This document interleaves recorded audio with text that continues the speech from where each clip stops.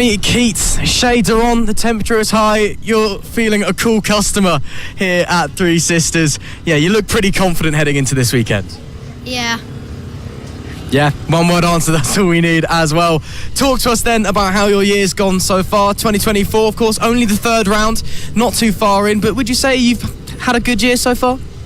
Yeah, it's my first time, third weekend on a pro bike, so it's been good, and yeah. So only third weekend on the pro bike then. How are you experiencing that? What's the difference between the pro bike and the bikes that you've ridden before?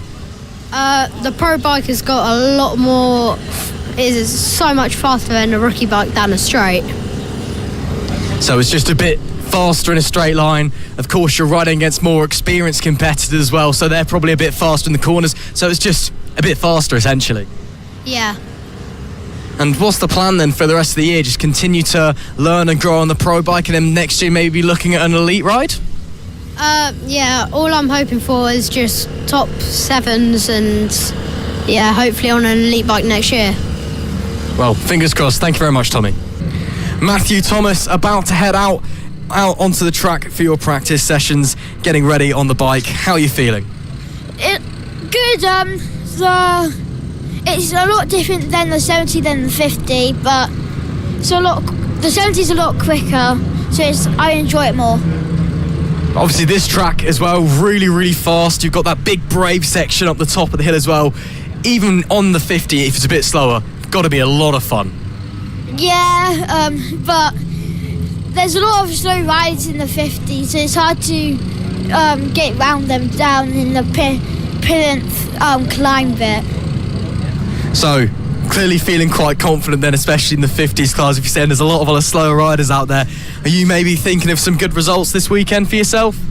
Yeah, I was second in the third session, but I've gone down to third, only because I had some traffic. But if I get ahead of everyone else, I could go back to second. Well, all the best for your practice sessions. We'll let you get back out on track. Thanks. Jensen Bishop about to head out onto track here at Three Sisters for a practice session. Obviously, the sun coming out. It's a lovely day today, and it's a nice, fast, fun track, isn't it? I love the fast track. So I'm one of the heavier riders, but I can manage on the straights because I keep it pinned through that right-hander. Let's talk about this year then. So far, 2 rounds done and dusted. I'd like to think you think you've had a pretty good year so far. I had a decent round at Lid, but the round at Ella was quite awful. There was a problem with my forks, which was they were bottoming out instantly, so that resulted in 6 crashes. What's there? So you're hoping for a bit of a better third round here and rest of the season than last time out? Yeah, hopefully. We'll let you get out on track. Thanks for talking to us, Jensen. Thanks. Tyler Hartley, a bit of a disappointing day for you so far, unfortunately. You've had a lot of mechanical issues with the bike, but looks like it's all fixed now. Hopefully, you're ready and raring to get out there for the third round of the championship. Yeah. So, talk to us about how your year's gone so far. Obviously, only 2 rounds in so far, but I'd like to think, you're pretty happy with what you've done. This is my first round at the season. I'm doing 3 tech on the CBR 125s. So it's my first round this season on my 50, which obviously I haven't been going that well because I blew my bike up. But hopefully I'm going to go out in this session for redemption. Talk to us a little bit about the track as well. Obviously, Three Sisters, quite a big circuit, very fast, very flowing. Is it one that you enjoy? Yeah, well, I mean, I've never really done a lap on it, but I got half a lap in and I really liked it. So, well, from what other people are saying, can you assume it's going to be fun at least? Yeah, very fun. What's your aim for this weekend then in terms of finishing positions? Are you more just focused on getting out there, having some time on the bike, or straight out there you want to win some races? Well, to be honest, we came just for fun so I can see my friends, so probably top 10 finish would be good. Well, hopefully that can all come together. Thanks very much for talking to us. Thank you. Callum Maxwell, sun shining here at Three Sisters. How are you feeling coming into the third round of the championship? Oh man, I'm feeling amazing. Like I'm absolutely flying. I'm catching up to people. I'm almost passing people. Yeah, I'm feeling absolutely amazing. That's great to hear. Clearly then you're really enjoying Three Sisters as a track. Oh yeah, it's honestly like the best track in the Canada so far. I know you're heading out in a short moment, so we'll keep this one nice and quick. But what's your plan for this weekend then? I mean, obviously everyone wants to go out and win all 3 races, but what are you aiming to do? Just get any high placement and beat my last time. So yeah, just get out there, have some fun and get some good results. Is that the plan? Yeah, pretty much. Well, thank you very much for talking to us, Callum. Thank you. Emilio Pereira, you've been having a great season so far in the FAB-Racing Mini Bike British Championship. We've come now to Three Sisters. I'm sure you're looking to continue your strong form. Yeah, I'm currently 7th fastest at the moment, but I wasn't in for the first practice, which really was probably the most important because it's just like to know the track. But hopefully I'll get top 3 in this practice. Yeah, of course, it's all about just getting out there and getting used to the track. Let's talk about the last time out at Ella Park. You had a great few races in very changeable conditions. That must have felt pretty good at the end of the weekend.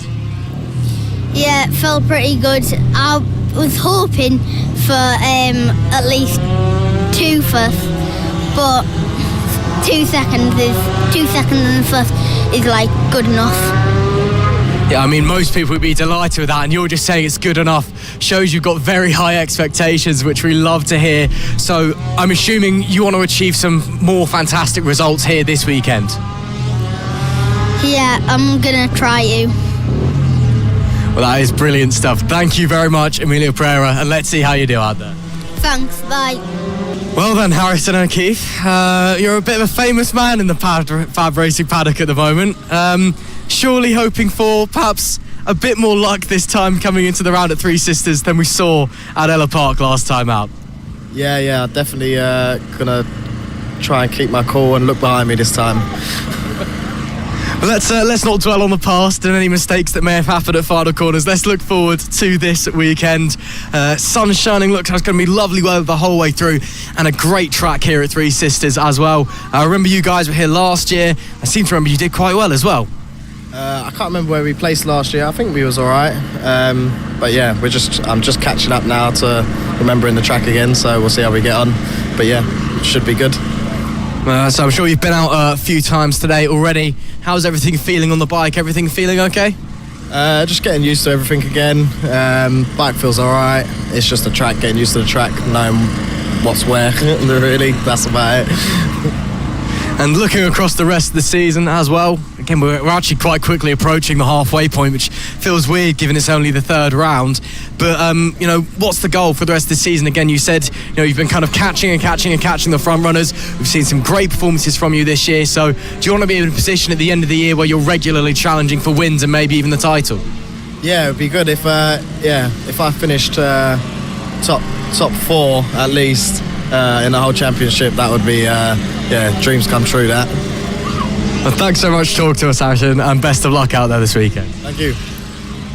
From one O'Keefe to the other, now we move over onto Ben. And again, you guys, you've been having a great season so far. Not just you, but all of the O'Keefe family.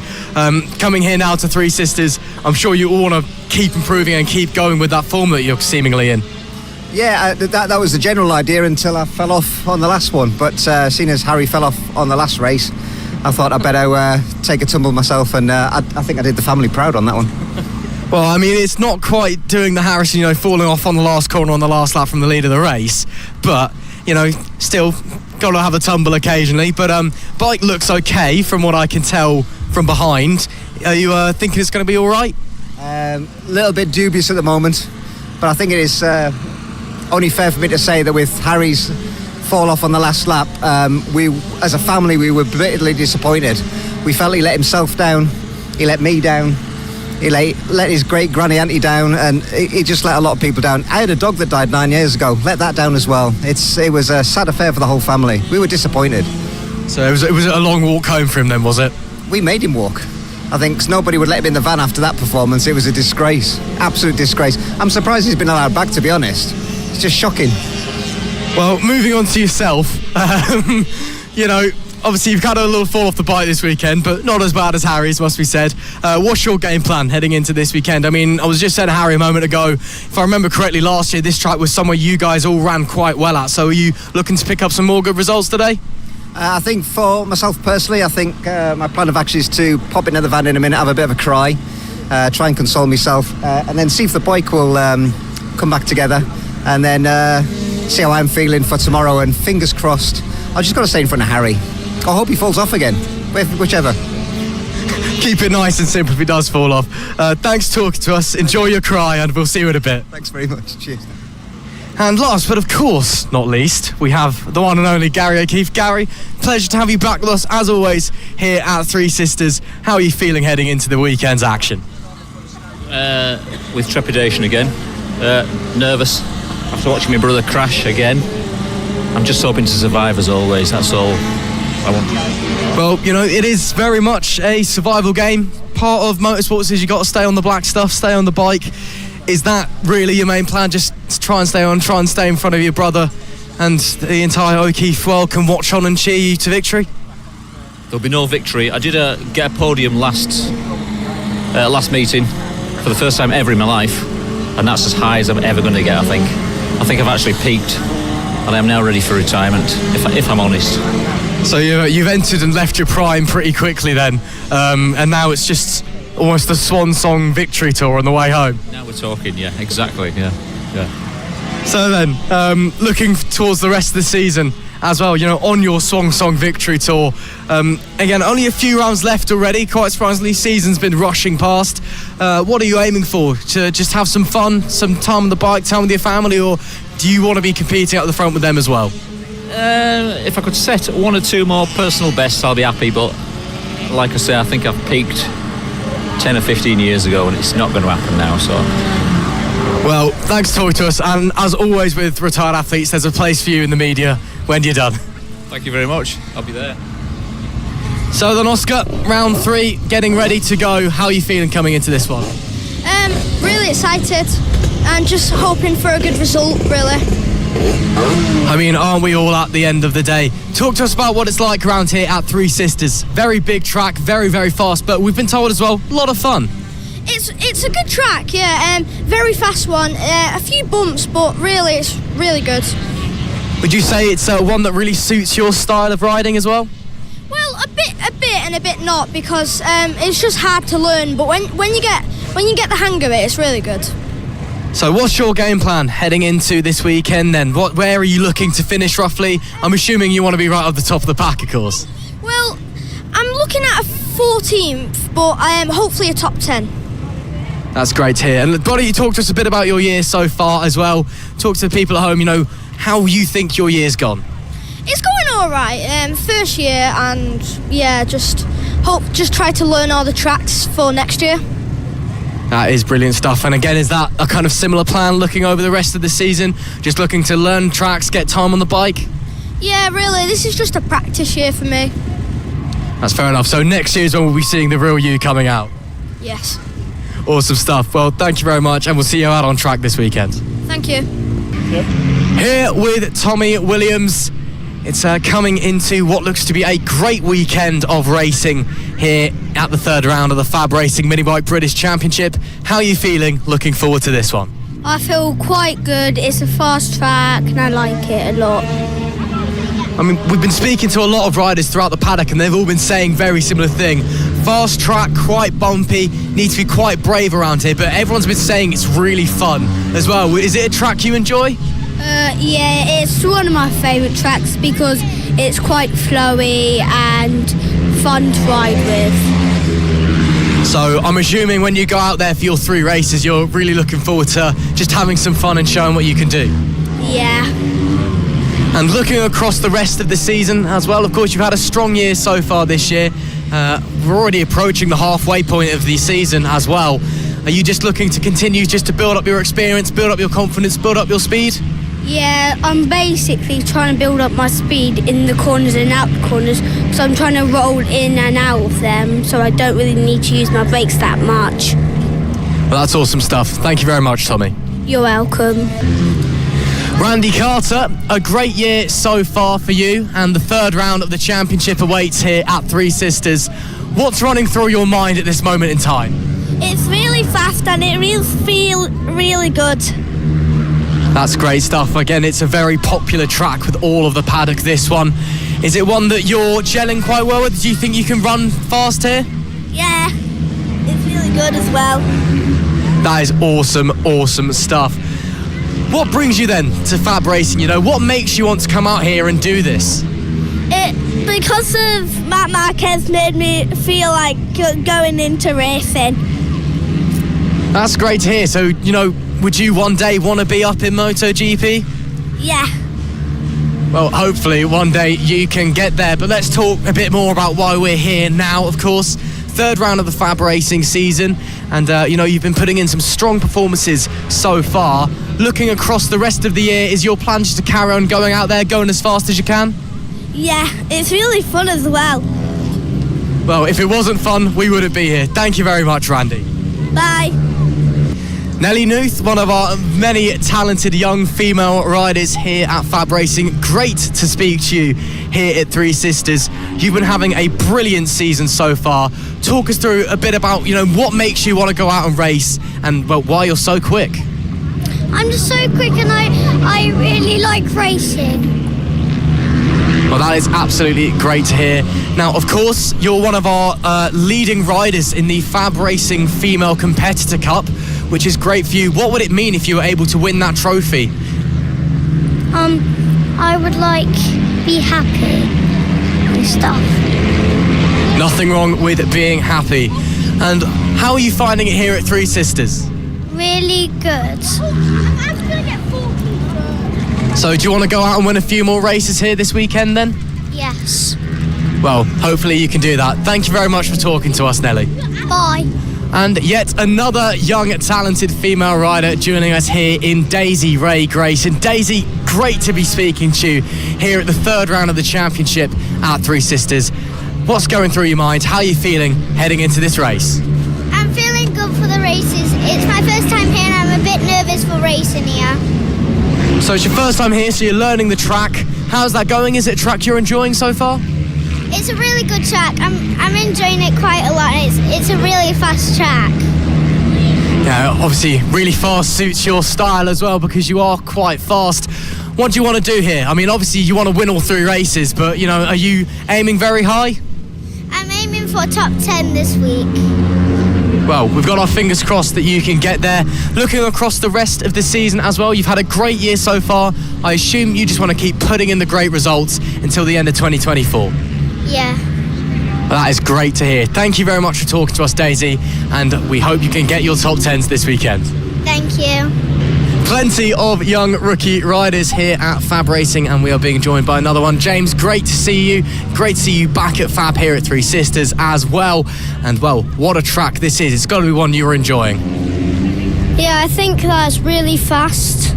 First time round here, so I feel like I could get inside the top 10, maybe, because I'm on a new bike now, but got new sprocket. So yeah, I think I could maybe get inside the top 10. So, new bike, new sprocket. Do you think that's maybe going to just help you push a little bit more forward then?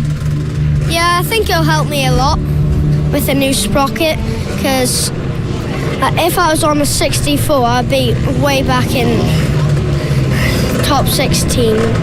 And this new sprocket has really helped me throughout the season. Well, hopefully your new sprocket can do some wonders for you, but you know, you said it's a track you're enjoying so far, and you know, you've already had a great year, so do you want to continue that form heading into this round? Yeah, I'll continue, but this is a new track, faster than all the tracks I've been to, so I think I'd have to change my position a lot. Well, hopefully you can get up to grips with it very, very quickly. Thank you very much for talking to us.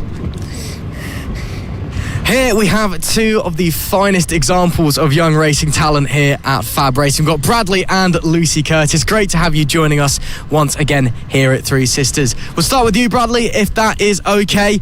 Obviously, this is your first time running around here on the full Metrokit circuit, of course, because you've normally been running the smaller infield circuit. What's that like? What's the difference? And how are you getting accustomed to it? I'd say the Metrokit tracks are much better, but the Mini, I like how you can just chuck the bike over, where the Metrokit's more like you have to get on your throttle earlier. Yeah, obviously, you've got that big back section which you didn't have to do before, but clearly you're having a lot of fun then. What's your aims coming into this weekend? Of course, you're going to be racing against riders who do know the track a bit better than you, so are you just looking to try and kind of learn and get some track times around here, or are you going to be straight in competing for the top? Well, hopefully I get top 3, but my aim is to obviously finish first. Yeah, I mean, obviously, whose aim isn't to finish at the top of the table? Now, why don't you talk us a bit through your year so far? Again, we're 2 rounds in, coming into the third round here at Three Sisters. It's been a pretty decent season for you, I'd say. How are you feeling about all of it? Yeah, I'm feeling quite well.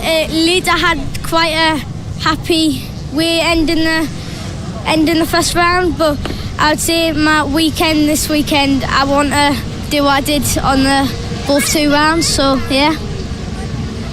Yeah, of course. And looking forward over the rest of the season as well, I assume your game plan for the rest of the year is just, get more track time, grow your experience, grow your pace, and then get out there maybe next year and really start pushing and winning a lot of races. Yeah, this year's more of practice, and this year I'd hope to get top 3 in the championship, but see how it goes. We will indeed. Thank you very much, Bradley. We'll move on now to Lucy. Lucy, again, pleasure to have you speaking to us here at Three Sisters. How are you feeling coming into the third round of the year? Quite confident. I ended last round with quite a big crash, so I'm just starting to ease back into the bike again.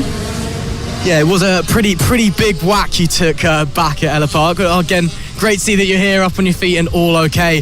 So is maybe still just easing a little bit back into just building that confidence back up? Yeah, definitely 100%, because I had a huge crash before the start of the season and resulted in a broken elbow, so it hasn't gone too good so far, but just build my confidence. That is great to hear. Why don't we talk about a little bit about someone you've got on the front of your leathers, House of Motor. Of course, you're competing in the highest achieving female rider award, along with all the other female riders we have here at FAB. What does it mean, for FAB-Racing to have, or to be, should I say, the first grassroots British racing series to have a cup solely for female competitors? Yeah, it's great. It inspires loads of young girls to, have it, give it a try, have a go, because motorbike racing is a really male-dominated sport. So it's nice having that bit of backup, confidence boost. And I'm sure at the end of the year as well, you'd like to be the one lifting said trophy. Yeah, hopefully. Well, fingers crossed for you on that front. Let's talk about the rest of the year as a whole, though. Again, we're getting to the halfway point, so still some time to, get some good points in, make some progress. What is your plan for the rest of the year?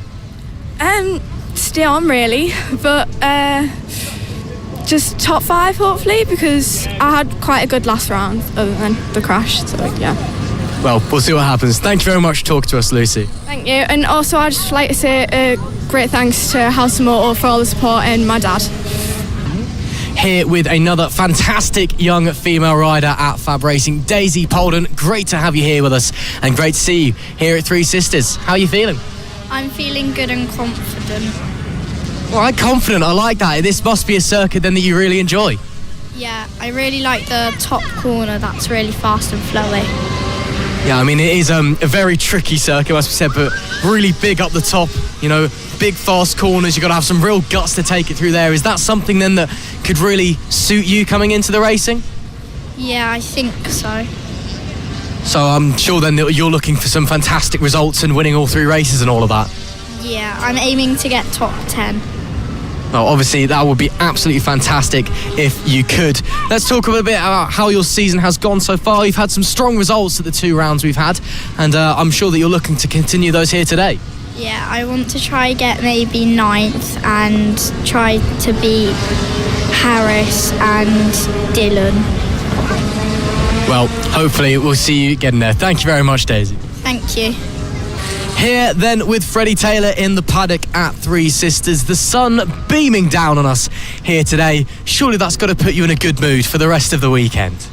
Hopefully, I'm trying to get in the top 5 this weekend, so I'm feeling confident. Well, fingers crossed for you. Obviously, Three Sisters, very fast track, a bit different from what we've been to before. Do you think you're going to run quite well here?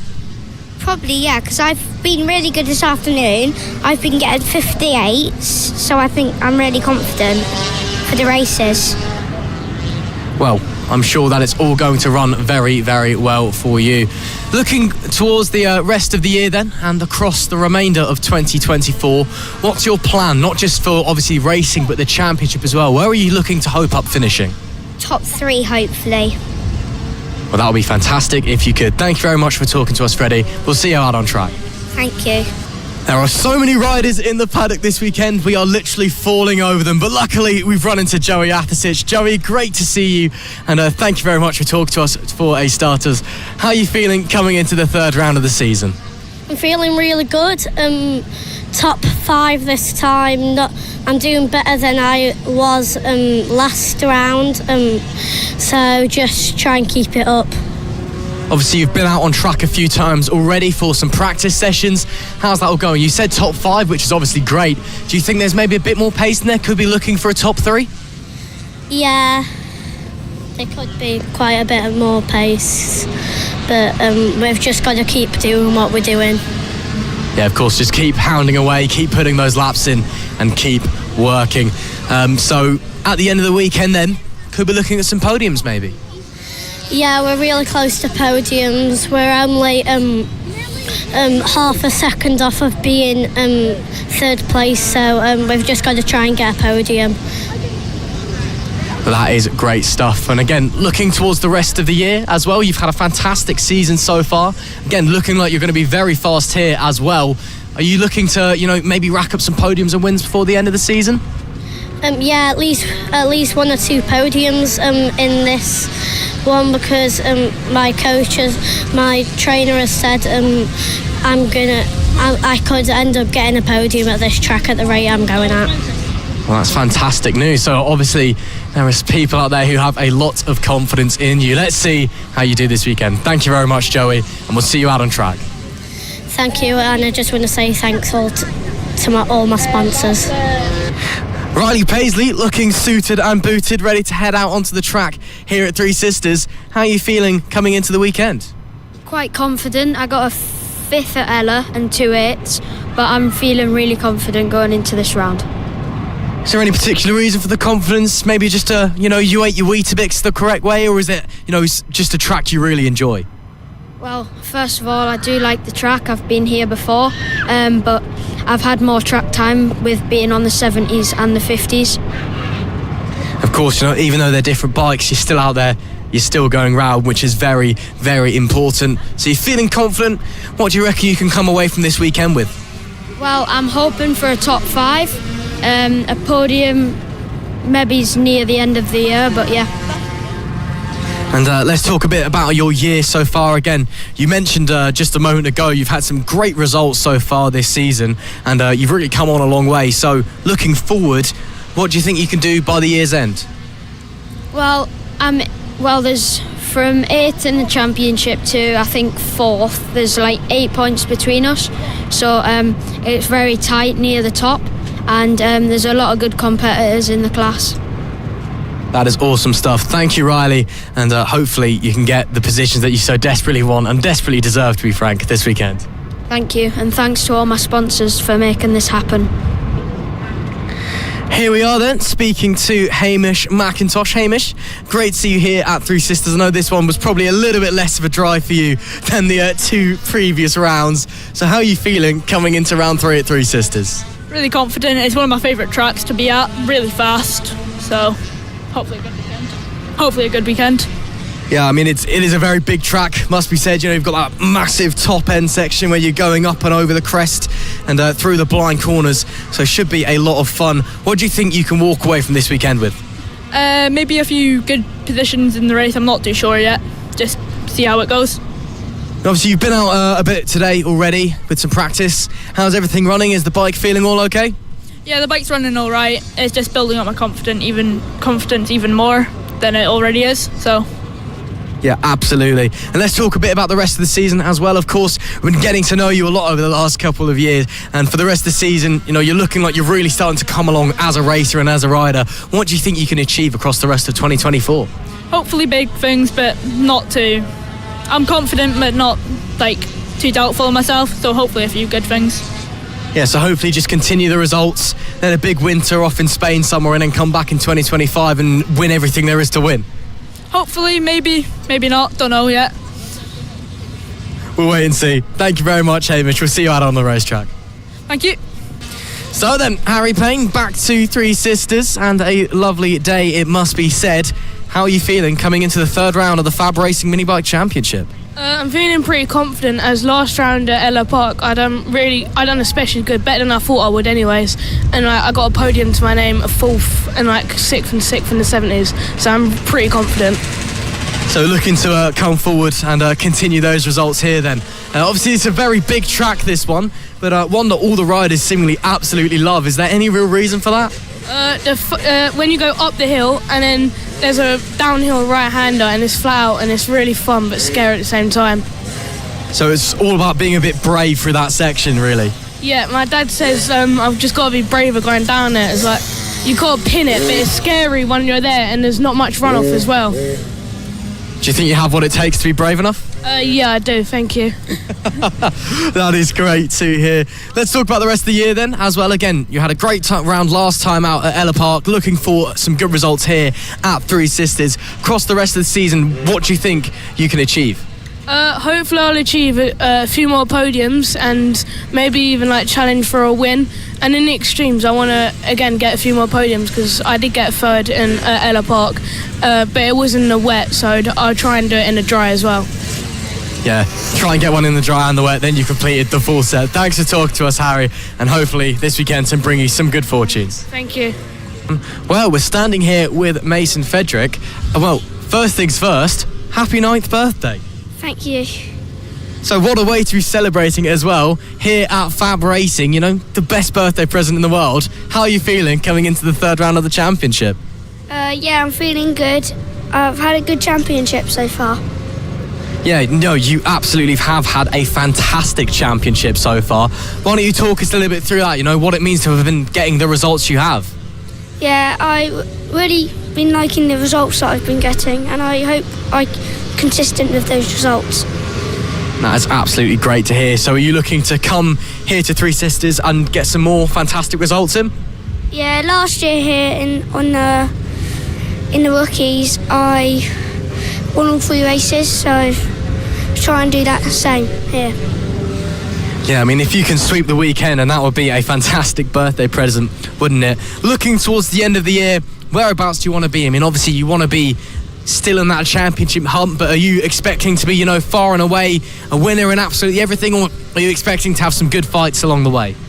I'm expecting to have some good fights along the way, so yeah. Well, we'll wait and see. Thank you very much for talking to us, and once again, a very happy birthday to you. Thank you. Bye. So then, Harrison Day looking fast today in the practice sessions. Of course, you've got some very special help, I've noticed, over in your awning behind us. How are you feeling going into it? Well, I mean, I never rode here, all the tracks this season, because it's my first year riding a geared bike. So with this new layout, this morning I've been good. I've been solid in the sections which I've done on the Mini. So this corner here, and then just the other parts that I was struggling on. No, of course, it's part and parcel of going up into the gear bikes when we come to Three Sisters. Got to learn the new layout. But still, you look like you were running very, very strong this morning. And looks like the bike is quick, so maybe in for a good result this weekend. Well, I don't want to set my goals too high, but I'm just hoping for just podiums, because that's where I've been all day. It's been me, Wilson and Archie, and then it's been a second and a half back to 4th. Yeah, absolutely. So maybe some more podiums. Let's talk a little bit about some of the assistants that you've got over in your awning this weekend. Because obviously you've got your dad in there, obviously helping out as normal, but you've also got some superbike talent in there. What's going on with that? Wow, so I'm with Sarah Harris. so she like coaches me. And this weekend I have like Fraser's here. Well, today Fraser's going to be here, so he's helping me out. So last year he did it at Rowra, and I think he helps a lot. No, that's it's great to see, you know, him helping the next generation of young British rider come through.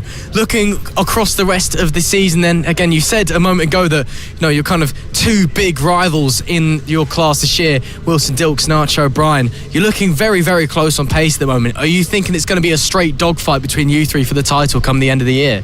Well, there's no expectations this year. It's just nice, chilled out and relaxed. But next season, I'm just trying to hope for small wins. But yeah, that's pretty much it. So just get out there, keep putting the time on the bike, and, you know, if the results are there, take the results. Yeah, pretty much. Well, that is awesome stuff. Thank you very much for talking to us, Harrison, and we will see you in a while. Thank you.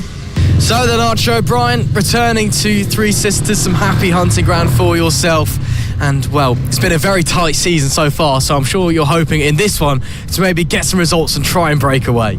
Yeah, hopefully we can get the first win of the season, come second so far in every race. Hopefully break the curse, but not in a bad way.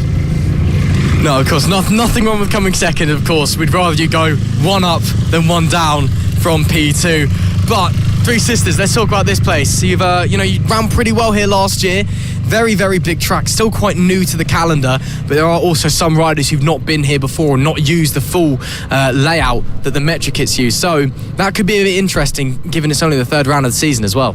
Yeah, it definitely takes a bit of getting used to. It's a really fast flowing circuit, but I think they'll enjoy it nevertheless. My first ever time here, it was really weird, but I managed to put it on pole in the BNB meeting, and then Fab managed to run pretty well, so confident coming into this round, hoping to get some good pace and fight for the wins. And, well, let's talk about, you know, the top end of this track as well. It's really, really tough around there. And I remember last year watching you go side by side with people across the blind crest and down into the dip. You know, that is brave, brave stuff. Is it essentially all about who's got the guts to make the move? Yeah, I think by the end of the weekend we were all just keeping it pinned there, so it was about the run down the back straight, getting alongside them, and then just keeping the throttle in and hoping that they don't turn in on you. Well, of course, we always want racing respect and maturity out on the circuit, but, you know, sometimes it is just a stick up the inside and pray. So then, rest of the year then, again, you're looking to try and break your second curse this weekend. I'm assuming for the rest of you want to just keep stacking up the results, so when it comes to the end of the season, you're taking home a championship.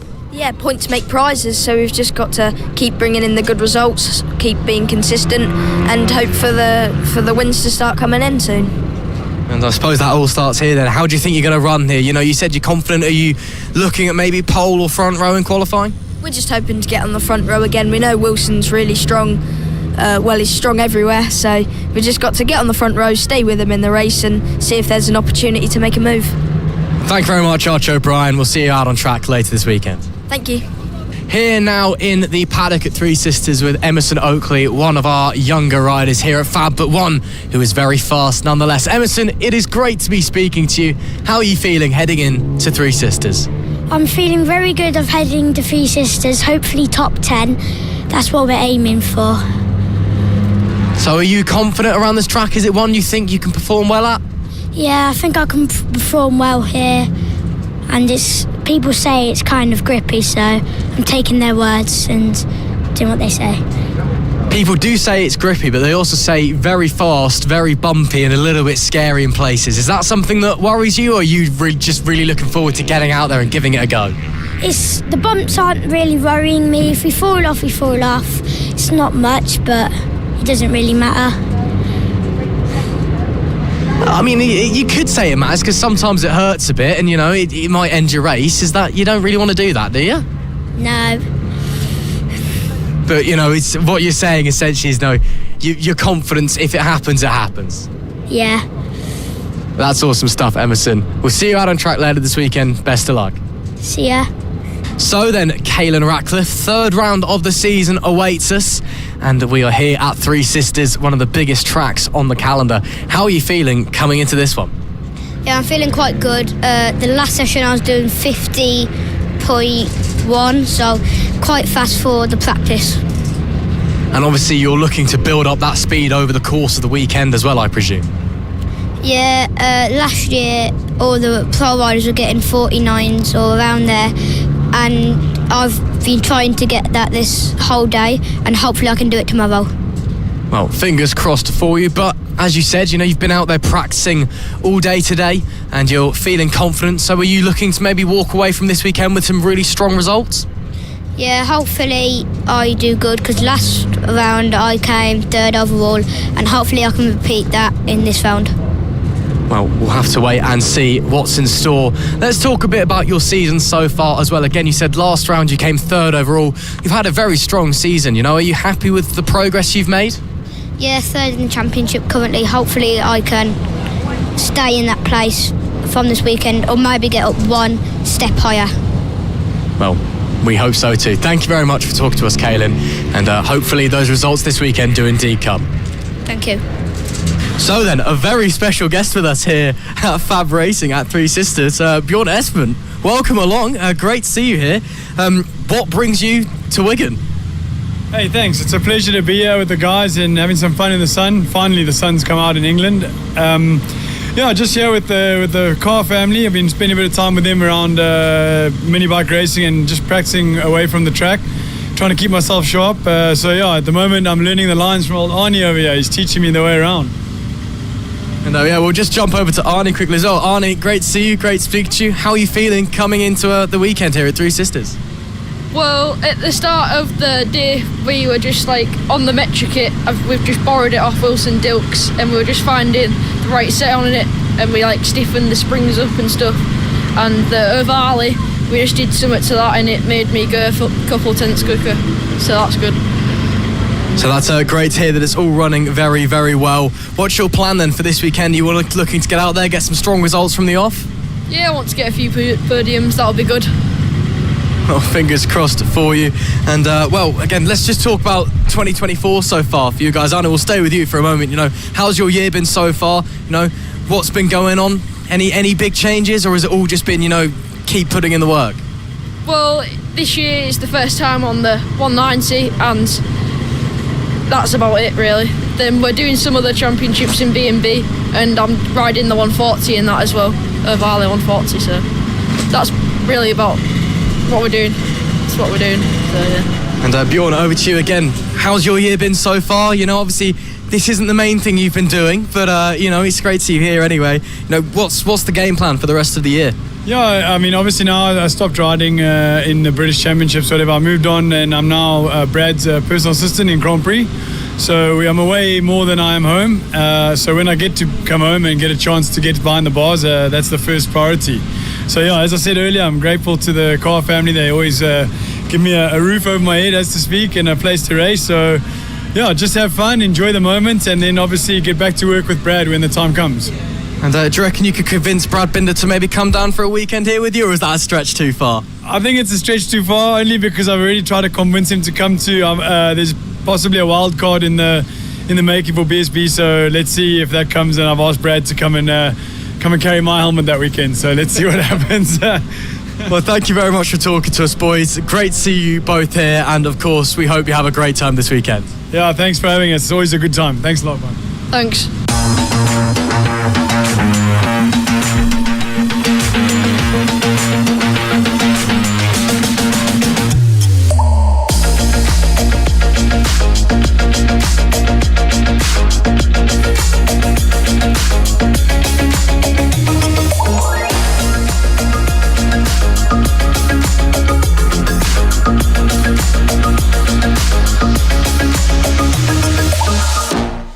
Wait is finally over. Britain's most captivating racing series returns for another round of drama, intrigue, beauty and suspense. FAB-Racing is back for the 3rd round of the 2024 season, and we are at perhaps one of the best, most beloved circuits on the calendar as we head to the outskirts of Wigan and Three Sisters.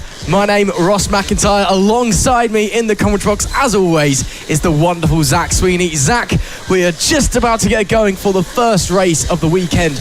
Well, I say weekend, I should say Friday, of course. But it is sure to be a fantastic Friday and Saturday of racing. Yeah, it is. We haven't had to wait too long. Only 2 weeks since we took to a very wet and wild weekend at Ella Park. What a fantastic series of racing that we had over down south in Suffolk. But we've moved our way up north, and it should be absolutely incredible. Three Sisters, I mean, it's a rider's favourite, right? The undulation, the flow, the fast nature of it, and some good racing as well. Slipstream, very, very powerful. We get 10 categories of racing and, 10 races, maybe 12 as well over the course of today. Should be good. Should be good indeed. Again, it's a very unique circuit as well in that we do use two different layouts. Of course, the mini motos we're heading out on the moment, they use the sprint layout compared to the full layout via everyone else. And of course, also have to remember that the timing line is not where the riders start, so where the riders start and finish is actually different. The timing line is on the main back straight, so the first lap doesn't actually officially start until they've crossed that, but we'll give them a bit of a chance to race anyway. But riders just about to head out for the first race of the weekend. That is the AC40 Pros, who are getting ready and getting focused in. So of course these guys will be on the sprint circuit, but it's been some great action already this weekend. We've seen some very, very close practice and qualifying sessions, not just in this championship, but in all of the other 9 series that we have on offer here at FAB-Racing. It should be very, very exciting indeed. Yeah, it should be. Of course, the AC40 Pro class, very, very close in its racing. Mason Frederick, he's coming into this weekend winning all but one race so far this season. That was, of course, race 1 at Ella Park, which, of course, went the way to Rex Austin. But to be fair to Frederick, he fought his way back to second after a huge, huge off that he had. And he fought his way back valiantly and is seeming to be the favourite for the championship. Of course, was his birthday yesterday. Might be looking to carry some of that birthday luck into Friday, maybe into Saturday as well, and of course is looking very, very strong. He'll be starting this race from pole position ahead of his 2 championship rivals of Rex Austin and Caleb Ratcliffe. I think we've got the recipe for a very, very strong race. They're heading away out on to circuit, of course, taking a shorter loop to work their way back round to the starting grid. And we'll run you through that now while they're doing it. Mason Frederick will start from pole position after a sensational lap in qualifying. A 49.689 puts him just shy of 3/10 quicker than Rex Austin, who will join him on the front row. There you can see Kellen Ratcliffe from Preston Baker on row 2. Max Johnson completes the top 5 ahead of Henry Brody, who will keep him company on row 3. Working away down the field, Arthur Rich from Tommy Keats and Kai Hawken ahead of Danny Longhurst, keeping herself inside the top 10. Maxwell Keats from Oliver Wilson completes the top 12, and our field ahead of race 1 of the AC40 Pro Championship. And Ross, the recipe is there, the potential is there, the tension is in the air as well. We're in for a good race. We should be indeed, and a very traditional start sequence awaits us. Of course, the riders will be heading off on one sighting lap to get a feel for the bike, but of course there are no red lights at this starting point on the circuit, so the start will be signalled by the drop of a green flag, so going very, very old school in that regard. So of course it is when the point of the flag drops and hits its lowest point, that is when the riders are allowed to go. Of course, it's a very fine margin. It's not as simple as the lights go out. We can tell when the lights go out. Obviously, there's a little bit of leeway. So jump starts, if there are any, could potentially be a bit harder to decipher when they are and when they are not. But as the riders make their way out, again, you can see they're peeling off right here slightly earlier than on the full circuit, and heading back onto the infield section past the Supermoto course, which you can just see on the front of your picture. Again, that very, very fast, which left-hander there, which on the full circuit isn't used. Very tricky for these young mini moto riders. If you are just joining us, hello and welcome. You are just in time for the opening race of the weekend here, the AC40 Pros, at the 3rd round of the FAB-Racing Mini Bike British Championship here at Three Sisters, just outside Wigan. Make sure you like, share, subscribe, and do all those for the following to the stream, and let us know who you're supporting and who you think is going to be on top. Well, let's see. They're lining their way up onto the grid, waiting, of course, for the signal to look to the flag. Mason Frederick assumes pole position, just taking some final checks, I think, make sure the bike is all good. But the tension is in the air. Of course, the chaos that ensued a couple of weeks ago at Ella Park. Some rivalries beginning to form in this championship, and it's eyes to the flag, Ross. Let's go racing. Lee Clowes runs over, drops the red flag, picks up the green. It's time to go racing. We are underway here at Three Sisters. Good start there from Mason Fedrick. He'll hold on to the lead with Rex Austin starting into second, and all looks to be the same order that they've got away in for the most part. Again, the first lap has not officially started yet until they make their way around the next few corners and cross the timing lines. That doesn't mean that you're not allowed to overtake and not allowed to give it a go. Here they come onto the long back straight.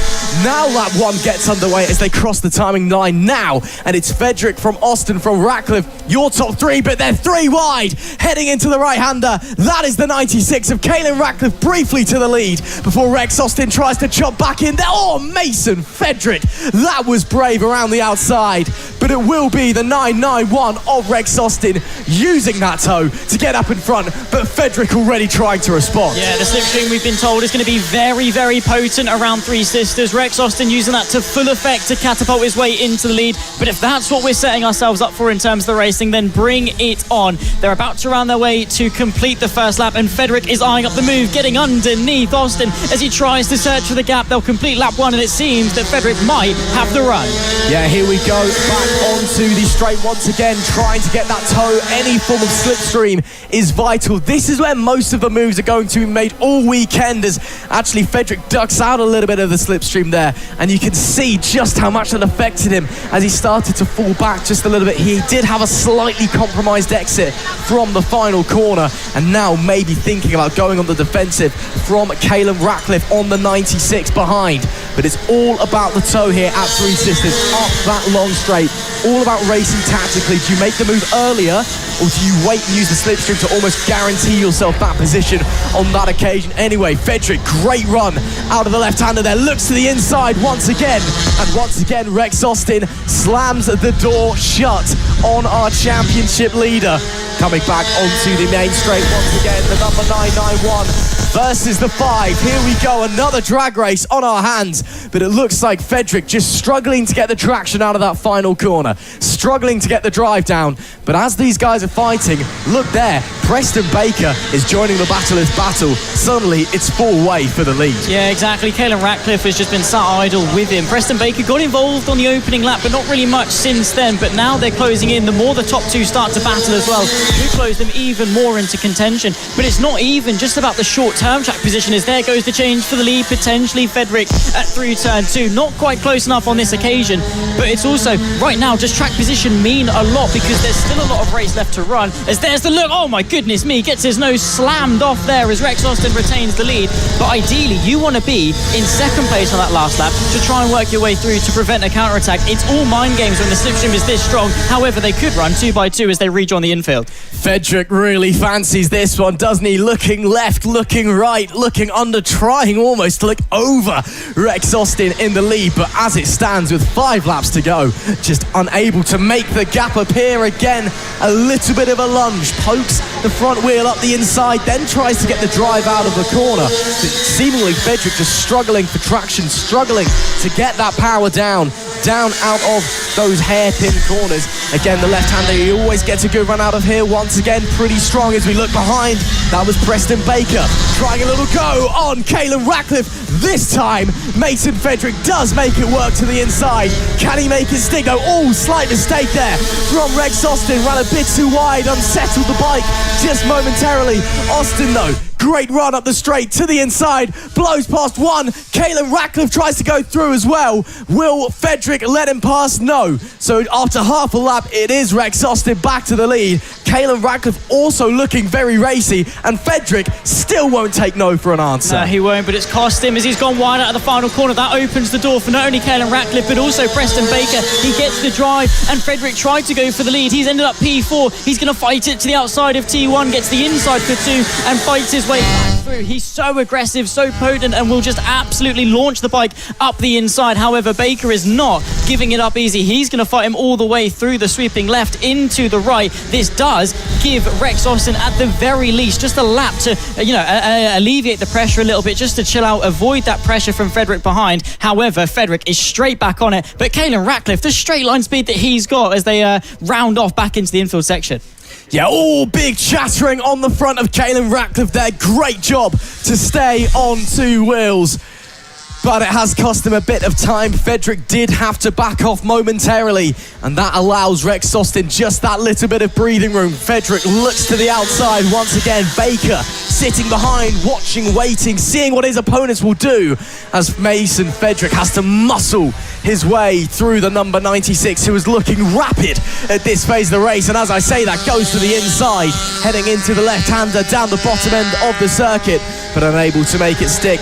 This time, great run there from Mason Frederick. It's a very similar line to what we saw a lot of our younger mini moto riders taking last year, running out super wide in the final corner, dealing with the bumps and then just trying to get extra speed up the straight. Meanwhile, Rex Austin looks like he's favouring a slightly tighter line to the inside, which may compromise his straight line speed, even though that doesn't seem to be worrying him so much, but it does give him just that slightly better corner exit. There we did see Caelan Ratcliffe, another little look on Mason Frederick, wasn't able to make it stick, but again, Frederick maybe just feeling the pressure at the moment because he's got Caelan Ratcliffe behind who's really pushing him hard. He's got Rex Austin in front who's almost like an unmovable object at the moment, just can't find a way through. And all while this is happening, P4 Preston Baker is sitting, watching and waiting as we start to hit some traffic. Yeah, it seems that they were able to get out of the way quite nicely, taking a nice wide line. Onto the final lap of the race, by the way. So this is it, counting it down. Rex Austin has dealt with the pressure so far, but it doesn't matter because if you don't cross the checkered flag first, then you're not the one that's won the race, no matter how many laps you led before. Mason Frederick, he's running out of opportunities. He's got the agility, he's got the speed, he's got the determination. Now has he got the drive to try and get it out of the final corner? A bit of a wibble and wobble as they go 2 by 2 towards turn 1. Frederick has to back out. Rex Austin has just got half a lap left to go, but Frederick is turning up the pressure to 10. Yeah, this is last chance for Saloon for Mason Frederick, and he is putting all of his cards on the table. 1 corner to go, sweeps round the outside. What a fantastic move, but will it stick as they drag race to the line? Here we go, it is over. Checkered flag waves. It is Frederick who at the very death manages to slide on through, and a late birthday present for the number 5. And you can see how hard he had to work for that one. A little fist in the air, more of relief than jubilation. But delight, I'm sure, for that young man. Rex Austin, he will be gutted, I'm sure. Super close, led the most laps, but of course it's where you finish when the checkered flag falls, as Caelan Ratcliffe was able to hold on for the podium there in the end. That was a fantastic race, though, it must be said. Here's how they racked up. Look at less than a tenth of a second between P1 and P2. It's close, very close indeed. Mason Frederick takes the win at the line with Rex Austin P2 and Caelan Ratcliffe in P3. Preston Baker was 4th with Max Johnson 5th. Henry Brodie was P6 with Tommy Keaton 7th and Danny Longhurst in P8. Kai Hawken was 9th, Maxwell Keats 10th, Oliver Wilson was 11th. Unfortunately, we did lose Arthur Rich. That is it for race 1 of the AC40 Pros as the riders go down to celebrate with their comrades. But of course, they'll be heading back out later on for race 2. And of course, through racing the weekend. So there's still plenty more opportunity for these young riders to give it another shot. Yeah, it is. I mean, Mason Frederick, of course, he's going to be delighted. But Rex Austin, he can't let that get to him. I mean, any one of those 4 really could have won that race. It was just Frederick that put the bike exactly where it needed to be on that last lap, had the commitment, had the bravery, and when it all mattered, was able to execute at the end. But Austin, he rode a fantastic race, and you can't discredit that. Got the jump, rode the majority of the race really well, but unfortunately, none of that matters if you don't cross the flag first.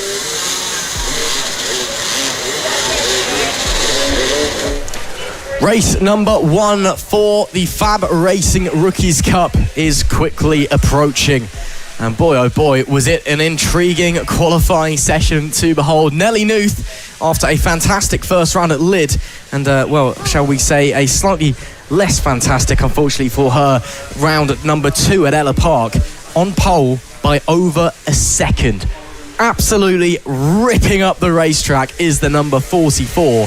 and looks imperious out there, but the rest of the grid very, very close indeed. And of course, the pressure of the race as well might affect it just a little bit. We'll wait and see what's going to happen.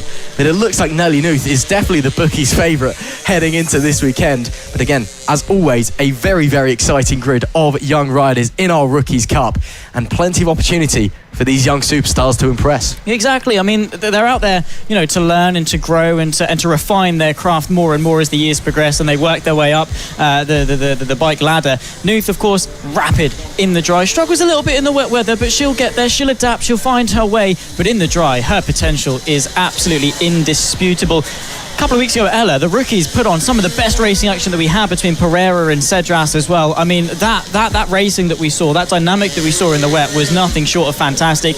Couple that with Three Sisters being such a fast flowing and fantastic circuit, really, to allow these riders to follow close and to have that sweeping dynamic where they can run side by side from multiple corners. Again, similar to the pros, we've got such a fantastic opportunity for some really good racing, and there's so many of them out there on the circuit. Over 15 riders taking to the grid, 19 entered for race 1. I mean, just more racing in store for us, I think. Yeah, absolutely. Of course, it's more racing in store for us, more racing in store for the young riders as well. And it's always great to see such an enormous grid of young talent in the FAB-Racing Rookies Cup. It is Nelly Nuth who takes a dominant pole in qualifying. Finlay Stiles will be alongside her. Tommy Williams is P3 with Jensen Cedras in P4. Emilio Pereira and Randy Carter line up on the third row of the grid, as you can see. Moving further down, Reed Saxelby starts in P7 with Joey Athasic alongside.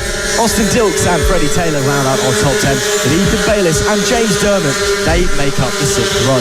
Emerson Oakley is 13th with Noah Barfoot alongside. Daisy Grayson is 15th with Oscar McAllister in P16. Claudia Dudman is 17th with Logan Paisley 18th, and Caden Bailey P19, and the last of our young riders out there. Of course, this is the place where it all gets started. You know, this is the first time that these young riders can compete in a championship, and of course FAB-Racing is the place to be to start your bike racing career. We are the road to the R&G British Talent Cup. Of course, we are on the Dorna Road to MotoGP program as well, and it is widely acknowledged that for British motorcycle racing, this is where the stars of tomorrow get their start. It is, exactly. You've all got to start somewhere, and that usually is from a very, very young age indeed. But they're going to be refining their craft, as I said, finding that racing experience. I mean, for a lot of them, the pace is already there. It's more about learning how to race each other, have that mental dynamic, really refine that experience, and that's going to just come with years and years and time on the bike more than anything. But you look at these names, and in 10, 15, 20 years down the line, when we have the stars of the future, this is where it all began, and they want to showcase their talent in the spotlight. They're all lined up, they're all ready to go, I think, for the majority. So they're going to get the signal, we'll walk over, we'll pick up the green flag, and we'll get ourselves ready to go racing for the second time today. Nuth, Stiles, Williams and Jensen Cedras, the front 2 rows.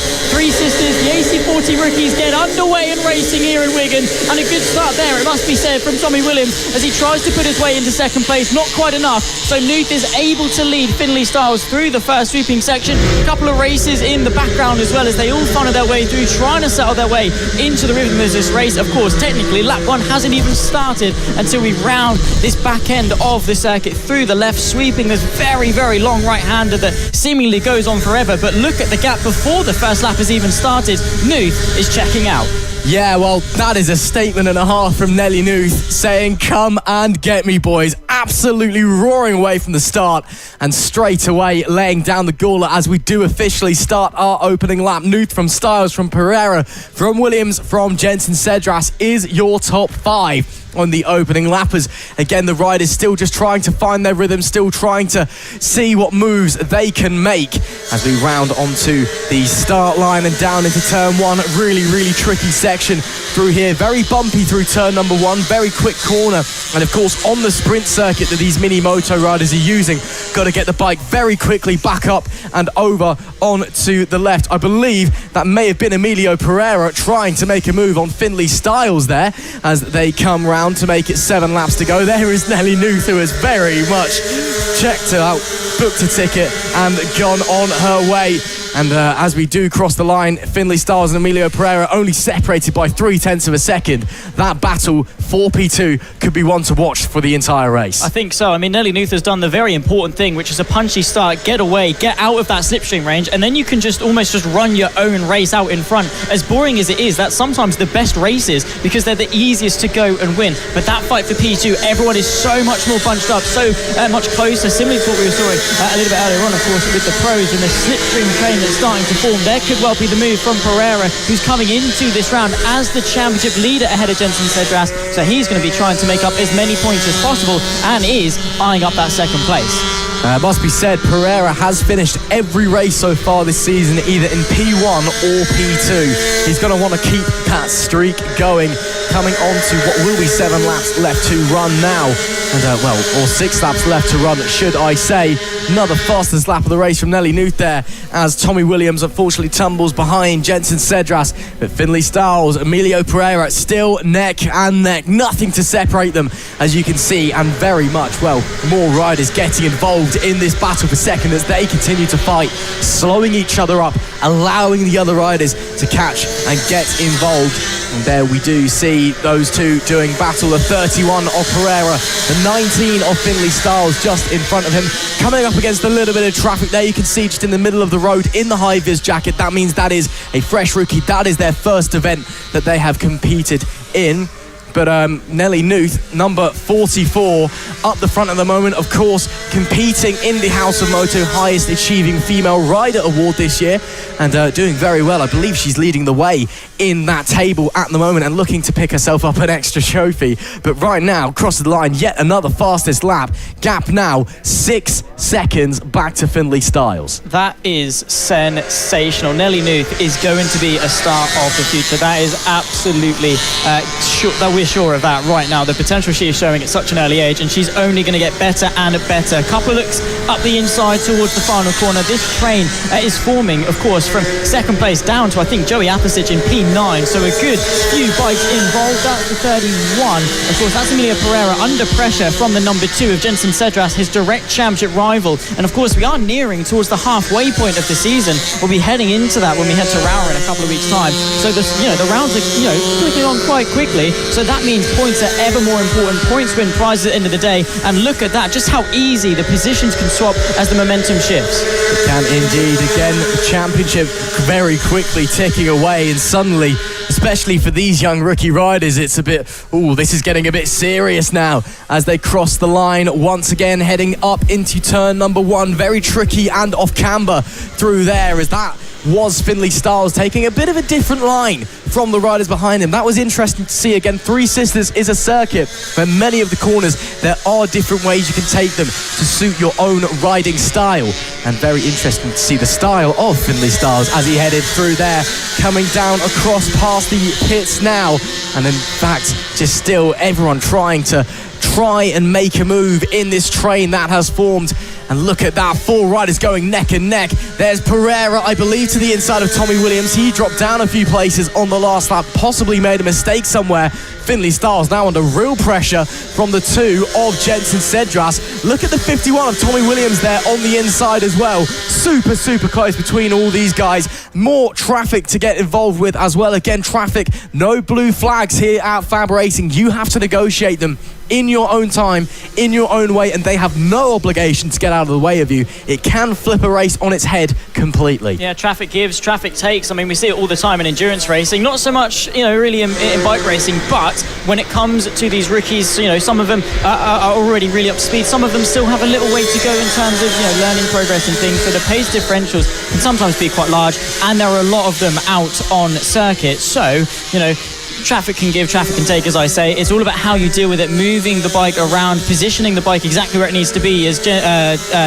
Cedras under pressure from Tommy Williams and, of course, Emilio Pereira, who is just in behind on that 31 machine. 2 laps left to go, though. 4 riders all in contention for the podium places. Let's see how they run. Nelly Nuth has essentially got to stay on the number 44 machine and can pick up the trophy at the end of the day. What we are interested in is this titanic battle for second place. Styles, Williams, Pereira and Jensen Cedras going neck and neck. Cedras with a lovely move up the inside of that very tricky left-hander there. Oh, but look at Pereira round the outside. Brilliant stuff from the number 31. He does like the high speed. He does like to show how brave he is.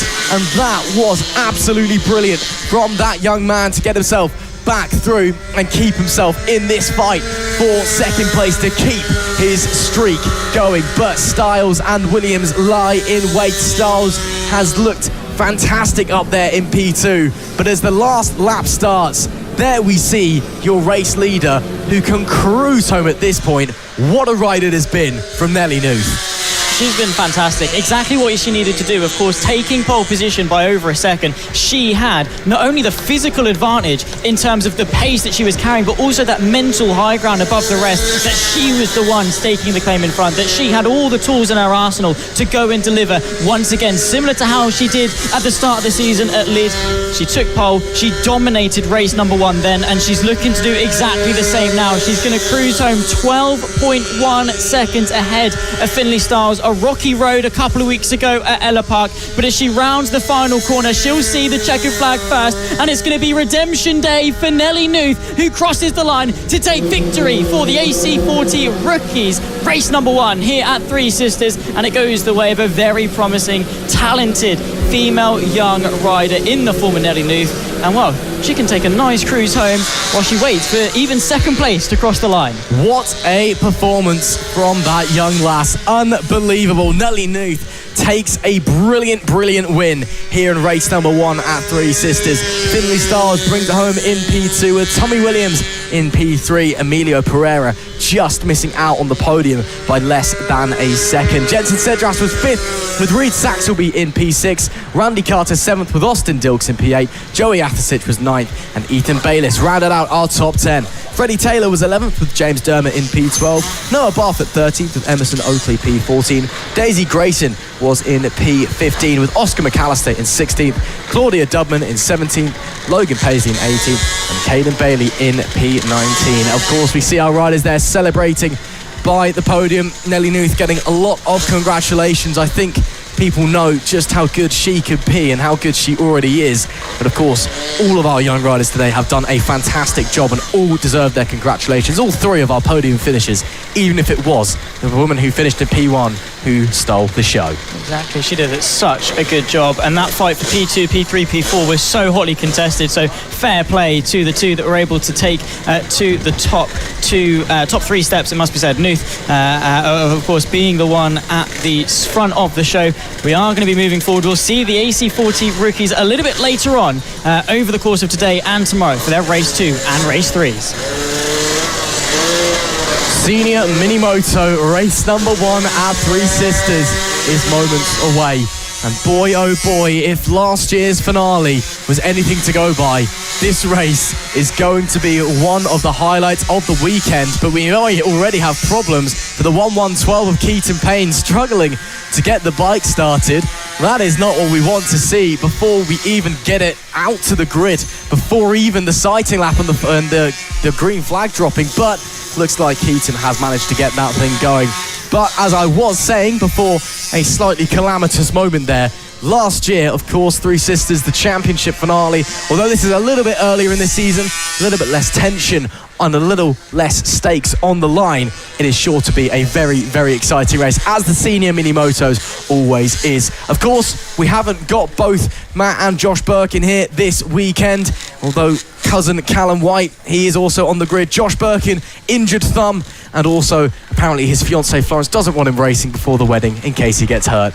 But it will be Matt Birkin on pole position. What can he do to continue his charge up the front? Yeah, of course, had a couple of issues at Ella Park. His chain came off in both race 1 and in race 2 while he was leading. He made up for it, took a win, his 3rd win of the season, to solidify his stake at the top of the championship so far. He'll be looking to continue forward in the same stead. Well, let's see what is in store, because these guys, they always bring on a show, don't they? The senior mini motos, we always say it's full of carnage, full of chaos, full of excitement, and the stakes are always fantastic. These guys, they've got a plethora of racing experience. They're out there for a little bit of fun. Let's see what Matt Birkin can do from that pole position. Well, as the riders get ready to make their way on their sighting lap, let's talk our way through the grid. It will be Matt Birkin who starts on the pole position, Nick Bennett alongside in P2. Will Howarth starts in P3, makes a fantastic return here at Three Sisters with Reece Gentry in P4. Chris Yeomans is 5th with Keaton Payne, looks to be starting in P6 if you can avoid those issues. Callum White is 7th with David Meyer in P8. Mark Allen is 9th with Luca Allen in P10. And Gary Eldridge and Rob Gentry rounding out our grid of 12 bikes here at Three Sisters. What an exciting opportunity we have on our hands here, of course.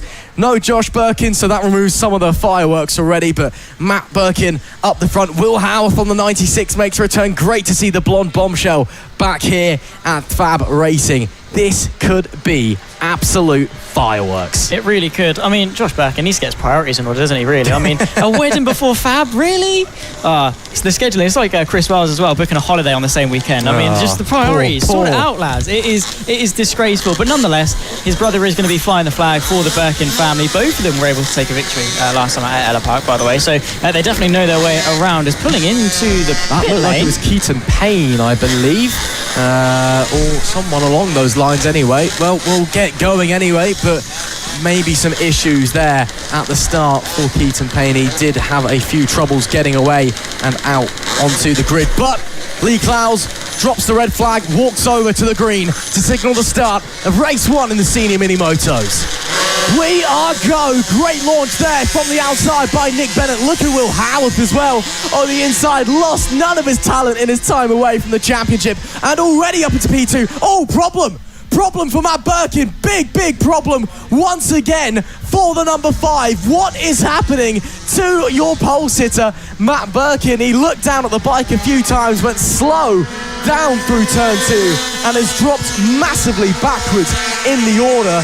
That, I believe, means that on the opening lap it will be Nick Bennett leading the way. But what has befallen the number 5? Shocking scenes on the opening lap of race 1 of the senior mini motos. But up the front it is now Nick Bennett from Will Howarth, from Reece Gentry, your top 3. Yeah, great start then, of course, for Nick Bennett, able to capitalise on the issues that befell Matt Birkin. That is such a shame, and more reliability issues costing him in this championship. But what a result this could be for Nick Bennett. 2 podiums so far this season, and the rest of them have been outside of the top 10. So to catapult his way from the front row into the provisional race lead is sensational. But the rider behind him, can't really think of many worse people to have behind you than Will Howarth.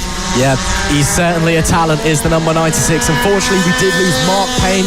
It was who didn't make it to the start rather than Keaton Payne. So issues for the Paynes there, unfortunately. Guess you could say that's a right pain for them. But it is Nick Bennett who leads the way on the opening lap from Will Howarth, or as we head on to lap 2, should I say, Reece Gentry holding on to that 3rd place. Nick Bennett with the fastest lap that time around as well. Looking very, very fast, these guys. Not as quick as they were last year at the moment. We're still quite early into the weekend. Still time for rubber to go down. Still time for the confidence to build. And it's a lot warmer as well. Track temperature's higher. Little bit less grip out there for the small tyres on these senior mini moto machines. Here, though, up the front, there you can see Will Howarth. He's dropped just a little bit back from Nick Bennett. But we know how good Will Howarth is. Again, every time he turns up here at FAB-Racing, he puts on a show and he shows us what he can do. Going to be 7 laps to go from now. Nick Bennett leads from Howarth, from Gentry. Yeah, that podium fight is very, very close, and I think Howarth is beginning to reel Bennett in ever so slightly. In fairness, I say that. Bennett was actually just under 0.2 of a second quicker than Howarth on that previous lap, so it might be in the near future that Howarth actually has to look behind to keep Gentry at bay than he actually is at looking forward to start to attack for the race lead. Battles up and down the order, though, of course, as these guys really do like to put on a show on the senior mini motos. Best time just been put in, by the way, for Nick Bennett. He is flying out in front. Sensational riding, it must be said. A couple of moves, though, it must be said. That is the 85 machine. That, of course, is Chris Yeoman. He's in hot pursuit. He's got Keaton Payne just in behind, of course, who struggled to get onto the grid, running inside the top 5 quite nicely. Yeah, Keaton Payne, of course, he almost didn't make it out to the grid for the sighting lap, and then was able to get the bike started, and now is doing a fantastic job, must be said, under real pressure there from David Myatt behind, just behind them as well. Callum White, cousin of course, Matt and Josh Birkin. Matt Birkin is still going after that early problem, may I just add. He's running down the back, but is back up to his normal pace and still hammering in the laps, but whatever has befallen him, very, very strange indeed for the current championship leader.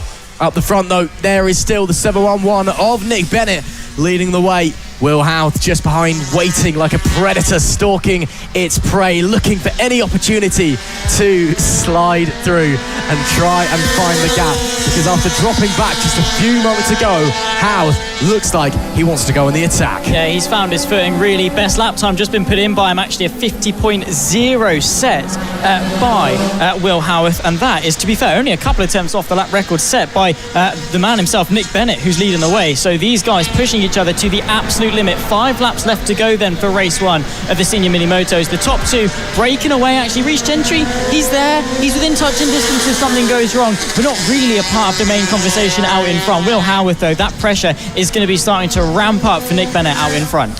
Yeah, these, wow, almost saved there, Reece Gentry, a big Superman, as he came out of the left-hander. And of course, that's him down and out this weekend at Three Sisters. If you fall off the bike, you are not allowed to remount, not allowed to rejoin the race. And what a shame for the man who was running in P3. Almost saved it, but unfortunately, once he got onto the grass, there was nothing he could do. Down and out goes the number 100. That promotes Chris Yeomans up into P3 and removes any further competitors from the time being in this fight for the lead as well. Bennett and Houth are quite some distance in front of Chris Yeomans. It was 8 seconds at the line last time. What a real shame there for Reece Gentry. Going back to the battle for the lead though, Bennett and Houth still trading blows like a heavyweight bout. And here goes Houth to the inside, trying to get the undercut through there, but just couldn't quite make the gap appear as Bennett swept around the outside and slammed the door firmly shut, and again looking to the inside goes the number 96. Again, just not quite enough in his locker at the moment to find a way through. Nick Bennett, again, we know how quick he is around here, has the lap record and had a few wins last year as well. He is rapid around Three Sisters and is doing a great job to hold on to the lead as it stands with 3 laps to go. Yeah, the pressure is going to be ramping up, but I think he did the right thing at the start, which was to get away. That at least gave him a couple of laps just to bed into this race. A little bit further back though, nice little battle beginning to form. Luca Allen running up there in P5, fighting away with Callum White. David Myatt as well, one of our race winners a couple of weeks ago at Ella Park. He's involved in that battle, but here are the top 2. Nick Bennett from Will Houth, bit of traffic to negotiate, and there could well be the look from Will Houth, as he's got the speed, he's got the agility, not enough, too long of a way around that final corner towards the timing line. He has to tuck into the slipstream. Just 2 laps left to run though. He's running out of opportunities. Unfortunately he is. It was at this point last year, I think, where they started to try and grab onto the back of the bikes in front of them to give themselves a bit of an extra pull. Will Houth just not quite close enough at the moment, but still close enough to try and have a look to the inside at the right-hand hairpin there. Just maybe poking a front wheel to the inside. This time he is going to try down into this right-hander. And once again, it is Nick Bennett just sweeping around the outside, using the speed and the trajectory of the bike to keep himself out in front. That 711 withstanding all of the pressure and then some. Coming onto the final lap then, Will Houth potentially running out of time. Always trying to go the long way around this time, but had to roll it back off the throttle because he just ran a little bit too wide. Last lap flag is out. One more tour of Three Sisters to go, and as it stands, Nick Bennett is just about holding on. Yeah, he's doing a fantastic job. Houth running out of opportunities. Each corner that is tipped down is one less chance to go for the lead, but Bennett, he's riding superbly. There could well be a look from Will Houth into the heaviest braking zone on this circuit as you round your way through this long right-hander onto this back straight towards the chicane. There's not quite enough of a run, not quite enough of a braking zone either for Will Houth, but he's got to try and dance the bike to the left-hander, but again, not enough. He's running out of corners. There's only 3 to go. He pulls out to the left-hand side. He might well go for the lead, but Bennett says no. Houth fights back, to the final corner. Not quite enough, and it's going to be the run to the line. Could well be a drag race. It might go the way of the 711 of Nick Bennett, who holds the lap record here at Three Sisters, and he takes victory for race 1 of the senior mini motos here at Three Sisters. What a battle. Howarth gave it everything, but Bennett had all the answers. What a tantalising race we have just seen. Tense all the way to the line as Bennett and Howarth did battle from start to finish.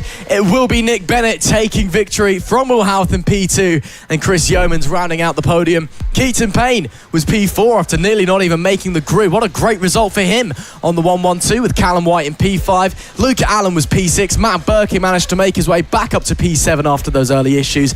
David Myatt was P8 with Gary Oldra P9. Rob Gentry in P10. And unfortunately we lost Reece Gentry and Mark Payne. But what a great race we have just seen. As some issues there for Nick Bennett. Forgot he had to go to the podium and sit there and get some photos, and in fact just sits the wrong way round. Maybe it's a protest over something. Maybe he just wants to go back and have a cup of tea. I don't know.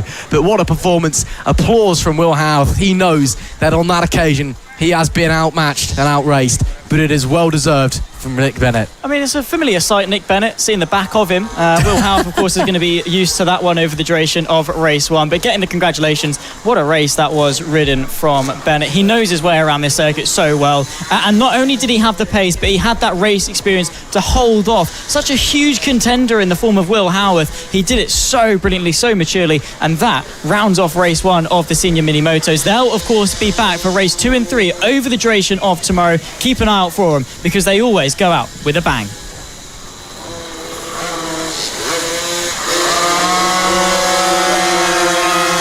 Race number 1 then coming up for the LC40 Elites Championship, presented of course by OH Logistics. And boy oh boy, this could be very, very exciting indeed. Well, maybe not a very close championship, but one that has been open to intrigue and questions, because so far it has been all going the way of Logan Cousins, but he has had to fight for it dearly. The only other rider to take a race win has been Oliver Hall in the final race of Ella Park. And of course, a big happy birthday yesterday to Oliver Hall, and as well a big happy birthday yesterday to Mason Frederick, both of them on our grid today, turning 10 and 9 respectively. And let's hope that they get some birthday wishes out there here at Three Sisters on the outside of Wigan. But as it stands, Logan Cousins, championship leader, he sits on the pole as well, but it's pretty close out there. It's not going to be smooth sailing once again for the number 7. Yeah, it's not. Logan Cousins, he's had to fight for it, of course. Took a double victory at Ella Park, fell down all the way to P7 though over the duration of race 3, and that just goes to show the unpredictability of the LC40 Elite class. These riders are so competitive. All of them on their day have the ability and the capability to go and win races. They'll go round for their side lap though. What a close grid it's going to be, as they'll be running their way, of course, just to get themselves up to temperature, get themselves sorted. But it is going to be Logan Cousins, as we said, that takes to pole position, only a 10th and a half quicker than Josh Perkins, who's perked his way out quite nicely onto the front row. Mason Frederick from Rex Austin on row 2, with Caelan Ratcliffe and Oliver Hall rounding off row number 3. Moving away further down the grid to the back end of the top 10 is Johnson from Rich, Henry Brody and Kai Hawken. Tommy Keats from Danny Longhurst completes row 6, of course, with the final row of Maxwell Keats and Oliver Wilson in 13th and 14th place. They're running their way around, just got the final corner left to go. They'll line themselves up on the grid and be ready to take to the race. Of course, 8 laps in length for the final of our mini moto classes, of course, before we work our way towards the bigger bikes. But nonetheless, the mini motos and these guys as well, they've taken a couple of steps already on their ladder up to up to the top on that road through FAB-Racing, and then beyond that they've got some experience under their belts. This is the top level of junior mini moto racing. Well, riders making their way to the grid. You can see the wind has picked up a wave to the camera there from the pole sitter Logan Cousins. As you can see from Flag Marshal's Lee Klaus's red flag, Wind has very much picked up here. Temperature slightly dropping, but still pretty warm. Again, it is June here in the UK, of course. It is very much summer in the city, and it is time to go racing as well in the OH Logistics LC40 Elite Championship. It's all eyes to the green flag. It drops now. We're underway. What a start there from Josh Perkins. That might get investigated by the race stewards. That was so good, but he rockets into the lead away down through turn number 2. We go. Cousins trying to hold on, but there goes the birthday boy, Mason Frederick. Well, one of the birthday boys anyway. He slid up the inside there into P2. Can Perkins respond as they make their way out onto officially the first lap? The start has been investigated, or is being investigated, should I say. We're being told in our ear. So race control will be looking at Josh Perkins, I am sure. But it is Perkins from Cousins, from Frederick, your top 3 as they start their opening lap. Yeah, he can't focus on the fact that he might have jumped the start, though. He's got the lead. He just needs to run with that. Oliver Hall looking to the inside of this long right-hander, of course. Best overtaken opportunity that you've got on the circuit. Now is the eyes up Caelan Ratcliffe. He's fighting with Max Johnson through the sweeping of the right, then into the left, of course, there, turn 1 and 2 from where they started the race. There is the number 30 of Josh Perkins. He's got Logan Cousins for company at the front of the field, but penalty or not, he's riding very, very well, and now he's just got to deal with that. He's got to focus on the race that's ahead of him, not the race that's already been run. He's inside the top 3, he's leading the way, and he's got 7 laps to go. Crosses the line, does Perkins. Cousins, meanwhile, fastest lap of the race, but there is nothing in it. The front runners all running super, super close as it stands.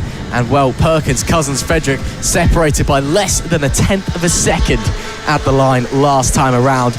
It is tight out there. And well, Three Sisters, it always produces good racing here at FAB. We've only been once before, but it was such an excellent weekend. Well, it's already cemented itself in the FAB-Racing history books, if you ask me. As we see there, that's the battle for 4th, 5th and 6th. Caelan Ratcliffe, Oliver Hall and Rex Austin. Both Ratcliffe and Hall getting past Austin on the previous lap. There is Josh Perkins currently in the lead, and currently under some big, big pressure. His Cousins has started to turn the wick up and has started to push.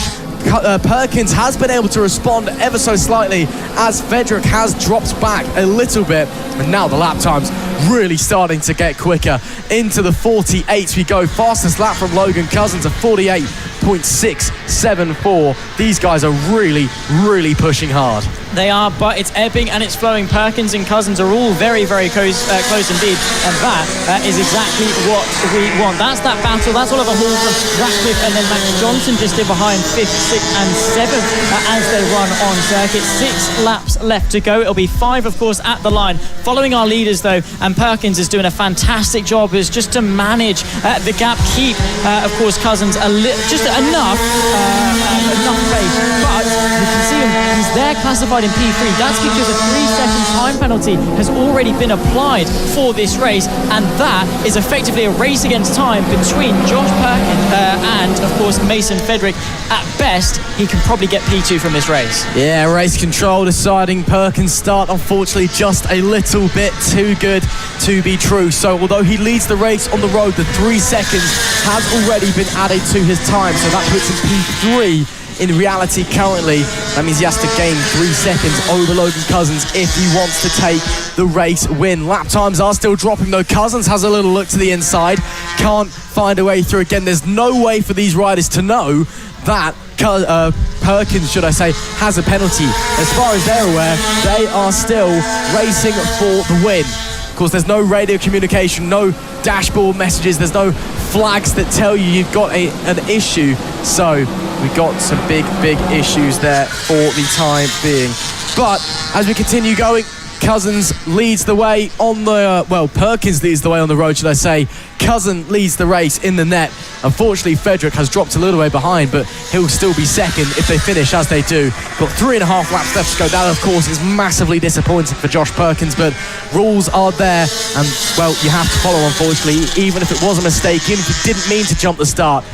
It's unfortunately what has happened. Meanwhile, Oliver Hall, Caelan Ratcliffe having a great battle for what is now P4. Yeah, they really are. I mean, look at these guys run. The 96, of course, of Ratcliffe, who was running quite well a couple of weeks ago at Ella Park in terms of pace, did have a couple of offs, though, in his rivalry with Mason Frederick. That did cost him a bit of a bump as they round the final corner. That could well cost him, as here comes Oliver Hall trying to launch a counter-attack and put his way back into P4 as they round into the first corner of the circuit. He's on the inside and he takes the position quite nicely indeed. This is the best of the rest battle, really, as the top three are breaking away, but a nice move nonetheless for Oliver Hall. Yeah, great stuff from our other birthday boy on the grid.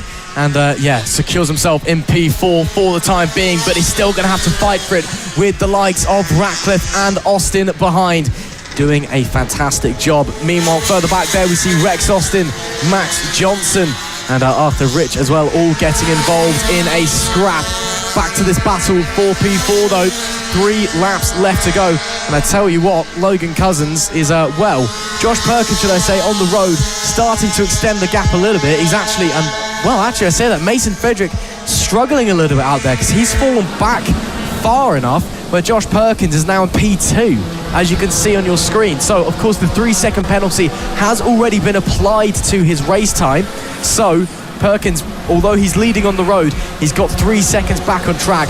Frederick, the pace has just dropped off a little bit. That means that if they finish as they do, Perkins will be P2, but they're still racing for the win, they think, out on the road. Logan Cousins, as they come to the final lap, it may not be for the actual win because Cousins essentially already has that one in the bag, but it's still going to be entertaining nonetheless.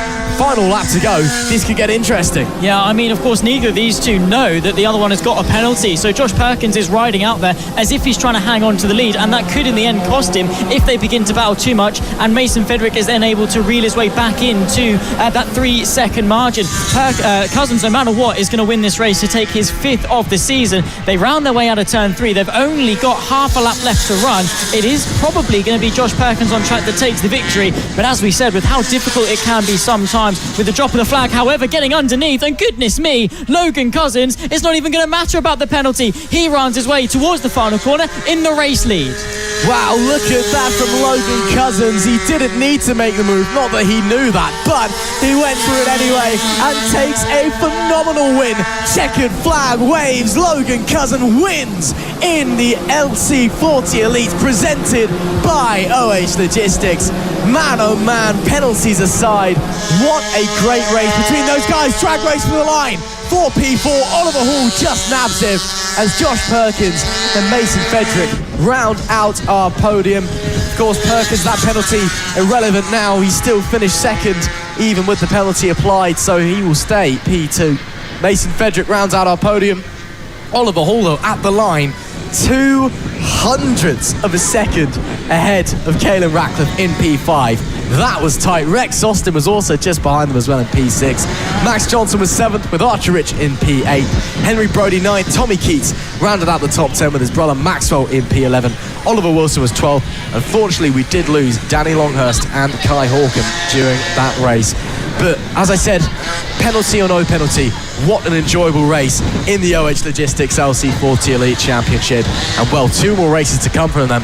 That is a good sign of what we should have on offer this weekend. I think so. I mean, of course, for Perkins, he's going to be disappointed that he got the penalty, but in the end it didn't matter. But like we said, with no lights and things, you open the door for there to be a little bit of interpretation as to when they're allowed to go. But nonetheless, how amazing of a race that was. Cousins taking his 5th victory of the season to make it 5 from 6 and extend his championship margin. But it's going to be very, very close all the way through. And as we say, they'll be back, of course, over the course of tomorrow for race 2 and race 3. Keep an eye out for the LC40 Elites because, again, these are the riders of tomorrow here today at FAB-Racing. So they'll be back over the course of tomorrow. And in towards the bigger bikes, then we finished our mini motos, or the first 4 races of them, and we move our way into one of the most exciting prospects this weekend in the form of the Extreme 200 class. Of course, a lot of our premier star riders taking to this category. Different bike chassis allowed as well. They've got their different characteristics, and it opens the door for some very intriguing racing, it must be said, as we sort of watched in on quali and practice and things like that, how the different riders were coping with the different characteristics of each bike. But this is going to be a fantastic race, it must be said. We've got some huge names on the grid.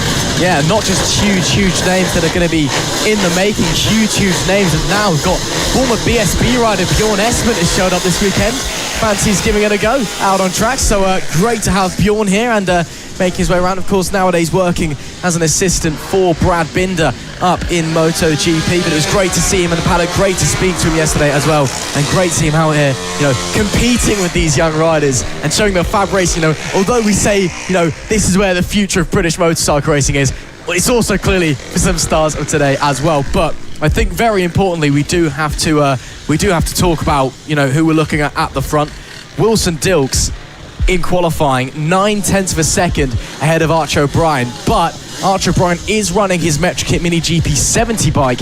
Wilson Dilks is on the Avali. Clearly the Avali a lot faster, but standing trackside, as I was earlier, just watching down at turn 1, Dilks and O'Brien, where they're putting the bike and how they're doing it, absolute class of the field in this one. They really are. I mean, of course, speaking to Archie O'Brien earlier, and he said that the Avali just has the legs on the straight, and here at Three Sisters, there's a lot of flat-out run. I mean, already they're beginning to pin it as they go up over the hill and back down towards the final corner as they head on to their sighting lap. But Archie O'Brien is confident that through the corners the Metrokit can close that gap and even sometimes actually get held up by the Avali. So it's going to be interesting how that ebbs and flows as the race develops. Of course, you've got Arnie Carr, Marco Holt, Harrison Day completing the top 5. They are all going to be fantastic with how powerful the slipstream is. Hopefully they can all stay in contention. Yep, of course, on to the full circuit as well, which is great to see. So flat out racing. Wilson Dilks takes pole from Archie O'Brien in P2. Arnie Carr is third with Marco Holt in P4. Harrison Day is fifth and Jensen Bishop starts in P6. Moving further on down in P7, we have Harry Payne. Finley Polehill is in P8 with Bjorn Esmond. Great to see him here. He's P9 with Austin Johnson in P10. Harley Baker is 11th with Annabelle McCarthy in P12. Beth Ashby is P13, and rounding out our grid is Ollie O'Gorman. Great to see Ollie back here at FAB-Racing. Been a while since we've had an O'Gorman in the paddock, and of course we wished the whole family all the best. Casey, unfortunately not around this weekend. He's over in Barcelona testing with his junior GP team, so all the best to them. But as the riders make their way onto the grid, it looks like Dilks is going to be tough to beat him, but so should be very interesting as they make their way. Wilson Dilks looking mighty on that Avali machine, but Archie O'Brien on a fresh set of rubber as well is ripping up the track on that Metrokit Mini GP70. It's all done and dusted then.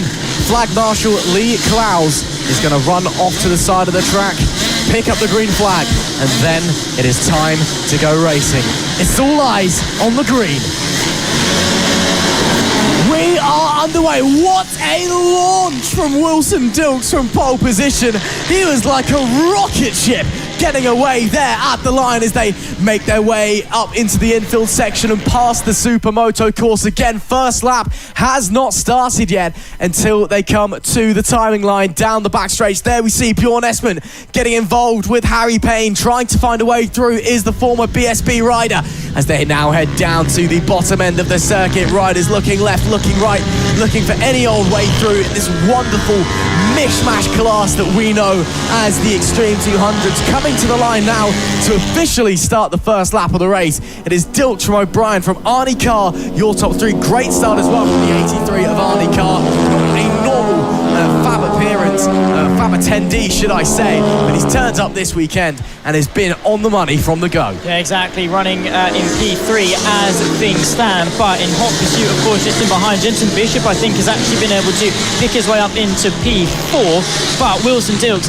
a rocket ship of a launch, dumping the clutch, getting the bike through into turn 1 quite cleanly, and now he can work from this. He can cement himself in the race. He's so good at that. We've seen it all season long. He gets a good start, and then from there, everyone else, even if they're able to, they're only going to be able to play catch up. Even if they are able to get onto the back of him, they don't ever have enough time to go and pass him, and that is all because of the foundation groundworks that Wilson Dilks puts in right at the beginning of the race. Look at the gap back to Archie O'Brien, who's trying to sort of get the feels. He's in the Extreme 200s this round just to get some extra track time out there. He's aiming for podiums, of course, and right now he's doing a very good job as to seal that expectation. Up over the fast top section of the track and then down into the corner known as Coward Summit, because it's all about guts, it's all about bravery, it's all about the cojones through that section.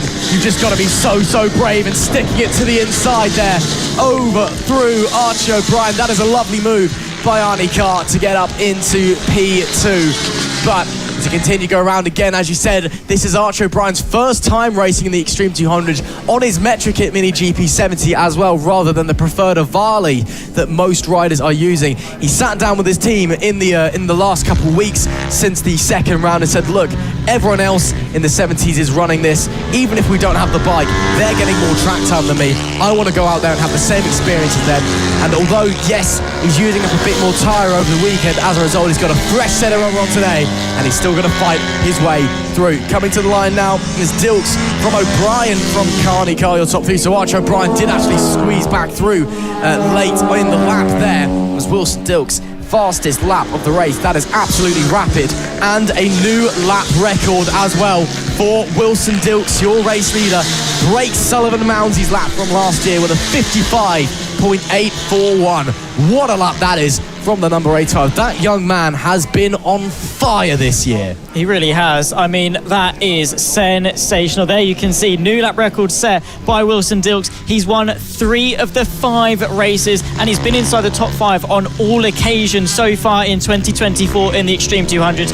Look out for him as he flies his way through the ranks. In a couple of years' time, goodness knows where this young man is going to be, but he's got 7 laps left to run here for race 1 of the Extreme 200s. The gap, as things stand, 2.5 seconds back to Archie O'Brien, who's able to pull away a little bit actually from Arnie Carr there in P3, but of course Carr maybe with a slight straight line speed advantage, able to close that gap, especially up over the hill. But already this early in the weekend, they're able to keep it flat as, goodness me, off the road just in behind Harrison Day. I think that might well be Jensen Bishop on the number 3, or well, was on the number 3. He's now off at the final corner, and that is him off and out.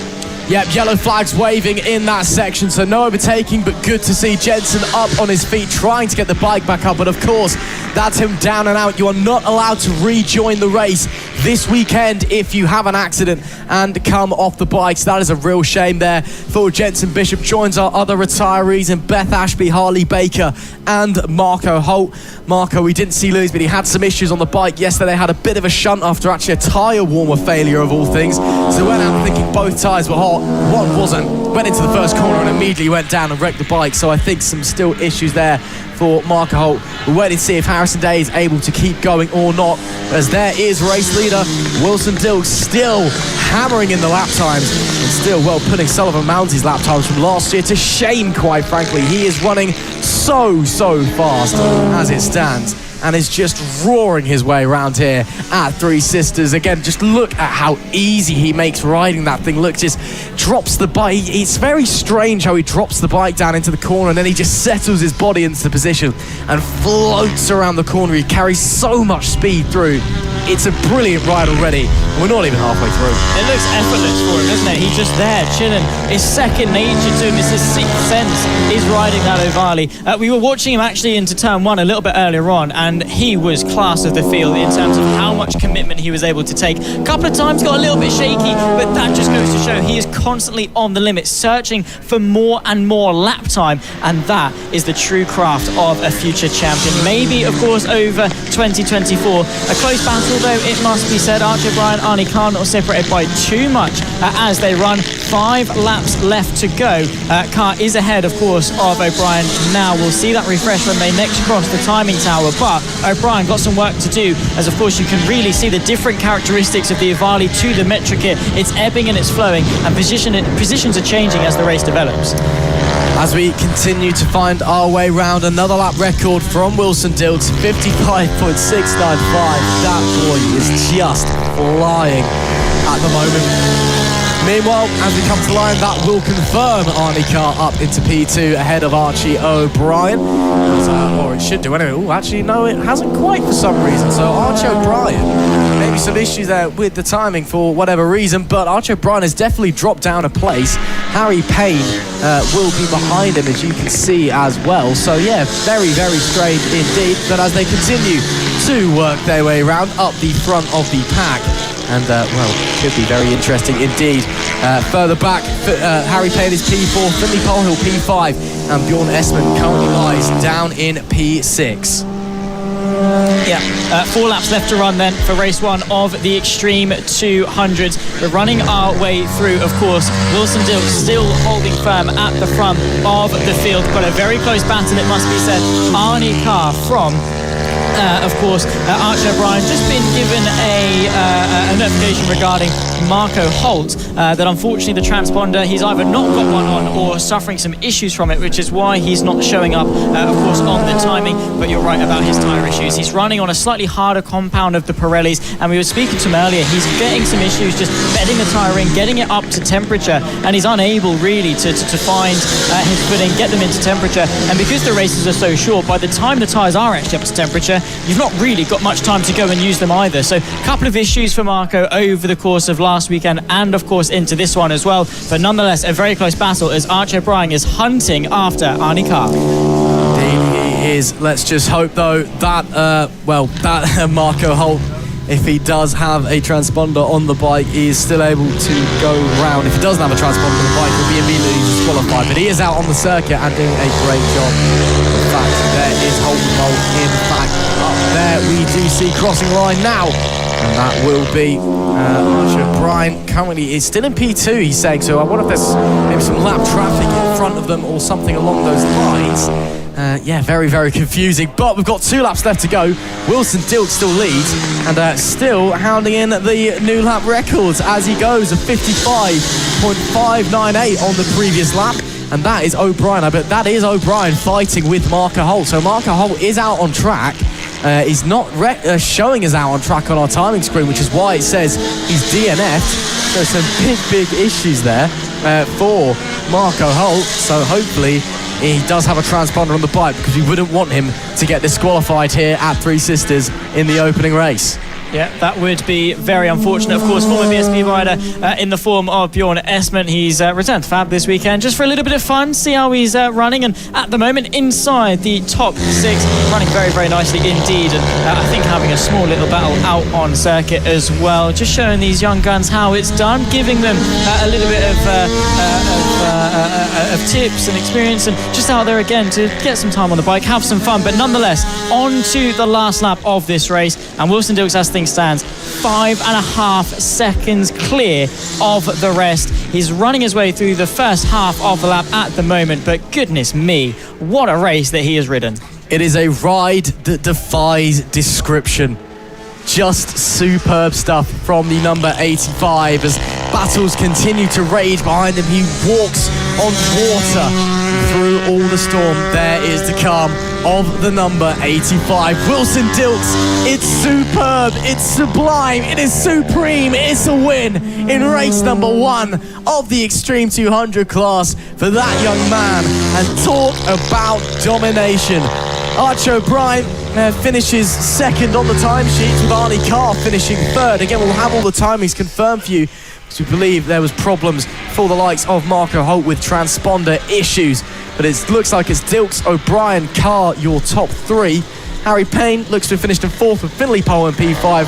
Of course, former BSB rider and assistant to Brad Binder, Bjorn Esmond in P6. Harrison Day was P7, with Annabelle McCarthy P8, Austin Johnson P9, and Ollie O'Gorman P10. Looks like we unfortunately lost Jensen Bishop, Harley Baker, and Beth Ashby. I love that reaction from Wilson Dilks as he starts talking to people coming over to congratulate him in the pit lane. Just a shrug of the shoulders. Yeah, it's what I do. Just keep it casual, you know.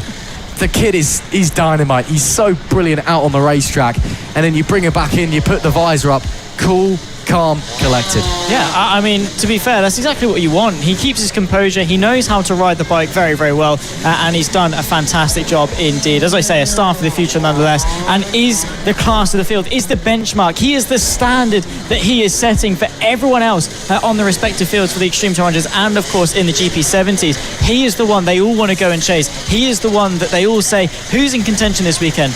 Is Wilson Dilks. He is always up there. Of course, we'll see the Extreme 200s later on in the weekend, tomorrow on Saturday for race 2 and 3, but the potential is there for some great racing. Indeed it is. What a performance from Dilks that was, and well, what a race as well. Phenomenal stuff from all of those involved. Dilks with yet another win. Well, it is time for the Metrokit Mini GP50 category, presented by King's Two-Wheel Centre. And boy, oh boy, this is one that could be very, very exciting indeed. An absolutely stacked grid of young riders heading out onto Three Sisters at a track where the Metrokits run so superbly, so excellently in fact. And well, last year we saw some brilliant racing in this class. Let's see this year if we'll see something similar. Byron Johnson, championship leader. He's sitting pretty up on pole position, but he didn't have to fight for it. Travis Shaw was incredibly close, only half a tenth a second away from him in qualifying. So it looks like we could have a very, very strong battle. Again, the likes of Frankie Watson as well, also not very far off of Johnson. It's going to be tight out there for those guys, and it's going to be some great racing. Again, it's a track where it's all about bravery, all about commitment, but also all about racing tactically, racing smart, using that toe to get you the run. Yeah, it really much is. One of those circuits that the rider can make such a big difference with the commitment, the bravery, how much you are able to send the bike through. And as you say, you're playing chess out there. You're positioning the bike where you need to. What lap do you want to be in second so you can overtake for the lead, then maybe get re-overtaken, then on that last lap you get that final run. It's all about playing chess, making sure that you're in the slipstream at the right time, maximising all of your opportunities while also dealing with the pressure. I mean, with how close the times are, we expect these races to be ran pretty much in uniform trains for the most part, with them slipstreaming off each other, and how you play with that. It's almost similar to sort of maybe an oval dynamic, really, with how close they run and make the most of it. However, they'll be working their way onto the sighting lap and a good opportunity to practice the start. Yeah, bit of a slow getaway there for Frankie Watson onto the sighting lap, but managed to get it going in the end. May have been some avoiding action taken by some of the other riders. I think just a bit of a slow getaway. Couldn't quite find the bite point on the clutch, perhaps. But as they make their way around on the sighting lap, a 14-bike grid set to entertain us in spectacular fashion in this race.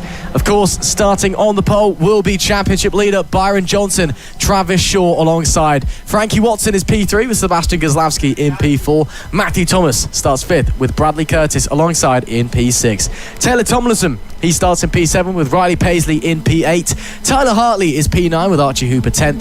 Dylan Serene is 11th with Daisy Poland in P12. And Harris Watson and Callum Maxwell rounding out our 14-bike grid. Again, a very, very exciting grid there. Some fantastic young riders. Many, of course, making their first step onto geared bikes, onto Grand Prix style machinery.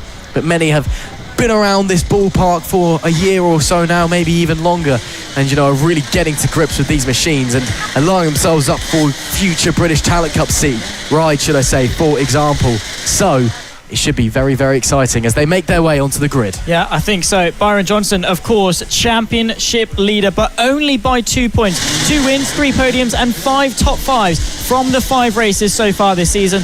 And once again, starts from pole position like he did 2 weeks ago. Travis Shaw alongside him on the front row. Frankie Watson, Goslavsky in P4.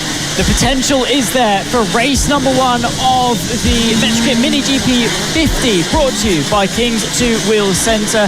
It's eyes to the flag, anticipating the race start, and we are up and underway. What a launch that was, I think, from Goslavsky, but he gets stalled in between the two, of course, of Shaw and Watson, not quite able to make the progress that he would have wanted, but Byron Johnson nonetheless able to lead them as they round their way up through the crest towards the sweeping section of the circuit. circuit. It's the 37 of Byron Johnson that has quite a hefty lead before they've even started the first lap of running here. 11 to go here at Three Sisters, and not a bad launch for the championship leader. Matthew Thomas slid up into P4 ahead of the fast-starting Goslavsky as well, coming into the opening hairpin. So as they officially start their first lap, it'll be Johnson, from Shaw, from Watson, from Thomas, from Goslavsky, your top 5, as there's bikes scrapping for position everywhere you look. Now it's about the brave, now it's the fast bit up the top of the hill, the really brave guys, the really committed guys, already absolutely flat out through here. Maybe a slight roll off of the throttle down into the first right-hander at the top of the hill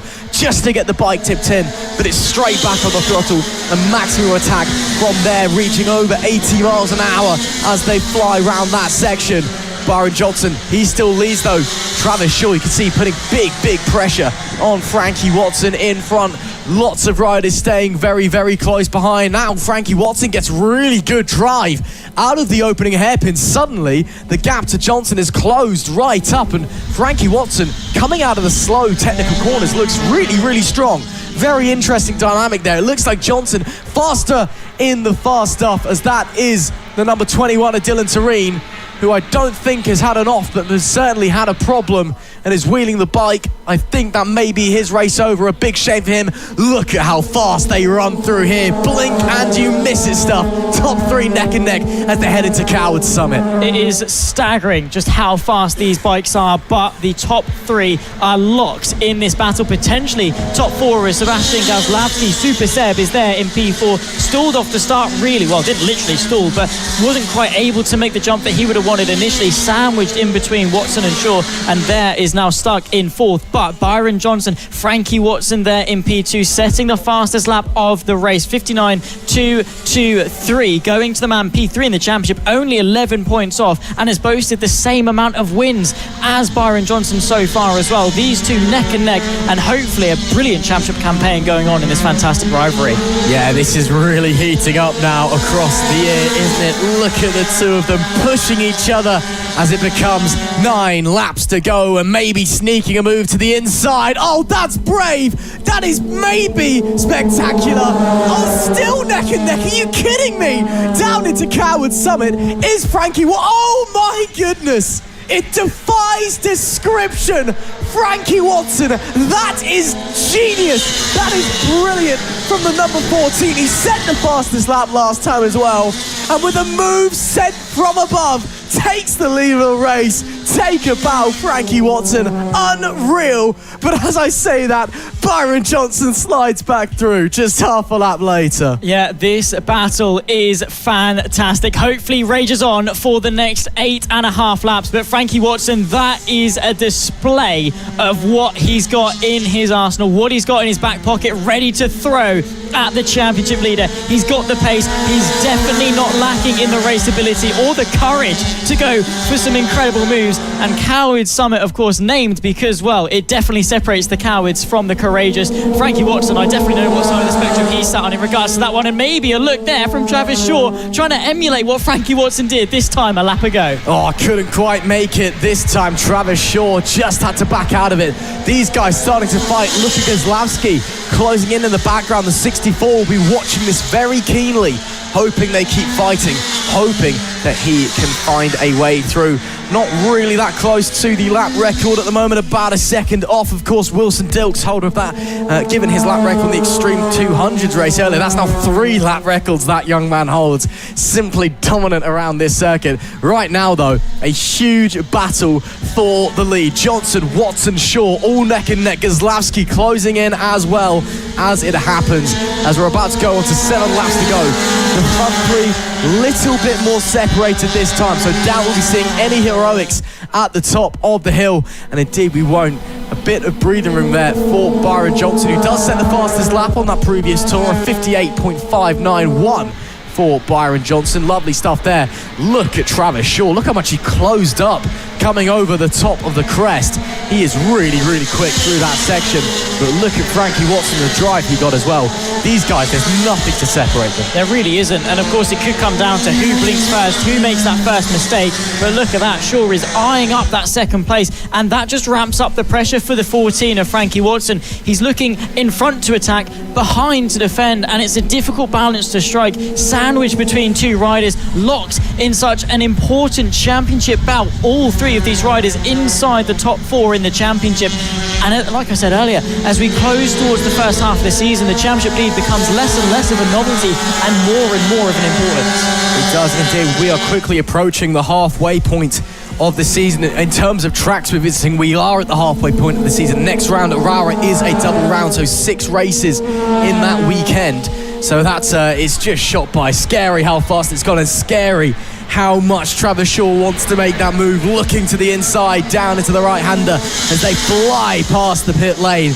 And look at how close the front 3 are. This is an absolute treat on display in the Mini GP 50s, presented by King's Two-Wheel Centre. The front 3 are just putting on a show. Brilliant racing through this S's section now. Left, right, left, over the bumps. Try not to upset the bike too much as you apply the throttle, because it will spit you out. We've seen it before, and I'm sure we will see it again at some point this weekend as well.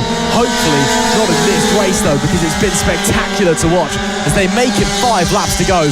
It is still Johnson from Watson from Shaw, your top 3, covered by just 0.6 of a second this time. Very close indeed. Shaw keeps eyeing up that move, and he might well go for it as they disappear behind the hill. Who's going to be in front as they rejoin? And it is going to go the way of Travis Shaw, who sends his way up ahead of Frankie Watson, and this race is ramping up. Less than 5 laps left to go. Johnson, Shaw, Watson the top 3, Kozlowski, Thomas, Bradley Curtis from Taylor Tomlinson, Riley Paisley, Archie Hooper and Tyler Hartley rounds off the top 10. For, of course, the Metric Mini GP 50, brought to you by King's Two-Wheel Centre. What a race that we've got in store for us, and we're rounding towards the timing line for 4 laps left to go.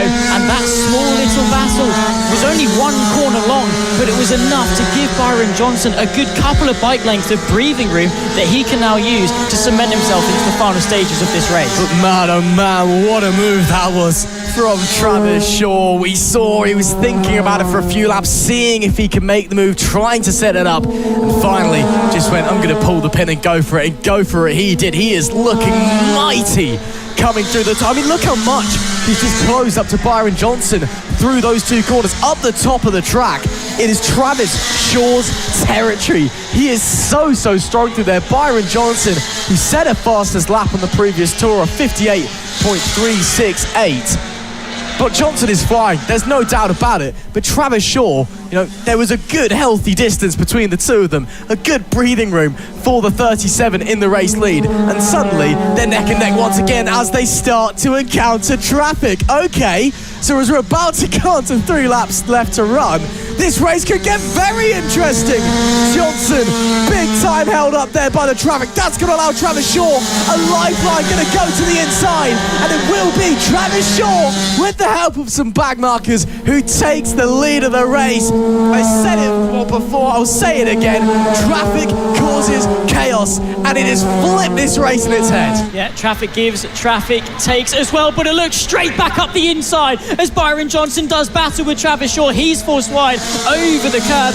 That unsettles the bike, and Johnson finds his way back through. Travis Shaw won the first race at Lid, and he's only been on the podium once since. This is a golden opportunity to go and do that. He's got the pace to, but Byron Johnson, he made up for that unfortunate run through traffic, but it's all about position, a little bit of luck as well. But Travis Shaw definitely has the experience. He just needs the positioning to go and win this race. But Byron Johnson, an immediate statement right back at him to say, yeah, you haven't got this in the bag just yet, Travis. I am still fighting this one. It's very close for fastest lap, but at the moment it's a 58.3 by Byron Johnson on to penultimate lap of this race. The championship leader at the moment on course for his 3rd race win. And once again, the race changes in just the snap of the fingers, the blink of an eye. Travis Shaw from leading to 2 seconds back. What a shame for the number 4, but that means Frankie Watson and Sebastian Kozlowski is still close, can still have a go, but still Shaw is pushing. still trying his absolute best, and still an exciting race nonetheless. Johnson, though, again, what was before breathing room, he's got a boat, I think, between himself and Travis Shaw after those moments. And, Three Sisters, we saw it last year, just an amazing metric kit stuff. Oh, that's a big crash. That is a big one. I believe that may be I'm not entirely sure actually, but a big one. That looks like possibly the 17 of Riley Paisley. Indeed it is. That is a big one for Riley Paisley, who's gone off at coming up to the top of the hill. Red flag waves on the final lap of the race. But yeah, Riley Paisley coming across the start finish up to the top of the hill, and unfortunately something has gone wrong and has made a mistake there of some description, and a big one. That will also be the checkered flag, so race is over. It will be Byron Johnson taking the victory. Travis Shaw will be second with Frankie Watson in P3. We will let you know what is going on with Riley Paisley as soon as we are aware. He is sat up, and I believe he's just being tended to by some marshals now, and it seems to be maybe just had the wind knocked out of him a little bit. That is the fastest point of the circuit, really where you don't want to be going off the racetrack. The bike looks okay, he sat up and looks alright, but there we see checkered flag waving, just bringing the bikes to a stop before the incident. But that will be the opening race of the Mini GP 50s, brought to you by King's Two Wheel Centre. Byron Johnson did take the win from Travis Shaw in P2. Frankie Watson was third, with Matthew Thomas in fourth. Matthew Thomas was fifth, should I say. Sebastian Gizlowski was fourth. Bradley Curtis was sixth, with Taylor Tomlinson seventh, Archie Hooper eighth, Tyler Hartley ninth. Riley Paisley was set to finish in P10 and should be classified as well, with Daisy Polden P11, Harris Watson 12th, Callum Maxwell 13th. Unfortunately, we did lose Dylan Terrene. So unfortunately, a sad way to bring about the end of the Mini GP 50s, brought to you by King's Two Wheel Centre. And we will let you know what is going on with Riley Paisley as soon as we are aware. But Zach Sweeney, a great race. We had titanic battles and riders going to and fro between every corner, and just absolutely fantastic. Yeah, it was a really good race up until that point. Of course, hoping that Riley Paisley is up on his feet and okay, because that is the one part of the circuit that you really do not want to go off. It seems that he is talking and of course able to get up and speak. The ambulance is heading over. Hopefully nothing to really worry about. But of course, up until that point, Byron Johnson, Travis Shaw, and of course Frankie Watson all fighting in that three-way bout for the race lead. All of them vying for the 2024 FAB-Racing Championship as well in the Metrikit Mini GP 50, brought to you by King's Two Wheel Centre. Of course, we'll see these guys later in the weekend over the course tomorrow as they go for their race 2 and 3. But Friday's action for the 50s done and dusted. Indeed it is. The riders do make their way back to the pits. Again, you just see there in the background Riley Paisley just being tended to by the medics. Of course, a big thank you to the medics here and to all the marshals as well, making sure that everyone is safe. Of course, we couldn't go racing without them, so a big thank you as the riders make their way back into the pit lane. Hopefully the delay not too long. Again, Riley, we'll let you know as soon as we know the confirmation that he is okay, but from what we can tell, he is doing okay, so we'll let you know as soon as that is confirmed. But the riders making their way into the pits. There we see Marco Holt congratulating the front runners. Holt the Bolt, of course, the reigning champion of the 50s, and also the reigning champion of the LS2 Helmets Mini GP 70s Championship, the only double champion in FAB-Racing history since Ollie O'Gorman a few years ago, or Casey O'Gorman even, should I say. Too busy thinking about the other O'Gorman in other races this weekend. Of course, Casey's brother Ollie here this weekend. But there we see Byron Johnson just up the front, appreciating his victory. Second place, Travis Shaw. I'm sure he will be upset after a fine performance and a fine ride. But nonetheless, let's a great race nonetheless. Thank you for tuning in. If you are just joining us, you've missed a great day's action so far. Make sure you like, share and subscribe to the stream. And again, if you are just here. We do understand that we are having some issues with the live stream. We do very much apologise, we do apologise. We understand that the live stream is just maybe not being fully cooperative. So the signal here is not ideal, unfortunately, but we are trying our best to make it work. But unfortunately, there is little we can do. But we appreciate you tuning in nonetheless. Thank you very, very much. Of course, myself, Ross McIntyre, and Zach Sweeney alongside to bring you all of the action from this weekend. There you can see the Pit Bike 140 guys ready to go out again, just experiencing this red flag delay. As Riley Paisley is tended to after a big crash. Again, we will let you know that he is okay as soon as we know. The pit bike's there just sitting, waiting to try and head out onto the circuit. There you see on your left, Jamie King, Pit Bike Sonic on the 76, looking for his first race win in a long old time. Of course, this might be the best opportunity that he has to do it. But he's, we'll wait and see. Anyway, a few other riders down there as well making their way back. You can see the 50s guys heading back over to the paddock and back to the team tents and the awnings. You can see as well some of the sidecar guys getting ready in the background as well. That's very keen of them because they've still got another race to wait through. There, though, the man who constantly has questions raised, Pit Bike Sonic. On his left as well, there we see Josh Birkin, hand in cast after injuring his thumb ever so slightly. Of course, not racing this weekend is Josh on request of his fiancée Florence. Apparently, if he hurts himself before the wedding, she will kill him. So we'll leave that one at there. But there we do see as well Pit Bike Sonic front and centre as well. And as I was saying, the man with many questions, not over him surely, but on his mind most definitely. Again, one of the most successful races in FAB-Racing history, with countless championships, 4 championships to his name, 3 in the Pit Bike 140s. But last couple of years, success has very much eluded him. For whatever reason, he's just been unable to take a win. And, well, it is a real shame.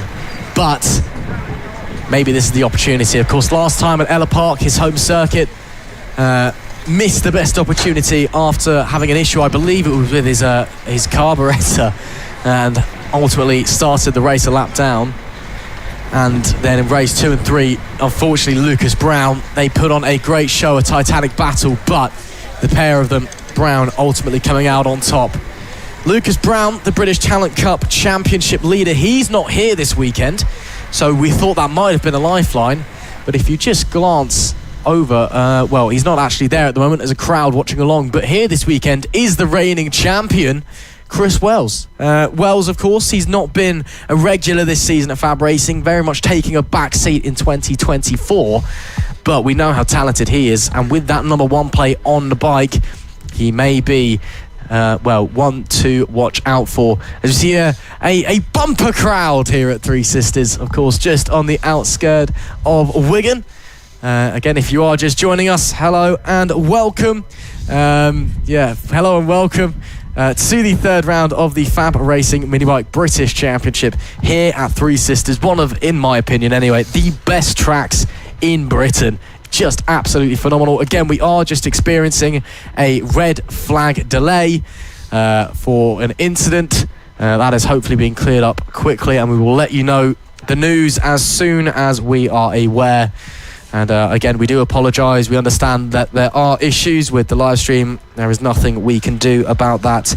It's we understand that the signal here not being very, very strong. If the person who's on screen is watching and knows they're on screen, shoot a wave to our cameraman, because just for a bit of entertainment.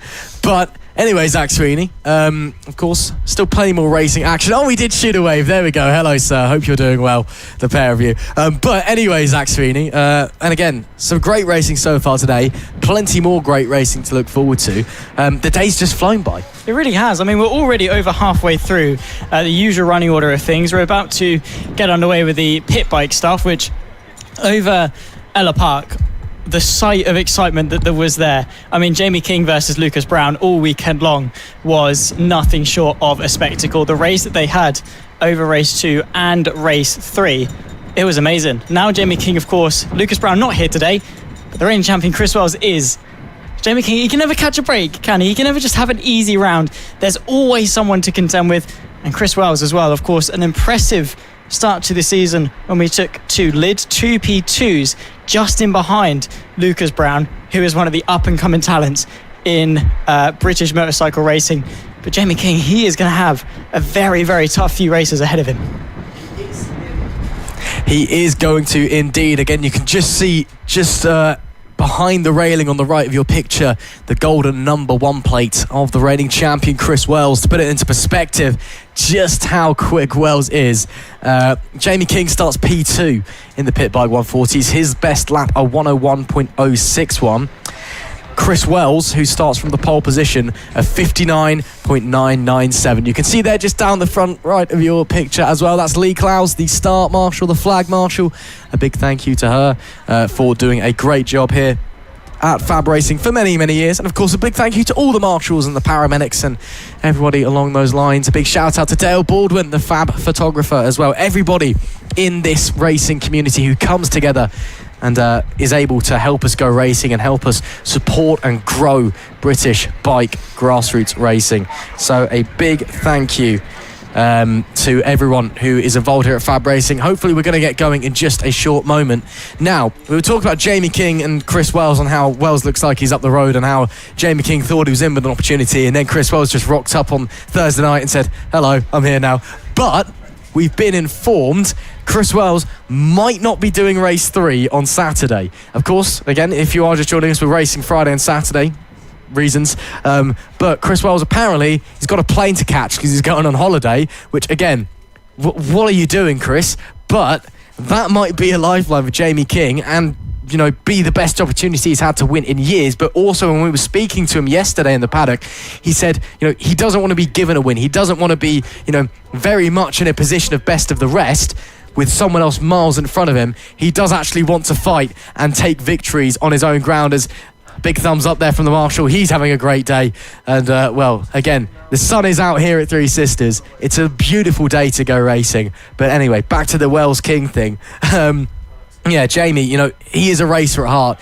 He doesn't want to be almost awarded race wins just because his main competitors haven't turned up. Yeah, that's never the way you want to do it, right? You want to do it with hard racing out on track, which is, you know, a perfect opportunity would have been 2 weeks ago at Ella Park, home circuit, tough conditions, very tough competitor in Lucas Brown, but at the end of the day, wasn't quite enough. And he wants to take that extra step, just that one. What is he, a 3-4-time FAB-Racing champion in history? He is smashing it. He's a veteran of the craft. He knows his way. He's been to the Isle of Man and stuff. He's raced abroad and he's raced all around the country. He passed with Mark Marquez once. He'll happily tell you that one if you go speak to him long enough. He's basically a MotoGP rider, isn't he? It's the same thing. Yeah, looking very, very good indeed. And of course, it should be good. Fingers crossed. Hopefully, look at that. A little bit of overcast. Yeah, well, that's a real shame, isn't it? It's been lovely all day today. The wind's a little bit strong, but some dark clouds heading over. But I don't think we're expecting any rain, and I don't think we are expecting anything. Looks like the pit back guys are, I'm not sure if they're getting ready to go or heading back to the paddock. We'll let you know as soon as we know. There we see one of our young riders heading back to the paddock. That's also, I believe, the circuit manager there on the right-hand side. So, of course, a big thank you to him for allowing us to go racing at this absolutely spectacular circuit. Anyway, as you can see, though, it's still a very sunny day, even with a bit of overcast coming in. But, yeah, we've just been told that the pit bike 140s have all gone back to the paddock, so we'll just let you know what's going on. Again, there was a red flag delay for an incident earlier involving Riley Paisley. We will let you know what has happened and any news as soon as we know, but the pit bike 140s have headed back into the paddock for the time being. But still, it's a lovely day, a great weekend of motorsport on as well. Of course, we've got the Isle of Man TT on both today and then the main TT on tomorrow in the middle of the afternoon, which is absolutely fantastic. Of course, one of the best events of the motorsport year, and you think some of the guys here at FAB are mental. Well, they haven't been on the TT, have they? And of course, we've got plenty of American racing. Of course, here on Motorsport Radio, we'll have live coverage of the IndyCar on later tonight for or for practice, should I say, then qualifying in the race on Saturday and Sunday. We've also got the Formula One and the likes of that. But of course, FAB-Racing, this is where it is. You know, this is the pinnacle, quite frankly, for me, because it's always exciting and always absolutely fantastic. It really is. I mean, even to the point, BSB riders are coming back to FAB-Racing. It's almost like it's the extra step. You start and you finish the ladder with FAB-Racing. But in all seriousness, I mean, we've got amazing racing over the duration of today and tomorrow. And we've been treated, actually, to a good couple of weekends of motor racing. But yeah, that IndyCar race at Road America, what a circuit that is. What cars they are. Almost as good as Three Sisters, if you ask me. Almost, nearly, not quite. Because, yeah, does Formula Drift go to Road America? I don't think so. No, they don't. I don't think so. Do they have bike time attack at Road America? Do they do, regular time attack at Road America? I do not think so. I do not think so. Three Sisters is where it's at. That Marshall seems to be enjoying life, lounging in the sun. Don't know why he's got a beanie on, though. Why has he got a hat on in such weather like cold this? Head. Maybe so. Maybe it's covering it up. I don't know. Well, that Marshall's in a full coat and, almost a Stetson on top of his head there. So this is very much turning into Marshall watch here in the commentary box. A bit like it Lid when we were rating their sweeping. Yeah, and, of course, a big thank you to all of the marshals for doing the job this weekend. Of course, another one of the marshals there as well. Just getting a new radio, so of course maybe just waiting. There's Dale Baldwin, the FAB-Racing photographer on the right-hand side. A big thank you to Dale for all of his efforts and taking some wonderful photos as we see riders just heading back into the paddock. And we'll, of course, we kind of just sat around at the moment, just waiting to get some racing action going once again. Again, you can see there on the British flag, the wind flying, of course, probably British flag, a bit topical at the moment, given the whole, general election thing. But we're not going to get into that, of course. But, just thought I'd put it out there with it waving in the wind. If you are just joining us, again, hello and welcome. We are just experiencing a red flag delay due to an incident earlier on. As there we see, that's heading into Sebastian Goslavski's awnings. His dad having a dig around there, clearly. Sebastian's been running super well today, but leathers on. And he's been doing a fantastic job there so far this weekend.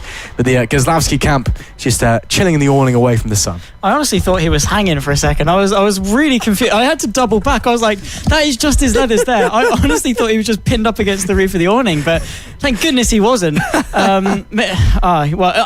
was close to the podium, but I didn't think a P4 was that bad. But no, in all seriousness, they are fantastic. A fantastic family down there, and Sebastian is a fantastic young rider as well. Hopefully it won't be too much longer until we can get back out racing for the pit bikes. But at the moment, just on our best Marshall watch, we're bringing you the weather report live, of course, here on the FAB-Racing YouTube channel and, of course, from Motorsport Radio as well. Thank you to everyone that is tuning in.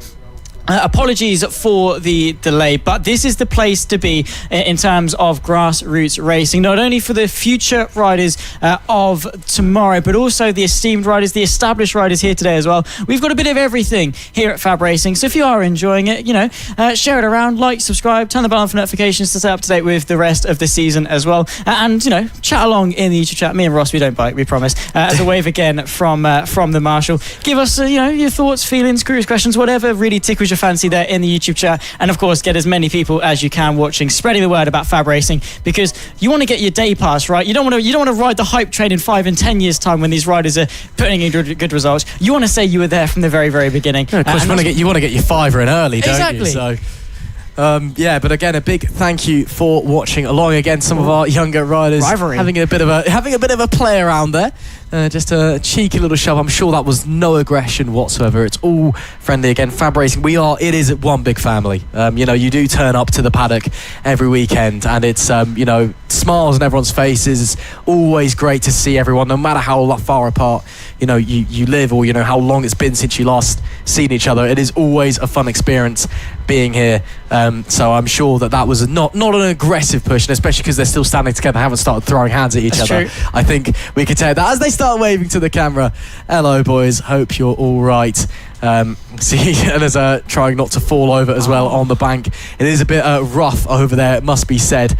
So probably quite easy to slip over in your boots if you're not quite careful enough. And now looks like they're trying to vandalise a fence. But anyway, as they carry on. But great to see the riders having some fun during this hopefully short delay, and just having a... Who needs Mike Tyson and Jake Paul when you've got these guys? These guys having a big fight. Yeah, I mean, I don't think it's quite heavyweight boxing at its finest, but it's an enjoyable play fight nonetheless as they continue to seemingly try and commit vandalism and break the fence. Of course, these young riders, very much on the road to MotoGP. Of course, we were awarded that accolade by Dorna. FAB-Racing was back in 2019 after over 60% of the British Talent Cup field came from FAB-Racing, and then since 2019 as well, the top two, both champion and vice champion, every year in the RNG British Talent Cup have all come from FAB. And again, you look at guys who were in it last year and have been around FAB, like Evan Belford and Sullivan Mounsey, for example, who are now both off to a MotoGP Red Bull Rookies Cup. We've got riders who are off in Junior GP. Of course, we've got riders currently in MotoGP. Scott Ogden, for example, down in Moto3, and Josh Watley as well. Both of those guys coming from FAB-Racing.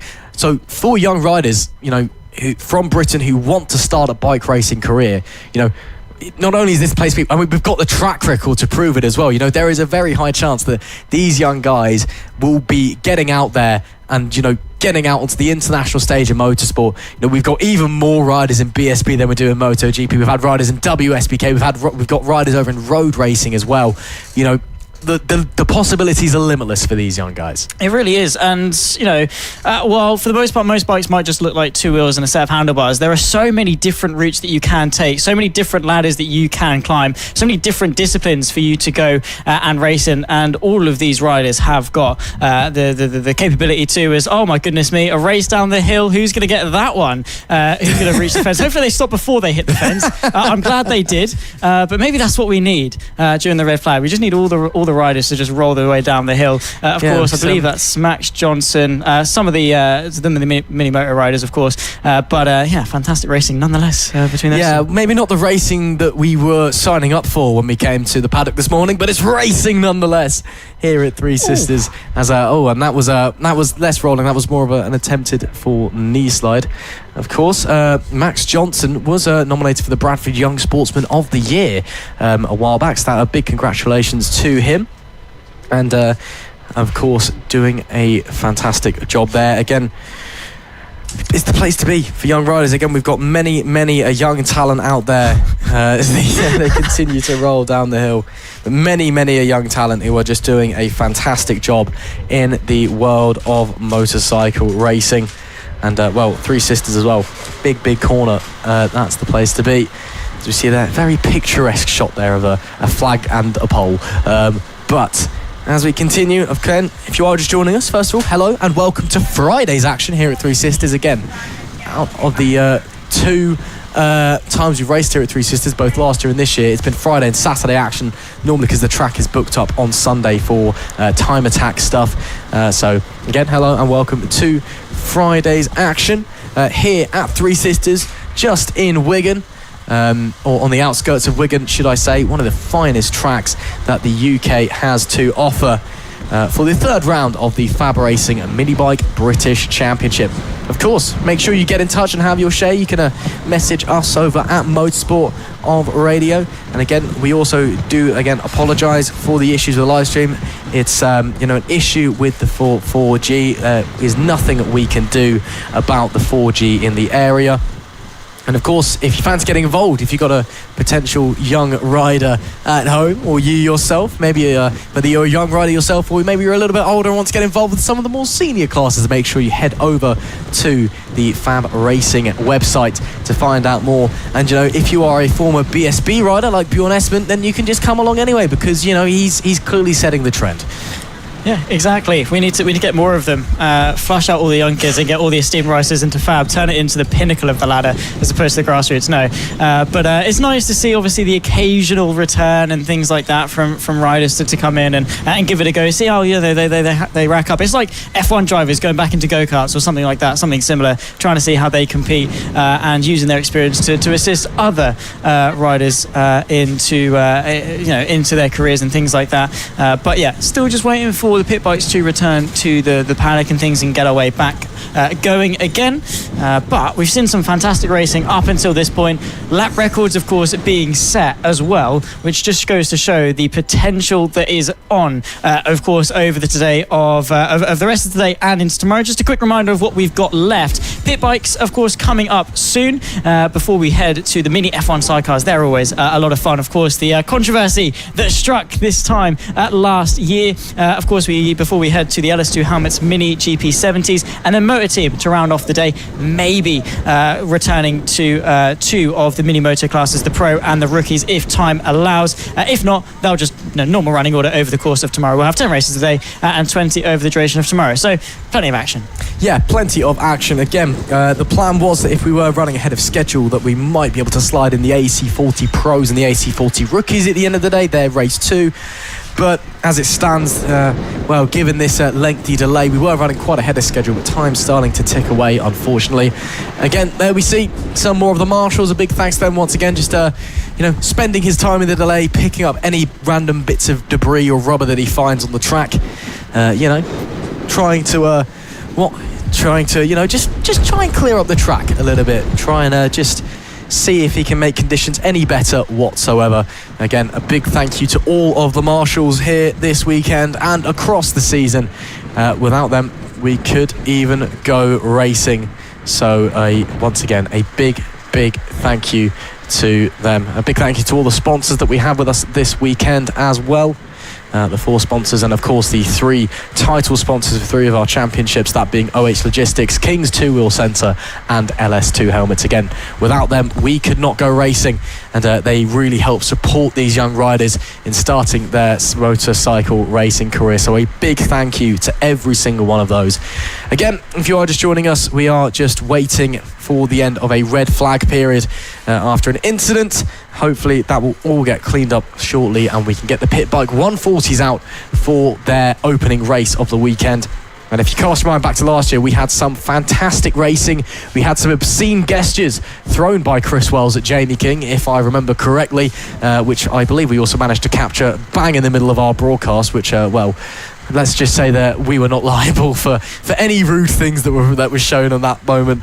But some great racing, some obscene gestures, and just all-round fun. And some, because it was the last race of the season, we had some great burnouts at the end as well. Well, I'm not sure we'll be getting those this time, but the great racing certainly. The obscene gestures, hopefully not. Fingers crossed. If not, we can pan away as quickly as possible. We'll see. Of course, when it comes to the on-track racing. But if you are just joining us for the first time, of course, if you are new to FAB-Racing, welcome, of course, to the community, as we say earlier. It is a huge family. Very, very welcoming is the entire paddock. Hopefully we'll get you up to speed with how things are running. It is the prestige grassroots entry onto that ladder in motorcycle racing, albeit that whatever path you eventually go and take, this is where a lot of the riders and the stars of the future start their journey, sometimes just at the very, very beginning of it in the Mini Moto AC40 Rookies class, climbing their way through Mini Motos up to the elites, then onto the Metricats and onwards and upwards towards the RNG British Talent Cup, the Red Bull Rookies, and beyond potentially with how talented some of our riders are. Previous champions, of course, racing in the higher levels of bike racing on the feeder series ladder, some of them over abroad in Europe, racing in a plethora of different championships as well. So I'm sure you'll find a home with FAB-Racing. And we've got a diverse set of categories as well. We've got mini motos, we've got the mini F1 sidecars, we have the Extreme 200s, which is a bit more of a mosh pit really of bikes. Same with Motor Team as well, where it's a little bit of a different dynamic. And then of course the more generic, the ones that we're more familiar with, the GP style bikes in the form of the 50s and the 70s. So I'm sure there's something that will find your liking and some great racing competitive racing as well to go with it. And, you know, it's promoting British riders in bike racing as well, which is something that I think, especially across the last few years, has definitely kind of become more questionable as, you know, Spanish and Italian dominance starts to show through. And of course, you know, we want more British riders out there. You know, we want to be doing our country proud and showing us, you know, what we can do on an international stage in bike racing. And of course, you know, FAB-Racing is helping us push forward with that and helping, you know, really put Britain on the map in terms of motorcycle racing, which is what we absolutely love to see. There we can see the many sites of Three Sisters. You've got the Supermoto circuit in the middle. Again, they run lots and lots of events around here at Three Sisters. If you're near Wigan, I would very much recommend checking it out. It's, you know, they run Supermoto, of course. We're here with Fab. They do lots of karting. They do lots of drift events and time attack with road cars, or road going cars, should I say, which, you know, again, it's not very wide. It is a karting circuit first and foremost, but the fact they're able to do that, very impressive. They do lots of time attack events as well, again with road cars and road bikes. But yeah, would highly recommend checking out if you are in the area with Wigan. Well, we're still in this delay. We're going to head back down now into the paddock in a short moment. And well, we spoke to some of the riders across the weekend. We'll hear from a few of them. Of course, again, if you are just joining us, we are just in a red flag delay for an incident. We will let you know as soon as we know. So, for starters, let's go down and talk with perhaps who could be, or should I say in a moment, but who we are going to go down to when we do go down to them. Perhaps the most famous FAB-Racing family at the moment, the O'Keeffes. After, well, I'm not sure hilarity is the right word, but the chaos of that race at Ella Park. Well, let's just say they've earned themselves not a reputation, but notoriety. And, well, each of them having different responses, but equally funny in the same regard. So let's go down and speak to the O'Keeffes. And Harrison O'Keeffe, you're a bit of a famous man in the FAB-Racing paddock at the moment. Surely hoping for perhaps a bit more luck this time coming into the round at Three Sisters than we saw at Ella Park last time out. Yeah, definitely gonna try and keep my cool and look behind me this time. Well, let's not dwell on the past and any mistakes that may have happened at final corners. Let's look forward to this weekend. Sun shining, looks like it's going to be lovely weather the whole way through, and a great track here at Three Sisters as well. I remember you guys were here last year. I seem to remember you did quite well as well. I can't remember where we placed last year. I think we was all right. But yeah, I'm just catching up now to remembering the track again, so we'll see how we get on. But yeah, should be good. So I'm sure you've been out a few times today already. How's everything feeling on the bike? Everything feeling okay? Just getting used to everything again. Bike feels all right. It's just the track, getting used to the track, knowing what's where, really. That's about it. And looking across the rest of the season as well, again, we're actually quite quickly approaching the halfway point, which feels weird given it's only the third round. But, you know, what's the goal for the rest of the season? Again, you said, you know, you've been kind of catching the front runners. We've seen some great performances from you this year. So do you want to be in a position at the end of the year where you're regularly challenging for wins and maybe even the title? Yeah, it'd be good if I finished top four at least in the whole championship. That would be dreams come true, that. Well, thanks so much for talking to us, Harrison, and best of luck out there this weekend. Thank you. From one O'Keeffe to the other, now we move over onto Ben. And again, you guys, you've been having a great season so far. Not just, you know, you, but all of the O'Keeffe family. Coming here now to Three Sisters, I'm sure you all want to keep improving and keep going with that form that you're seemingly in. Yeah, that was the general idea until I fell off on the last one. But seeing as Harry fell off on the last race, I thought I'd better take a tumble myself, and I think I did the family proud on that one. Well, I mean, it's not quite doing the Harrison, you know, falling off on the last corner on the last lap from the lead of the race, but, you know, still got to have a tumble occasionally. But bike looks okay from what I can tell from behind. Are you thinking it's going to be all right? A little bit dubious at the moment, but I think it is only fair for me to say that with Harry's fall off on the last lap, we, as a family, we were bitterly disappointed. We felt he let himself down, he let me down, he let his great granny auntie down, and he just let a lot of people down. I had a dog that died 9 years ago, let that down as well. It was a sad affair for the whole family. We were disappointed. So it was a long walk home for him then, was it? We made him walk. I think nobody would let him in the van after that performance. It was a disgrace, absolute disgrace. I'm surprised he's been allowed back, to be honest. It's just shocking.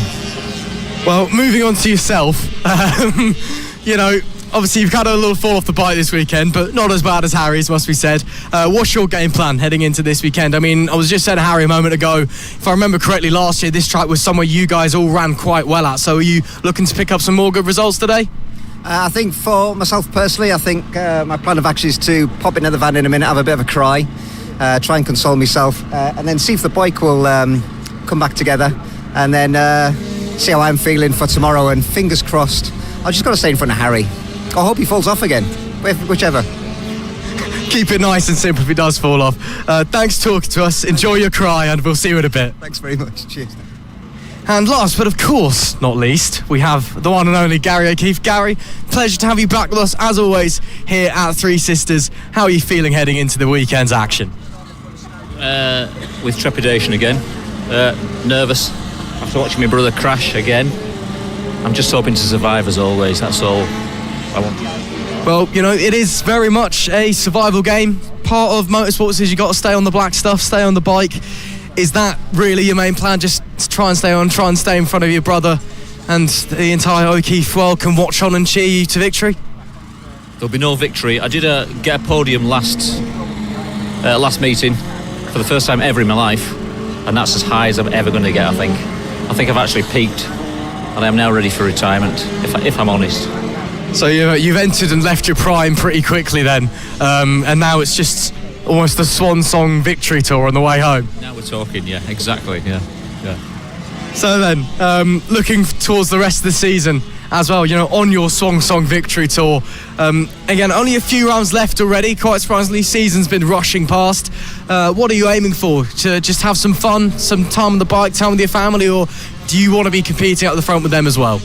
If I could set one or two more personal bests, I'll be happy, but like I say, I think I've peaked 10 or 15 years ago, and it's not going to happen now, so. Well, thanks for talking to us, and as always with retired athletes, there's a place for you in the media when you're done. Thank you very much, I'll be there.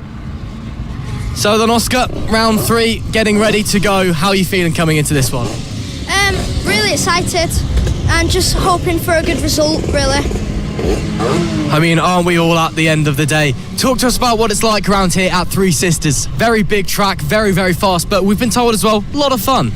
It's a good track, yeah. Very fast one. A few bumps, but really, it's really good. Would you say it's one that really suits your style of riding as well? Well, a bit, and a bit not, because it's just hard to learn. But when you get the hang of it, it's really good. So, what's your game plan heading into this weekend then? Where are you looking to finish roughly? I'm assuming you want to be right at the top of the pack, of course. Well, I'm looking at a 14th, but hopefully a top 10. That's great to hear. And Buddy, you talked to us a bit about your year so far as well. Talk to the people at home, you know, how you think your year's gone. It's going all right. First year, and yeah, just try to learn all the tracks for next year. That is brilliant stuff. And again, is that a kind of similar plan looking over the rest of the season? Just looking to learn tracks, get time on the bike? Yeah, really. This is just a practice year for me. That's fair enough. So next year is when we'll be seeing the real you coming out. Yes. Awesome stuff. Well, thank you very much, and we'll see you out on track this weekend. Thank you. Yep. Here with Tommy Williams. It's coming into what looks to be a great weekend of racing here at the third round of the FAB-Racing Minibike British Championship. How are you feeling looking forward to this one? I feel quite good. It's a fast track and I like it a lot. I mean, we've been speaking to a lot of riders throughout the paddock and they've all been saying very similar thing. Fast track, quite bumpy, need to be quite brave around here, but everyone's been saying it's really fun as well. Is it a track you enjoy? Yeah, it's one of my favourite tracks because it's quite flowy and fun to ride with. So I'm assuming when you go out there for your 3 races, you're really looking forward to just having some fun and showing what you can do. Yeah. And looking across the rest of the season as well, of course, you've had a strong year so far this year. We're already approaching the halfway point of the season as well. Are you just looking to continue just to build up your experience, build up your confidence, build up your speed? Yeah, I'm basically trying to build up my speed in the corners and out the corners, so I'm trying to roll in and out of them, so I don't really need to use my brakes that much. Well, that's awesome stuff. Thank you very much, Tommy. You're welcome. Randy Carter, a great year so far for you, and the third round of the championship awaits here at Three Sisters. What's running through your mind at this moment in time? It's really fast and it feels really good. That's great stuff. Again, it's a very popular track with all of the paddock, this one. Is it one that you're gelling quite well with? Do you think you can run fast here? Yeah, it's really good as well. That is awesome stuff. What brings you then to FAB-Racing? You know, what makes you want to come out here and do this? Because of Matt Marquez made me feel like going into racing. That's great to hear. So, you know, would you one day want to be up in MotoGP? Yeah. Well, hopefully one day you can get there. But let's talk a bit more about why we're here now, of course. Third round of the FAB-Racing season. And, you know, you've been putting in some strong performances so far. Looking across the rest of the year, is your plan just to carry on going out there, going as fast as you can? Yeah, it's really fun as well. Well, if it wasn't fun, we wouldn't be here. Thank you very much, Randy. Bye. Nelly Nuth, one of our many talented young female riders here at FAB-Racing. Great to speak to you here at Three Sisters. You've been having a brilliant season so far. Talk us through a bit about, you know, what makes you want to go out and race and, well, why you're so quick. I'm just so quick and I really like racing. Well, that is absolutely great to hear. Now, of course, you're one of our leading riders in the FAB-Racing Female Competitor Cup, which is great for you. What would it mean if you were able to win that trophy? I would be happy and stuff. Nothing wrong with being happy. And how are you finding it here at Three Sisters? Really good. So do you want to go out and win a few more races here this weekend then? Yes. Well, hopefully you can do that. Thank you very much for talking to us, Nelly. Bye. And yet another young, talented female rider joining us here in Daisy Ray Grayson. Daisy, great to be speaking to you here at the third round of the championship at Three Sisters. What's going through your mind? How are you feeling heading into this race? I'm feeling good for the races. It's my first time here and I'm a bit nervous for racing here. So it's your first time here, so you're learning the track. How's that going? Is it a track you're enjoying so far? It's a really good track. I'm enjoying it quite a lot. It's a really fast track. Yeah, obviously really fast suits your style as well because you are quite fast. What do you want to do here? I mean, obviously you want to win all three races, but, you know, are you aiming very high? I'm aiming for top 10 this week. Well, we've got our fingers crossed that you can get there. Looking across the rest of the season as well, you've had a great year so far. I assume you just want to keep putting in the great results until the end of 2024. Yeah. Well, that is great to hear. Thank you very much for talking to us, Daisy, and we hope you can get your top 10s this weekend. Thank you. Plenty of young rookie riders here at FAB-Racing, and we are being joined by another one. James, great to see you. Great to see you back at Fab here at Three Sisters as well. And, well, what a track this is. It's got to be one you're enjoying. Yeah, I think that's really fast. First time round here, so I feel like I could get inside the top 10, maybe, because I'm on a new bike now, got new sprocket. So yeah, I think I could maybe get inside the top 10. So, new bike, new sprocket. Do you think that's maybe going to just help you push a little bit more forward then? Yeah, I think it'll help me a lot with the new sprocket, because if I was on a 64, I'd be way back in top 16. And this new sprocket has really helped me throughout the season. Well, hopefully your new sprocket can do some wonders for you, but you know, you said it's a track you're enjoying so far, and you know, you've already had a great year, so do you want to continue that form heading into this round? Yeah, I would continue, but this is a new track, faster than all the tracks I've been to, so I think I'd have to change my position a lot. Well, hopefully you can get up to grips with it very, very quickly. Thank you very much for talking to us.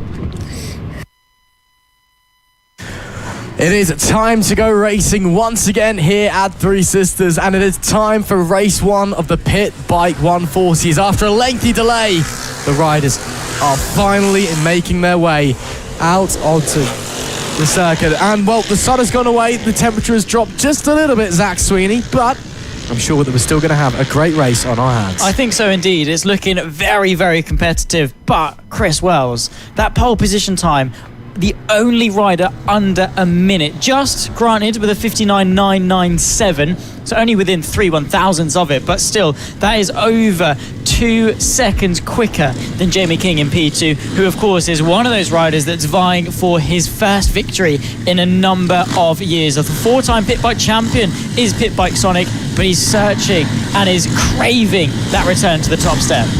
But he's got a reigning champion, Chris Wells, to negotiate with as they get going on their formation lap. It is Chris Wells who starts on the pole position. Jamie King, the number 76, starts in P2. Zach Tureen is third with Keaton Payne in P4, but looks like he's having issues down on the grid. Hopefully Keaton Payne can get it going. We saw him earlier in the senior mini motos also having troubles with reliability on the grid. Sean Whitaker, he starts in 5th with Thomas Dudson in P6. Adam Harris is in P7. And Paul Nasel, he starts in P8, the last of our relatively small pit bike field, it must be said, but one still full of surprises.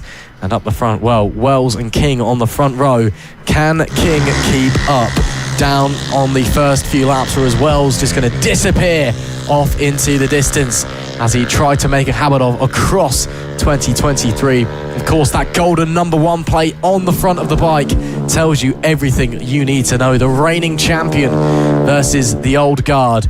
Who is going to take it in race number 1? Well, let's find out, shall we? I mean, Chris Wells, 2 victories this time were last year, of course, when we last took to Three Sisters. It's P3, P1 and P1 for Chris Wells to take him to championship glory in a pretty dominant fashion. Those were 2 of 12 victories and 20 podiums over the duration of 2023. Jamie King, though, was just in behind on a number of occasions. He was on the podium on all 3 occasions as well. Maybe that trajectory could improve and continue here in 2024. Of course, some hand signals being thrown as they get ready. Eye to the flag. Jamie King, Chris Wells, the front row. Race 1 at PB140 is go at Three Sisters. Good launch from Jamie King, but an even better one from Zach Tureen as he moves his way up into second place. Chris Wells is able to establish an early lead nicely. Jamie King launches the attack into turn 2, but not quite close enough on the opening phase of the first lap. Chris Wells then able to settle in quite nicely. Jamie King going backwards off the start is the last thing that Pit Bike Sonic would have wanted in his crave for victory. As they come down now to the bottom end of the circuit and get ready to start the opening lap proper. King looking for a way past Zach Tureen, but unable to make the gap appear. But now it is Slipstream City as they head onto the back straightaway. Chris Wells starts the first lap. Now 9 laps left to run. Zach Tureen in P2 with Jamie King in P3. I believe Paul Nasel may have waited at the line for a few seconds before he got going. He clearly just wants to run his own race out there today, so he will be out of the running for any competitive positions. As they come round the pit straight for the second time, King looking to the inside. Wells, though, hasn't completely bolted away. Although he's got a fairly comfortable gap already, he's not just vanished into the distance. He's still very much within sight, and if you're behind him and you've got the pace, very much an opportunity to try and catch him. Here comes Jamie King as well. I think just negotiating their way through of course, that's Zach Tureen. He's been able to move his way up in a second place quite nicely, in fact. Nice little move there. Easy as you'd like it. Nice and tidy up in a second place. Not really too hard fought, of course, by the 89, just allowing King through. And they now need to start their pursuit for P1 because Chris Wells, it's a decent gap that he's been able to establish early doors, and he's going to be continuing to improve that pace, that if they're not hammering the pressure on, he'll only get further and further. It is vital for Jamie King to get onto the back of Chris Wells as soon as possible if he wants any chance of ascending to victory. Of course, we were expecting this to be a bit like a Moto3 race in the pit bikes here at Three Sisters. It's all about the toe. It's all about picking it up at the right time. While Jamie King, if he doesn't get a shift on, is at danger of dropping out of the tow of the race leader, Chris Wells, the reigning champion, doing a mega job. Of course, he does have the lap record around here from last year when we first visited Three Sisters at the final round of the season, and currently in this race got the fastest lap as well. But King, you can see the commitment through the S's section, pushing very hard is Pit Bike Sonic and desperately trying to catch up to the back of the number 1 plate. But I tell you what, Zach Tureen, he's not let Jamie King go, still holding on to the back of the 3-time Pit Bike 140 champion and doing a very good job, still pumping in some very respectable lap times. And talking of respectable lap times, Chris Wells slots a new lap record, 1 minute dead, 0.673.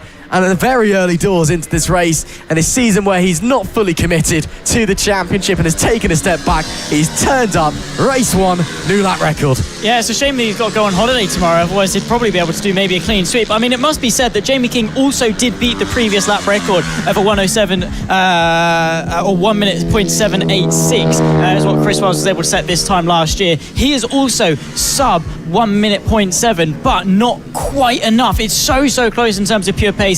Jamie King on the back foot in qualifying seems to be making up for it in the race, but he's already 1.5 seconds back. It's not good enough to just match. He needs to close. He does indeed need to close, and with 7 laps left to run, he is already running out of time. This is some battles that we've got further down in the pack.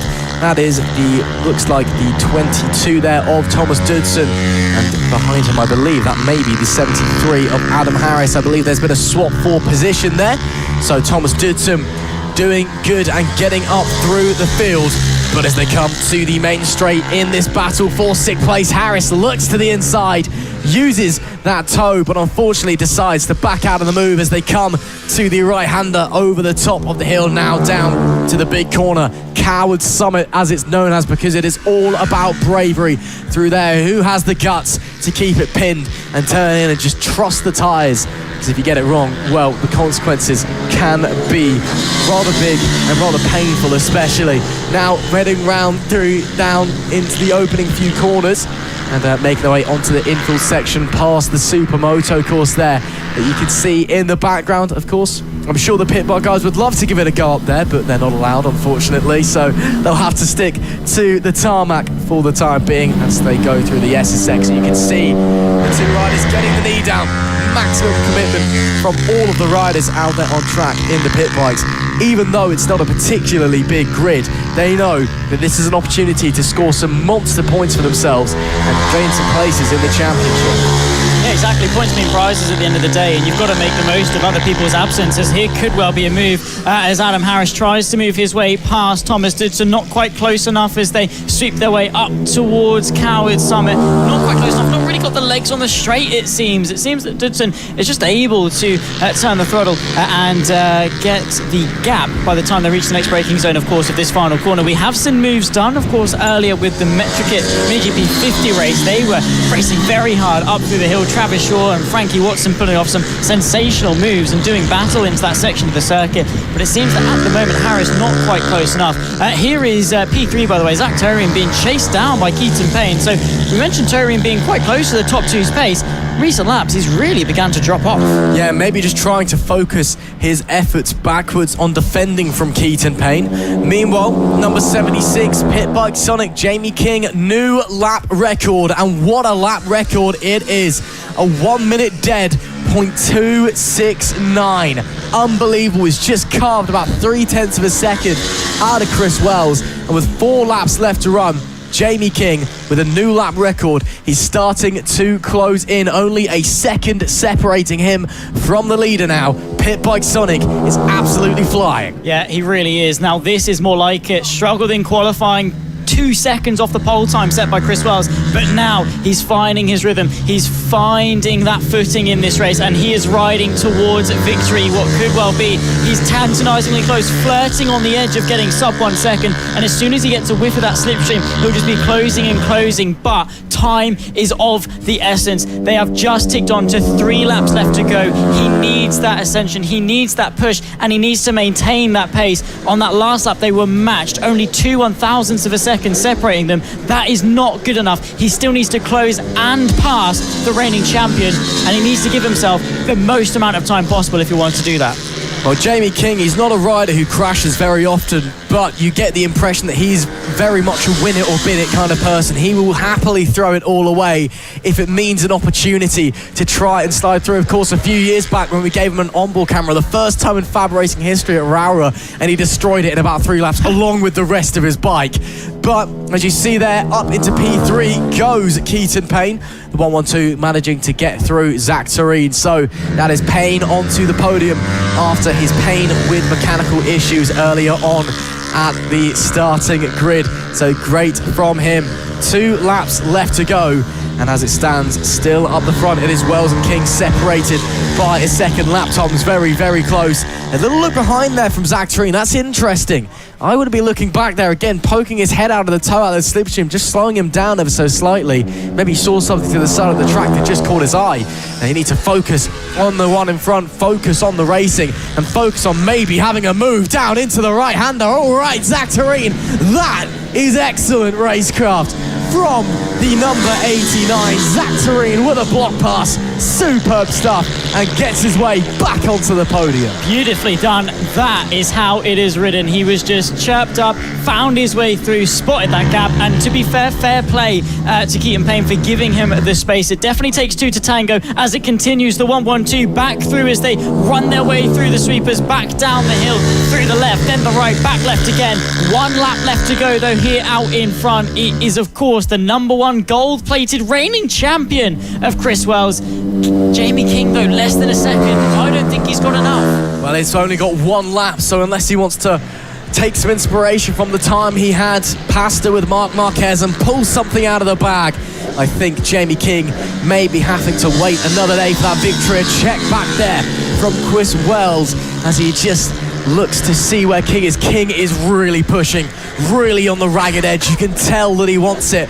Wells, meanwhile, his typical self, cool, calm, collected, just keeping it on the black stuff and hitting his marks. The reigning champion, of course, returning for this weekend of FAB Racing action at a circuit where he had great success last year. And is King a similar sight to what he saw last year as well, with Chris Wells in front. Round the final few turns, it was hard racing, but for Jamie King, it wasn't enough. Checkered flag waves, it's over. It is Chris Wells who takes victory in race number 1 of the Pit Bike 140s here at Three Sisters.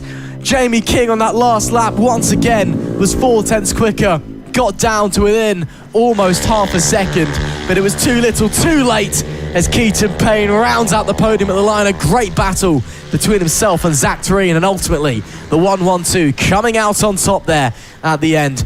But it is a familiar sight here in FAB Racing as Chris Wells, with the number 1 on the bike, sits in the number 1 spot. It will be Jamie King who takes second. Keaton Payne will finish in 3rd place. Zach Tureen in 4th. Thomas Dudson in 5th.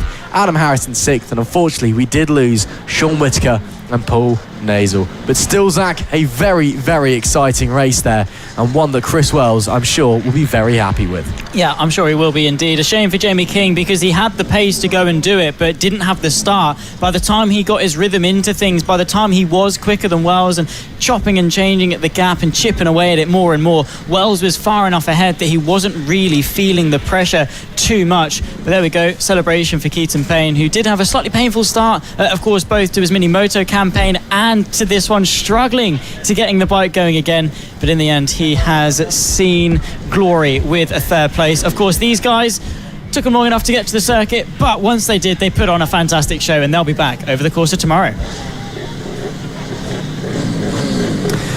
Now then, it is time for the opening race of the Mini F1 sidecars here at Three Sisters. And of course, cast your mind back to last year, the championship finale. And what a controversial finale that was in the sidecars. Of course, the Green Street and Mick Williams, the two fighting for the championship, coming together on the opening lap of the first race, down at the final corner. And, well, Mick Williams down and out. The Green Streets were able to continue, ultimately faced a huge penalty. Mick Williams was absolutely outraged at the incident, and ultimately went on to clinch the championship over a dominant remaining few races. But this time it looks to be the Green Streets who are on fine form, again qualifying over a second and a half faster than Nick Williams in P2. The Green Streets so far this year, very much the class of the field, looking like Nick Williams a few years ago, to be honest, winning every single race so far on that number 90 machine. Maybe this time is the time that Mick Williams can try and respond. Maybe so, but after qualifying, it was a 106.634 for the Green Streets, a 108.096 for Mick Williams, which, doesn't tell too good about their race. But we saw, with other categories, qualifying times and being off the pole time doesn't necessarily mean you're going to race badly. I'm sure that motivation and seeing your rival right in front of you will maybe kickstart something. Of course, a couple of weeks ago at Ella Park, they were able to take a string of second place finishes, which is good results. But unfortunately, in terms of the championship, still lost 15 points total on top of the 50 that they lost by being absent at Lid. It's not good enough if you want to go and win a championship. And like we were saying earlier, as we move further and further on with the season, that championship and those points are going to be ever more important. They are indeed. Getting underway on our sighting lap, and it is Jason and Leo Greenstreet on the pole position. Mick Williams alongside them with Mick Lee and the 44 machine in P3. John Hosker on the 127 in P4 with Vince Bailey and Amy Tilbrook. The 369 returns and gets into P5. Martin Hills on the 420 is in P6. Jamie Alexander and Isaac Greenstreet, they start in P7. And the 230 of Mark Parker in P8. Once again, I believe that's a full house in terms of regular faces here in the Mini F1 sidecar. So great to see 8 outfits turning up here today and making an appearance as they going around. Looks like we may be having a bit of an issue for somebody who's sliding in. That is the 127 of John Hosker. That was having a couple of issues in practice. Either they've made a mistake and gone the wrong way, which is entirely possible, or they're having issues because they're not lining into their grid slot either. They're just trying to pull forward. And I can see confusion on the face of Flag Marshal Lee Clowes.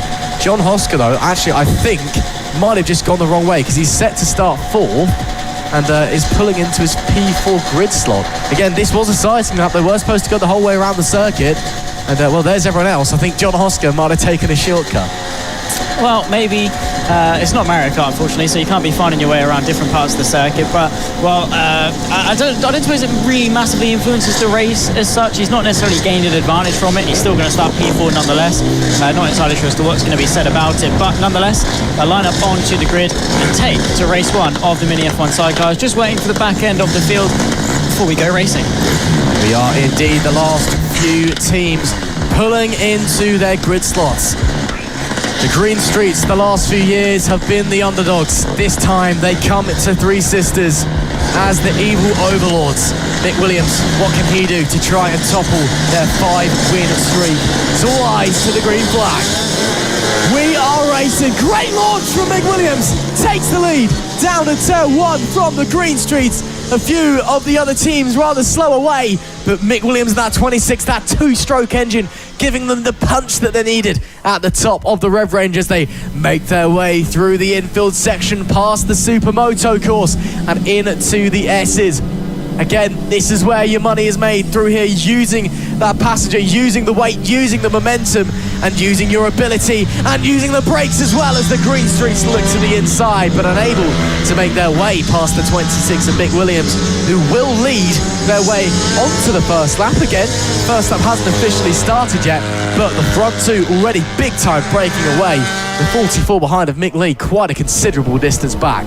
Yeah, the top two really breaking away. Of course, the history between these 4 riders is insurmountable. They run their way up through towards Coward Summit. They'll disappear, they'll reappear down the hill, and I think there might be a look to the outside. Will history repeat itself here at Three Sisters? Trying to get underneath is the 4-stroke powered number 90 machine as they round off to complete 1 full lap technically, but it won't be classed as 1 full lap by the time they reach the timing line. However, Mick Williams still able to lead the way, but for how much longer? Because those Green Streets, they look feisty, and there they go to the inside of turn 4. I'm not sure Mick Williams is going to take no for an answer. Neck and neck once again, using that 2-stroke in the 26 to draw back inside into the S's section. And while these two outfits are fighting, the 44, and Mick Lee very much keeping pace with them, which is great to see from that 44. Greenstreet's once again, oh goodness me, had to cut across the grass. That has cost them a lot of time. I think that Jason Greenstreet went for a gap, realised that the gap was going to disappear and just had to back out of it in the only way possible, which was skirting across the grass. That does give Mick Williams a little bit of breathing room up the front.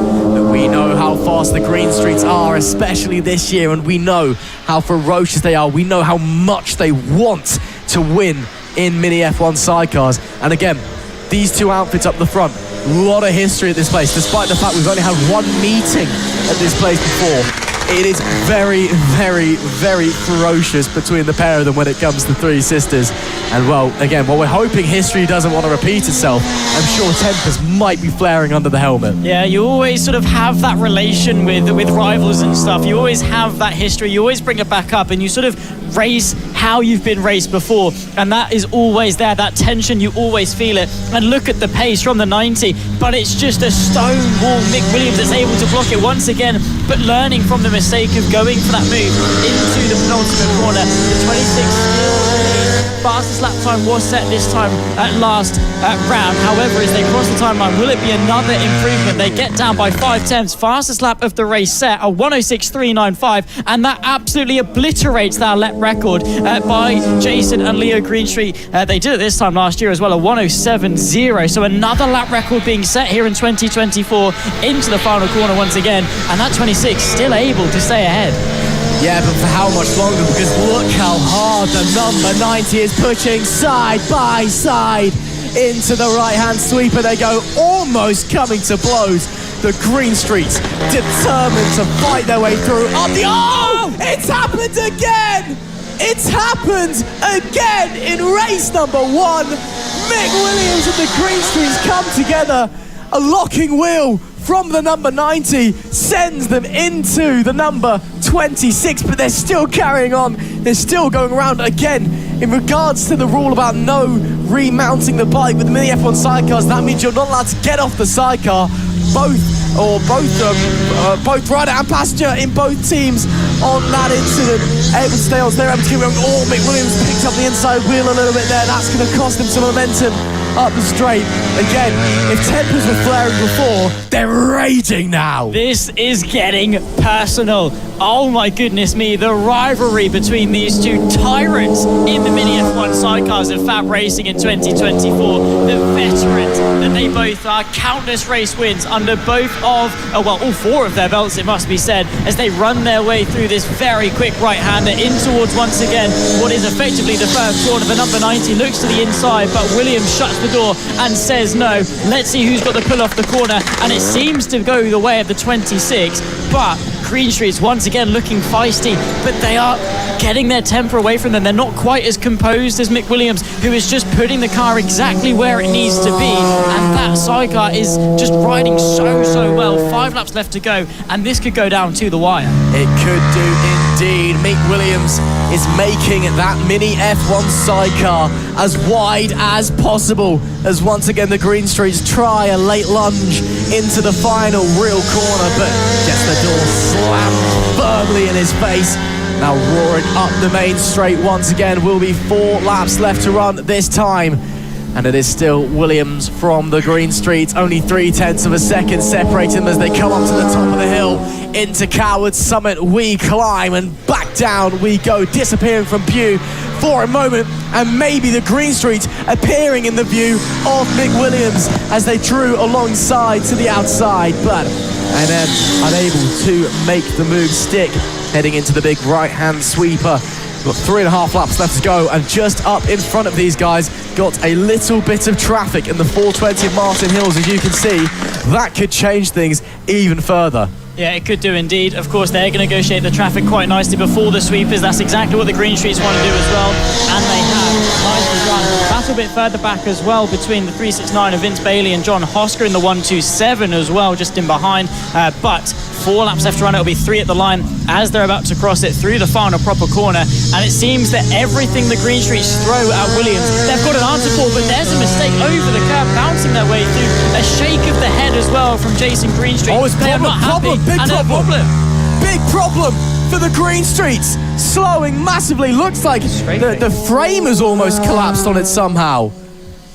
That is bizarre, but a huge problem for the Green Streets. Mick Lee slides on through in the 44. That could be them down and out with just 3 laps left to go. In what was a fight for the win, a new lap record on the way as there goes Vince Bailey and John Hosker. The Green Streets slowed massively by an issue, and I believe they will be pulling into the pit lane as we wait to see what they do in the background. There goes the 44 of Mick Lee. Now they're trying to stay out, they're trying to keep going. Again, they know they are leading the championship, they want to maintain their position there. I'm not sure what the problem is, that they're trying to check it out almost. But they're still going around. Well, this is bizarre. This is absolutely bizarre. But the Green Streets fighting for victory to nothing in a moment. Yeah, that is how quickly the pendulum can swing. You're on the highest of highs 1 point and the lowest of lows. All good things must come to an end, and their 5-win streak is going to end here for race 1 at Three Sisters. Let's focus on a slightly different battle as well. The 230 of Mark Parker and Ems is also fighting with the 11 of Jamie Alexander and Isaac Greenstreet, of course, at the back end of the field. This is for P6 with 2 laps left to go, probably about 1.5 for these guys as they're running their way through as well. But that is some sensational racing as well. Very, very close. And I have to say, of the season so far, this has got to be the best Mini F1 sidecar race of the bunch. Oh, it has been. I mean, to be fair, as a season as a whole, this has been the best Mini F1 sidecar season in a long time.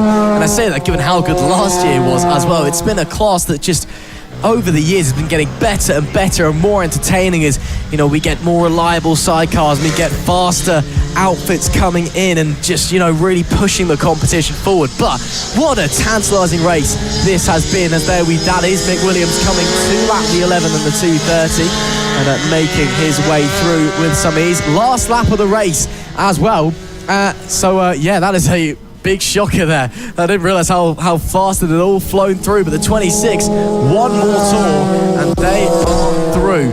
As coming up in just a short moment's time, actually, I can see out the commentary box window, they're not far away from lapping the Green Streets, and actually they'll be very, very close indeed to lapping the Green Streets, and they will be lapping the Green Streets as they come through there.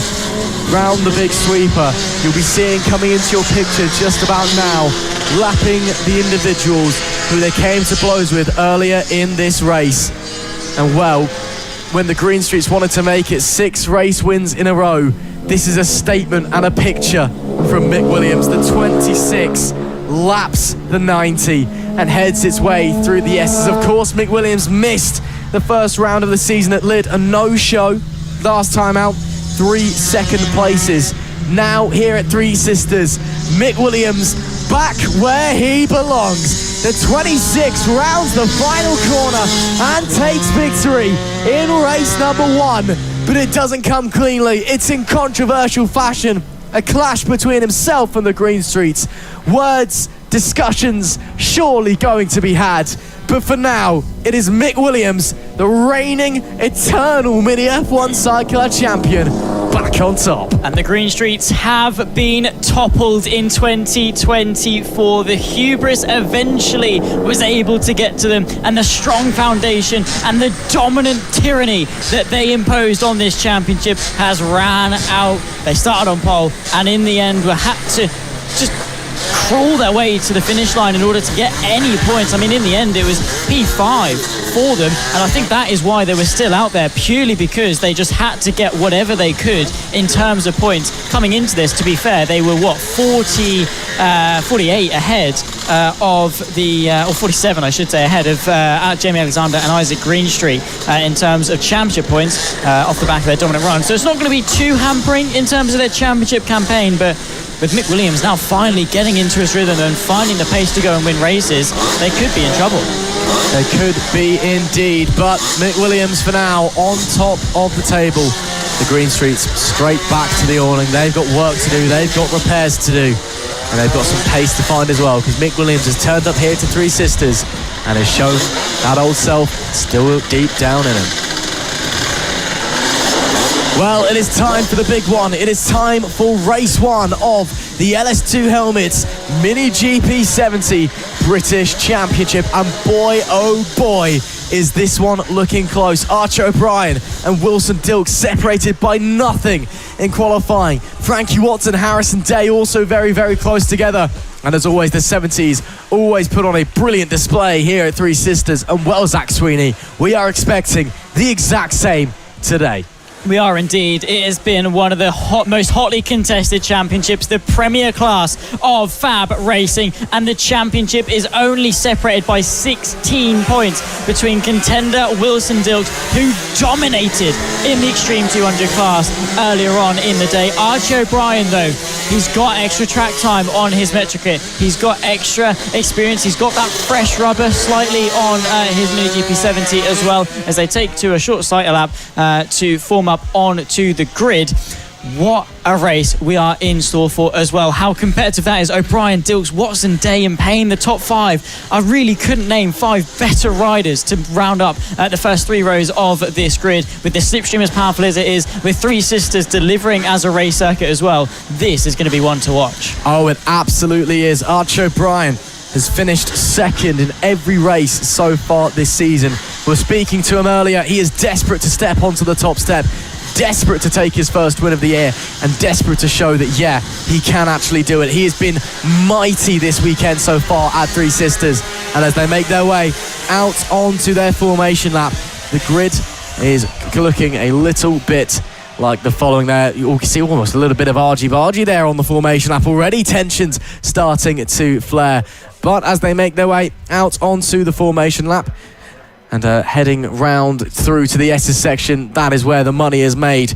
Grid starting to look like this. Archie O'Brien starts on pole with Wilson Dilks in P2. Frankie Watson is third with Harrison Day in P4. Harry Payne, Jensen Bishop, they make up the third row of the grid. Further back, we have Finlay Polhill and Matthew Thomas. Arnie Carr making his appearance this weekend. He starts 9th with Byron Johnson rounding out our top 10.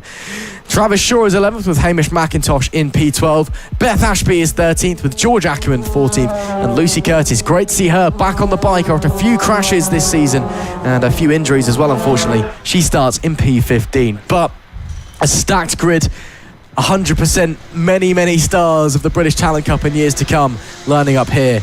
And probably some big rivalries that are forming already. It's sure to be interesting. Archie O'Brien says he has a point to prove. Wilson Dilks, though, looking imperious, looking mighty.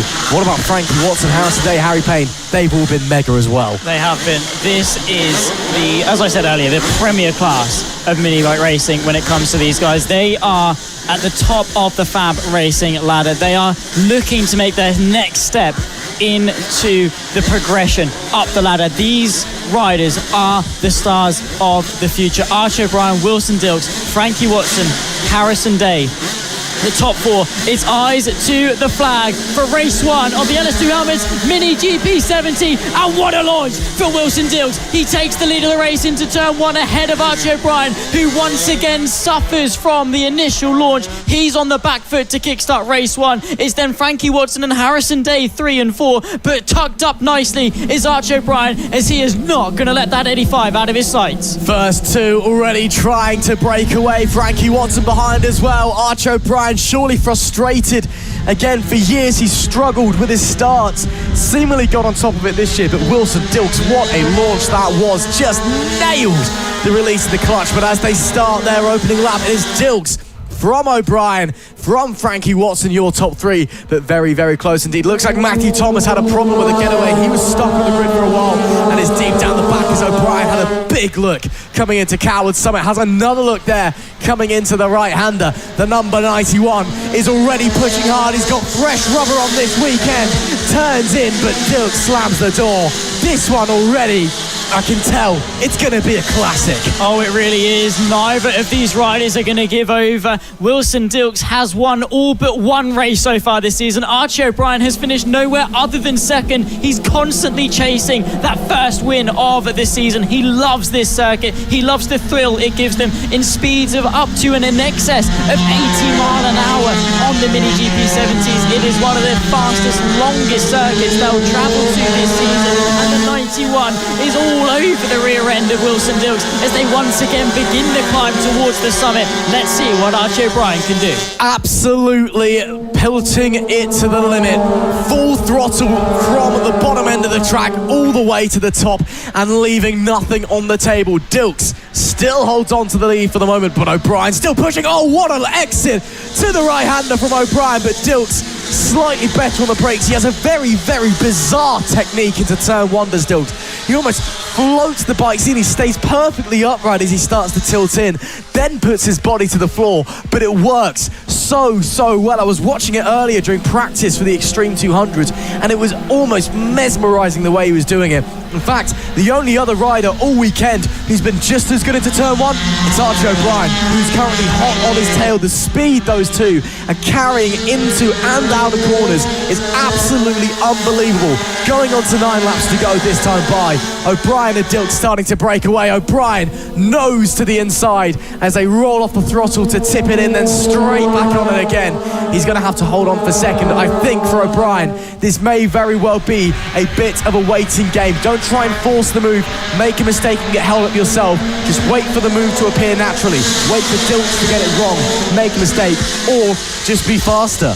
Yeah, I mean, Wilson Dilks, he's not going anywhere. Archie O'Brien is keeping him honest. He can afford to wait for that 80-20 chance move, the high stakes move, the high return on investment, because if he goes for one that's maybe, a 50-50 and then crashes, that is going to be the last thing that he wants, especially when Watson and Day are so close behind, as there is a battle as well. The 199 Finley Polehill versus the 11 of Harry Payne. That's on the back end of the the top 5. Polehill, by the way, fastest rider on circuit with a 57.0. Still a way off the lap record set by Wilson Dilks, which is a 55.6. So a long way to go in terms of pure pace. But that could well be the move to the inside, and it is indeed. Moves his way up and past and into the top 5. Nicely done then, it must be said, as well. The fight at the front still continues as they once again begin the ascent and the descent towards this very fast right-hander, but a good overtaking opportunity once again. Archie O'Brien is so punchy and is so ready to take the lead, but not quite close enough just yet. Yeah, he's just trying to make a move, trying to find a gap, but just not quite there. And while these two are fighting, look who's closing in. It's Frankie Watson, it's Harrison Day. Those two getting very, very close to the leading pair indeed. Meanwhile, further back, looks like Finley Polehill's got through Harry Payne up into P5. So great stuff for the number 199 there. And as we go back to the battle at the front, and actually there we see another group of 4 behind them. Here is the leading group of 4 as they rocket back up the main straight. 7 laps left to run. Once again, up to the big brave top end of the circuit and into Cowwood. Some of the bikes disappear behind a hill, reappear on the other side, and you just pray that and wait and see if anything has changed, if anyone has swapped positions. But for now, they are all holding station. The front pair once again starting to pull away from the pair behind, getting a battle for first and a battle for third. And then a big group of 4 further behind them, holding Payne, Polehill, Johnson and Jensen Bishop. Byron Johnson as well, running very, very quickly. Fastest lap of the race as it stands. So great job for that young man. Yeah. But all eyes on the front, of course. Byron Johnson, championship leader in the 50s and recently won that race a little bit earlier on. He is running quite well. On the 70s, of course, the only difference is that you go from a 50cc engine into a 70. So the chassis is vastly the same. The riding style is very, very similar, and it's the natural progression up as the bike just gets faster, essentially. But he moves his way inside the top 5. 6 laps left to go. It's Dilks, O'Brien, Watson, Day and Johnson, the top 5 for the LS2 Helmets Mini GP 70 race number 1. And just how close those top 2 are. They're the class of the field, setting the standard and so committed. Half of the race left still to run and plenty of battles left to decide. Yeah, still a long way to go in this race, but it's going to fly by, as that was Harry Payne trying to fly by Finley Polehill, but just getting a little bit too greedy on the brakes down into the hairpin and allowing Polehill to slide back up on the inside on the exit of the corner, as they now make their way slowly but surely, tentatively getting on the throttle as fast as they can for the run up the straight. There are your race leaders once again, still neck and neck. Last lap, O'Brien ever so slightly faster, and at the line, do you know the gap? 6 hundredths of a second. You couldn't even fit a piece of paper between them. Again, we're lapping quite a way off the lap record, but we're still lapping very, very quickly indeed, as O'Brien once again looked to the inside. You've seen this lap after lap now. Wilson Dilks leaves the inside open, but uses this very unusual technique to get himself and sweep round the outside. Yeah, he does. He just rolls the bike through, very committed. The speed he goes in, it's surprising that he gets somewhat of a good exit, but he's even able to nail that. And Archie O'Brien just can't match that on the brakes. Or, well, he can match it, but he can't do much better than it. And that's what you need to do to get a move into that particular corner. But he's gathering data. How good of a run can he get out of this final corner towards the line? Can he get ahead before the checker flag will fly?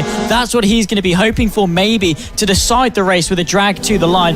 That is a worst case scenario, though. He wants to get the nail in the coffin. He wants to decide this race as they ascend once again up the hill through the chase. Cowards at Summit, then down the hill into a golden overtaking opportunity, but not quite enough. He gets such a good run off the right-hander, but it's all in vain by the time they reach the next. But what Archie O'Brien is doing is, as you said, gathering data. He's seeing what Wilson Dilks is doing. He's seeing where Dilks is better, where he himself is better, what lines, where is he braking, etc., etc. So that means that lap after lap after lap, we saw it a moment ago, had a little look into Coward Summit. He's not had a look there before. He thinks he's stronger into that corner. You're going to start to see that more as the laps tick away. Soon to be 3 laps to go again. Not seen the move into there before either from O'Brien. He's now testing the waters, seeing if where he is faster is a viable overtaking opportunity. Back onto the main straight we go, and I tell you what, Frankie Watson, out of nowhere, suddenly we got a 3-way 5 in the lead. Where's this come from, Frankie? Anyway, back to the lead battle. Here goes Archie O'Brien again, starting to look to the inside through there.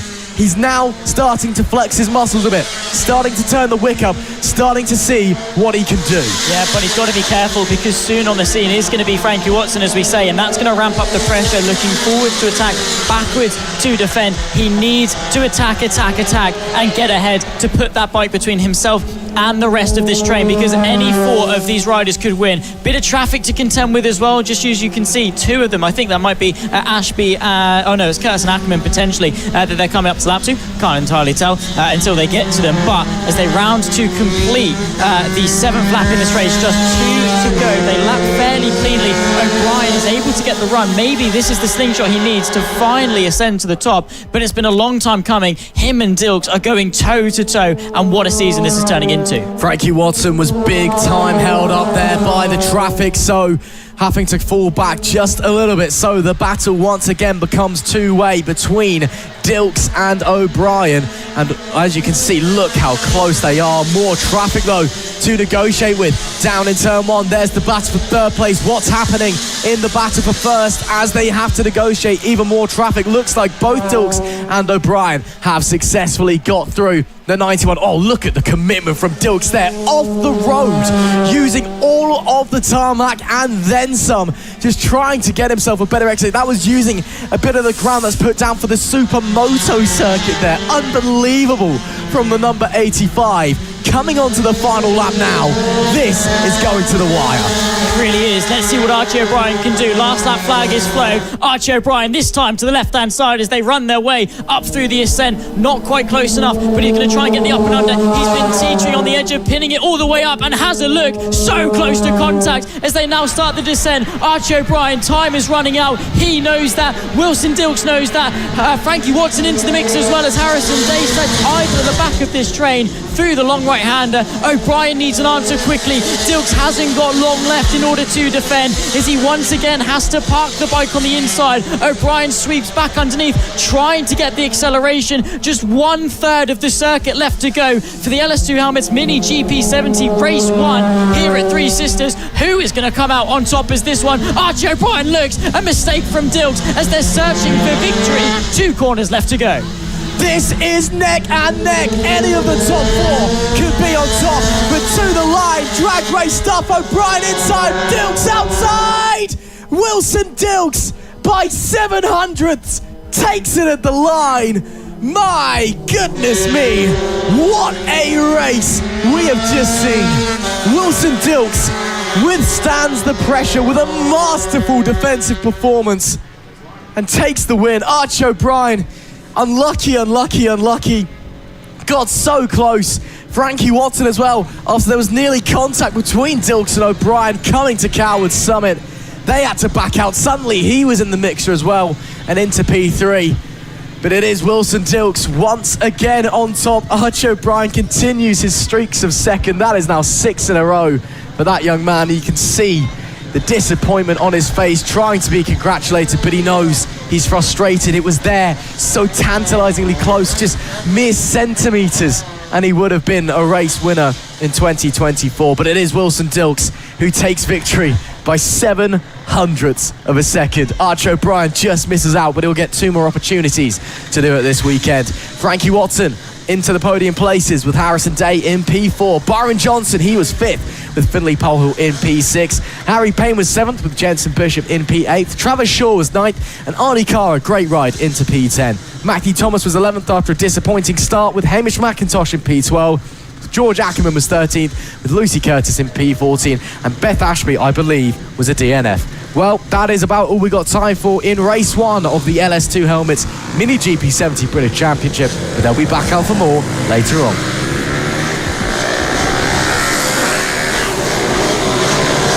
And on to the first race of the day for Moto Team. A slightly different format in terms of the racing that we see from these riders, because, of course, it's all about the bike. The rider is effectively irrelevant when it comes to the championship points. Of course, they're relevant when it comes to riding it as fast as possible, but when it comes to scoring the points, it's the bike that is classified, not the rider's name. So that's why we see a different format, chopping and changing riders sometime, but also one of the cheapest forms in getting into motorsport, particularly here at FAB-Racing. It's a nice way you can get the bike, you can go racing for a fairly cheap entry fee and travel your way around the circuit, which is why, to be fair, we've got a nice abundant grid. 15 riders taken to the field. Not just 15, but it's actually 16. Wow. That's to my memory, I think that might be one of the biggest moto team grids that I've seen, at least in a long while, which is absolutely great. And of course, you can make it even bigger as well. Again, it is the cheapest form of motorsport in the country. You take a cheap bike that you find, on eBay or Facebook Marketplace, whatever,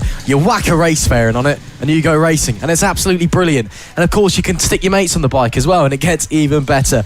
Of course, we've got to remember there are 2 classes to remember and keep an eye on, so it's not just a race for the overall win, but when you're out on track, that's all the riders really care about. It's all about just going for the overall win. You can see the riders just making their way onto the grid there and make sure everything is okay, and then they will get going on their singular sighting lap before they get going for the race proper. But we've had a great year of Moto Team so far, and of course you may just see there, right hand side of your picture, the number 96.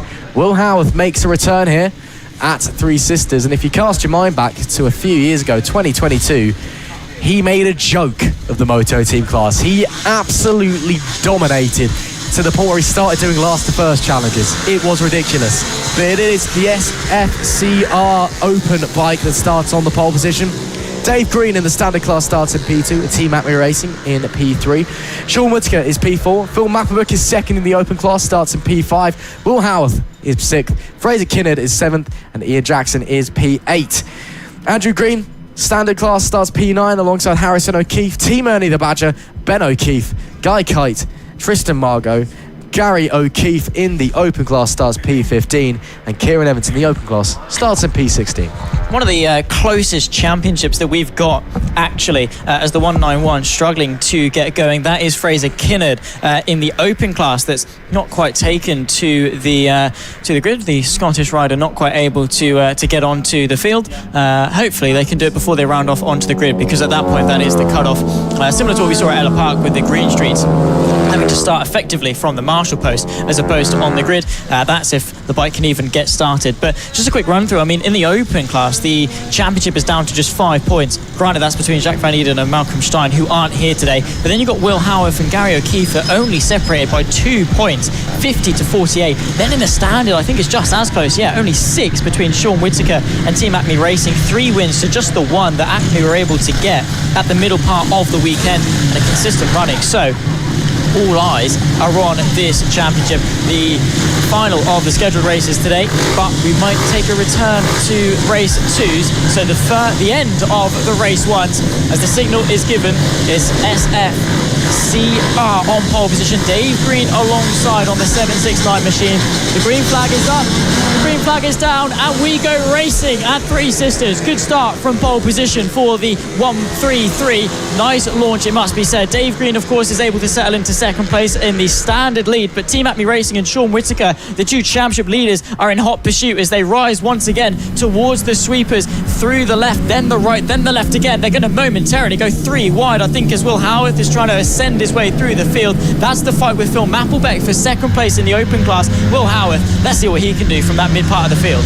What a start that was, though, from the two on the front row of the grid. Again, both SFCR and Dave Green in different classes, so them battling out on the track has no effect on their overall position, or class position, should I say. But again, they're going to try and fight it out anyway, as FFCR leads us up the hill for the first time. First lap has now officially started, and then they hang their way down into Coward's Summit. There go Sean, or not Sean Whittaker, should I say, Will Howarth making up positions.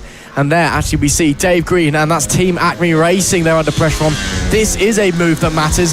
Both Green and Acme Racing in the same class, so this is now fighting for the race lead in the Moto Team Standard class. Keep your eyes peeled on that one as SFCR start to pull away at the front of the pack. Further back, though, you see there is Will Howarth. He's already up into P4 overall. That is second in the open class, but of course race leader in the open class is leading the overall race. That's SFCR, so he's got a bit of a mountain to climb if he wants to take the victory here in the open class. But we know how good Will Howarth is. That number 96 bike is an absolute monster as well, so could be quite interesting to see what he can do across the rest of this race. Yeah, exactly that. Of course, already kicking out of the gates, 2/10 off their own lap record is SFC Racing out in front, a 1:02.881 set with still 9 laps left to run in this race. And what a race it's turning itself into. That's the 1:33. I think that might well be Kieran Evans at the back end of the field. He is now actually being come up to be lapped by the SFCR. In fact, actually, no, that was the race leader. What am I on about? That's the race leader. I was going to say that. The 1:33, that's very much the race leader. So it's a long day. Ross, all right? Have at it. Leave me alone. It's fine. It's only my third weekend of Fab. But nonetheless, that's the race leader. Apologies to Kieran Evans for assuming he might get lapped that quickly. But nonetheless, still got nearly 8 laps left to run in this race. And the 1:33 is absolutely dominating. It's because they're dominating by so much. So 1.5 seconds clear. A swap for position here as the 19 of Phil Mapplebeck is fighting away with Sean Whittaker, who's got some progress to make as Team Acme Racing are a position ahead in a standard classification. Yeah, doing a great job at the moment as they come to the line now. Look at the gap, shall we? Team SFCR, a 1:02.417. Great lap time there. And I believe, it is a new lap record. Great stuff then from them. A 1:02.417 takes the lap record that they happened to set last year as well. Again, a lot of the guys who were quick here this year, turns out they were really fast here last year as well. Who would have thought that one? Meanwhile, Will Howarth and Phil Mapplebeck swapping positions at the line. So the number 96 maybe encountering some issues, or maybe just not quite up to his normal standard of pace. Very, very interesting to see there. Phil Mapplebeck, though, again, this is racing for second place in the open class, P4 overall, so they are going to go for an absolute tooth and nail. A lot of points on the line between those two. Dave Green and Team Acme Racing also separated by not a lot, only 4/10 at the line, but it's pretty much a stalemate between those two at the moment. Lap time's pretty similar, although last time Team Acme Racing were much, much faster. They are just locked in a very stalematy battle, just keeping running their race, waiting potentially for one of the other ones to make a mistake. There we see coming around that is the 19 of Phil Mapplebeck, currently P2 in the open class, P4 overall, just behind him. Will Howarth, his fast charge has come grinding to a halt for reasons unbeknownst to us.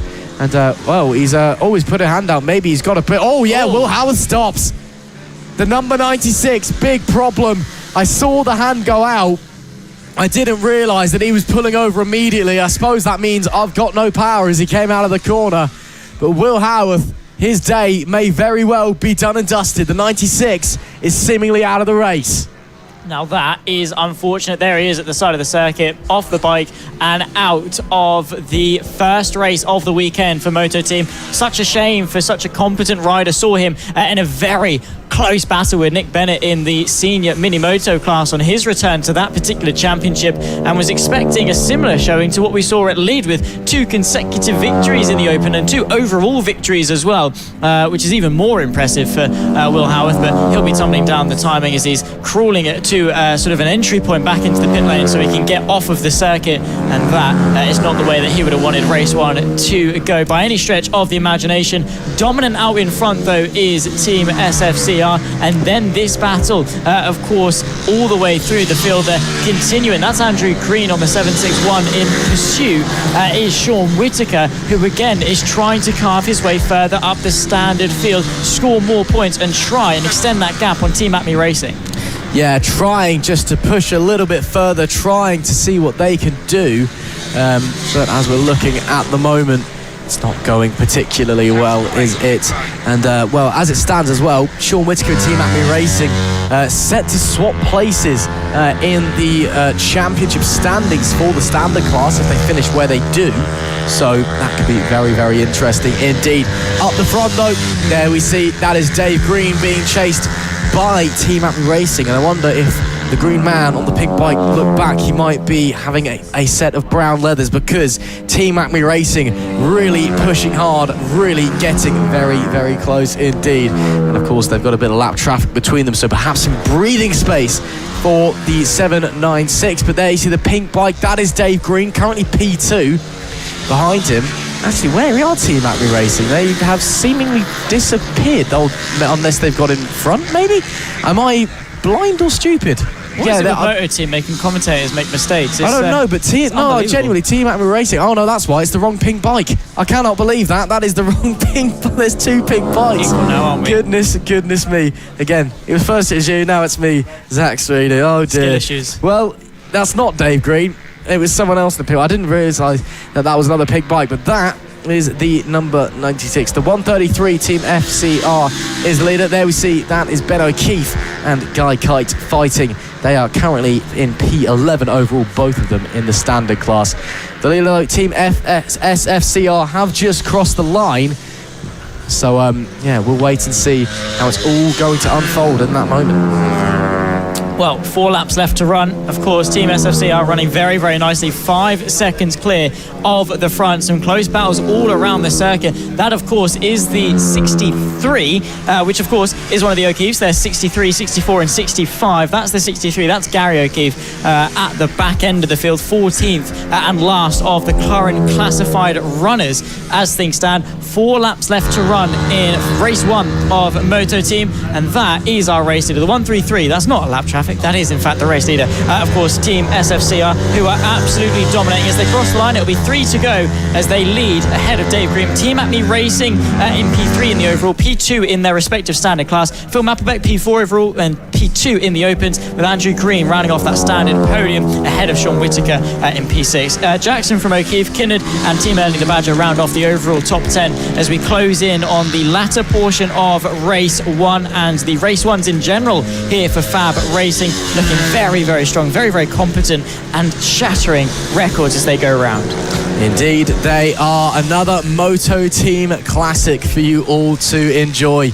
Again, it's typically a race much more about staying on the black stuff in Moto Team, rather about, actual fighting. I mean, the gap between Team SFCR and Dave Green, for example, even though they're in different classes, 6 seconds separating them. But to be fair, Green and Team Acme Racing very much neck and neck. They're having a fierce fight for the standard class win.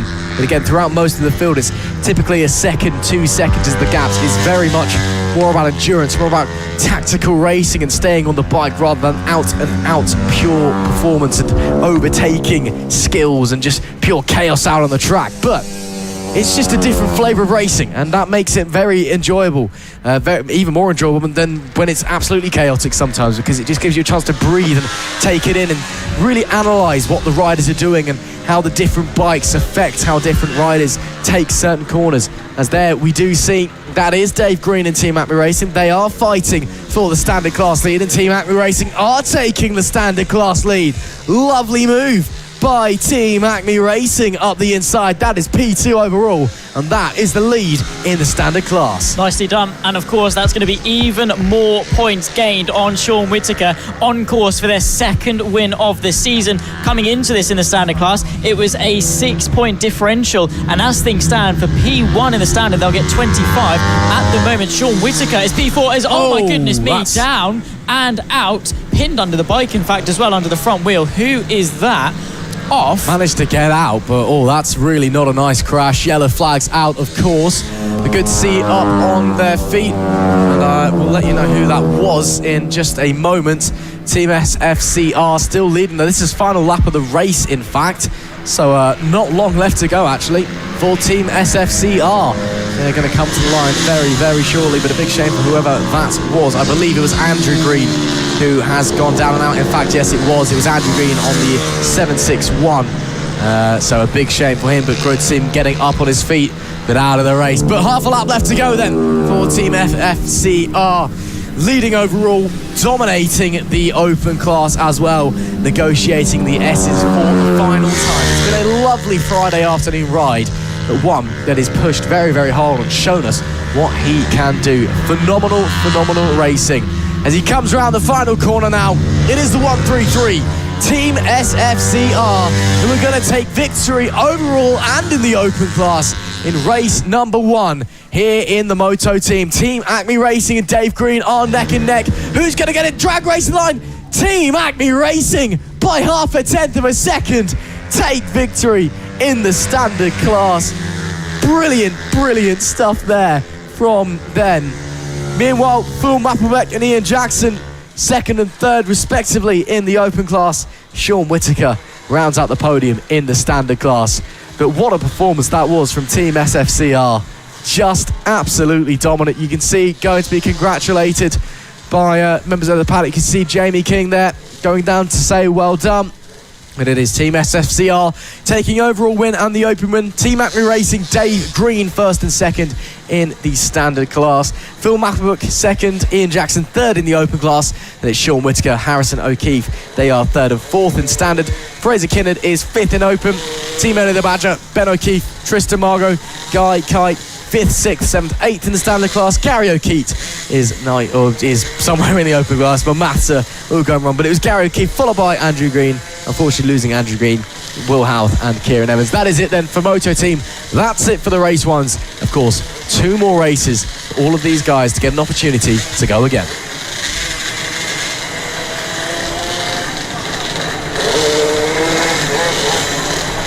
And race 2's the first of the weekend on the first day of racing as well. Unusually, we go back to mini motos for the pros and the rookies over the next 2 races. First up though, of course, it's the air-cooled 40cc pro machines that are going to be taking to the field. And what a race that we saw from them earlier on. They did battle all the way around here at Three Sisters as you're joining us here on Fab Racing. My name is Zach Sweeney. Alongside me in the commentary booth is the one, the only Mr. Ross McIntyre, and we're looking forward to gearing ourselves up for some more fantastic action. Of course, earlier on, Mason Fedrick and Rex Austin, less than 1/10 of a second separated them as they crossed the line, with Caelan Ratcliffe, Preston Baker and Max Johnson rounding off what was a very hotly contested top 5. In particular, the top 4, less than 3/4 of a second separated them by the time they reached the checkered flag.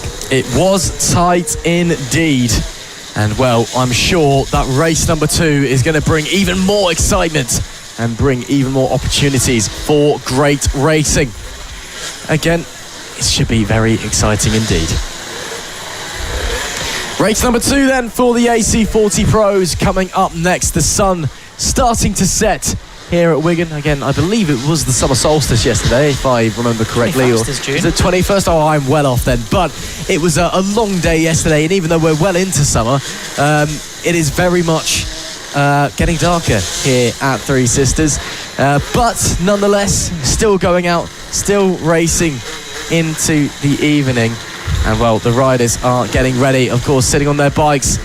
Most of them aren't used to racing twice in race number, or doing 2 races in one day, but nonetheless, we are going to get going. Of course, race number 1, very exciting indeed. Mason Fedrick absolutely standing up a barnstormer as we had a monster fight for the lead between himself, Rex Austin, Caelan Ratcliffe and Preston Baker.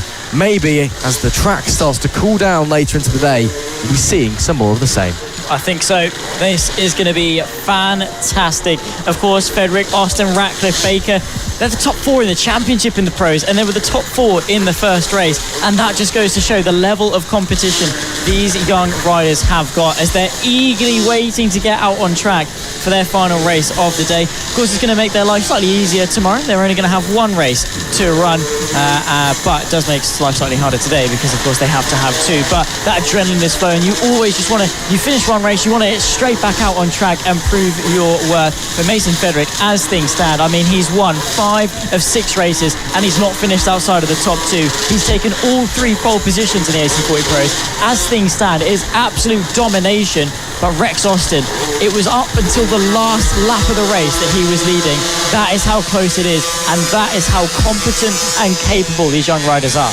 Absolutely. Of course, Austin took the lead in a chaotic start and, just withstood monumental pressure from Mason Fedrick. But Fedrick able to use some leftover birthday powers from yesterday and just at the very last second slid on through as the riders make their way to the grid.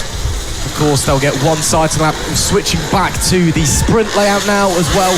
So we wave goodbye to Coward Summit until tomorrow. We are going back down. And of course, still the timing line down, not where they're starting. Of course, we've got about half a lap to do before we actually start the race, strangely enough.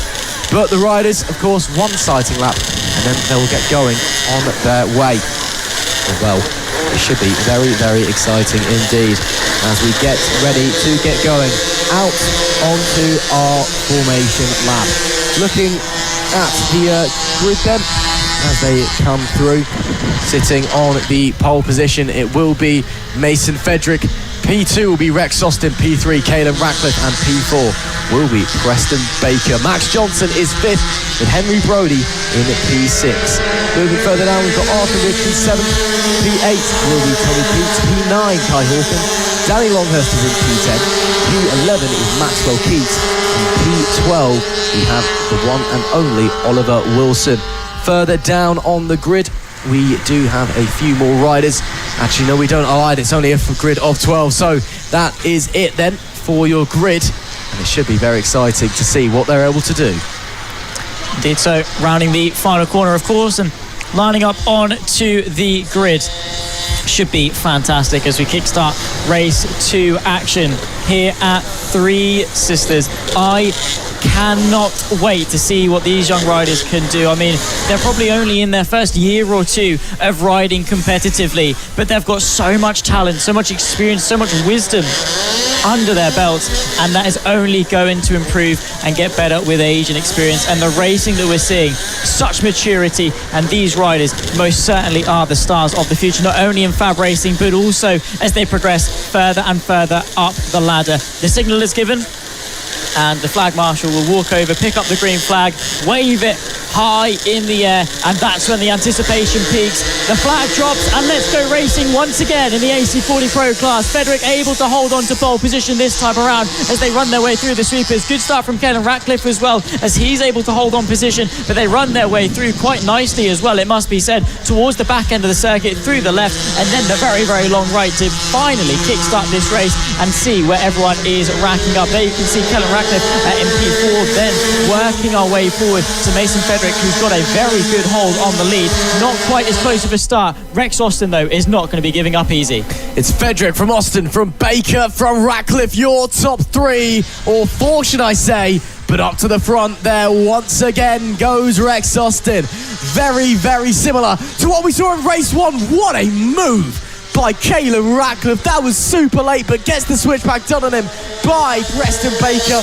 Meanwhile, Mason Fedrick under a lot of attack. Again, conditions very, very different to what we saw in race 1. Track is a lot cooler. Maybe this benefits different riders, as there we see that is Preston Baker looking to the inside. Was that contact between Mason Frederick and Rex Austin. I think it may have been, as they rocket their way to the line once again. Going to be 8 laps left to go, and still top 4 neck and neck, except this time Max Johnson actually looking very, very close. As there we see up into P2 goes Preston Baker on Mason Frederick. And Frederick, well, Frederick's really struggling.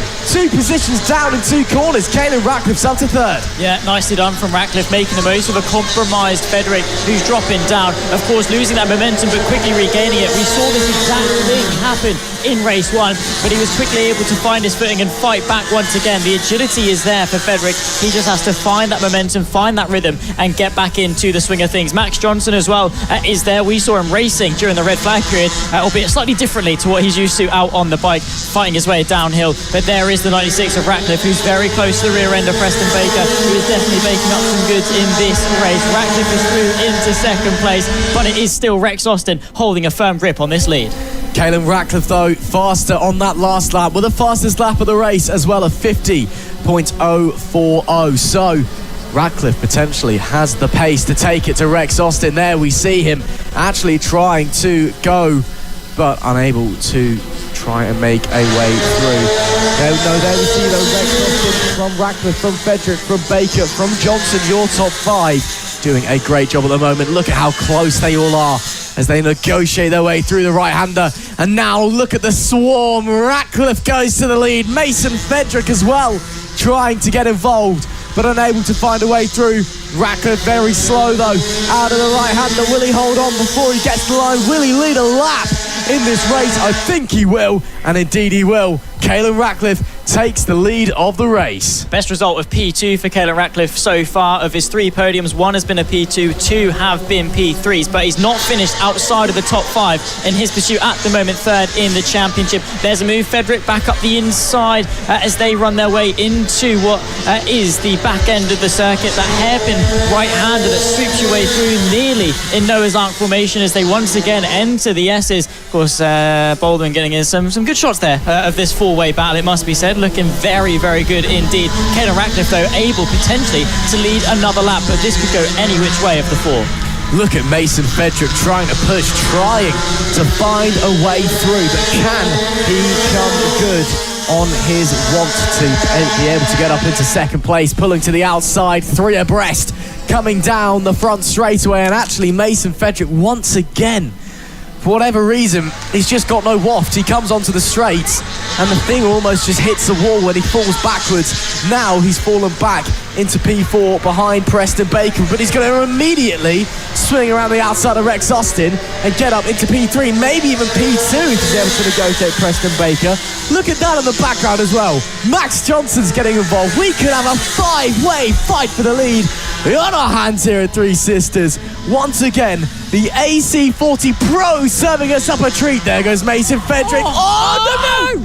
Mason Frederick, he asks too much, and down and out of the race goes the number 5, the championship leader, who has won every race bar 1 this season. It has all come to naught here in race 2 at Three Sisters. He tried to swing around the outside of Caelan Ratcliffe. He got away with that one, and then at the switchback to the right in the final corner, just gave too much. And unfortunately, Preston Baker was there, and unfortunately, over the handlebars he went. Devastation. You could see it was just immediate frustration. The adrenaline was racing, but the fight goes on. Frederick seems okay. It's more emotional damage than anything in the sense that he knows that he had the capacity to go and win that race, and unfortunately his haste and his aggression got the better of him as he gets, of course, lifted off the circuit just out of harm's way. But the fight at the front continues on with just 3 laps left to go at the line. It's Baker from Caelan Ratcliffe, Rex Austin, but here comes Ratcliffe to the inside as they rejoin the infield section. The 96 is back through, still got a 4-way fight as Ratcliffe from Baker, Austin and Johnson complete this 4-way train at the front. Yeah, very, very tight between these guys. Lots of give, lots of take, lots of just trying desperately to find a way through as they go side by side down the front straightaway. And that is Ratcliffe into P1 from Baker. Austin, meanwhile, watching behind. Max Johnson is just sitting there watching, hoping they have another crash. Now down to the scene of the accident just 1 lap ago. Yellow flag still waving, so no overtaking allowed through this section. But look at the run there from Rex Austin. Look at the speed he's trying to pick up onto the straight as we go onto the penultimate lap of the circuit. Caelan Ratcliffe pulls out, tries to break the toe, as does Preston Baker. No changes for position down into turn 1, but it's all to play for. Look at how close they are. Nothing to separate them as they come into the right-handed hairpin up past the pit lane and the paddock. Lots of eyes watching this thrilling racing action. Traffic ahead of these two as Ratcliffe holds on to the lead. As things stand, Rex Austin needs to win this race, because if that is the case, the championship battle at the front, the gap will close from what was 31 after race 1 to just 6 points in the AC40 Pro class. For Austin, this is a huge race for his championship. To be fair, for all of them, it could well be that pivot, the momentum they need as they round onto the final lap of this race. Ratcliffe leads, of course, from Baker and Austin, who do battle into the infield section. Not quite close enough. Baker is able to stay in front on that 93 machine. Ratcliffe, though, he is gunning for that first win of the season. What can Caelan Ratcliffe do to hold on, trying desperately to hold everyone behind? We're going to have a bit of traffic getting involved potentially up in front as there goes Preston Baker looking to the inside. Ratcliffe closes the door. Rex Austin watches on. Max Johnson watches on. Ratcliffe holds on for dear life. Preston Baker once again to the inside. Baker, does he make it stick as they go side? Oh, brilliant from Preston Baker. Last chance saloon. Is it over though? Is it a drag race? Up to the line. I think it's done. I think it will be Preston Baker who does take the victory at the death. Less than a tenth of a second back to Caelan Ratcliffe. Once again, a photo finish. Baker from Ratcliffe, from Austin, from Johnson. Your top 4. Preston Baker, he can be happy with that one. That was a great ride from everybody involved in that fight. But yeah, Preston Baker, I think he'll be pleased. It's one of those races that, again, it can go any which way, and just that right positioning in the right time, timing that push, can be the difference between winning and even not even being on the podium as to how close it was. All 4 of those riders, technically all 5 of those riders in the form of Mason Frederick, technically had the pace and the capability to go and win, but unfortunately only one of them can go and do it. A first win of the season for Preston Baker and some important points in the championship. What that does mean is technically good news for Mason Frederick as his gap stays healthy. Less than a tenth of a second as Preston Baker leads Caelan Ratcliffe. Rex Austin is able to make it a consecutive podium with P3 ahead of Max Johnson and Henry Brody in 5th. Arthur Richram, Tommy Keats, Oliver Wilson the top 8. An unfortunate DNS for Danny Longhurst, Maxwell Keats and Mason Frederick, who will all be unclassified come the points classification, and that might well be, I think, a late off potentially further down the order for a couple of our riders. And that's just the unfortunate thing. The race, while they are only 10 laps long, for these guys, that's in 9-10 minutes, and when you're pushing that hard as well, it adds up. The attrition is there. It's a long day. It's their second race of the day as well, and it gets to them. It absolutely does. Again, most of these young riders, they're not used to doing 2 races in one day, especially the first day, so it is what it is. Race 2 then for the FAB-Racing Rookies Cup, the AC40 Rookies up next then. And well, we have seen some spectacular rides so far and some spectacular action.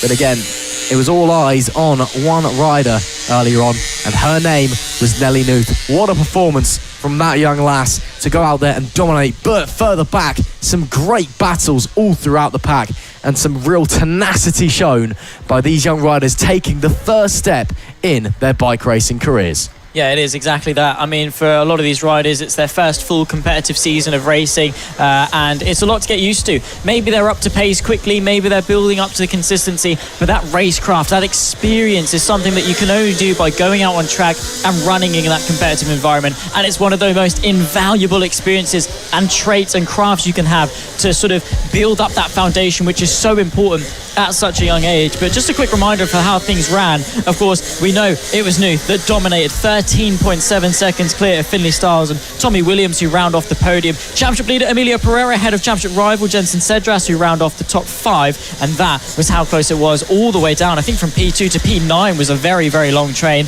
They're anticipating, of course, their wave around to the formation lap when we'll run you through the entirety of the grid order ahead of race 2 for the rookies. It's sure to be exciting, to put it politely, because fireworks in race 1, just absolutely brilliant action. The sun comes back out. It's a good feeling here at Three Sisters, and everyone is excited. The grid then looking like this. Nelly Nuth starts on pole, Finlay Styles alongside, Tommy Williams in P3 with Jensen Cedras in P4. Emilio Pereira is 5th alongside Randy Carter in P6. P7 is Ruud Saxelby with Joey Athasic in P8. Austin Dilk starts in 9th with Freddie Taylor rounding out the top 10. Ethan Bayliss is 11th with James Dermott in P12. Emerson Oakley is 13th with Noah Barth at P14. Daisy Grayson starts 15th. P16th is Oscar McAllister. 17th is Claudia Dudman. 18th is Logie Paisley. And 19th, Caden Bailey rounds out our grid of 19 riders here in the AC40 FAB-Racing Rookies Cup. What an exciting prospect this one is. Again, all eyes will surely be on Nelly Nuth after a mesmerising performance in the opening race. But maybe someone's taken some tips. Maybe someone's learned a thing or two during the time between race 1 and this one. And potentially she could have some challenges. We'll wait and see. You can see Nuth there on the right-hand side of your screen, getting ready to go racing, getting ready to... There's a high five there to her dad. Of course, one of our roving marshals here at FAB-Racing, all in the yellow high-vis. A big thank you to them and all the regular marshals as well. Finlay Styles alongside in P2. Can anyone stop Nelly Nuth, or will she be even more dominant than previously? Flag Marshal Lee Clowes, final checks further back on the grid. It looks like we are ready to go racing as Clowes drops the red and raises the green. Oh, jump start from Nelly Nuth. Immediate problems for the pole sitter. Oh, goodness me, that is not the way she wanted to start race 2. A good start, though, from Finlay Styles in P2. Further back, changes all across the order as everyone hustles and bustles and jostles for position. But Nelly Nuth, a blatant jump start there. That will be a surefire penalty, a slam dunk penalty in fact. But as they come to the line to start the opening lap of the race, Nuth leads on the road. Finlay Styles 2nd, Tommy Williams in P3, Emilio Pereira, great start to get into 4th place with Cedras in 5th and Ruud Saxelby in P6. But Nelly Nuth, well, I think it's safe to say there, Zach, that is a penalty coming her way. It is, but I mean, she's going to anticipate that. I'm sure she's going to know that she's in the wrong and is going to get a penalty, but that doesn't matter now. You've got this clean slate, you know you've got a penalty coming, so you've got to ride that car faster and faster. Reminds me of Daniel Ricciardo at Sochi a couple of years ago in Formula 1, where he said, yeah, got a penalty. He was like, all right, I'll just drive faster. Simple as that. You've just got to ride the bike, do the best job you can, and the result will come at the end. Interesting to note how severe of a penalty it might be, because earlier in the day it was 3 seconds, but that was sort of a less, it was a bit of a grey sort of area in terms of how much advantage was gained, so don't know what race controller will do in regards to penalising Nuth, but nonetheless, she's just got to cement herself in this race and build a big gap as possible and hope that it's going to be enough to, even if it's not the win, a big enough gap to solidify a decent position. Battles all the way through as Pereira and Williams are doing battle further back in that bout for the podium, but so far so good out the front. There's the 31 machine, of course, of Pereira, championship leader, gunning for the podium. Well, time will tell what Nelly Nuth's punishment will be, but currently gap is 1 second back to Finlay Styles. Tommy Williams rounding out our podium places, but under real pressure, as that, I believe, was Emilio Pereira going on through on the 51 and getting into the podium places, and indeed it was. El Toro moves up into P3. Lovely stuff there from that young man. Jensen Cedras also watching, waiting, trying to find a way through. Tommy Williams seemingly struggling in this early phase of the race as they rocket their way onto the front stretch. Let's look at the gap for Nuth this time. And it's actually come down a long way. Emilio, oh, no, she's been given the penalty, that's why. So Nelly Knuth still first on the road, currently P5 overall. She has been handed a penalty, looks to be around about maybe 4 or 5 seconds, I think, just judging from the immediate timesheets. So we'll wait and see how that's all going to come into fruition. But right now, it is Nelly Knuth who leads on the road. Finley Styles leads the net race. She effectively is in P5, but she's not in this battle for 5th, which means she's got all the clear air in the world. She can push, put in some good lap times, and actually gain that gap back on aggregate. And as you can see, these guys are battling hard. El Toro, of course, Emilio Pereira fighting his way to the outside, going into that penultimate corner, sweeps his way past. But Knuth is able to put in some good lap times, only 1.7 seconds off winning this race. I don't think that's going to be too big of a challenge. I think Knuth can still win this race with 5 laps left to go. Side by side as they run their way towards the infield section, of course, they're going to do battle. And late on the brakes, of course, that's Emilio Pereira trying to find his way past Tommy Williams for what is a net P2 in this race. And, of course, a little bit of lap traffic to contend with as well, which, of course, as we've come to sort of be familiar with in the rookies, that's always something they've got to be on their mind, and another dynamic to add on top of this race. Nelly Knuth, though, already up to P3 in the net. Last lap was the first lap into the 54s we've had all weekend, a 54.968. She is absolutely flying. With 5 laps left to go, there's every possibility she could just be doing what you said she needs to do and ride so fast she just completely evades the penalty. Again, doesn't help the likes of Styles, Williams, Pereira, Cedras. They're all fighting, as you can see. Styles will lead them to the line. Winning lap earlier, of course, was 13 or so seconds. So Knuth definitely has the pace. In fact, she's already retaken the net lead of the race. Only a 7/10 gap, though, separating them on paper, but on the road, it's quite significant. I mean, to be fair, I don't want to say they should get it into a habit, but a tactical jump start might not be a bad idea, because now she's got no part in this battle whatsoever.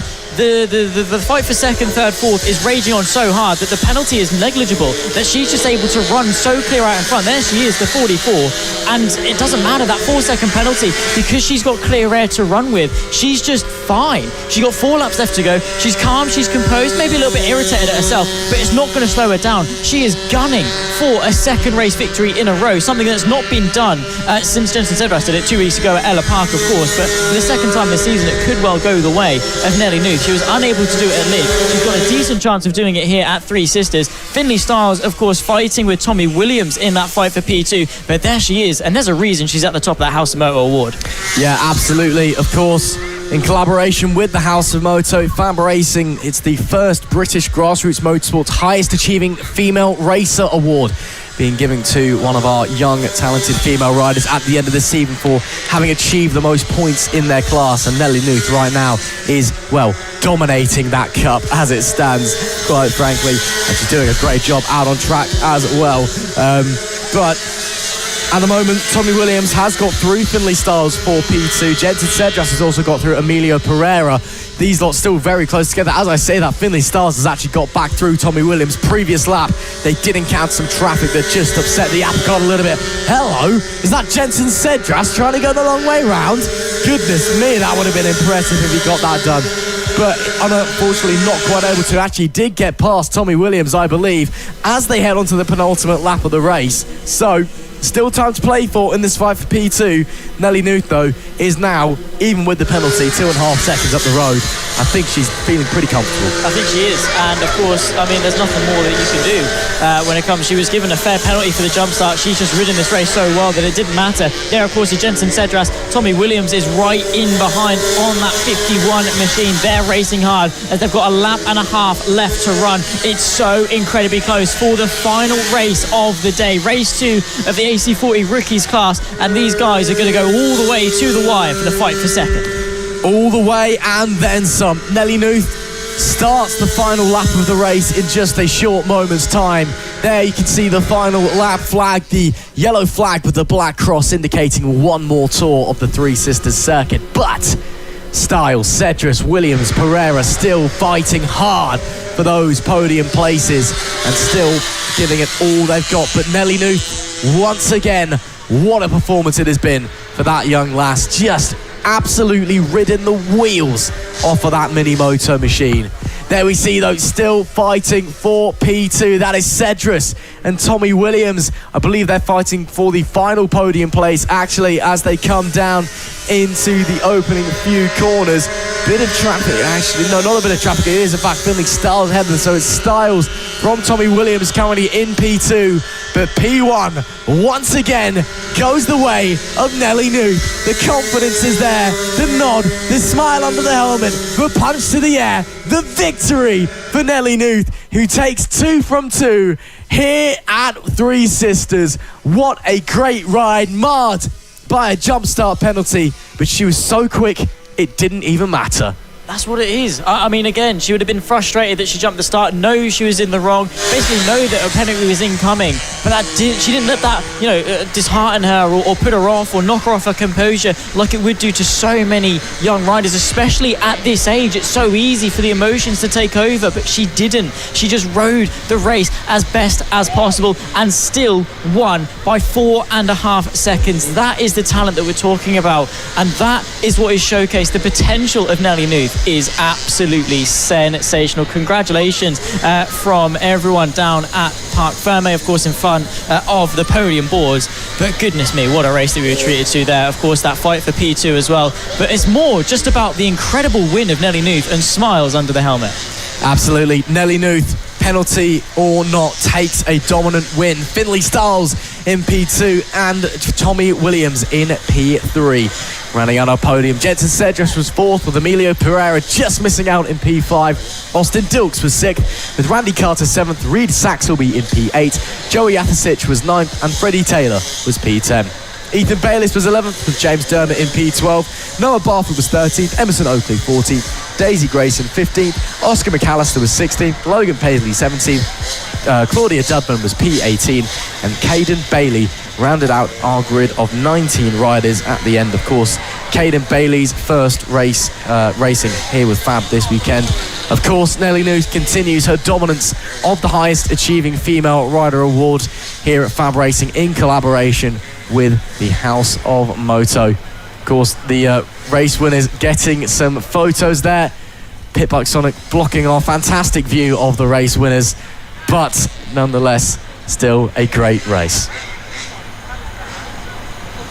Well, ladies and gentlemen, that is it for day 1 of round 3 of FAB-Racing in 2024. Three Sisters definitely has not disappointed. We had 12 races today, and what racing it was. From start to finish, this day was just nothing short of a success. The racing that we saw, the young talent that was on show, and we get to do it all over and more as we head into tomorrow at Saturday. Join us early in the morning. I believe we're going live at about 11 a.m. with the pre-show. Racing will begin as early as possible as we'll kickstart things once again for race 2 of the Senior Opens. We'll see you then.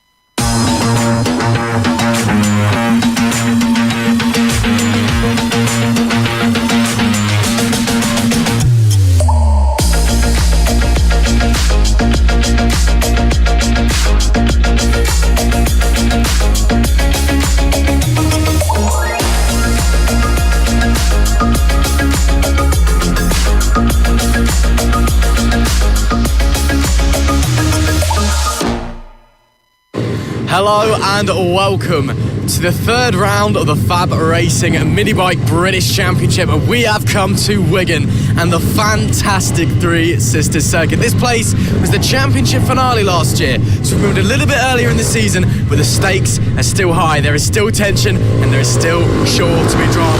So why don't we head down to the paddock and speak to some of the riders. Henry, Brody, we are here for the third round of the FAB-Racing Minibike British Championship. The sun is shining here at Three Sisters. How are you feeling? Good. And obviously you've been out on the bike for a few sessions already, getting to know the track, getting to know how you're feeling. How's it all going so far? Really good, and I've got a new engine. It's a CS, but I had a Blatter, Ella and Lid. And is there any real reason why you've changed engine? Did you just feel like you wanted something different? No, I just, the power on their bike, when I was on the Blatter, they were going fast on the straights, so I wanted power to get them on the straights too. So obviously you're feeling confident then on the bike, got a new engine in it. Is this a track that you enjoy? Yeah, it's a fast track too for the pro bikes and elites.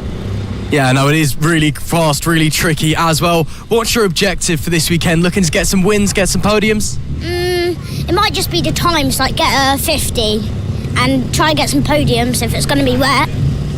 And I'll try and get it in the dry if I can.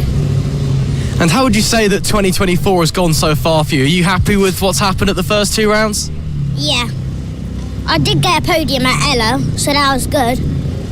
I did crash from the pros, but I was fine with it. Well, as long as you were able to get back on your feet. Thank you very much for talking to us, Henry. And yeah, good luck this weekend. Bye, and thank you.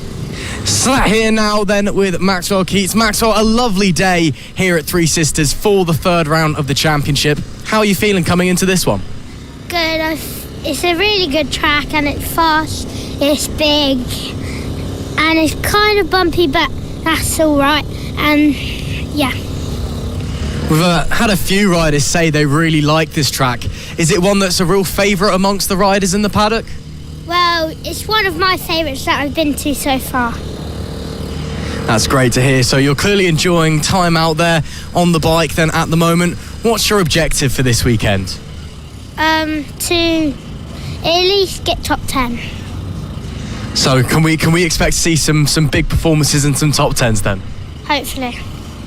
And looking across the rest of the year as well, still a long way to go in the championship, still many more tracks to visit, but how are you feeling looking forward to the rest of the year?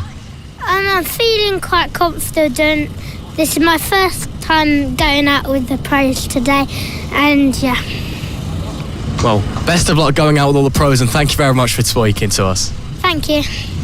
Tommy Keats, shades are on, the temperature is high, you're feeling a cool customer here at Three Sisters. Yeah, you look pretty confident heading into this weekend.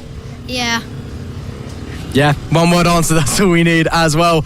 Talk to us then about how your year's gone so far. 2024, of course, only the 3rd round, not too far in, but would you say you've had a good year so far? Yeah, it's my first time, third weekend on a pro bike, so it's been good, and yeah. So only 3rd weekend on the pro bike then. How are you experiencing that? What's the difference between the pro bike and the bikes that you've ridden before? The pro bike has got a lot more, is so much faster than a rookie bike down a straight. So it's just a bit faster in a straight line. Of course, you're riding against more experienced competitors as well, so they're probably a bit faster in the corners. So it's just a bit faster, essentially. Yeah. And what's the plan then for the rest of the year? Just continue to learn and grow on the pro bike, and then next year maybe looking at an elite ride? Yeah, all I'm hoping for is just top 7s, and yeah, hopefully on an elite bike next year. Well, fingers crossed. Thank you very much, Tommy. Matthew Thomas about to head out onto the track for your practice sessions, getting ready on the bike. How are you feeling? Good. It's a lot different than the 70 than the 50, but the 70 is a lot quicker, so I enjoy it more. Obviously this track as well, really, really fast. You've got that big brave section up the top of the hill as well. Even on the 50, if it's a bit slower, it's got to be a lot of fun. Yeah, but there's a lot of slow rides in the 50, so it's hard to get round them down in the plinth climb bit. So, clearly feeling quite confident then, especially in the 50s class. If you're saying there's a lot of other slower riders out there, are you maybe thinking of some good results this weekend for yourself?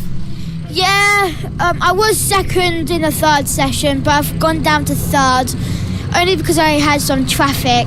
But if I get ahead of everyone else, I could go back to 2nd. Well, all the best for your practice sessions. We'll let you get back out on track. Thanks. Jensen Bishop about to head out onto track here at Three Sisters for a practice session. Obviously, the sun coming out. It's a lovely day today, and it's a nice, fast, fun track, isn't it?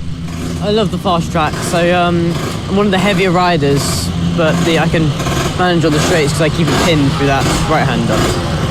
Let's talk about this year then. So far, 2 rounds done and dusted. I'd like to think you think you've had a pretty good year so far. I had a decent round at Lid, but the round at Ella was quite awful.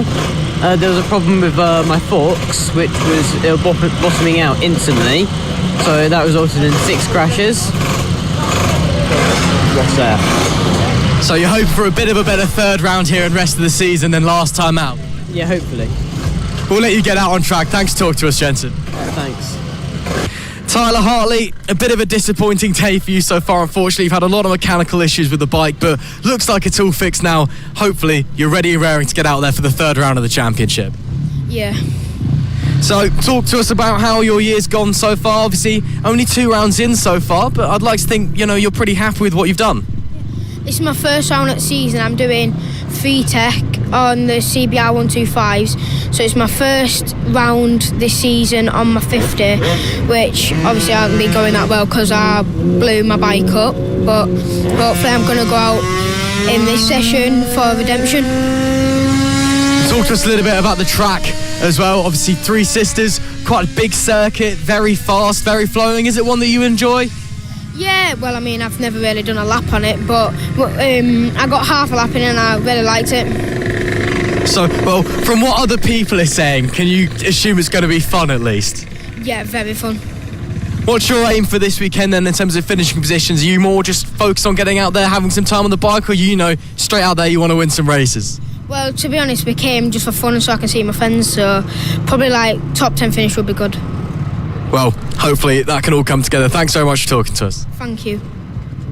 Callum Maxwell, sun shining here at Three Sisters. How are you feeling coming into the third round of the championship? Oh man, I'm feeling amazing. I'm absolutely flying. I'm catching up to people. I'm almost passing people. Yeah, feeling absolutely amazing.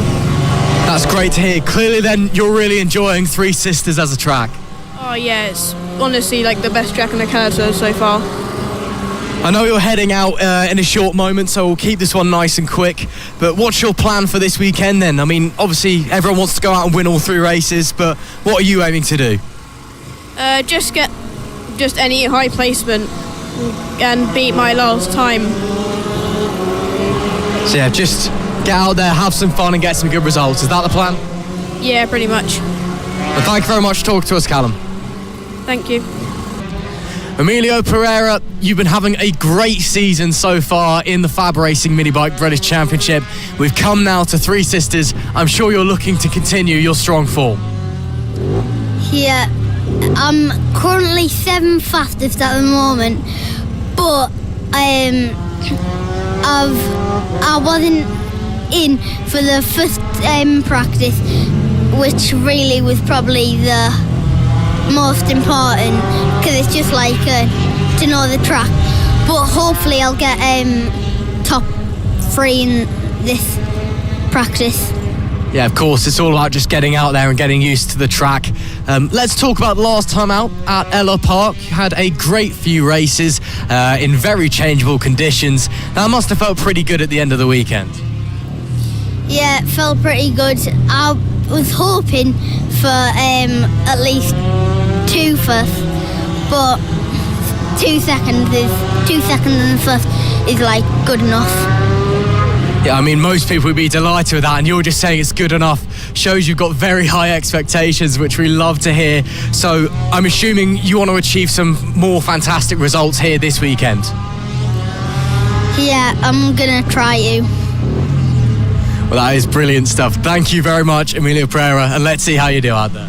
Thanks, bye. Well then, Harrison O'Keefe, you're a bit of a famous man in the FAB-Racing paddock at the moment. Surely hoping for perhaps a bit more luck this time coming into the round at Three Sisters than we saw at Ella Park last time out. Yeah, definitely gonna try and keep my cool and look behind me this time. Let's not dwell on the past and any mistakes that may have happened at final corners. Let's look forward to this weekend. Sun shining, looks like it's going to be lovely weather the whole way through, and a great track here at Three Sisters as well. I remember you guys were here last year. I seem to remember you did quite well as well. I can't remember where we placed last year. I think we was all right. But yeah, I'm just catching up now to remembering the track again. So we'll see how we get on. But yeah, it should be good. So I'm sure you've been out a few times today already. How's everything feeling on the bike? Everything feeling okay? Just getting used to everything again.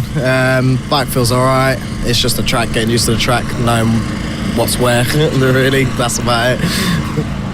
And looking across the rest of the season as well, again, we're actually quite quickly approaching the halfway point, which feels weird given it's only the third round. But, what's the goal for the rest of the season? Again, you said, you've been kind of catching the front runners. We've seen some great performances from you this year. So do you want to be in a position at the end of the year where you're regularly challenging for wins and maybe even the title? Yeah, it would be good if I finished top four at least in the whole championship. That would be dreams come true, that. Well, thanks so much for talking to us, Harrison, and best of luck out there this weekend. Thank you. From one O'Keefe to the other, now we move over onto Ben. And again, you guys, you've been having a great season so far. Not just you, but all of the O'Keefe family. Coming here now to Three Sisters, I'm sure you all want to keep improving and keep going with that form that you're seemingly in. Yeah, that was the general idea until I fell off on the last one. But seeing as Harry fell off on the last race, I thought I'd better take a tumble myself, and I think I did the family proud on that one. Well, I mean, it's not quite doing the Harrison, falling off on the last corner on the last lap from the lead of the race, but, still got to have a tumble occasionally. But bike looks okay from what I can tell from behind. Are you thinking it's going to be all right? A little bit dubious at the moment, but I think it is only fair for me to say that with Harry's fall off on the last lap, we, as a family, we were bitterly disappointed. We felt he let himself down, he let me down, he let his great granny auntie down, and he just let a lot of people down. I had a dog that died 9 years ago, let that down as well. It was a sad affair for the whole family. We were disappointed. So it was a long walk home for him then, was it? We made him walk. I think nobody would let him in the van after that performance. It was a disgrace, absolute disgrace. I'm surprised he's been allowed back, to be honest. It's just shocking. Well, moving on to yourself, obviously you've had a little fall off the bike this weekend, but not as bad as Harry's, must be said. What's your game plan heading into this weekend? I mean, I was just saying to Harry a moment ago, if I remember correctly, last year this track was somewhere you guys all ran quite well at, so are you looking to pick up some more good results today? I think for myself personally, I think my plan of action is to pop into the van in a minute, have a bit of a cry, try and console myself, and then see if the bike will come back together, and then see how I'm feeling for tomorrow, and fingers crossed, I've just got to stay in front of Harry. I hope he falls off again, whichever. Keep it nice and simple if he does fall off. Thanks for talking to us, enjoy your cry, and we'll see you in a bit. Thanks very much, cheers. And last but of course not least, we have the one and only Gary O'Keefe. Gary, pleasure to have you back with us as always here at Three Sisters. How are you feeling heading into the weekend's action? With trepidation again, nervous after watching my brother crash again. I'm just hoping to survive as always, that's all I want. Well, it is very much a survival game. Part of motorsports is you got to stay on the black stuff, stay on the bike. Is that really your main plan? Just try and stay in front of your brother, and the entire O'Keefe world can watch on and cheer you to victory? There'll be no victory. I did get a podium last meeting for the first time ever in my life, and that's as high as I'm ever going to get, I think. I think I've actually peaked, and I'm now ready for retirement, if I'm honest. So you've entered and left your prime pretty quickly then, and now it's just almost a swan song victory tour on the way home. Now we're talking, yeah, exactly, yeah. So then, looking towards the rest of the season as well, on your swan song victory tour, again, only a few rounds left already, quite surprisingly, season's been rushing past. What are you aiming for? To just have some fun, some time on the bike, time with your family, or do you want to be competing at the front with them as well?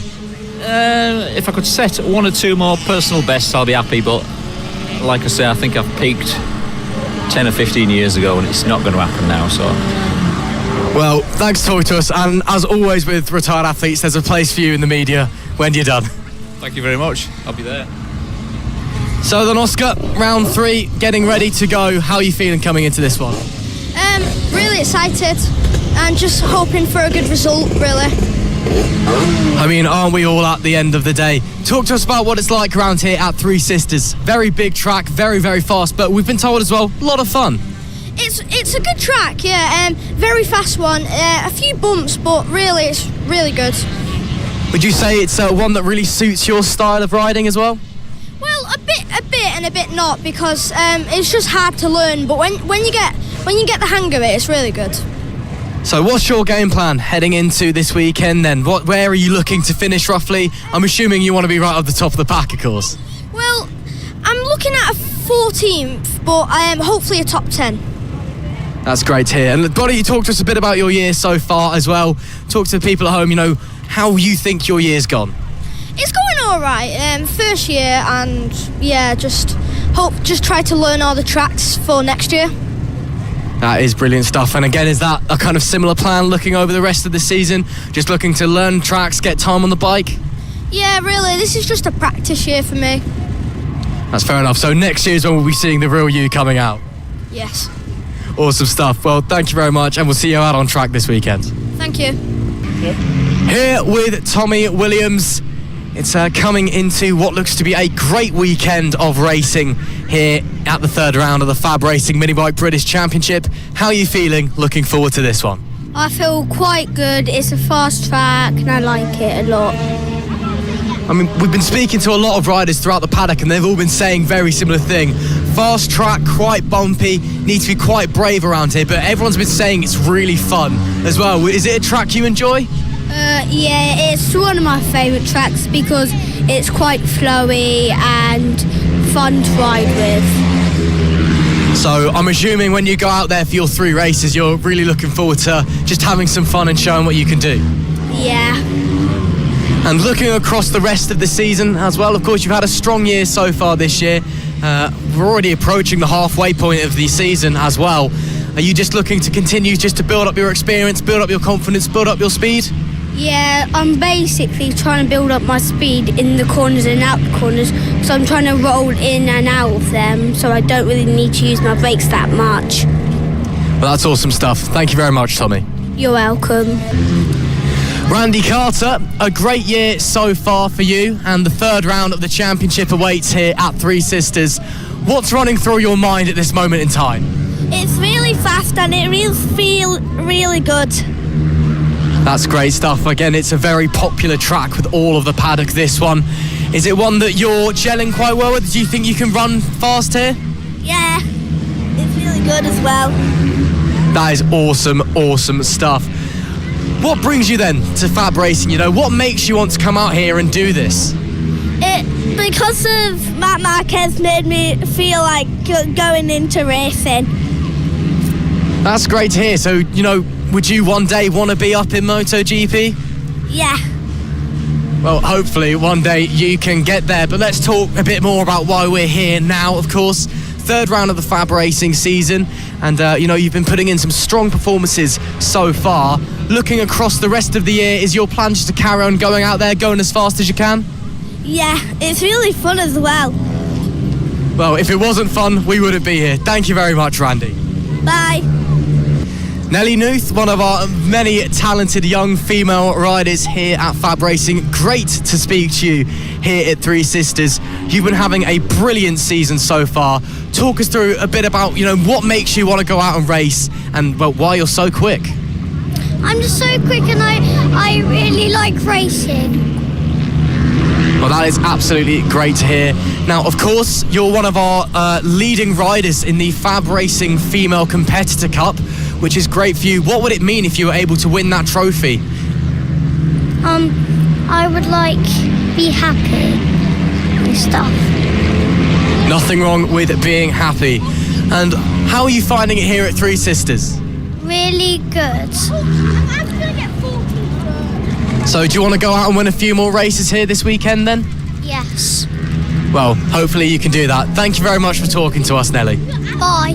And yet another young, talented female rider joining us here in Daisy Ray Grace. And Daisy, great to be speaking to you here at the third round of the championship at Three Sisters. What's going through your mind? How are you feeling heading into this race? I'm feeling good for the races. It's my first time here and I'm a bit nervous for racing here. So it's your first time here, so you're learning the track. How's that going? Is it a track you're enjoying so far? It's a really good track. I'm enjoying it quite a lot. It's a really fast track. Yeah, obviously really fast suits your style as well because you are quite fast.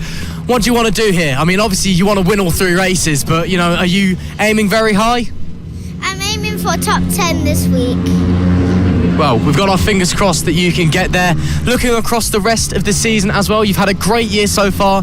I assume you just want to keep putting in the great results until the end of 2024. Yeah. Well, that is great to hear. Thank you very much for talking to us, Daisy, and we hope you can get your top 10s this weekend. Thank you. Plenty of young rookie riders here at FAB-Racing, and we are being joined by another one. James, great to see you. Great to see you back at Fab here at Three Sisters as well. And, well, what a track this is. It's got to be one you're enjoying. Yeah, I think that's really fast. First time round here, so I feel like I could get inside the top 10, maybe, because I'm on a new bike now, got new sprocket. So yeah, I think I could maybe get inside the top 10. So, new bike, new sprocket. Do you think that's maybe going to just help you push a little bit more forward then? Yeah, I think it'll help me a lot with a new sprocket, because if I was on the 64, I'd be way back in top 16. And this new sprocket has really helped me throughout the season. Well, hopefully your new sprocket can do some wonders for you, but you know, you said it's a track you're enjoying so far, and you know, you've already had a great year, so do you want to continue that form heading into this round? Yeah, I would continue, but this is a new track, faster than all the tracks I've been to, so I think I'd have to change my position a lot. Well, hopefully you can get up to grips with it very, very quickly. Thank you very much for talking to us. Here we have 2 of the finest examples of young racing talent here at FAB-Racing. We've got Bradley and Lucy Curtis. Great to have you joining us once again here at Three Sisters. We'll start with you, Bradley, if that is okay. Obviously, this is your first time running around here on the full Metrokit circuit, of course, because you've normally been running the smaller infield circuit. What's that like? What's the difference? And how are you getting accustomed to it? I'd say the Metrokit tracks are much better, but the Mini, I like how you can just chuck the bike over, where the Metrokit's more like you have to get on your throttle earlier. Yeah, obviously, you know, you've got that big back section which you didn't have to do before, but clearly you're having a lot of fun then. What's your aims coming into this weekend? Of course, you're going to be racing against riders who do know the track a bit better than you, so are you just looking to try and kind of learn and get some track times around here, or are you going to be straight in competing for the top? Well, hopefully I get top 3, but my aim is to obviously finish first. Yeah, I mean, obviously, whose aim isn't to finish at the top of the table? Now, why don't you talk us a bit through your year so far? Again, we're 2 rounds in, coming into the 3rd round here at Three Sisters. It's been a pretty decent season for you, I'd say. How are you feeling about all of it? Yeah, I'm feeling quite well. Leeds, I had quite a happy way ending the first round, but I would say my weekend this weekend, I want to do what I did on the both 2 rounds, so yeah. Yeah, of course. And looking forward over the rest of the season as well, I assume your game plan for the rest of the year is just, you know, get more track time, you know, grow your experience, grow your pace, and then get out there maybe next year and really start pushing and winning a lot of races. Yeah, this year's more of practice, and this year I'd hope to get top 3 in the championship, but see how it goes. We will indeed. Thank you very much, Bradley. We'll move on now to Lucy. Lucy, again, pleasure to have you speaking to us here at Three Sisters. How are you feeling coming into the 3rd round of the year? Quite confident. I ended last round with quite a big crash, so I'm just starting to ease back into the bike again. Yeah, it was a pretty big whack you took back at Ella Park. Again, great to see that you're here up on your feet and all okay. So is maybe still just easing a little bit back into just building that confidence back up? Yeah, definitely 100%, because I had a huge crash before the start of the season and resulted in a broken elbow, so it hasn't gone too good so far, but just build my confidence. That is great to hear. Why don't we talk about a little bit about someone you've got on the front of your leathers, House of Motor. Of course, you're competing in the highest achieving female rider award, along with all the other female riders we have here at FAB. What does it mean, for FAB Racing to have, or to be, should I say, the first grassroots British racing series to have a cup solely for female competitors? Yeah, it's great. It inspires loads of young girls to, give it a try, have a go, because motorbike racing is a really male-dominated sport. So it's nice having that bit of backup, confidence boost. And I'm sure at the end of the year as well, you'd like to be the one lifting said trophy. Yeah, hopefully. Well, fingers crossed for you on that front. Let's talk about the rest of the year as a whole, though. Again, we're getting to the halfway point, so still some time to, get some good points in, make some progress. What is your plan for the rest of the year? Stay on, really, but just top 5, hopefully, because I had quite a good last round other than the crash, so yeah. Well, we'll see what happens. Thank you very much for talking to us, Lucy. Thank you, and also I'd just like to say great thanks to House of Motor for all the support and my dad. Here with another fantastic young female rider at FAB Racing, Daisy Polden. Great to have you here with us, and great to see you here at Three Sisters. How are you feeling? I'm feeling good and confident. All right, confident. I like that. This must be a circuit then that you really enjoy. Yeah, I really like the top corner. That's really fast and flowy. Yeah, I mean, it is a very tricky circuit, as we said, but really big up the top, big fast corners. You've got to have some real guts to take it through there. Is that something then that could really suit you coming into the racing? Yeah, I think so. So I'm sure then that you're looking for some fantastic results and winning all 3 races and all of that. Yeah, I'm aiming to get top 10. Well, obviously, that would be absolutely fantastic if you could. Let's talk a little bit about how your season has gone so far. You've had some strong results at the 2 rounds we've had, and I'm sure that you're looking to continue those here today. Yeah, I want to try get maybe 9th and try to beat Harris and Dylan. Well, hopefully we'll see you getting there. Thank you very much, Daisy. Thank you.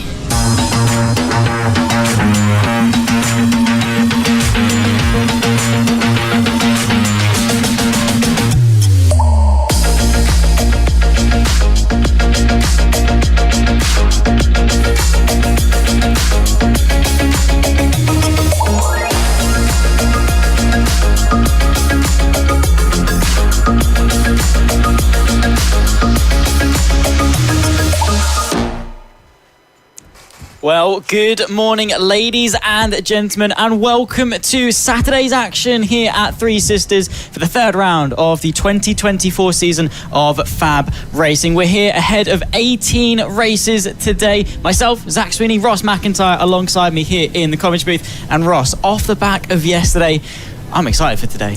Oh, excited does not even start to cover it, Zach.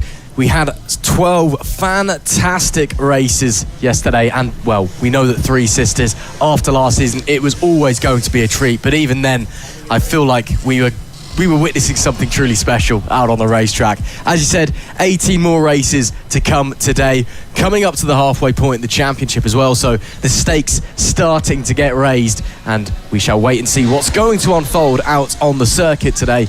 Our first race just moments away, but if yesterday was anything to go by, today sure to be yet another cracker. Well, of course, we ran the first 2 races of both the AC40 Pro and the rookies over the duration of Friday, which means they only have to do their 1 race 3 today. We're going to get that over and done with first, and we're going to be getting the AC40 Pros out for their final race of the weekend. Just a quick reflection, really, as to how things have been racking up for them. It's been incredibly close, hasn't it, across both of the races? I mean, a 4-way fight, 5-way, even for the majority of race 2. Frederick, Austin and Ratcliffe were able to take the top 3 spots over race 1, but a crash in race 2 for, of course, the birthday boy Mason Frederick dropped him out of the running, and it was Preston Baker who was able to become the 3rd race winner of the Pros this season.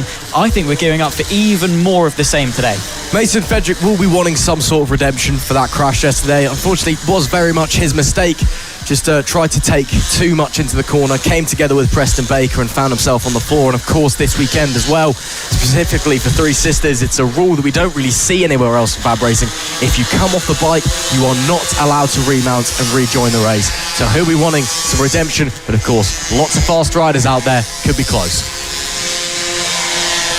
Race number 3 for the AC40 Pros is coming up. We've had 2 spectacular displays yesterday, and today should be absolutely fantastic as well. Of course, Mason Frederick will be wanting redemption after his DNF yesterday, but we've been looking at those at the front, the likes of Preston Baker, Caelan Ratcliffe, Rex Austin and Max Johnson, all running very, very fast. It has all been neck and neck stuff in the races yesterday from the start to the finish. Let's see if today's action is going to be similar.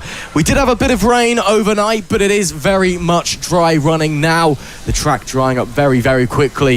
A few people were running the wets in the warm-ups, but now, well, for these mini motos, it's semi-slicks. For everyone else, it is full slick conditions. The riders making their way out onto the grid as we speak and going for one sighting lap before we get the drop of the green flag and get us underway. Yeah, exactly that. Well, they'll be rolling off for their sighting lap. Of course, on the club layout of Three Sisters, not taking to the full one where you go up over the hill into Coward Summit. They turn, as you can see, through this right into the left, then back through the sweepers. But let's take a look as to how things are lining up on the grid. Mason Frederick putting a sensational qualifying lap over the duration of yesterday. He lines up alongside Rex Austin on row 1. Caelan Ratcliffe from Preston Baker, of course, our race 2 winner from yesterday. He will be running up in 4th. Max Johnson from Henry Brody completes the 3rd row of the grid. Head of Arthur Rich, Tommy Keats, Kai Hawken and Danny Longhurst rounding off the top 10. Behind that, Max O'Keefe, Oliver Wilson rounding off the 12 bike grid that we've got ahead of today. And Ross, I mean, they're coming round through to the final corner before they get themselves onto the grid. What are we expecting from race 3? Well, I think we can expect very close, very tight Moto3 style racing. That's what we've been seeing all weekend so far, especially between the top 5 riders. They have really been nip and tuck, neck and neck stuff from all of them. But maybe today, slightly different conditions. They've had a night of rest, coming back out first thing today. Maybe someone's got a little bit something extra in their locker that we have not seen before. But last checks with the parents / mechanics, call them what you will, because they do both jobs, and just making sure the bikes are all ready to go. There you see Mason Frederick sat on the pole position, a DNF in race 2, but still leading the championship. What can he do in this one? Of course, he'll be wanting to try and get another win. Flag Marshal Lee Clowes heads off the track, picks up the green flag. It's time to go racing in the AC40 Pros. The green flag drops. We are underway. A great start there from Mason Frederick, and we all look clean away as we head through the opening few corners. Now round the left-handed sweeper on the way to the timing line to properly start the first lap, and Frederick already pulling a few bike lengths away as we negotiate our way round the big sweeper onto the main straight where the first lap will properly get going. You can see already, despite Frederick pulling away a bit, we know he struggles on the straights slightly, and also we can see the top 4 all following. There goes Rex Austin to the inside, gets it underneath Mason Frederick. Can Frederick fight back? He cannot.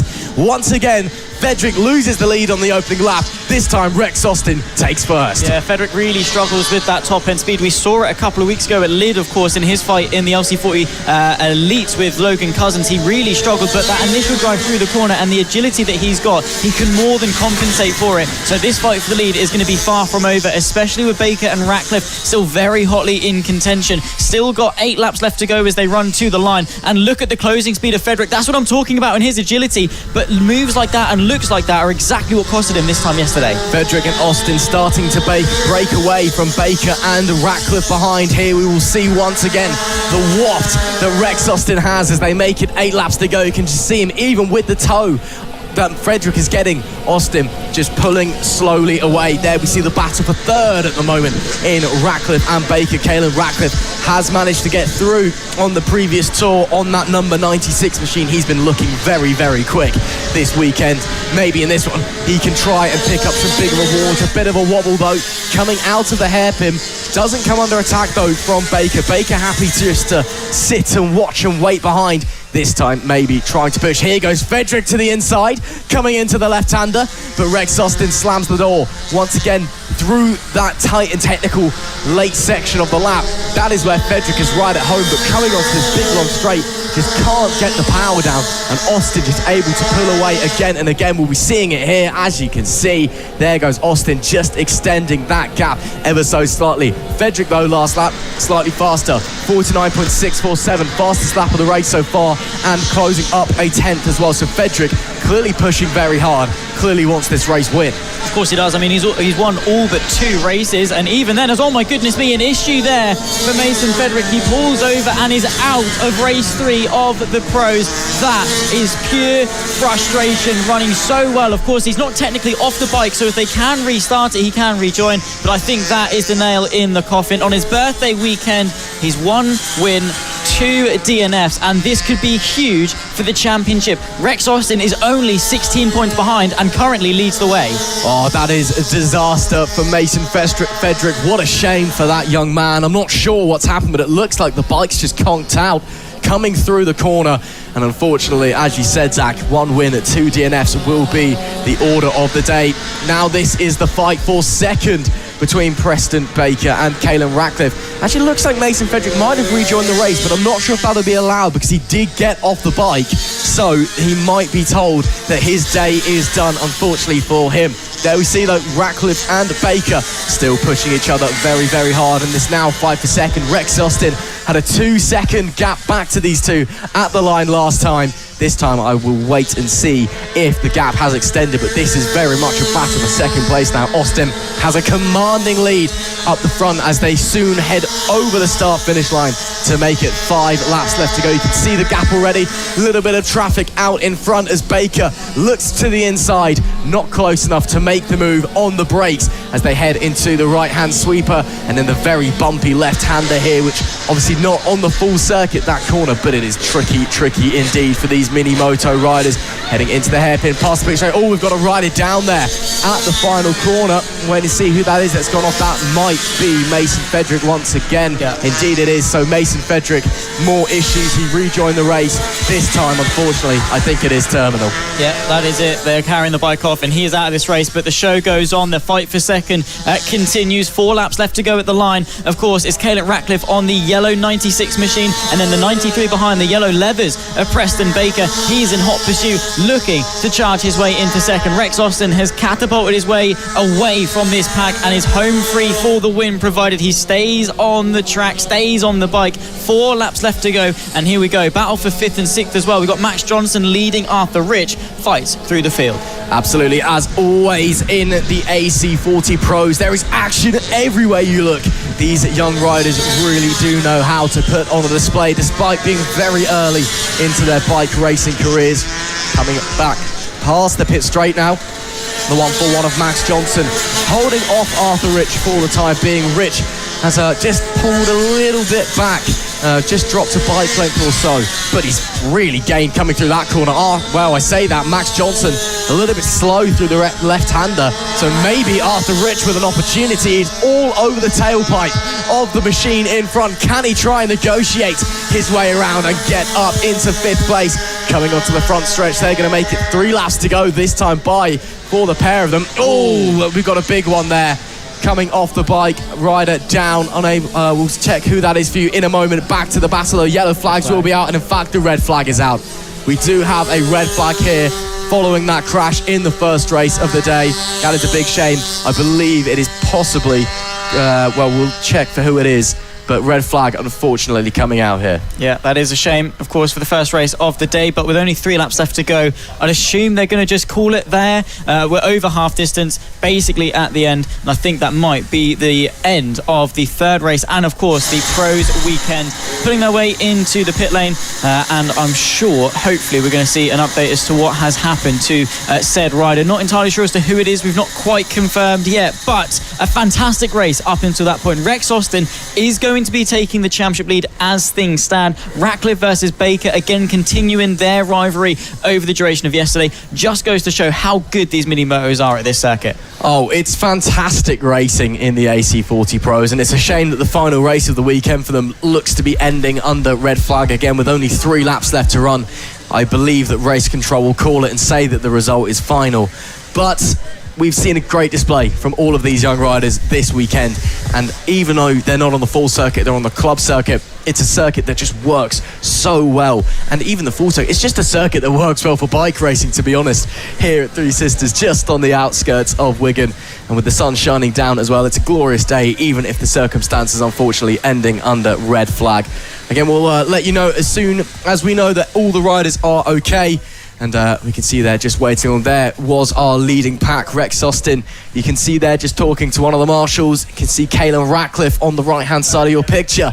He is set to finish in P2. Preston Baker, well, when the red flag was called, only 1.5 tenths behind. So that may have ruined Preston Baker's chances of sliding up into second. He was really pressuring Ratcliffe there, trying to move one step up on the podium. So saved by the bell, potentially, for Caelan Ratcliffe. But the lead group there, just waiting, seeing what has happened there, getting going once again.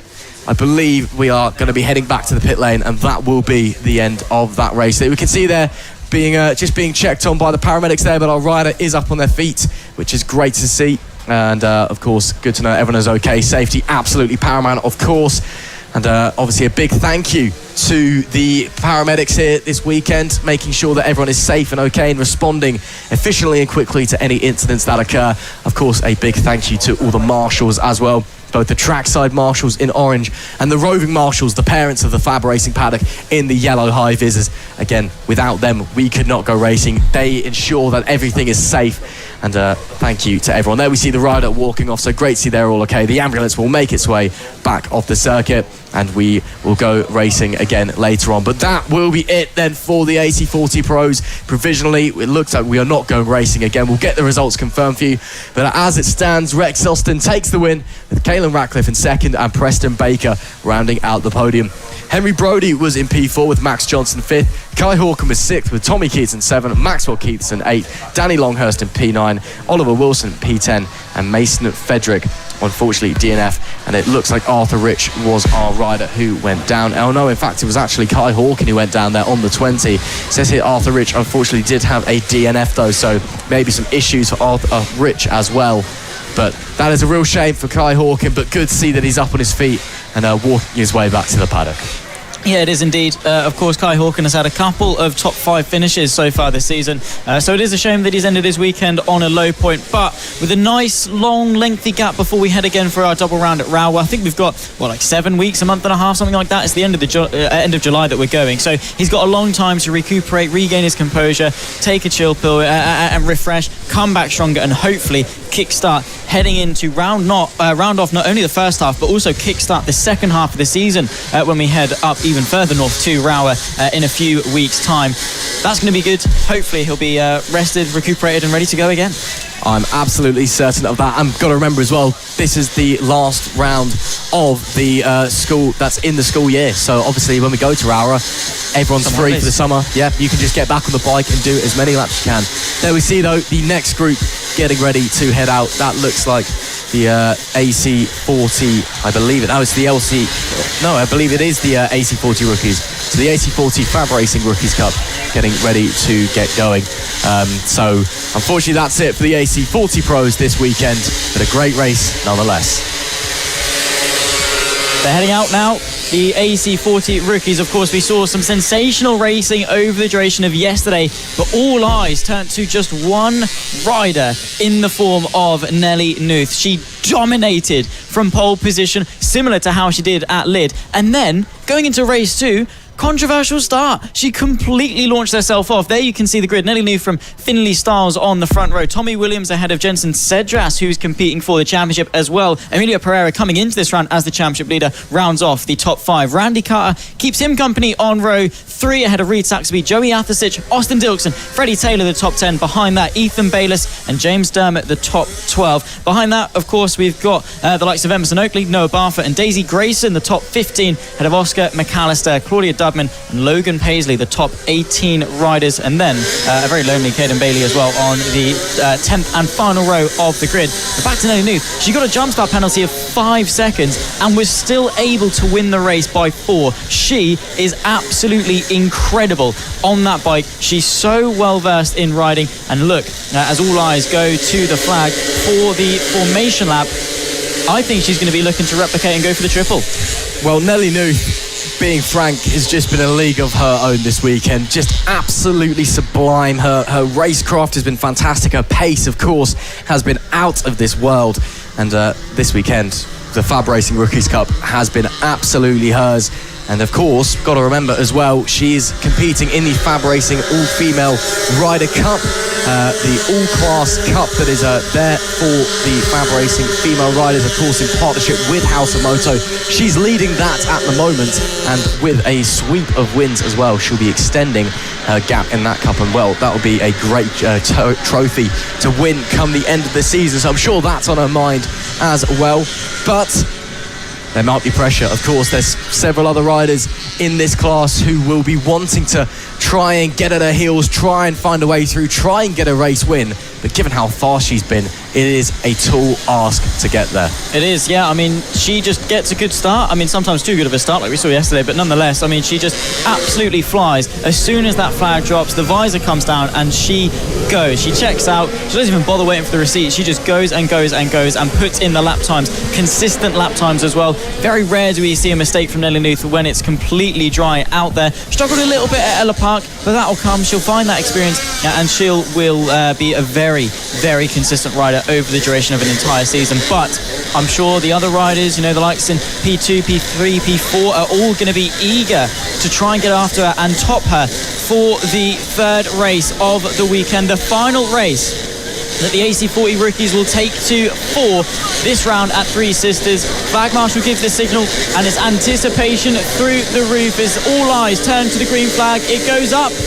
It goes down. We go racing. What a start that was from the second row of the grid for the 51 of Williams, who tries to catapult his way through up in a second place. Of course, it's going to be a hard-fought fight, but he's able to do it through turn 2. Nicely done. But more importantly, it is Nelly Knuth that is still able to lead the way, holding firm quite nicely. Now all she's got to do is settle into rhythm and try and find that groove she did yesterday.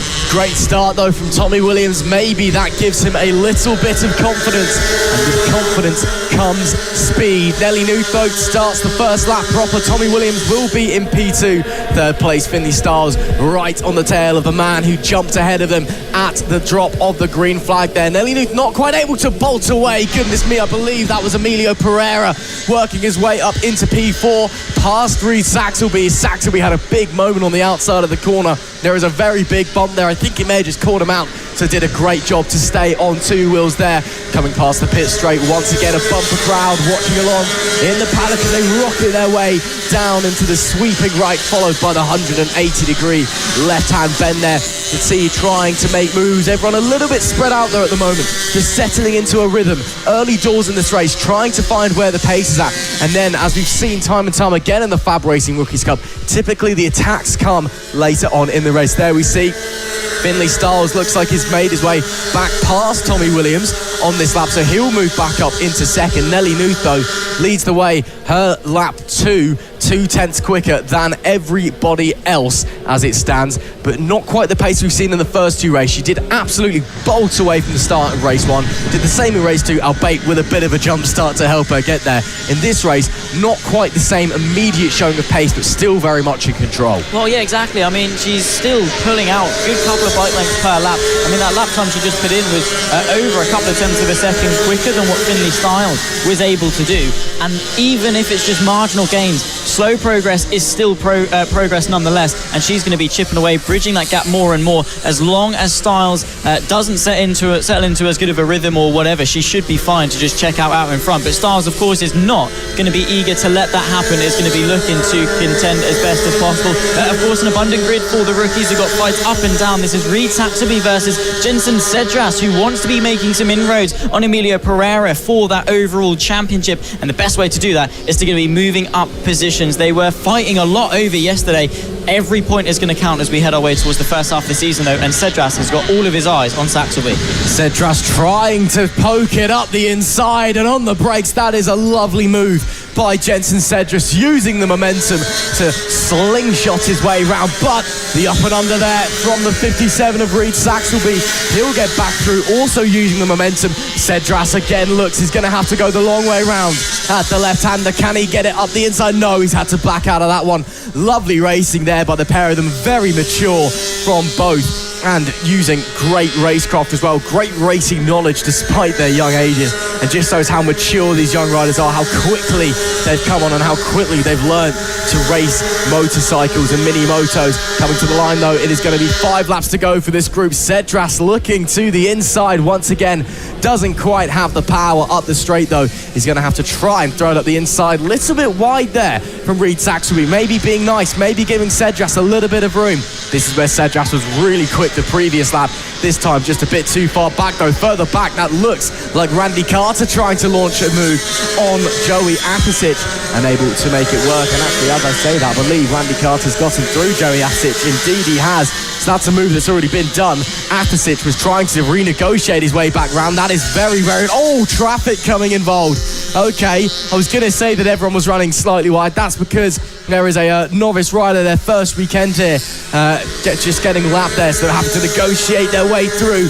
That could have opened up possibilities for moves, but it looks like everyone's got them through in the same position they were. Yeah, it seems to have all just been null and void really in terms of negotiating that traffic, but it can give, it can take, like we saw over the course of yesterday with a number of riders able to gain that momentum thanks to the rider in front losing out as such, as there is very wide once again from Saxelby, and Cedras does have a half look to the inside, but Saxelby is just able to carry that momentum all the way around. Also there, look at that absolute launch of a run, I think might well be from Randy Carter launching his way through. Indeed it is, found his way through going into that right hand, I think of course of John Dunlop, a hairpin as they run their way through in towards this right hand as you sweep your way through 4 into turn number 5. Of course very hard to get the bike straight back over from leaning right back leaning left, but very nice move indeed, and using the most of your momentum. Yeah, it's all about momentum really on these mini motos, despite, you know, the fact these riders are quite young, they're quite small, there is not a lot of power in those things, so it's all about just keeping your minimum speed up as high as possible in the corners and just launching yourself out onto the straight. Coming up, I believe, some more lap traffic in a moment. These guys are so close out on the racetrack, aren't they? Could have fit a razor blade between them once again. Very bizarre. Reed Saxelby just seemingly really loves a wider line through that right-hander, through turn 1, and it seems to be working for him, as that once again I believe is, or was that Austin Dilks maybe trying to launch a move up the inside of Jensen Cedras, and no, it was not in fact, it was Austin Dilks, should I say. So Austin Dilks joining in this battle, looks like he's got a lot of pace on board. The Dilks family looking very fast here at Three Sisters this weekend. Wilson Dilks has been setting the timing sheets alight in his races as well, and a bit of a slow going rider there. That looks like some lap traffic having to negotiate as well. These guys going to come on to their penultimate lap of the race now, and still chances for moves, still a possibility to try and launch an overtake. This battle, the P5, it's raging on. It really is. This is the fight, by the way, for the final place on the podium. It's Emilio Pereira versus Tommy Williams. Williams is able to nip his way through on the left. Pereira trying to charge his way forward, of course, into the inside of the hairpin. Not quite a good enough look there for the championship leader, who is charging his way forward quite nicely indeed. But Williams as well has showcased some really strong pace, of course, initially with that getaway. But it seems that Pereira in the second half of the race has found a second win, and he's pushing very hard indeed. Pereira, he is a young man, confident beyond his ears. You speak to him in the paddock and he just has this swagger, this rock star kind of energy about him, and it is absolutely amazing. It's so great to see him so full of energy and confidence, but he's quite fast out on the racetrack as well, which certainly helps. Really pushing Tommy Williams at the moment as they head on to the final lap of the race. Williams has got past through. Can Pereira try and negotiate his way onto the podium? Meanwhile, Canelli needs to stay on the bike, because that is all she has to do to sweep the weekend. What a performance from that young lady. She has just been absolutely phenomenal out there. Of course, part of the House of Moto Highest Achieving Female Racer Award here at FAB-Racing. She's leading that All Championship Cup and is going to extend her lead as well. A little bit of traffic for her to negotiate as she makes her way through. But with only a few corners to go, what a weekend it has been for the number 44. Nelly Knuth rounds the final few corners, and it'll be all smiles under that helmet, as it is 3 out of 3. Nelly Knuth takes the win once again in the AC40 Rookies, and what a performance it was to get the clean sweep. Absolutely brilliant stuff. Finley Styles was second, Tommy Williams just pipped Emilio Pereira for the final podium spot. But this weekend in the FAB-Racing Rookies Cup, it's all been about one lady. It's all been about Nelly Knuth. She has been the star of the show. There you can see 4.5 seconds clear of Finley Styles.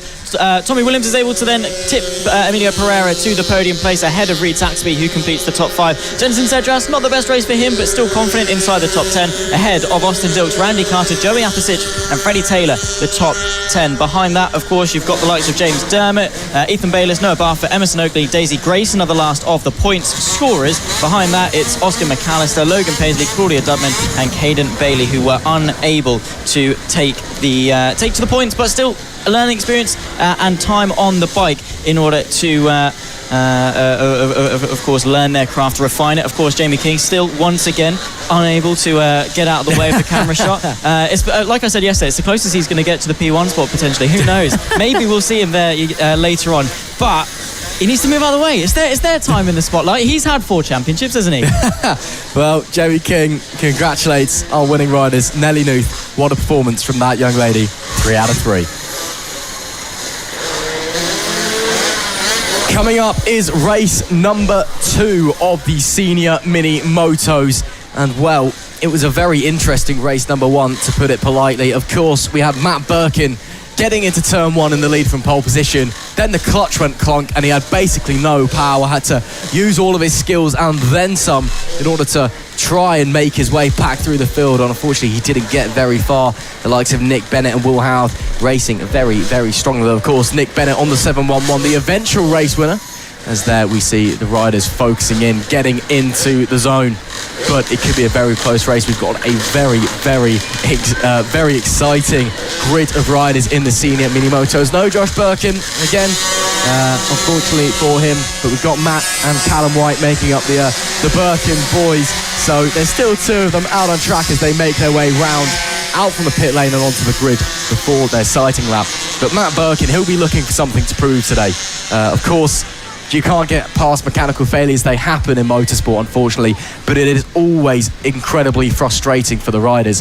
He'll be wanting to go out there and show what he can really do when the bike's at full power. I mean, for Matt Birkin, it's been either hero or zero. Any race other than the ones he's DNF'd, he's been able to go and win. And that is a sensational record, but he's been let down by his reliability. I mean, in fairness, he's still leading the championship, but when you've got riders who are going to be contending and maybe a little bit more reliable, that is going to cost you in the Senior Mini Moto Championship. I'm sure it should still be fine provided they get sorted out, but if it's not his chain, it's then going to be his clutch, and that is just even more unfortunate. Let's run you through how things are racking up after qualifying, by the way, and how they have been all weekend long. Matt Birkin ahead of Nick Bennett, our race 1 winner, of course. Will Howarth there alongside Rhys Gentry on row 2. Of course, a number of issues for the top 4 in race 1. Let's see how they improve in race 2. Chris Yeoman from Keaton Payne, the last of those inside the top 6. Callum White from David Meyer, taking a race victory last time out at Ella Park. Let's see what he can do as he carves his way at the back end of the top 10. Mark Payne, Luca Allen complete it, as Gary Eldridge and Rob Gentry complete the top 12 spots. And our field for the Senior Mini Motos here for race 2 at Three Sisters. I think once again we're expecting a good race. It is always a good race in the Senior Mini Motos. Is it not one of the most exciting categories that FAB-Racing has to offer? And it's always a laugh as well. It's they're all great friends out in the seniors. They all hang out together. They all put their awnings up next to each other. They're all helping each other out if anything goes wrong. But when it's out on the racetrack, it is very much elbows out. If you don't let me go through, we're going to have an accident type of racing. But man, oh man, is it making it exciting. There we do see the 711 of Nick Bennett coming into second place on the grid. Matt Birkin focusing on the flag, waiting for Lee Clowes, the flag marshal here at FAB-Racing, doing a great service for many, many years now. She walks off, She picks up the green flag.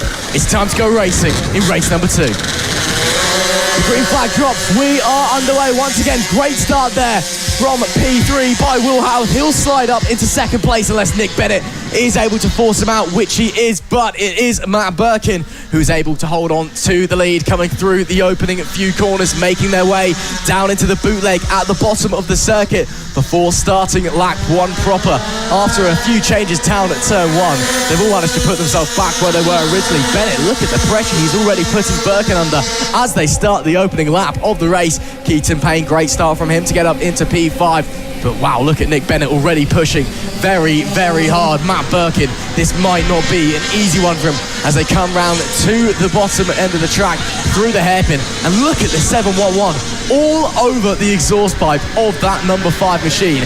Matt Birkin's really got his work cut out for him. Yeah, he's not going to have an easy race, that is for sure. Nick Bennett, of course, lap record holder and our race 1 winner, is going to be pushing incredibly hard indeed to make it 2 from 2. Will Howard, don't forget as well, the very esteemed rider there in third. Not quite close enough to take the winners. Oh my goodness me, a huge off. Oh my word, Nick Bennett goes flying off the bike and is out of race 2. That has robbed him of a chance and alleviates the pressure from Matt Birkin. He's up, he's walking, he is okay, but he is out of this race. And that bike does not look very healthy either. Big repair job for Nick Bennett. What a shocking change of events, and it just goes to show in motorsport anything can happen in the blink of an eye as Nick Bennett goes crashing out in some style. At least that's one that can certainly be one to show friends and family as he walks away. Glad to see that he is up on his feet. Further back, got a big race going on for what is now P4. Keaton Payne, Chris Yeomans, Callum White. Goodness me, Callum. That was very, very close to the back of Chris Yeomans on the 85. Almost getting into contact there. But still, as always in the senior mini motos, racing all throughout the pack as they run through. Matt Birkin running very, very fast at 49.945, his fastest lap of the race so far. 7 laps left to run here, and there is an overtake being made there. I believe that is Luca Allen sliding on through David Meyer. Lovely stuff there. Oh, almost getting thrown off the bike there though.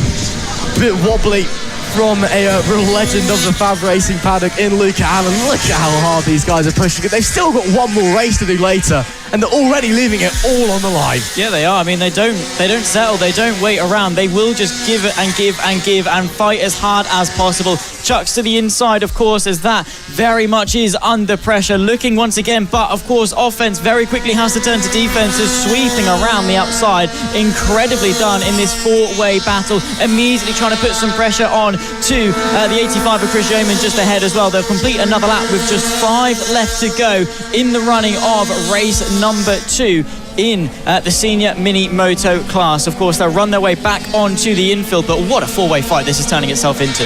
Oh, this is senior mini motos. This is FAB-Racing at its absolute finest. Just elbows out, neck and neck stuff. Chucking it up the inside there was worth a go, but unfortunately for Luca Allen, just unable to try and make his way through. As they once again look at him trying to push the bike like there's no tomorrow, trying desperately to find a way through. Any little mistake and you could be dropping back positions in a blink of an eye. It's like a Moto3 race. I know we've been saying it all weekend here at Three Sisters, but this is what this brilliant track on the outskirts of Wigan produces. It is just nose to tail stuff as they head round to start their next lap. It will be 5 to go on this occasion. Up front, Matt Birkin 3 seconds back to Will Howard. He's checked out, he's finally found his pace. Bit of lap traffic for the riders to negotiate, which very politely gets out of the way. Again, they do not have any obligation to do that. No blue flags here in FAB-Racing. You have to make your way through the traffic on your own, and you have to make your way through the riders in front on your own as well. Once again, trying to push his way through is Luca Allen on Chris Yeomans. Once again, Chris Yeomans just about holding firm. Luca Allen, oh, this could be spectacular around the outside. Oh, almost dropping the bike That was Marc Marquez-esque there as he held himself up on one knee. Unfortunately, it has allowed Callum White to sneak on through.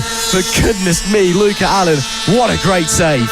Yeah, it was indeed. Able to hang on to it. Of course, the no redrawing rule adds so much more consequence to it, because it's not like you can just get back up and keep going. You've got to stay on the bike for the entirety of the race. There's no second chances. Inside line as he launches the counter-attack and finds his way back through to Luca Allen. Nicely done indeed. Once again through the sweeping section, the right through to the left, then into a golden overtaking opportunity like we've seen all weekend. Look to the inside from Allen, but it gets slammed in the door. Gets the door slammed in his face, I should say. The 85, of course, of Chris Yeoman is then ahead and under pressure, but a look to the inside, maybe not quite close enough again. Still got 4 laps left to go at the line. All this fighting between Yeomans, White and Allen, it has meant that Keaton Payne just able to extend that gap a little bit. There goes Luca Allen. Lovely move on the brakes up the inside, slides past Chris Yeomans and up now into P5. Now ahead of him, Keaton Payne potentially under pressure once again, because it looked like he had a little bit of breathing room. Suddenly, Luca Allen has started to really charge. 3 laps left to go. This is Rhys Gentry and Will Howard fighting for second place. 2 good friends off the track. 2 fierce rivals on it. Currently the blonde bombshell Will Howard in P2, but he's made a mistake.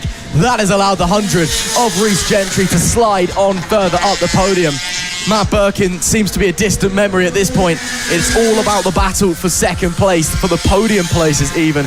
There's a good gap back as well, so they're under no real threat. It's just pure racing, pure fighting for that P2 spot.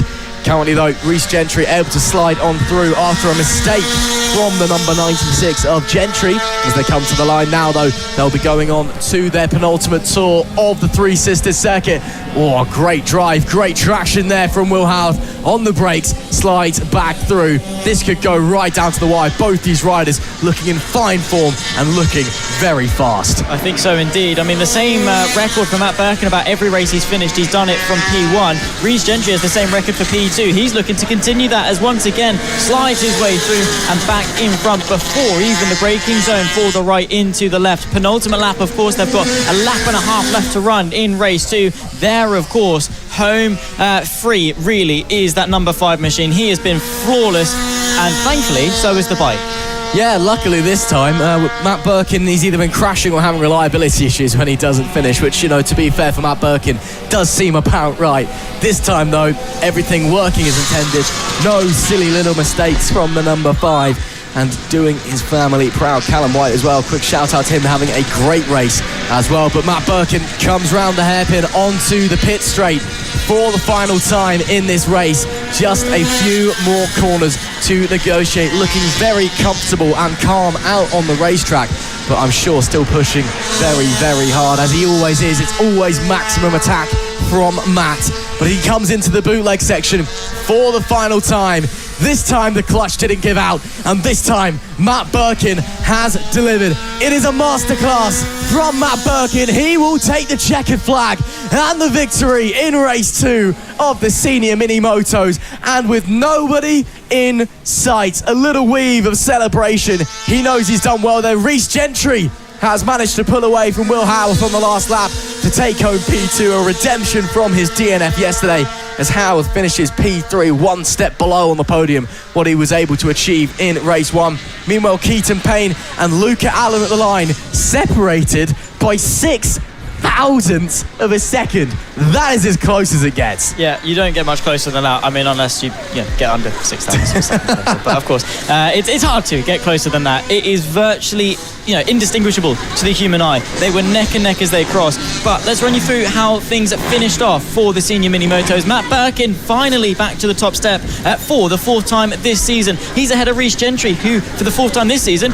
is in P2. Will Howard onto the podium once again this weekend, ahead of course of Keaton Payne. Luca Allen, a very close fight all the way to the checker. Callum White, Chris Yeomans, David Meyer stays where he started in P8, ahead of Gary Eldridge and Mark Payne, the top 10. Behind that, of course, Rob Gentry and a lone DNF of Nick Bennett. Heartbreak for him. But it was a stylish DNF. I'll give him that one. He'll have a point to prove. Style. Yeah, falling with style. He'll have a point to prove. Of course, in race number 3, he was our race 1 winner. But if you're going to have a crash out, that is the way to do it in spectacular fashion. And I'm sure he'll be all right. Now then, it is race number 2 for the LC40 Elite. And it is a championship that is hotly contested, and some racing that has been hotly contested as well. Logan Cousins, Oliver Hall, Mason Frederick, the 3 front runners in this series. They've been superb so far this season, but Logan Cousins currently leads the way in the championship. Again, we saw back at Lid, for example, he is one of the only riders actually using the liquid-cooled bike. Of course, you are allowed to run the air-cooled mini-moto in this class. Most people do, but the liquid cool just does give you that little bit more power down the straight, give you that little bit extra pace, and that's the reason why Cousins currently going from pole position. But the riders making their way up, making their way into their grid stops. You can see there Josh Perkins in the green on the number 30 to the right-hand side. He will go off of P2. He's been looking very, very fast this weekend. Can he maybe try and challenge for a victory? Mason Frederick, don't count him out as well, on the number 5. He had issues with that bike earlier on in the AC40 Pro race. Maybe in this one, the LC40 Elite race, of course, brought to you by OH Logistics. Maybe in this one, the problems could come back. Hopefully they don't, and hopefully he can get his head down and start some proper racing action. Of course, all throughout the pack, an absolutely stacked field of riders, but let's run through the grid. Sitting on the pole position then, it is Logan Cousins. P2 goes to Josh Perkins. Mason Frederick and Rex Austin, they're on the second row, with Caelan Ratcliffe and Oliver Hall, they're P5 and P6. Further down the grid, we have Max Johnson in P7 with Arthur Rich alongside. Henry Brody and Kai Hawkin round out the top 10, with Tommy Keats 11th and Danny Longhurst in P12. P13, meanwhile, goes to Maxwell Keats, and Oliver Wilson on P14 makes up our grid of riders. We had a great race though in race number 1. Logan Cousins, of course, ultimately securing yet another victory. That was his 5th this year. Can he make it 6? Well, I think so. He might well be able to do so, because his pace has been staggering. It's been incredible. And the elites, such a tight level of competition. Of course, the future riders on one of their final steps towards moving forward onto bigger, faster bikes in the form of the Metro Kits first, the 50s, then into the 70s. And this is where they prove themselves. This is where they refine their craft before they move on and on, up and up the ladder. But incredibly close. They've completed their starting lap. They're rounding themselves onto the grid now. Who is going to be able to take to the top step? Because it's incredibly, incredibly close. Of course, eyes to the flag, and they'll be ready to rock and roll for their second race of the weekend. They've been fighting all the way through. I think we're just waiting for some final checks at the back before they can get going. But nonetheless, Cousins from Perkins, the front row.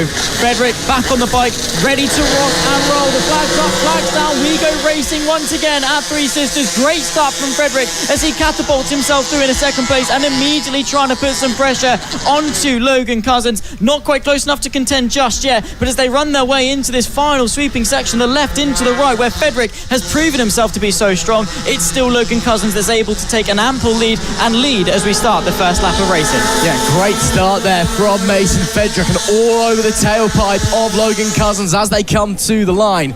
And Josh Perkins, meanwhile, trying to negotiate his way through. Actually, Josh Perkins managed to get back through Mason Frederick on the straight, showing, of course, the lack of power that AC, that air-cooled bike has. So Perkins gets back in front, so Frederick's got all the work to do in the tight and technical stuff down at the back end of the track. And there goes Josh Perkins. What a run onto the pit straight. The 30 versus the number 7. But it is Cousins who was able to sweep around the outside and managed to get through. Of course, important to note, we do have no Kai Hawkin in this race after his incident earlier on in the AC40 Pros race. Looks like we've got no Danny Longhurst out there either. So only a 12-bike grid in this LC40 Elite Race 2, brought to you by OH Logistics. And here's where we'll see the disadvantage that Mason Frederick has. Just look at that gap expanding. The 2 liquid cool bikes of Logan Cousins and Josh Perkins leaving him for dust. But Frederick, he's just got to carry that momentum through the corners and keep pushing. He's going to have Rex Austin for company very shortly as well. I think Austin was been very fast this weekend, and I'm sure is hungry for a podium in this one. Caelan Ratcliffe and Oliver Hall behind as well. They're having a big scrap. Oliver Hall would love to move forward again, like Frederick, one of our birthday boys on Thursday. He'll be looking for some strong results to celebrate that. I think so, because of course in the pros he took a win, fair enough, immediately after his birthday, but some poor showings, of course, mistakes and DNFs. More importantly, he's going to be looking to make amends for that. He's already got a podium this week in the LC40s, but he's going to be wanting to do one better. You're always chasing more, but with a power disadvantage, is there much he can do? Look there from Perkins, but he's not quite close enough. Frederick, he's probably hoping that these two continue to battle, and that gives him the best chance possible. Change for the lead as Cousins has to tuck back underneath Perkins, who picks his way back through, but immediately on the counter-attack as Logan Cousins, the championship leader, launches his way back through the inside. The 30, though, is not giving this up. He's back underneath and back up the inside, but Cousins sweeps his way through, takes the racing line, and with it, the race lead. Wow, this is great racing, isn't it, between the pair of them? And actually, Frederick still keeping them honest as well. Even with that power deficit, he must be flying through those corners. Josh Perkins, he set the fastest lap of the race last time, a 48.984. Let's see what it is this time. I doubt it will be quicker because of the fighting that they have been having. But as it stands, been very, very close indeed between the pair of them. Cousins, a bit more breathing room on this occasion, down into turn 1. And that 47.9, a great lap there from, the 47.9 is the lap record, should I say.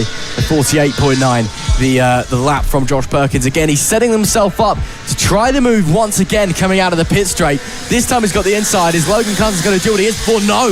This time, Perkins able to keep it there on the inside and, for the time being, take the lead of the race. Cousins cannot respond immediately, so Josh Perkins into P1, and now the hunter becomes the hunted. What can Logan Cousins do to try and fight back? He's still all over the rear of that number 30, and look at Mason Frederick still there as they come onto the main straight. He won't be before this main straight as the front two continue to disappear just with the more power of those liquid-cooled mini motos. But Perkins now into the lead. A little bit tentative through turn 1. Just a bit of hesitation there. I think he made a mistake on the turn-in and then just had a bit of a moment of self-reflection almost as he contemplated what he had to do next. But it has not hurt him too much. Still in the lead of this race. Meanwhile, there is Oliver Hall and Caelan Ratcliffe. They've been trading places all race long for P5. Oliver Hall, we know that young man is aggressive out on the racetrack, and we know how much he wants it. He is going to give up until he's not going to give up, should I say, until there is nothing left. He wants that P5. Of course he does. Of course, that's what he's aiming for. I mean, speaking to his dad earlier, and the level of competition in this championship means that it's so difficult to work your way forwards. The battling that you have to do. Everyone is ruthless, so consistent, so quick, and of course Oliver Hall trying to stay on the pace with Caelan Ratcliffe and pick his way back through into P5. Best results so far this season, a couple of podiums, and of course that P2 back at Ella Park. There he is, of course, at the moment, not running too bad in terms of the pace, only 3/10 off the fastest lap set, and now moving his way into the top 5. Inside line for Oliver Hall, but gets the door slammed in his face as Caelan Ratcliffe is able to sweep his way ahead and stay there in 5th. Yeah, lovely stuff from Oliver Hall, but Caelan Ratcliffe just sitting there doing a great defensive job at the moment, putting the bike exactly where it needs to be. Meanwhile, Josh Perkins will be hoping to do the same thing. Logan Cousins, what a move around the outside coming into the final few corners. Cousins back to the lead as they make it 3 laps to go here in the LC40 Elite. Race number 2 brought to you by OH Logistics. Coming up to some back markers now. Looks like that was Max Johnson, I believe, that they just made their way through. So Perkins now once again on the attack. He seems to prefer sitting behind, seems to prefer putting the pressure on Cousins in front. Is he going to try and set up the same move again? No, this time Cousins is wide to it. Tries to put it up to the inside, but it may not be enough because once again, Josh Perkins goes through, and this time it's elbows out. Shoves Logan Cousins out wide. Cousins can't sweep back round at the left-hander, and once again Perkins back to the lead. He's going to try and hold that lead as they go into 2 laps to go. Mason Frederick, goodness me, that was close. Look at how close this front 3 are now. Well, the front 2 are fighting, of course, while they're in the tight and technical bits. That is all the opportunity that Mason Frederick needs to close back up. Yeah, but that run to the line, you're flat out pretty much from the apex of that final corner all the way through to the line, and there's just not much that Frederick can do. He's so much quicker, and he hunts them through the corners, but as soon as the throttle opens, Perkins and Cousins are just able to extend that gap. He's there, he's on the pace, he's quick, but he's not quick enough where he needs to be, which is on the straight. Perkins versus Cousins, though. This is a race for the history books. Same too, Ratcliffe versus Oliver Hall, fighting for P5. I think they're closing in on Rex Austin as well in that respective battle for fourth. There are our two leaders, though. 1 lap left to go, and who is going to be taken to the top step? Will it be Perkins? Will it be Cousins? Will it be Mason Fedrick? Time will tell. Cousins to the inside as they come to the line. Last lap flag is out. One more tour of Three Sisters to go in this one. Perkins leads the way down into turn 1. Cousins hounding him, tailing him, looking for a way through. Fedrick drops back as we'd expect up the straight, but he's going to close over the remainder of the lap. Cousins still closing in on the brakes, but too far back to try and move this time. Maybe he'll try and repeat what Perkins has done to him, but Perkins looking solid out in front, making their way through the sweepers now. Cousins yet again still not close enough, even though almost touching the rear wheel of Perkins. Gets the drive, Perkins cuts him off. Wow, this is aggressive racing, but it's spectacular racing. Logan Cousins and Josh Perkins. It's going to be to the line as Fedrick tries a last-ditch effort on the run to the line. Drag racing up. I believe that Josh Perkins is going to take victory in race number 2. Logan Cousins second by just a quarter of a second.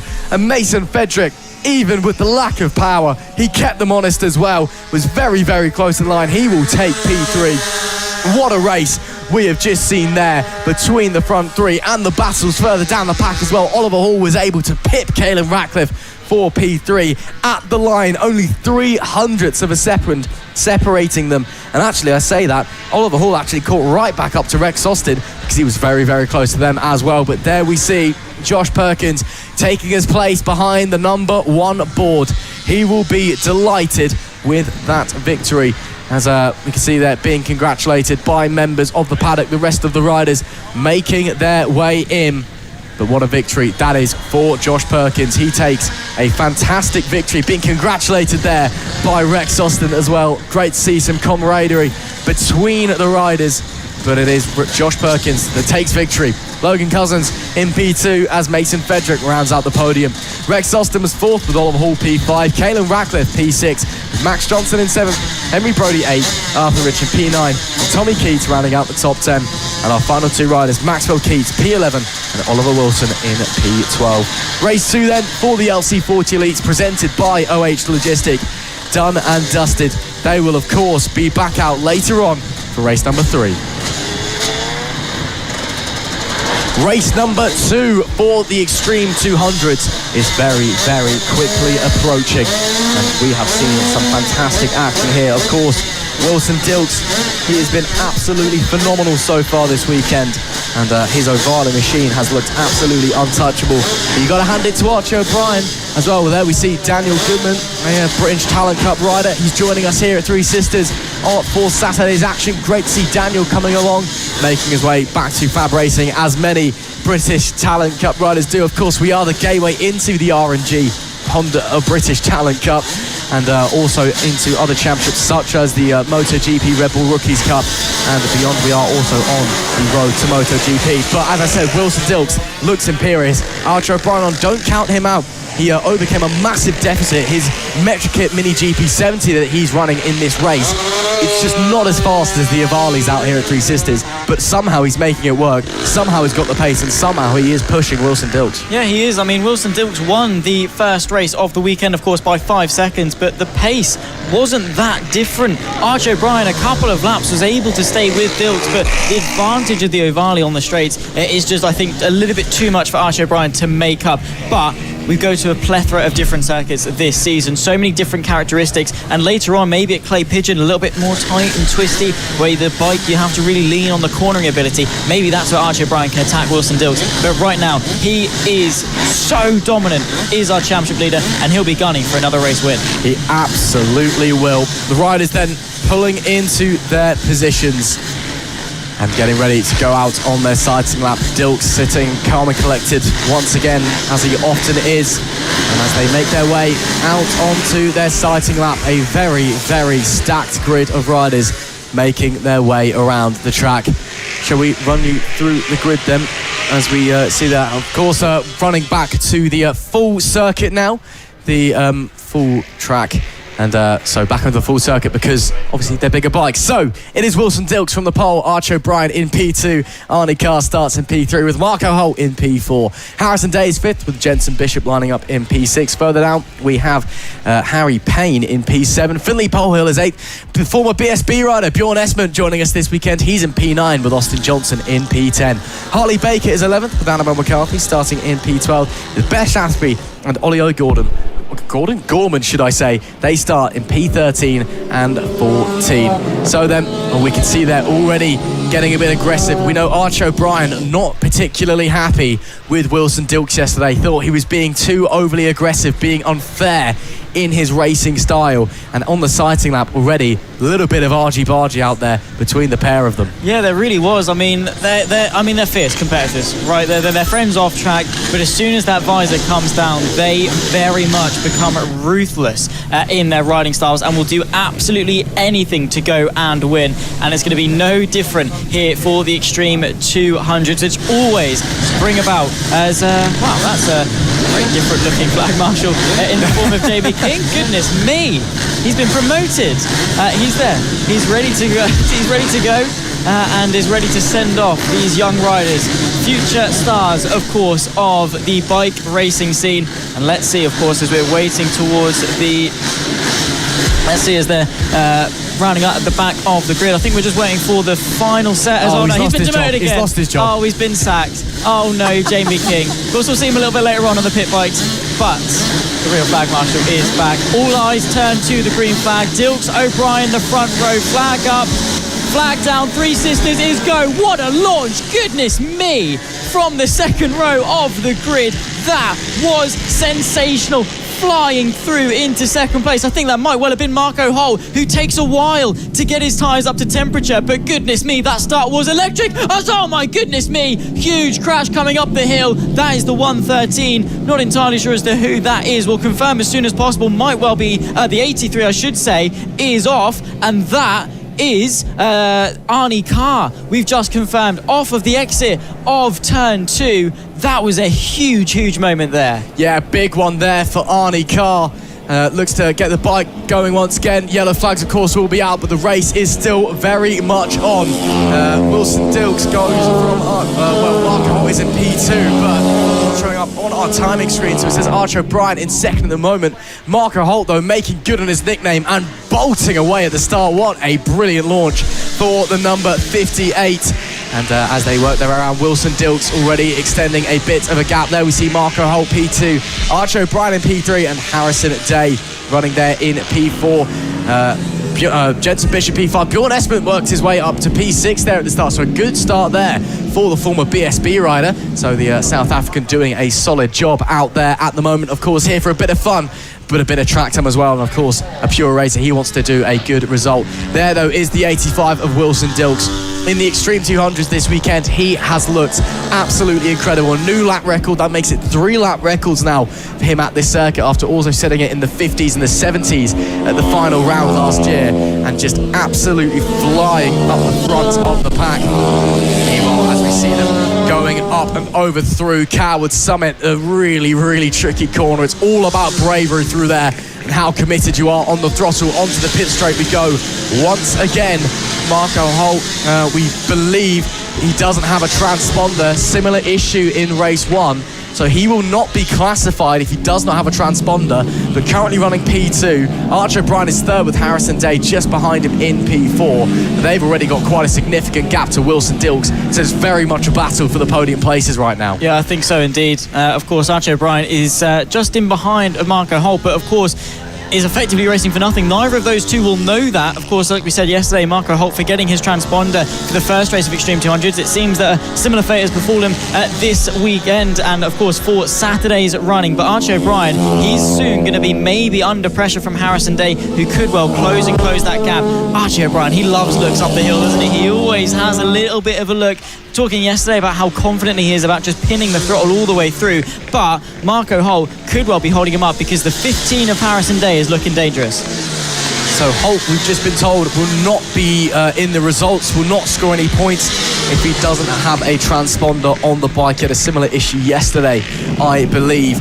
But as they negotiate their way through the infield section, past the Supermoto course here at Three Sisters, and then through this fantastic S's section. I mean, what a great camera shot that is. You just see them left, right, left, all of them synchronized, sliding their way through the pack. There is the 71 of Dan Goodman. After starting at the back, of course, he did qualify, has just joined us here today. But the British Talent Cup rider already up to P7, P8 out on the road, of course, with Marco Holt out there doing a great job at the moment, as you'd expect from a British Talent Cup rider. And on that note, making his way past Bjorn Espen as well, rocketing their way up the hill. This is some great racing action we've got here in the Extreme 200s. And as Goodman continues to fight his way round, up in front of him, the number 3 of Jensen Bishop, who's been enjoying time at Three Sisters here this weekend. He's been putting in some good laps and some good performances. I'm sure he'd want that to carry on, but with the scary pace that Dan Goodman is currently possessing, he's got the second fastest, or shall I say third fastest lap of the race, absolutely flying. Bear in mind, he's in all of that traffic as well. I'm sure he's got his sights on Bishop and will be looking to capitalise very, very soon. I think so. The adrenaline is always there, using his extreme amount of experience. And look in there, very aggressive look on Jensen Bishop, who of course does see it coming, leaves the space around the outside of the final corner, is going to try and keep the throttle pinned as they begin the 8th to last lap. Goodman is through though, eventually able to run his way up through towards Coward Summit, and that was a sensational move indeed. It took bravery to do that, but he saw the gap, he saw the opportunity, and he executed. He's gone from last into P4, P5 of course on the road, but 4th place from the back of the grid is a sensational run. I mean, that's what it takes to be a British Talent Cup rider. You've really got to be brave and, well, I wouldn't say bullying, but you've got to kind of show who you are when you try and make a move. And of course, many of these young riders out there competing in the Extreme 200, so that's Bjorn Espen working his way through Jensen Bishop. Many of these young riders out here on the Avalis and the Metro Kits and the like, they'll be looking to be getting into the R&G British Talent Cup in the coming years. Of course, here at FAB-Racing, we are very much a gateway into the British Talent Cup. Since 2019, over 60% of the field and every champion and vice champion have all come from FAB-Racing. So we've got the track record to prove it. This is the place to be if you want to go up into the British Talent Cup, but that's also what it takes to be competing in the British Talent Cup. Meanwhile, having a look there on Harry Payne, that was Finley Polhill on the 199 with Jensen Bishop just in front of them. So there's still lots of action going on in the midfield areas. There we do see the 11 of Payne. Bishop, I think, maybe just taking a bit of a knock to his confidence with Goodman muscling his way through because the pace has dropped off slightly. He's just looking a little bit uncomfortable out there on the bike at the moment. Maybe he just needs to regroup, refocus. And as I say that, almost invites Harry Payne through on the inside of the hairpin. Oh, but he's going to give it a go though. Oh, almost touching the curb there. Curb's still quite wet here in some places at Three Sisters after the rain overnight, even though the track is bone dry, so it's a bit of a risk when you're trying to take the curbs. And once again, oh, and there goes Finley Polhill as well. Jensen Bishop really struggling the last few laps, unfortunately, as he's managed to retake his way past Finley Polhill, but maybe he just needs a lap running by himself just to rest, refocus, regroup, and then go back on the attack with 6 laps left to go. It's so easy when you're running in such a long pack to dishearten yourself, lose momentum, and just fall backwards. You just get eaten up. One gets through and then everyone else smells blood in the water and is able to capitalise on that run. And unfortunately, I think that has been a fate that has happened to Jensen Bishop. But now he's had a lap or so just to refocus, find that rhythm once again. He's actually running at some decent pace. He's closing back in onto Harry Payne, but with only 6 laps left to go. Time is of the essence. Time is running out indeed. A little bit, of course, through the S's, the left into the right, then left again. The elegance and the grace that these riders have on the bikes as they sweep their way through. Finley Polhill as well as there in P8. Any one of these riders realistically can make up some decent places, but very, very close indeed. Dan Goodman versus Bjorn Espen, 2 of our star riders in the Extreme 200s, maybe about to do battle into the second half of race 2. Well, British Talent Cup versus former British Superbikes. Who's got what it takes? Of course, Dan Goodman has muscled his way up through the field. Bjorn Espen, of course, he's not very familiar with the circuit. He's on a bike he doesn't normally ride, so he's been not quite up to the pace that we'd expect, shall we say, but he's still doing a very, very good job. Of course, he's spends his days nowadays as a personal assistant to Brad Binder up on MotoGP. I'm sure Brad is watching along and judging him very, very heavily for his friend's performance. But back to the action though, it is Espen versus Goodman. Currently it's P5 out on the road, P4 in reality with Marco Holt seemingly not having a transponder on the bike. Currently Goodman leading Espen, but Espen keeping him honest, keeping on his tail, starting to turn the wick up again. It's not a circuit he knows very well. He's learning every single lap and starting to slowly increase the pace as they head on to their next lap, and it'll be 4 laps remaining for this group. Unfortunately, we have lost Beth Ashby from this race. She is down and out, looks to be a reliability issue there, so a big shame for her, but still lots of racing action going on, still plenty on track, and still this brilliant battle for net P4 between British Talent Cup star Dan Goodman and BSB star Bjorn Espen. Yeah, he's been riding really well, both of them has, but it's been impressive as to how quick Goodman has just been able to get on the bike, acclimatise himself to Three Sisters and be immediately on the pace. They're coming up to lap the number 8 machine of Blake Wilson, I think for the first time, so that's going to be Goodman versus Espen fighting their way through as quickly as they possibly can, of course, as they fight through. That's of course the 71 as well. Massive high side. That was a big one. Big accident here at Three Sisters. A huge high side as they make their way through the number 8, but that understandably is a red flag. The racing brought to a stop after a huge crash here in race 2 of the Extreme 200s at Three Sisters. The red flag waves, the riders come to a stop, but that was huge. That, of course, is not what you want to see in any race. And we'll let you know as soon as we know what is going on that everyone involved is okay, but the riders coming to a stop down at turn 1 as we wait patiently to find out what has happened. But a huge accident. Looks like the riders already making their way back to the pit lane. There's only 3 laps left to run anyway, so that may well be the end of the race. They may well call it there. But that is a huge accident. Until then, some great racing though, Zach. We had some fantastic battles out on the track. Of course, we don't want to see it ended by a red flag, but nonetheless a very enjoyable race. Yeah, indeed. Of course, we had that battle with Goodman and Espen, and just before we were following that battle between Austin Johnson on the 27 and of course the number 8 of Wilson, and in fact actually Annabelle McCarthy on the 113 was involved, so a three-way battle that was for P9 all the way through. It was fantastic, and that is the provisional and declared results for this race. Race number 2 of the Extreme 200s is over, and it's Wilson Dilks that takes to the top step. Well, we see Marco Holt sitting in P2, but we don't know if he's got a transponder. That's Jamie King having a look to see if he's got a transponder, and he may well be told to go away in a short second and let Archie O'Brien take his spot. So again, very provisional regarding whether Holt the Bolt has a transponder on the bike. He didn't yesterday, must be said. So we'll wait and see. But checks being done on the net timing though. Wilson Dilks took victory with Archie O'Brien in 2nd, Harrison Day in P3, Dan Goodwin was 4th, Bjorn Espen 5th, with Harry Payne in 6th, Jensen Bishop 7th, Finlay Polhill in P8, Austin Johnson 9th, Blake Wilson in 10th, Annabelle McCarthy 11th, Ollie O'Gorman 12th, and Beth Ashby unfortunately dropping out in P13. Of course, if Marco Holt is in the race and was allowed to finish, then everyone from Archie O'Brien P2 down gets bumped down one, and he'll slot into that P2 spot. But they're taking the photos at the podiums. That looks like he may have a transponder on the bike, and it could have been fine. But it's provisional. Again, race control will confirm what's going on. We'll let you know what's happening. If you are just joining us, unfortunately, the 2nd Extreme 200 race red flagged with 3 laps left to go after a very big accident. We'll let you know who was involved and whether everyone is okay as soon as we are aware here in the commentary box.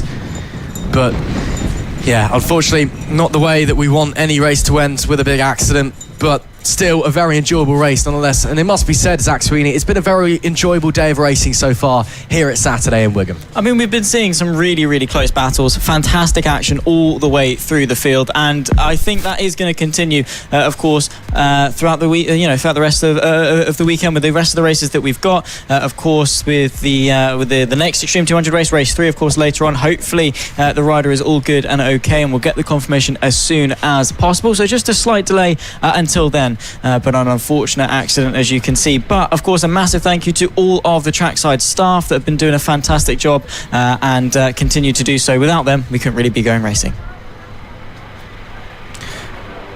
Hello and welcome to the third round of the FAB-Racing Mini Bike British Championship. If you are just joining us, here Saturday's action at Three Sisters.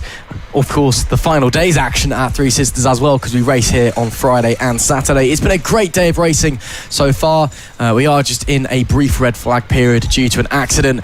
We'll let you know if we, as soon as we know that everyone involved is okay. As soon as we know here in the commentary box. Of course, if you did miss any of yesterday's action, we will be running all of the weekend's action tomorrow on Sunday, the traditional race day. So both Friday and today's racing, it'll be live streamed all day. So if you did miss any of yesterday's, or you maybe can't watch some of today's action, you can tune in and watch tomorrow. Of course, although we won't be here anymore, it will still be myself, Ross McIntyre, and Zach Sweeney bringing you all of the action. And 2 days of Fab Racing and a third of all of the racing from the 2 days on a third day, just for a bit of fun. So clouds starting to come over here at Three Sisters, but hopefully we should be getting going in a brief moment. But it's been a great weekend of racing so far, Zach Sweeney, and just brilliant racing. Of course, a star-studded roster here in Wigan as well. We've got some big names. We've got British Talent Cup riders and former British Superbikes riders coming to enjoy the fun out on track. But of course, all the regular Fab favourites as well, and amongst them, some fantastic racing.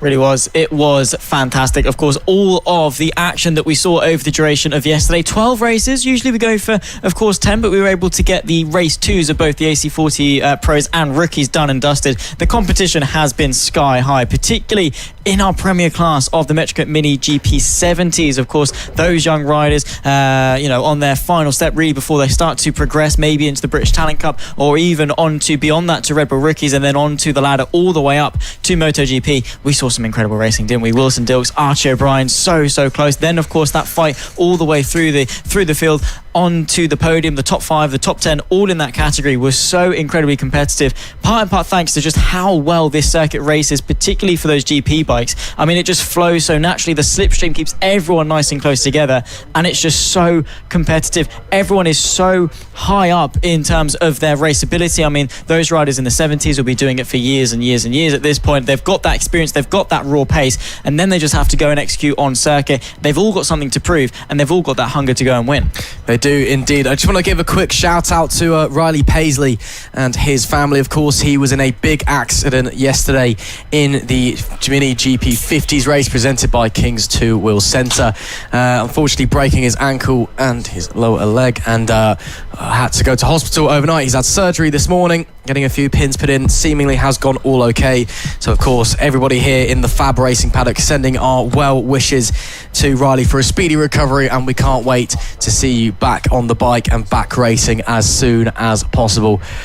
As we're just waiting here for the red flag to come to a close here at Three Sisters. Unfortunately, the Extreme 200 race number 2 cut short at the end.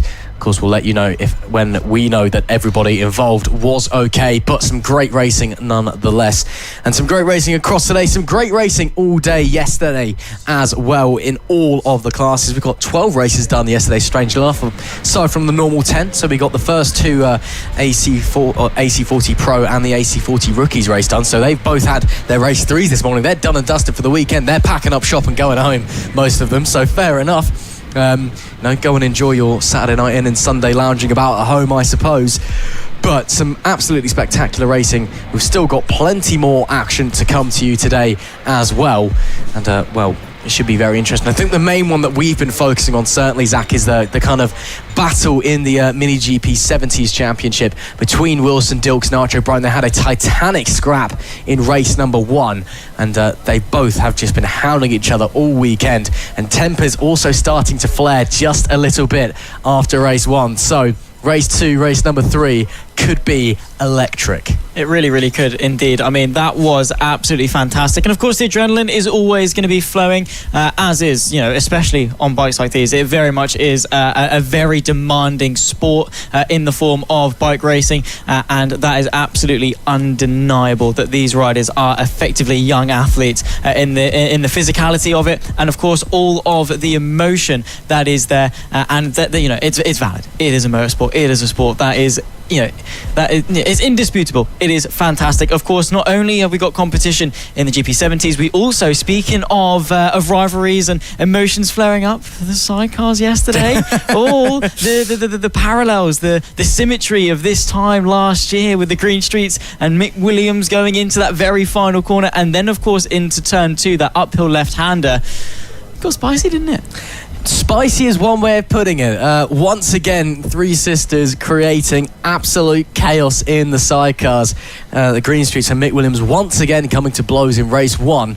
The Green Streets, though, did come out better, eventually got into a lead, but then shockingly, huge tyre blowout on the chair side. They're not sure what caused it. I went and spoke to them earlier as we were doing a bit of bird watching here apparently at Three Sisters. Someone pecking through the grass looking for some lunch perhaps. But when I spoke to the Green Streets earlier, showed me the tyre. They don't know what caused it. They don't know if they cut the tyre on something when they went off the track or if it was just a blowout. But it was a very, very sizable hole in that thing, and I'm amazed that they managed to keep racing on the rim, quite frankly. But fair play to them. They did manage to finish the race, to be fair, a lap down, but still picking up crucial points in the year that they are hoping to finally usurp Mick Williams and take the Mini F1 sidecar title. So maybe race 2 they've got a bit of redemption, but again, Three Sisters sidecars tempers always start flaring. See that, of course, a big thank you to all the marshals this weekend and across the season as well. Both the trackside marshals here in the orange and as well the roving marshals we have here at FAB-Racing, the parents of the paddock who do a great job making sure everyone races safely. And of course, the big thank you to the medic crew as well. Without them, we couldn't go racing. So a big thank you. If you're tuning in, watching on Motorsport Radio, of course, as we said earlier, if you missed any of yesterday's action or you are missing any of today's action, we will be showing all of the racing from yesterday and today tomorrow across Sunday. Of course, later on tonight as well, we've got live IndyCar, live Indy Next. We've also got the Motorsport Radio Paddock Party on tonight, the highlight of any week, if you ask me. And tomorrow night, we do have the live IndyCar race from Road America over on Motorsport Radio as well. So make sure you check it out, give it a listen. And let us know as well where you're watching from around the world, who's supporting here at FAB-Racing. Of course, the stars of tomorrow, and in some cases, the stars of today as well. And please, of course, like, share, subscribe, do all of that, because we really want to get these young riders out there, really want to get their names out there to show the best of young bike racing that Britain has to offer. And as we said, the stars of tomorrow, of course, we are the road into the R&G British Talent Cup. Since 2019, over 60% of the British Talent Cup field has been made up of graduates of FAB-Racing, and every year since then, both the champion and the vice champion have both been FAB-Racing graduates. And of course, from there as well, we've got riders over in the MotoGP Red Bull Rookies Cup this year. We've got Sullivan Mounsey and Evan Belford both there. Again, as you can see on your screen, a full weekend restream of yesterday and today's action from 8 a.m. on Sunday. So make sure you check it out if you've missed any of the action this weekend. Of course, as I was saying, though, we've got riders in the MotoGP Red Bull Rookies Cup. We've got riders over in Junior GP as well. We've got the likes of Casey O'Gorman doing that this year. We've got riders who have gone on to achieve great things in the world of bike racing. We've got riders who made it to MotoGP, World Superbikes, British Superbikes. Of course, in Moto3 at the moment, we've got Scott Ogden and Josh Watley, both of them coming from FAB-Racing. So it's this is the place to be. And if you're watching at home as well and you've got a young one who wants to get into bike racing, or you yourself are a young rider who likes to race bikes, or even if you're older and want to come along and take part in our more senior championships, you are more than welcome to do so. It is a real family here at FAB-Racing. So make sure you head over to the FAB-Racing website and come back and see what is going on. It is now lunchtime here at Three Sisters in Wigan, so we are going to head away and we're going to go back down to the paddock and speak to some of the riders who we've see some of the riders who we've spoken to across the weekend, shall we say, and we've got a few interviews lined up. Of course, the riders are always happy to have a chat, you know, and it's great to see such enthusiasm to share their passion with us for racing, and it's always great to hear and speak to them. So let's start by going down to the paddock. First up, we're speaking to Henry Brodie. Brodie, we are here for the third round of the FAB-Racing Minibike British Championship. The sun is shining here at Three Sisters. How are you feeling? Good. And obviously you've been out on the bike for a few sessions already, getting to know the track, getting to know how you're feeling. How's it all going so far? Really good, and I've got a new engine. It's a CS, but I had a blatter, Ella and lid.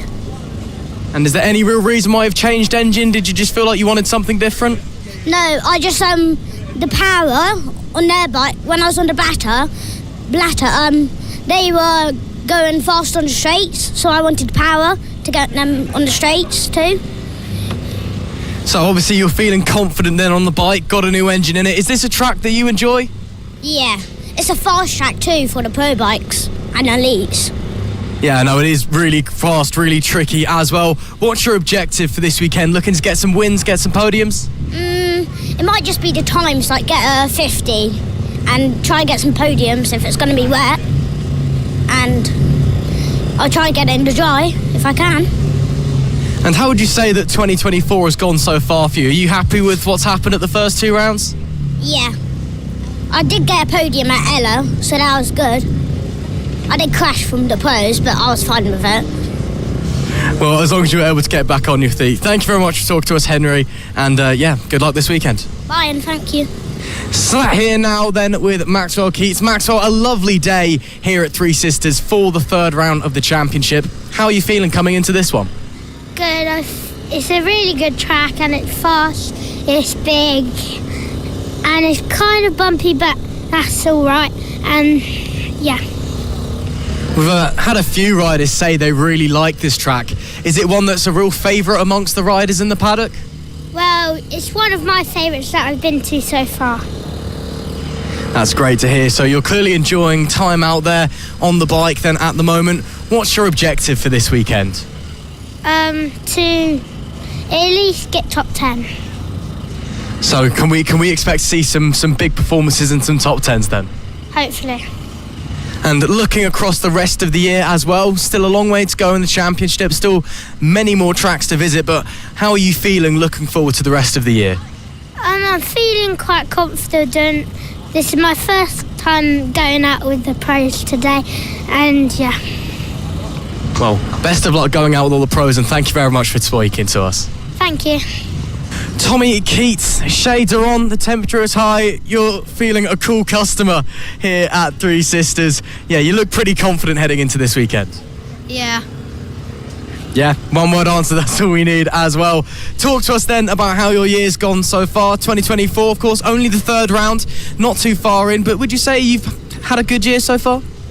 Yeah, it's my first time, third weekend on a pro bike, so it's been good, and yeah. So only third weekend on the pro bike then. How are you experiencing that? What's the difference between the pro bike and the bikes that you've ridden before? The pro bike has got a lot more, is so much faster than a rookie bike down a straight. So it's just a bit faster in a straight line. Of course, you're riding against more experienced competitors as well, so they're probably a bit faster in the corners. So it's just a bit faster, essentially. Yeah. And what's the plan then for the rest of the year? Just continue to learn and grow on the pro bike, and then next year maybe be looking at an elite ride? Yeah, all I'm hoping for is just top 7s and yeah, hopefully on an elite bike next year. Well, fingers crossed. Thank you very much, Tommy. Matthew Thomas about to head out onto the track for your practice sessions, getting ready on the bike. How are you feeling? Good. It's a lot different than the 70 than the 50, but it's the 70's a lot quicker, so I enjoy it more. Obviously this track as well, really, really fast. You've got that big brave section up the top of the hill as well. Even on the 50, if it's a bit slower, got to be a lot of fun. Yeah, but there's a lot of slow rides in the 50, so it's hard to get round them down in the Plinth climb bit. So, clearly feeling quite confident then, especially in the 50s class. If you're saying there's a lot of other slower riders out there, are you maybe thinking of some good results this weekend for yourself? Yeah, I was second in the third session, but I've gone down to third, only because I had some traffic. But if I get ahead of everyone else, I could go back to a second. Well, all the best for your practice sessions. We'll let you get back out on track. Thanks. Jensen Bishop about to head out onto track here at Three Sisters for a practice session. Obviously, the sun coming out. It's a lovely day today, and it's a nice, fast, fun track, isn't it? I love the fast track. So I'm one of the heavier riders, but I can manage on the straights because I keep it pinned through that right-hander. Let's talk about this year then. So far, 2 rounds done and dusted. I'd like to think you think you've had a pretty good year so far. I had a decent round at Lid, but the round at Ella was quite awful. There was a problem with my forks, which was bottoming out instantly, so that resulted in 6 crashes. What's there? So you're hoping for a bit of a better third round here and rest of the season than last time out? Yeah, hopefully. We'll let you get out on track. Thanks for talking to us, Jensen. Thanks. Tyler Hartley, a bit of a disappointing day for you so far, unfortunately. You've had a lot of mechanical issues with the bike, but looks like it's all fixed now. Hopefully, you're ready and raring to get out there for the third round of the championship. Yeah. So, talk to us about how your year's gone so far. Obviously, only 2 rounds in so far, but I'd like to think, you're pretty happy with what you've done. This is my first round at the season. I'm doing 3 tech on the CBR 125s. So it's my first round this season on my 50, which obviously I haven't been going that well because I blew my bike up. But hopefully I'm going to go out in this session for redemption. Talk to us a little bit about the track as well. Obviously, Three Sisters, quite a big circuit, very fast, very flowing. Is it one that you enjoy? Yeah, well, I mean, I've never really done a lap on it, but I got half a lap in and I really liked it. So, well, from what other people are saying, can you assume it's going to be fun at least? Yeah, very fun. What's your aim for this weekend then in terms of finishing positions? Are you more just focused on getting out there, having some time on the bike, or straight out there you want to win some races? Well, to be honest, we came just for fun so I can see my friends, so probably top 10 finish would be good. Well, hopefully that can all come together. Thanks very much for talking to us. Thank you. Callum Maxwell, sun shining here at Three Sisters. How are you feeling coming into the third round of the championship? Oh man, I'm feeling amazing. I'm absolutely flying. I'm catching up to people. I'm almost passing people. Yeah, I'm feeling absolutely amazing. That's great to hear. Clearly then you're really enjoying Three Sisters as a track. Oh yeah, it's honestly the best track in the Canada so far. I know you're heading out in a short moment, so we'll keep this one nice and quick. But what's your plan for this weekend then? I mean, obviously everyone wants to go out and win all 3 races, but what are you aiming to do? Just get any high placement and beat my last time. So yeah, just get out there, have some fun and get some good results. Is that the plan? Yeah, pretty much. Well, thank you very much for talking to us, Callum. Thank you. Emilio Pereira, you've been having a great season so far in the FAB-Racing Minibike British Championship. We've come now to Three Sisters. I'm sure you're looking to continue your strong form. Yeah, I'm currently 7th fastest at the moment, but I wasn't in for the first practice, which really was probably the most important because it's just to know the track. But hopefully I'll get top 3 in this practice. Yeah, of course, it's all about just getting out there and getting used to the track. Let's talk about the last time out at Ella Park. You had a great few races in very changeable conditions. That must have felt pretty good at the end of the weekend. Yeah, it felt pretty good. I was hoping for at least 2 first, but 2 seconds and first is good enough. Yeah, I mean, most people would be delighted with that, and you're just saying it's good enough. Shows you've got very high expectations, which we love to hear. So I'm assuming you want to achieve some more fantastic results here this weekend. Yeah, I'm going to try to. Well, that is brilliant stuff. Thank you very much, Emilio Pereira, and let's see how you do out there. Thanks, bye. Well then, Harrison O'Keefe, you're a bit of a famous man in the FAB-Racing paddock at the moment.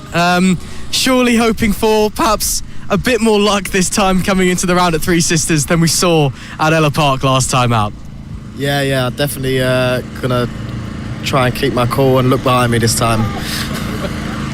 Let's not dwell on the past and any mistakes that may have happened at final corners. Let's look forward to this weekend. Sun shining, looks like it's going to be lovely weather the whole way through, and a great track here at Three Sisters as well. I remember you guys were here last year. I seem to remember you did quite well as well. I can't remember where we placed last year. I think we was all right. But yeah, I'm just catching up now to remembering the track again. So we'll see how we get on. But yeah, it should be good. So I'm sure you've been out a few times today already. How's everything feeling on the bike? Everything feeling okay? Just getting used to everything again.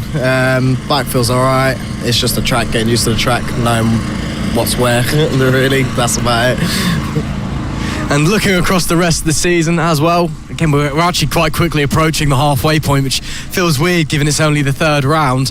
But, what's the goal for the rest of the season? Again, you said, you've been kind of catching the front runners. We've seen some great performances from you this year. So do you want to be in a position at the end of the year where you're regularly challenging for wins and maybe even the title? Yeah, it'd be good if I finished top four at least in the whole championship. That would be dreams come true, that. Well, thanks so much for talking to us, Harrison, and best of luck out there this weekend. Thank you. From one O'Keefe to the other, now we move over onto Ben. And again, you guys, you've been having a great season so far. Not just you, but all of the O'Keefe family. Coming here now to Three Sisters, I'm sure you all want to keep improving and keep going with that form that you're seemingly in.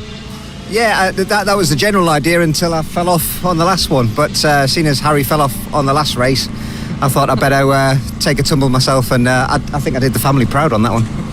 Well, I mean, it's not quite doing the Harrison, falling off on the last corner on the last lap from the lead of the race, but, still got to have a tumble occasionally. But bike looks okay from what I can tell from behind. Are you thinking it's going to be all right? A little bit dubious at the moment, but I think it is only fair for me to say that with Harry's fall off on the last lap, we, as a family, we were bitterly disappointed. We felt he let himself down, he let me down, he let his great granny auntie down, and he just let a lot of people down. I had a dog that died 9 years ago, let that down as well. It was a sad affair for the whole family. We were disappointed. So it was a long walk home for him then, was it? We made him walk. I think nobody would let him in the van after that performance. It was a disgrace, absolute disgrace. I'm surprised he's been allowed back, to be honest. It's just shocking. Well, moving on to yourself, obviously you've had a little fall off the bike this weekend, but not as bad as Harry's, must be said. What's your game plan heading into this weekend? I mean, I was just saying to Harry a moment ago, if I remember correctly, last year this track was somewhere you guys all ran quite well at, so are you looking to pick up some more good results today? I think for myself personally, I think my plan of action is to pop into the van in a minute, have a bit of a cry, try and console myself, and then see if the bike will come back together, and then see how I'm feeling for tomorrow, and fingers crossed, I've just got to stay in front of Harry. I hope he falls off again, whichever. Keep it nice and simple if he does fall off.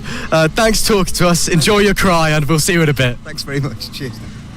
And last, but of course not least, we have the one and only Gary O'Keefe. Gary, pleasure to have you back with us, as always, here at Three Sisters. How are you feeling heading into the weekend's action? With trepidation again. Nervous after watching my brother crash again. I'm just hoping to survive as always, that's all I want. Well, it is very much a survival game. Part of motorsports is you got to stay on the black stuff, stay on the bike. Is that really your main plan? Just try and stay in front of your brother, and the entire O'Keefe world can watch on and cheer you to victory? There'll be no victory. I did get a podium last meeting for the first time ever in my life, and that's as high as I'm ever going to get, I think. I think I've actually peaked, and I'm now ready for retirement, if I'm honest. So you've entered and left your prime pretty quickly then, and now it's just almost the swan song victory tour on the way home. Now we're talking, yeah, exactly, yeah. So then, looking towards the rest of the season as well, on your swan song victory tour, again, only a few rounds left already. Quite surprisingly, season's been rushing past. What are you aiming for? To just have some fun, some time on the bike, time with your family, or do you want to be competing at the front with them as well?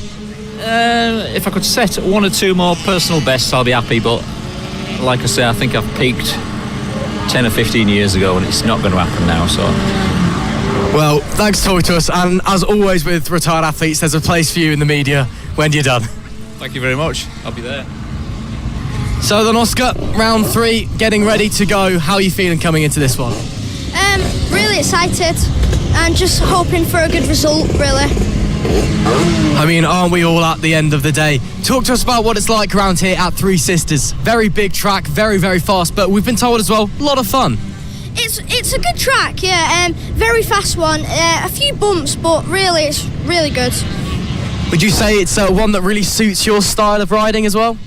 Well, a bit and a bit not, because it's just hard to learn. But when you get the hang of it, it's really good. So what's your game plan heading into this weekend then? Where are you looking to finish roughly? I'm assuming you want to be right at the top of the pack, of course. Well, I'm looking at a 14th, but hopefully a top 10. That's great to hear. And Bonnie, you talked to us a bit about your year so far as well. Talk to the people at home, how you think your year's gone. It's going all right. First year, and yeah, just try to learn all the tracks for next year. That is brilliant stuff. And again, is that a kind of similar plan looking over the rest of the season? Just looking to learn tracks, get time on the bike? Yeah, really. This is just a practice year for me. That's fair enough. So next year is when we'll be seeing the real you coming out. Yes. Awesome stuff. Well, thank you very much, and we'll see you out on track this weekend. Thank you. Yep. Here with Tommy Williams.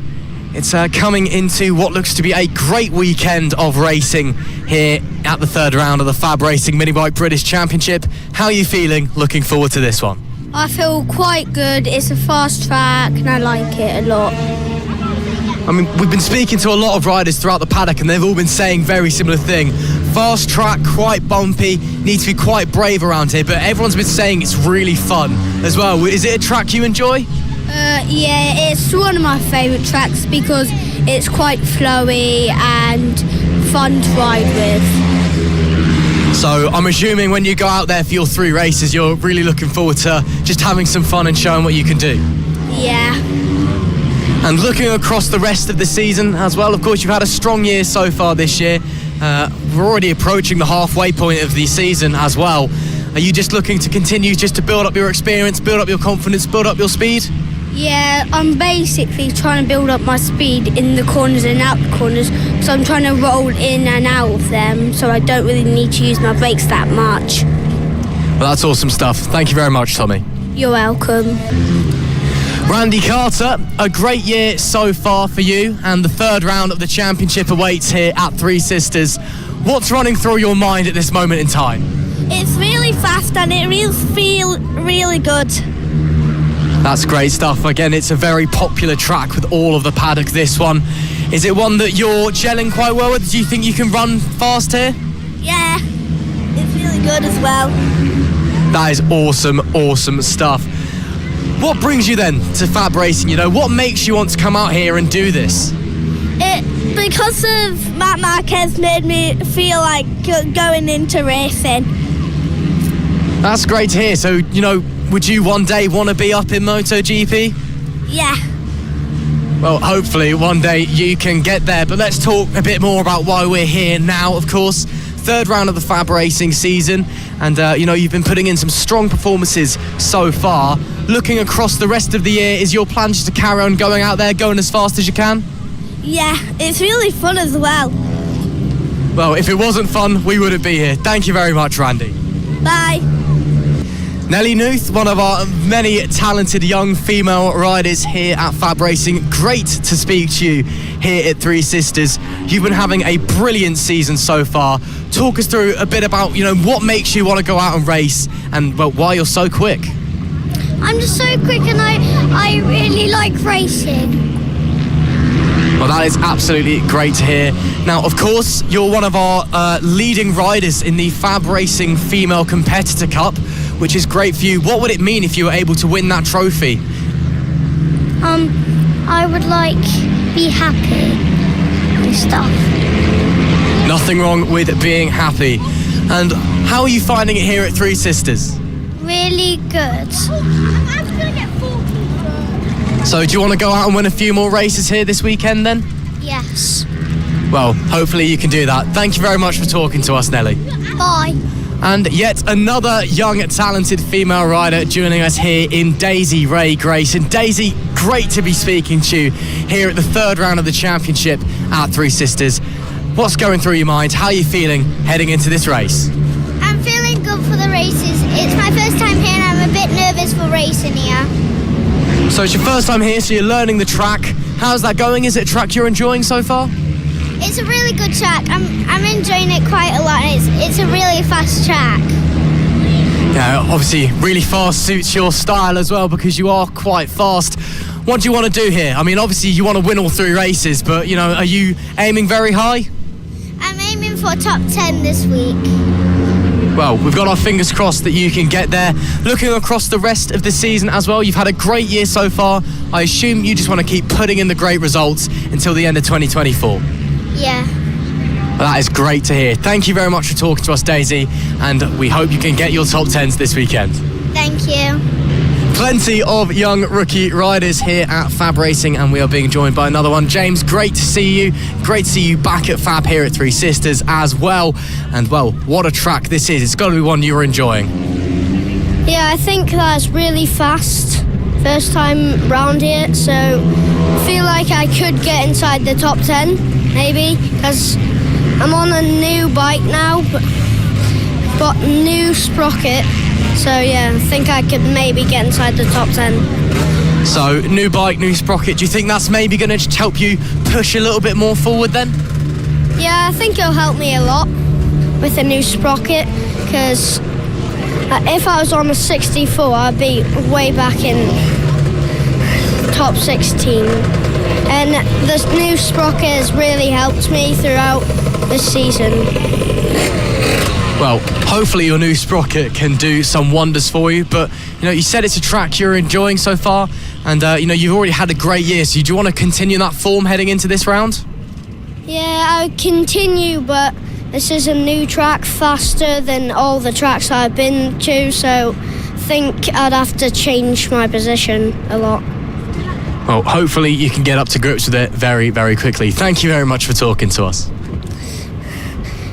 Here we have 2 of the finest examples of young racing talent here at Fab Racing. We've got Bradley and Lucy Curtis. Great to have you joining us once again here at Three Sisters. We'll start with you, Bradley, if that is okay.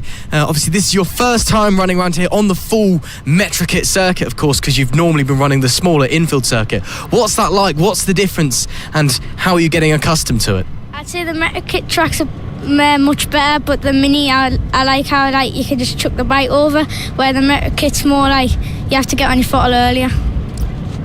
Yeah, obviously, you know, you've got that big back section which you didn't have to do before, but clearly you're having a lot of fun then.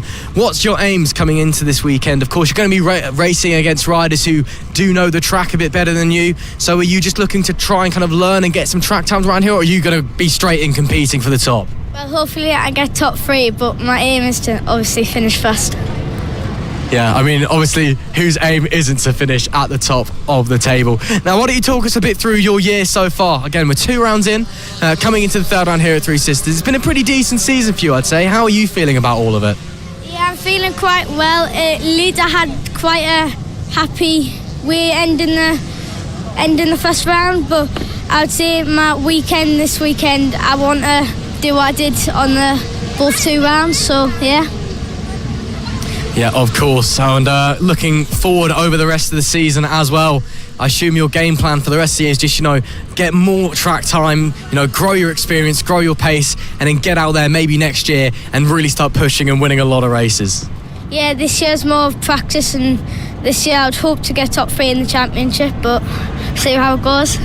We will indeed. Thank you very much, Bradley. We'll move on now to Lucy. Lucy, Again, pleasure to have you speaking to us here at Three Sisters. How are you feeling coming into the third round of the year? Quite confident. I ended last round with quite a big crash, so I'm just starting to ease back into the bike again. Yeah, it was a pretty big whack you took back at Ella Park. Again, great to see that you're here up on your feet and all okay. So is maybe still just easing a little bit back into just building that confidence back up? Yeah, definitely 100%, because I had a huge crash before the start of the season and resulted in a broken elbow, so it hasn't gone too good so far, but just building my confidence. That is great to hear. Why don't we talk about a little bit about someone you've got on the front of your leathers, House of Motor. Of course, you're competing in the highest achieving female rider award, along with all the other female riders we have here at FAB. What does it mean, for FAB-Racing to have, or to be, should I say, the first grassroots British racing series to have a cup solely for female competitors? Yeah, it's great. It inspires lots of young girls to, have it, give it a try, have a go, because motorbike racing is a really male-dominated sport, so it's nice having that bit of backup, confidence boost. And I'm sure at the end of the year as well, you'd like to be the one lifting said trophy. Yeah, hopefully. Well, fingers crossed for you on that front. Let's talk about the rest of the year as a whole, though. Again, we're getting to the halfway point, so still some time to, get some good points in, make some progress. What is your plan for the rest of the year? Stay on, really, but just top 5, hopefully, because I had quite a good last round other than the crash, so yeah. Well, we'll see what happens. Thank you very much for talking to us, Lucy. Thank you, and also I'd just like to say great thanks to House of Motor for all the support and my dad. Here with another fantastic young female rider at FAB-Racing, Daisy Polden. Great to have you here with us, and great to see you here at Three Sisters. How are you feeling? I'm feeling good and confident. All right, confident. I like that. This must be a circuit then that you really enjoy. Yeah, I really like the top corner. That's really fast and flowy. Yeah, I mean, it is a very tricky circuit, must be said, but really big up the top, big fast corners. You've got to have some real guts to take it through there. Is that something then that could really suit you coming into the racing? Yeah, I think so. So I'm sure then that you're looking for some fantastic results and winning all 3 races and all of that. Yeah, I'm aiming to get top 10. Well, obviously, that would be absolutely fantastic if you could. Let's talk a little bit about how your season has gone so far. You've had some strong results at the 2 rounds we've had, and I'm sure that you're looking to continue those here today.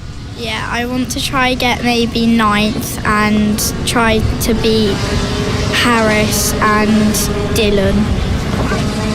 Well, hopefully we'll see you getting there. Thank you very much, Daisy. Thank you.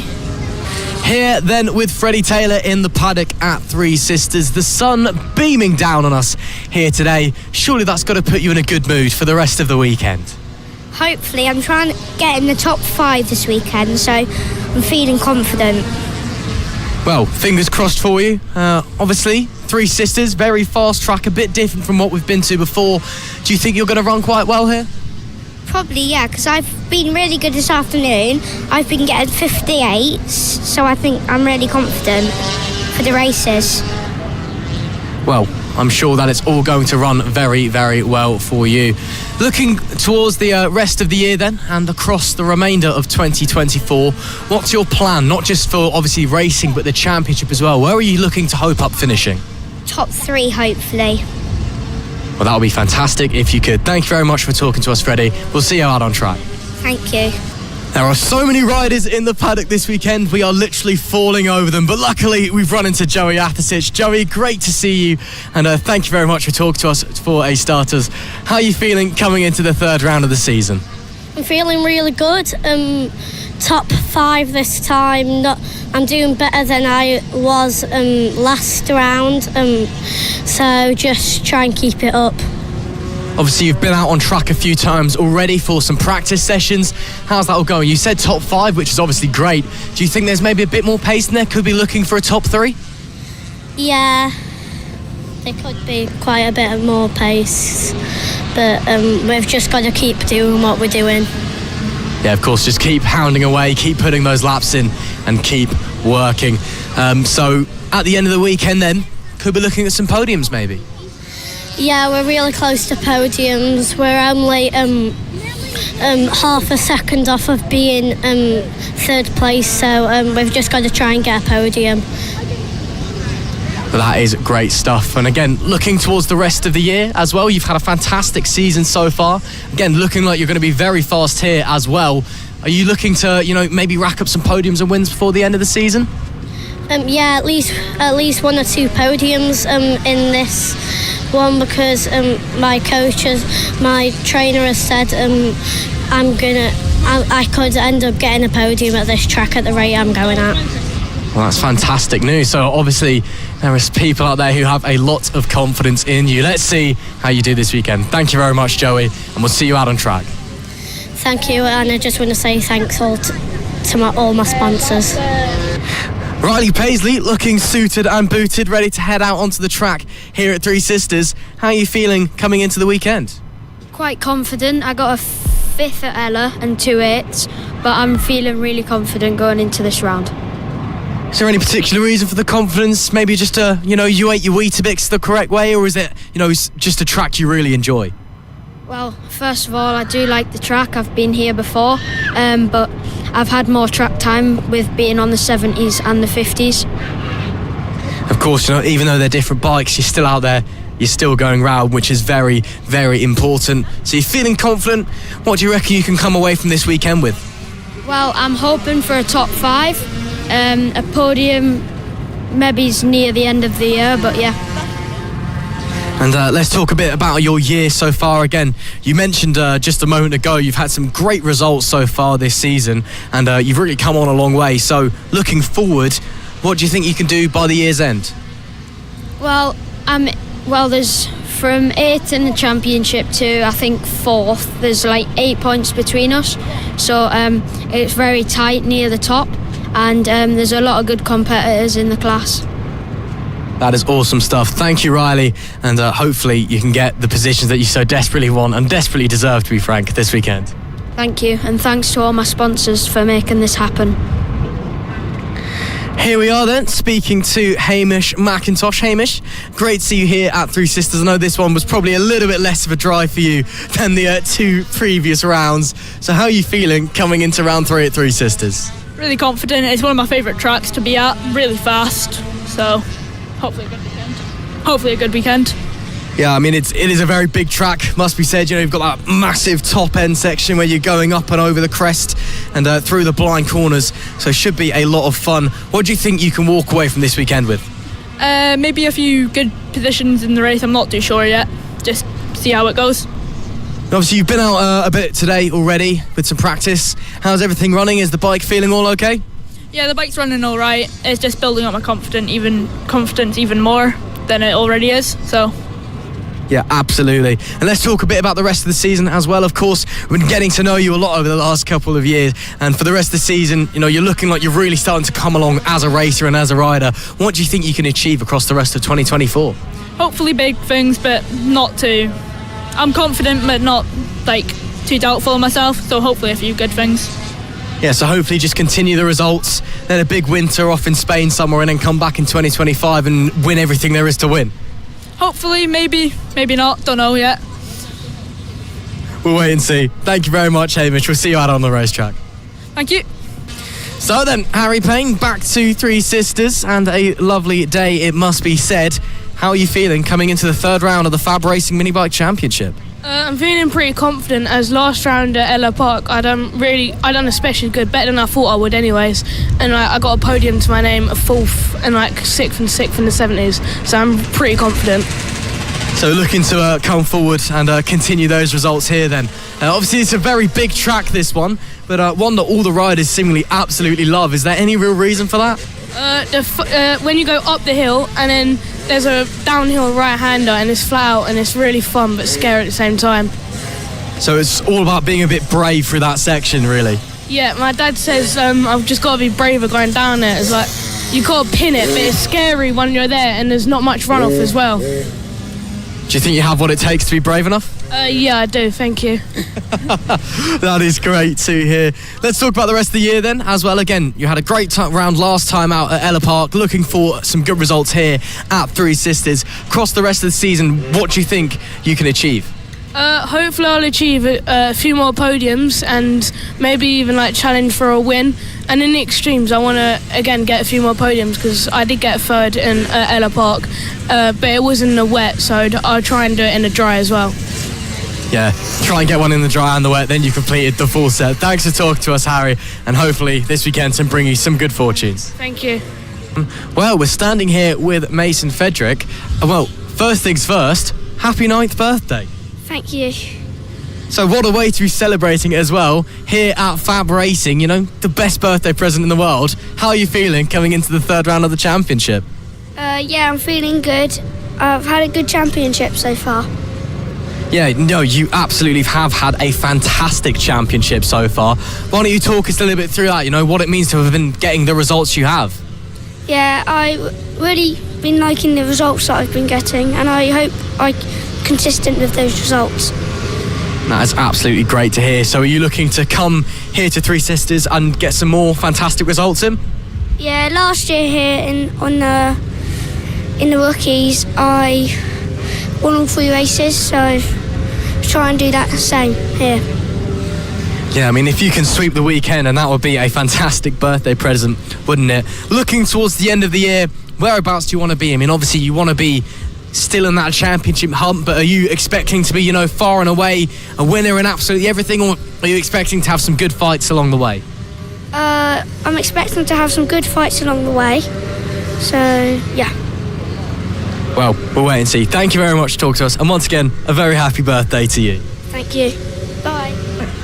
So then, Harrison Day looking fast today in the practice sessions. Of course, you've got some very special help I've noticed over in your awning behind us. How are you feeling going into it? Well, I mean, I never rode here, like all the tracks this season, because it's my first year riding a geared bike. So with this new layout, this morning I've been good. I've been solid in like the sections which I've done on the Mini. So like this corner here, and then just that the other parts that I was struggling on. No, of course, it's part and parcel of going up into the gear bikes when we come to Three Sisters. Got to learn the new layout. But still, you look like you were running very, very strong this morning. And looks like the bike is quick, so maybe in for a good result this weekend. Well, I don't want to set my goals too high, but I'm just hoping for just podiums, because that's where I've been all day. It's been like me, Wilson and Archie, and then it's been like a second and a half back to fourth. Yeah, absolutely. So maybe some more podiums. Let's talk a little bit about some of the assistants that you've got over in your awning this weekend. Because obviously you've got your dad in there, obviously helping out as normal, but you've also got some superbike talent in there. What's going on with that? Well, so I'm with Sarah Harris. So she like coaches me, and this weekend I have like Fraser's here. Well, today Fraser's going to be here, so he's helping me out. So last year he did it at Rowra, and I think he helps a lot. No, that's it's great to see, you know, him helping the next generation of young British rider come through. Looking across the rest of the season, then again, you said a moment ago that, you know, you're kind of 2 big rivals in your class this year, Wilson Dilks and Archie O'Brien. You're looking very, very close on pace at the moment. Are you thinking it's going to be a straight dogfight between you 3 for the title come the end of the year? Well, there's no expectations this year. It's just nice, chilled out and relaxed, but next season I'm just trying to hope for small wins, but yeah, that's pretty much it. So just get out there, keep putting the time on the bike, and, you know, if the results are there, take the results. Yeah, pretty much. Well, that is awesome stuff. Thank you very much for talking to us, Harrison, and we will see you in a while. Thank you. So then, Archie O'Brien returning to Three Sisters, some happy hunting ground for yourself. And, well, it's been a very tight season so far, so I'm sure you're hoping in this one to maybe get some results and try and break away. Yeah, hopefully we can get the first win of the season, come second so far in every race, hopefully break the curse, but not in a bad way. No, of course, nothing wrong with coming second, of course. We'd rather you go 1 up than 1 down from P2. But Three Sisters, let's talk about this place. You've, you ran pretty well here last year. very, very big track, still quite new to the calendar, but there are also some riders who've not been here before and not used the full layout that the Metro kits use. So that could be a bit interesting, given it's only the third round of the season as well. Yeah, it definitely takes a bit of getting used to. It's a really fast flowing circuit, but I think they'll enjoy it nevertheless. My first ever time here, it was really weird, but I managed to put it on pole in the B&B meeting, and then Fab managed to run pretty well, so confident coming into this round, hoping to get some good pace and fight for the wins. Well, let's talk about, the top end of this track as well. It's really, really tough around there. And I remember last year watching you go side by side with people across the blind crest and down into the dip. That is brave, brave stuff. Is it essentially all about who's got the guts to make the move? Yeah, I think by the end of the weekend we were all just keeping it pinned there, so it was about the run down the back straight, getting alongside them, and then just keeping the throttle in and hoping that they don't turn in on you. Well, of course, we always want racing respect and maturity out on the circuit, but, sometimes it is just a stick up the inside and pray. So then, rest of the year then, again, you're looking to try and break your second curse this weekend. I'm assuming for the rest of you want to just keep stacking up the results, so when it comes to the end of the season, you're taking home a championship. Yeah, points make prizes, so we've just got to keep bringing in the good results, keep being consistent, and hope for the wins to start coming in soon. And I suppose that all starts here then. How do you think you're going to run here? You said you're confident. Are you looking at maybe pole or front row in qualifying? We're just hoping to get on the front row again. We know Wilson's really strong. He's strong everywhere, so we've just got to get on the front row, stay with him in the race, and see if there's an opportunity to make a move. Thank you very much, Archie O'Brien. We'll see you out on track later this weekend. Thank you.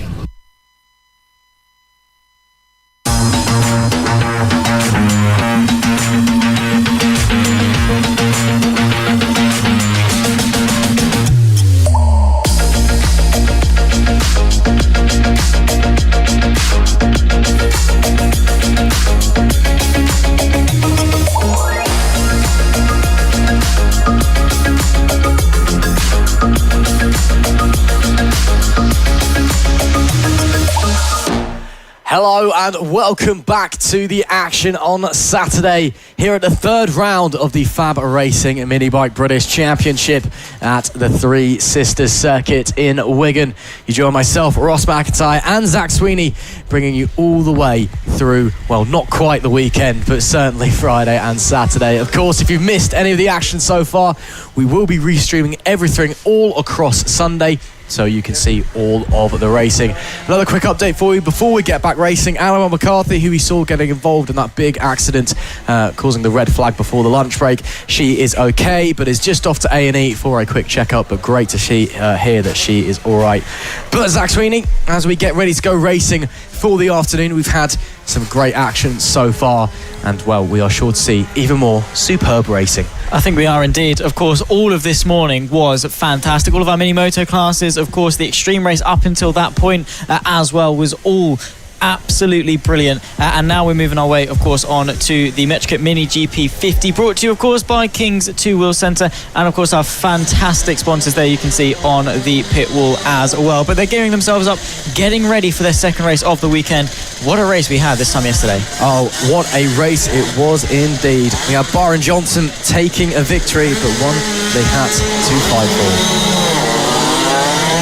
Time for the second race of the Mini GP50s, presented to you by King's Two Wheel Centre. The riders making their way out of the pit lane and onto the grid before, of course, their green flag lap, and then we go racing. A great race one yesterday. Of course, they've got another race later on today, but must be said, it was very, very close action. Of course, race one unfortunately cut short by a red flag due to that accident involving Riley Paisley. Of course, we are sending all our well wishes to him and hope to see him back on the bike as soon as possible.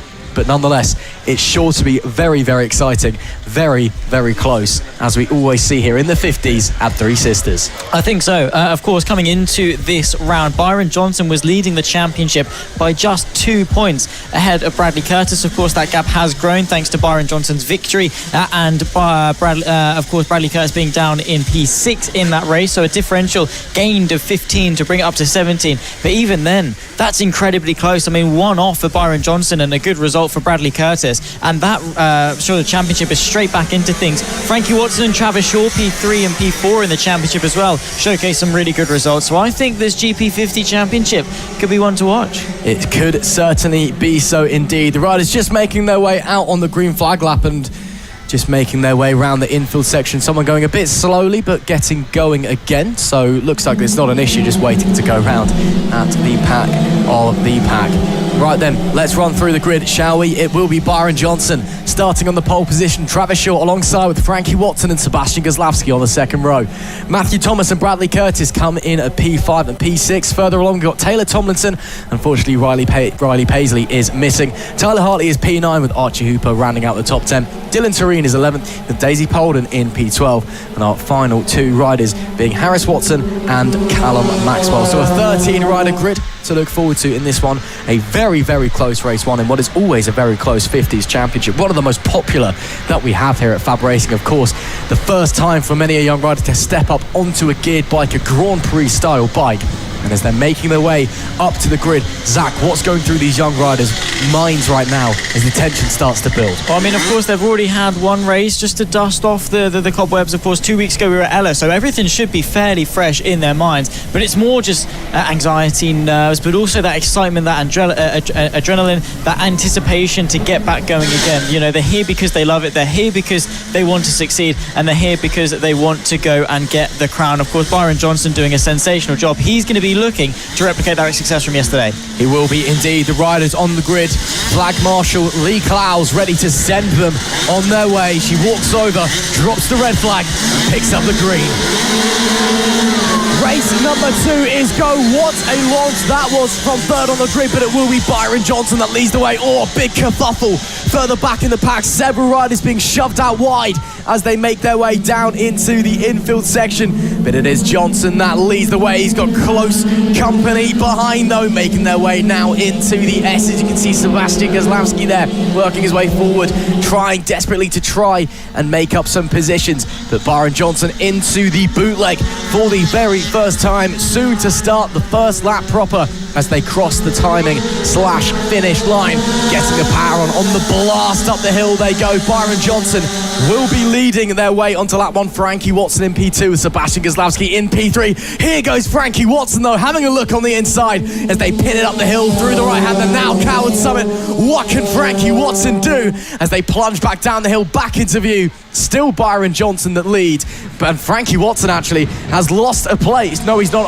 Apologies there. Frankie Watson trying to gain a place, should I say, up into P1. The number 14 goes. Lovely move on Byron Johnson. Frankie Watson, Byron Johnson doing battle this time yesterday as well into that very same corner, and Byron Johnson immediately launching the counter-attack. He's back through turn 2. However, look at the 14 of Frankie Watson immediately trying to close the gap back up as they run their way through the sweepers. Left, right, left again. Johnson able to just dance the bike through, but Frankie Watson is not going to give up. He's got plenty of time left in this race in order to go and fight. Goslavsky as well is up there into P3, doing one better than his race 1, but all 5 of these riders in a very, very nice long train. Frankie Watson gets a sensational run off that final corner, and he loves a look up the hill. He does love a look indeed, this time going to the outside. Oh, but he's had to really back off the throttle. That could allow a chance for Sebastian Goslavsky to work his way up into P2 as they disappear. Reappear now, and unfortunately for Goslavsky, unable to capitalise on that one, and actually he's lost a place to the number 4 of Travis Shaw, who's worked his way up into the podium places. Look at that as well in P5. Bradley Curtis, fastest lap of the race last time. While these front 4 are fighting, he's now waiting patiently on their tails, trying to find a way through. I believe that may have been a move there from Travis Shaw to get up into P2 as they work their way back into the S's section. Byron Johnson, it's not a comfortable lead, but it is a lead nonetheless. But 5 bikes in a row. Johnson leading from Watson, from Shaw, from Goslavsky, from Bradley Curtis into the bootleg again, rocketing back up the hill, full throttle now for quite some distance. They'll be going over 80 miles an hour as they head into Coward Summit, and that is Travis Shaw trying to have a go on Frankie Watson, and actually trying to have a go. There was Frankie Watson on Byron Johnson, and able to make it stickier to back off once again. The outside line is not the one to go for there. plunging down the Coward Summit into the right-hander that leads them onto the pit straight. These 5 all in the line. This is Moto3 action in the 50s as Watson looks to the inside, but once again it is Byron Johnson who just holds on. Yeah, the 50s always putting on a good show, and taking front centre stage is Byron Johnson versus Frankie Watson. Those two doing battle is absolutely enthralling to watch, and we still have 8.5 laps left of it once again through the S's, and Johnson just able to keep the bike under wraps. Small mistake there from Frankie Watson. That's going to disrupt his momentum. Here comes Travis Shaw to the inside of the bootleg, is through, up in a second. A small mistake can change the tide of this race. Just shows how hard these guys are pushing. One little error, one loss of momentum, and you could find yourself tumbling down the pack. Luckily there for Watson, only losing 1 position. Gazlowski as well lost 1, but he's managed to weasel his way back into 4th place there. Almost off the road there was Curtis as they came through. Yellow flags out coming into the final section. Hopefully everything is okay as they work their way round back onto the pit straight. Once again, there's a rider off down at that turn there. Just let you know who it is, but they are up on their feet, but out of the race. Believe it may be Dylan Terene. Back to the action that we go, though. Byron Johnson still withstanding the pressure at the moment. Ken Gazlowski trying to negotiate his way past Frankie Watson. Meanwhile, of course, Gazlowski just missed out on the podium in race 1. He would love to work his way up onto at least that 3rd placed podium step. A little bit of a gap now building for Johnson. He's just pulled a bike length or so on Travis Shaw as they head into the bootleg and back onto the main straight. More breathing room there for Johnson. Maybe he can just settle down and start to pull away now.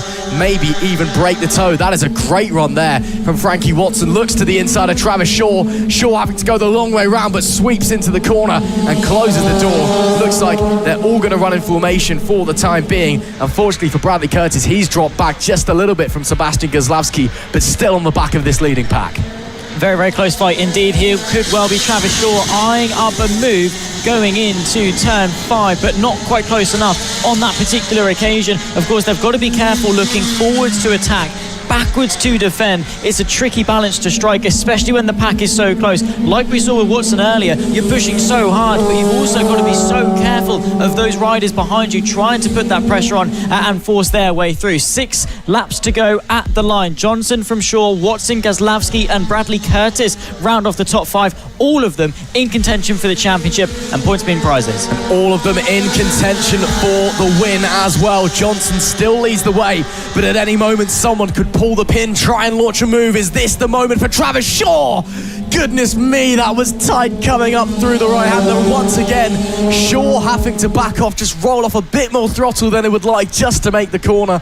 Unfortunately, you can't really go 2 by 2 through there as they come back onto the pit straight. Once again, Shaw looking hungry, looking fast, looking pacey, but unable to find his way through Byron Johnson at the moment. Of course, the young Johnson, he's come on so much over the last 3 years, looking to replicate his brother Austin's success here at FAB-Racing, and currently doing a great job holding on to that lead. Behind him, of course, Travis Shaw, Frankie Watson, Sebastian Gazlowski, Bradley Curtis has fallen back, but Travis Shaw doing a great job at the moment in P2, managing to work his way up through the order after a lightning quick start.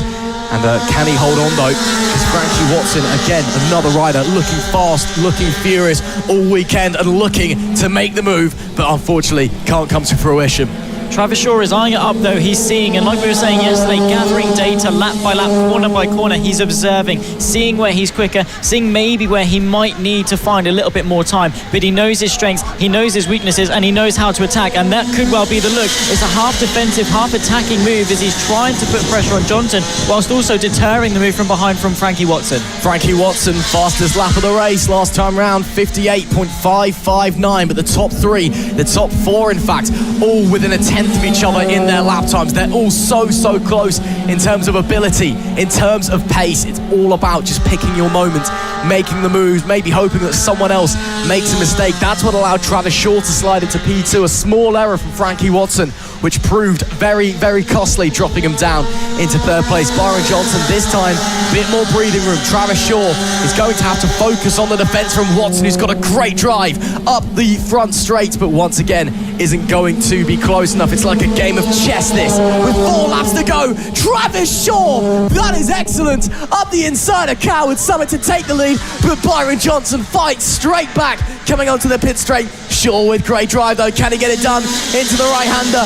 Byron Johnson closes the door, sweeps around the outside, uses that momentum of the trajectory just to hold himself in front. But Travis Shaw shows he's got the pace to move forward, shows that he's got the pace to try and get the lead. That was absolutely sensational. I mean, it was a good move from Travis Shaw, an even better counter-attack from Byron Johnson. There we can see Sebastian Gazlawski, P4 at the moment running in this race. P4 this time yesterday, falling a little bit off the top 3 in terms of the train, but as they continue to do battle, I'm sure that gap will continue to close to bring us back to that 5-bike train that we had.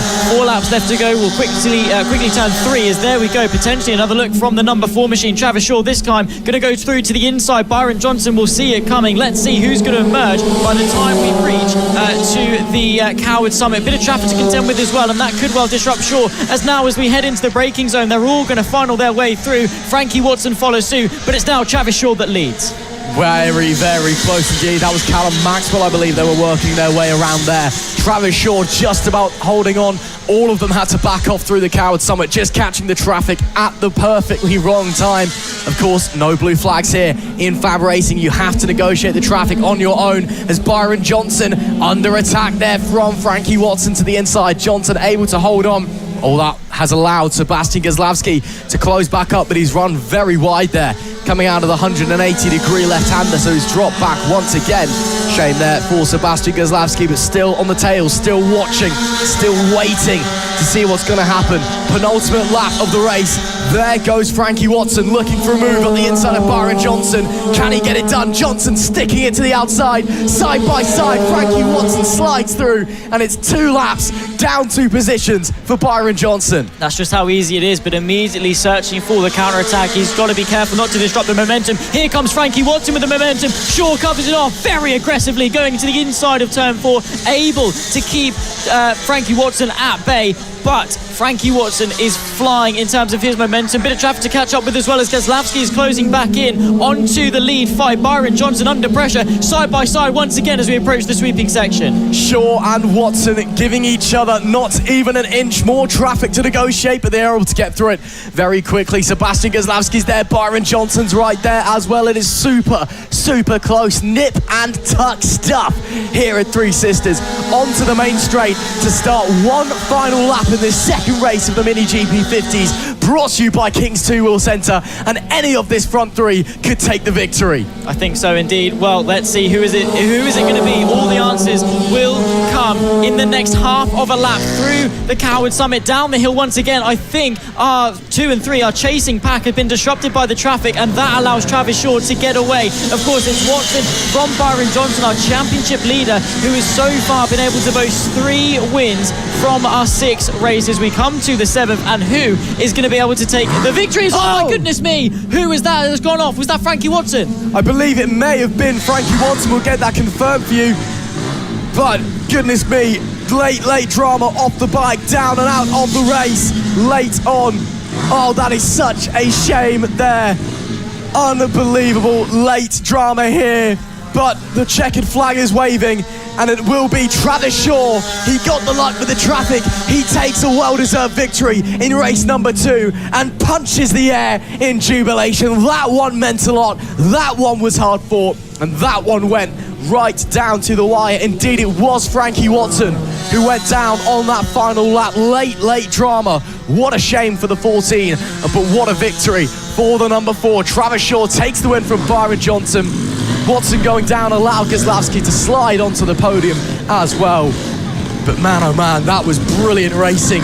Front to back, neck and neck, from the green flag to the checkered. It really was absolutely fantastic. We'll run you through the full finishing order in just a second, but that top 4, momentarily 5-way fight as well was nothing short of fantastic. Wilson Dilks going over to congratulate them as well. We'll see him in a little while with the 70s. But there you can see Travis Shaw by just 1.3 seconds relative to that race. Fairly decent margin, it must be said. Championship leader Byron Johnson from Sebastian Gazlawski, who does one better than yesterday and goes into P3. Then it comes to Bradley Curtis. Then Matthew Thomas. Taylor Tomlinson in P6 ahead of Archie Hooper and, of course, Frankie Watson, who technically P8, but I think because he was a lap ahead, Daisy Polden was unable to re-overtake him. Tyler Hartley, Harris Watson, Callum Maxwell, and, of course, our lonely DNF of Dylan Torin as well. He fell down quite early on in the race, it must be said. But the top three looking very, very good, and we'll get to see these guys. It's not the end of the GP50 weekend. We'll be seeing them later on for race 3. And on to our second PB140 race. Of course, the absolute class that this category is. Of course, it was very, very close yesterday. Chris Wells, Jamie King, a 2-second margin in qualifying turned into less than a second that separated them at the line. That was a fantastic race, and let's see if Jamie King's going to be able to do one better. Is Chris Wells still here, though, is the question. He's gone off and he's having to catch a plane to go on holiday, so maybe this could be Jamie King's chance to shine. Yeah, only 7 bikes out there. Unfortunately, reigning champion and pole sitter Chris Wells decided to call it a day early and jet off somewhere. Of course, we hope he enjoys his holiday, and we also berate him for not being here to give us some fantastic pit bike racing action. But that, of course, means Jamie King is the favourite to take what will be his first win in quite some time. But can someone maybe come in and put up a show? Do some great pace. Zach Tureen is looking very, very fast this weekend. Maybe he can challenge the 76 to try and go forward with a victory.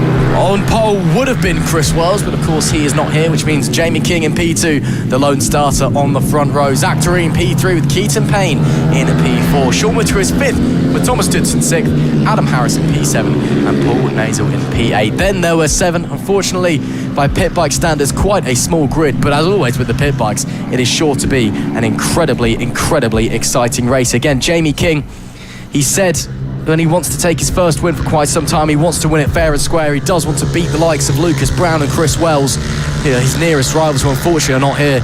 So while it may potentially be an easy cruise to victory, I'm not sure he'll be entirely satisfied. But we'll wait and see. Again, someone may be able to come through and challenge the 3-time Pit Bike 140 champion. Only time will tell as they make their way round on their green flag lap. Jamie King, Pit Bike Sonic, leading the way up the front. Maybe it's time for him to pick up some more gold rings. I think so. I mean, he's going to want to, isn't he? He's going to want to go out there and of course, take that win. But like we say, it's going to be bittersweet, isn't it? It's going to be sweet in the sense that if he does go and win, I mean, it's not guaranteed. We've still got plenty of riders that could go and do it. But if he does, he wants to beat Chris Wells. He wants to beat Lucas Brown because that's the level that he wants to aspire to go and take. Of course, he won't take pole position. It will take P2, but he'll kickstart things off from the lead of PB140 as they get underway for race 2. What a launch that was, though, immediately taking the lead, and Jamie King is falling back to 2nd place. Goodness me, moving his way through quite nicely as they fight their way in towards the 2nd corner. We haven't quite started the first lap yet, but into the lead of the race. Very, very nice indeed. Jamie King then, of course, starting race 2 of the PB140 on the back foot, and he's got to go and chase. Yeah, what a start that was by Zach Tureen. The first phase, both King and Tureen got away fairly well, but in the second phase, Tureen was just able to get the power down, had that inside line into the right-hander, and able to sweep on through. So we certainly have a race on our hands then, going to start the first lap proper as they start across the finish line, should I say. What a run that is from Jamie King up the hill. Tureen leads on lap 1, but King to the inside. Lovely move by Pit Bike Sonic, but Tureen fighting back to the outside. Brilliant Pit Bike Racing on this opening lap, side by side into the Coward Summit, and down they plunge. They're still neck and neck. Jamie King, though, ultimately cedes first place, but still there, gets the run out of the turn that leads them onto the pit straight, this time with the inside. This time Jamie King into the lead. Keaton Payne got a great start as well. Into P3 he goes on the 112. Of course, he had several mechanical issues across the weekend, both on his pit bike and his mini moto, so potentially he's looking to try and make up for those struggles. But Jamie King and Zach Tureen neck and neck as they make their way through the S's. King will want to try and pull away, but Zach Tureen so far in this race looking mighty. Yeah, that was a fantastic start, of course. Wasn't quite able to keep it in the end, but Jamie King, he is going to be under pressure, I think, for the entirety of this race. It's not going to be a walk in the park. He is going to have to earn it. He is going to have to ride the wheels off that bike, similar to what he done this time 2 weeks ago at Ella Park. He fell short that time around. He's going to be making sure that he doesn't make the same mistakes. Yeah, unfortunately at Ella Park, Lucas Brown just a little bit too good for Jamie King. Both moves made on the last lap. after King started race 1 a lap down due to a carburetor issue that means he missed the green flag. This time, it's all plain sailing, but he's still being raced hard, still not cruising away, because Zach Tureen right now having the time of his life, the ride of his life, because he is out there pushing for a win in race 2 of the Pit Bike 140s here at Three Sisters. Keaton Payne, he's dropped back a little bit in P3, but doing a great job ahead of Bailey Lawrence at the moment in P4. Great to see Bailey back out there doing a fantastic job. Of course, Zach Turian doing a fantastic job at the moment. Both the Taurians, in fact, this weekend, himself and Dylan, they've been having a great time around here at Three Sisters. Dylan, we believe, is going out as a passenger on the sidecars later, so that'll be interesting to see. With Zach, he has been having a wonderful show so far this weekend. Again, fighting for the lead as it stands. Last time round, Jamie King was 3/10 faster with the fastest lap of the race as well. But that being said, Tureen can still put the pressure on. He's still very much within eyesight. And King, probably that little voice in the back of his head, he knows that he can't make a mistake. This is the best opportunity he has to take his first win for a few years now, so he just needs to stay focused, needs to stay calm. I mean, with Chris Wells absent, with Lucas Brown absent, who do your eyes turn to immediately? Who did our eyes turn to immediately? Jamie King. He's the one that's then expected to step up and take what most people might think is to be an easy victory, but so far it's proving to be far from that. But all eyes are on Jamie King in order to take that first win. The expectation is there, the weight is there on his shoulders, and that could well hamper him in order to go and win this race, because there's always there those doubts, those thoughts, and those feelings. They all start to sort of take a toll. Eventually, it might lead to you crumbling. But I don't think Jamie King is really going to be susceptible to that. He's a 4-time pit bike champion. He knows his way around this circuit. He knows how to deal with those thoughts. He knows how to flush them away, and he knows how to keep Zach Tureen at bay. King had an amazing round here at Three Sisters last year, took a few podiums, and it was ultimately quite a torrid 2023 by his standards. Little look back at Zach Tureen, just checking where his opponent is. Tureen still piling the pressure on as they run round into the sweeping right-hander and into the infield section past the Supermoto course. Jamie King, he won't be wanting to go down there. He'll be wanting to keep it on the black stuff, and more importantly, keep the number 89 behind. Last lap, Zach Tureen, fastest lap of the race, a 101.273. Absolutely phenomenal pace from the 70, or from the 89, should I say, but the 76 is still keeping him at bay at the moment, still doing enough of a job to stay in the lead. There's going to be 8 laps left to run when they come to the finish line. And, well, at the moment, these front two, nobody else in sight. Keaton Payne about 5 seconds back at the moment. That last lap, very similar lap times, both the one in the 101.3s. Both Keaton Payne lapping in the 103s. Bailey Lawrence a little bit further back from Keaton Payne, but again, we saw her form late last year when she really started to blossom as a rider, really started to hit the form that we all knew she was capable of. Currently running in P4 is Bailey. That is a great position so far, and let's see if she can try and chip away at Keaton Payne and come through to get onto the podium. Yeah, that would be absolutely sensational. 4 seconds though is a big ask with just 8 laps left to go. You're going to have to average half a second, and that last time by was actually a second slower, so needs to turn the tide, does Bailey Lawrence, if she wants to go and get Keaton Payne for P3. Nonetheless, a bit of a battle here. This is the fight for the back end of the top 5. Thomas Dudson versus Adam Harris, fighting away with 8 laps left to go. Looking very, very nice indeed. I think, of course, nose to tail, the pair of them. Dudson, of course, boasting a couple of good results so far this season as well. Another top 5 to add to that could well be exactly what he needs. Fastest lap, by the way, just been set at 1:09 by Jamie King. That is still 0.7 of a second off the lap time and the lap record that he set yesterday. I think that just goes to show the levels Jamie King has to go to compete with Chris Wells. Of course, Jamie King was really pushing those final few laps from King yesterday as he was hunting down the reigning champion with just something I don't think we've seen hit that levels from King in a while. Really, really pushing hard, but still pushing hard now as well with that fastest lap. Dudson and Adam Harris also still pushing very, very hard as well as they head into the Coward Summit and then plunging down the hill, disappearing from view and then re-emerging as they head onto the pit straight where a bumper crowd is watching the pit bike action here. Although there's only 7 bikes out on track, it is still excellent racing, as is always the case in the pit bike 140s. Normally one of the most popular classes here at FAB. We've had occasions where there's been over 20 riders in the field.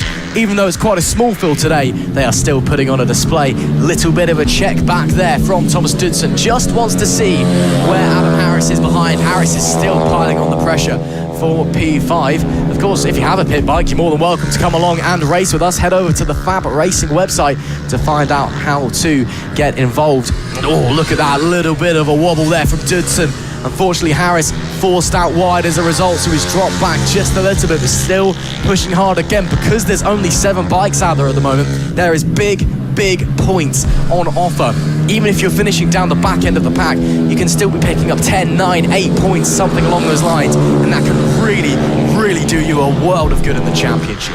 Really good, especially for Jamie King. Let's not forget, with Lucas Brown absent, he has taken, up until this point, of course, where he's not here, every win of the season thus far. Of course, it was Chris Wells yesterday. Jamie King can now have an opportunity to chip away at what was a 44-point gap coming into Three Sisters. That is pretty much going to be null and void by the time they head to Rowra. So I think we've got a Pit Bike 140 Championship back on this season in 2024. But also, yeah, as you say, for the majority of the field, these are huge points. At worst, you can finish with 9 points as long as you get to the checkered flag, doing a brilliant job.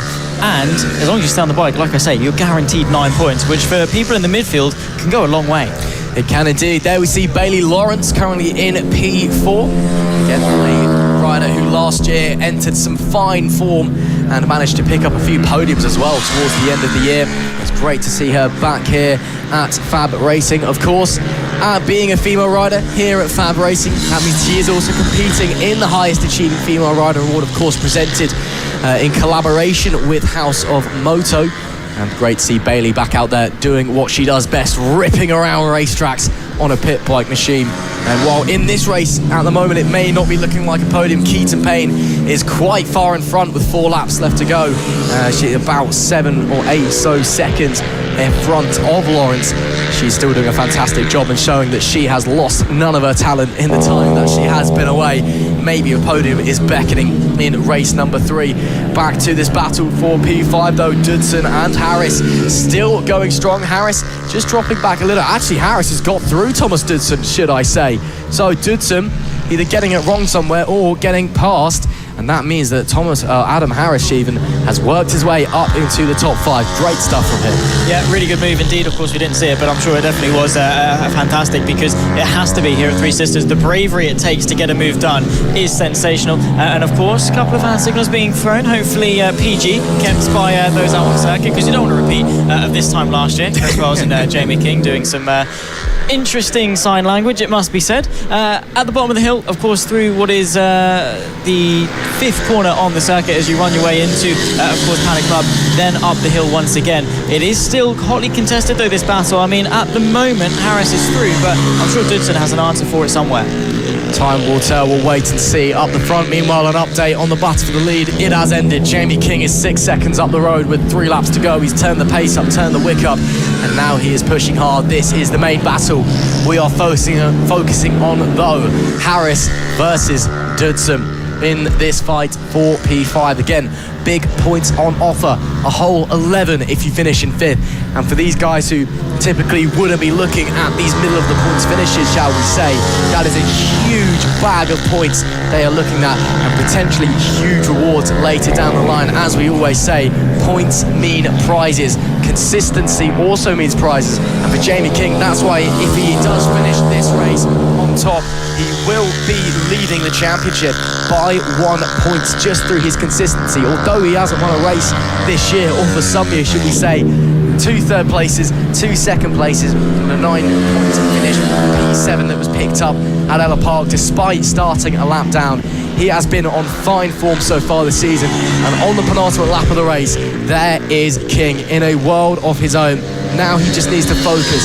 Now he just needs to hit his marks and he will be on the top step once again. It's been a long time coming, but again, as long as he stays on the tarmac, stays on two wheels, Jamie King will be taking the checkered flag. He will be, and he's going to be delighted to do it. Of course, he's been able to capitalise on a weekend where he's had to do that. Chris Wells absent for 2 races.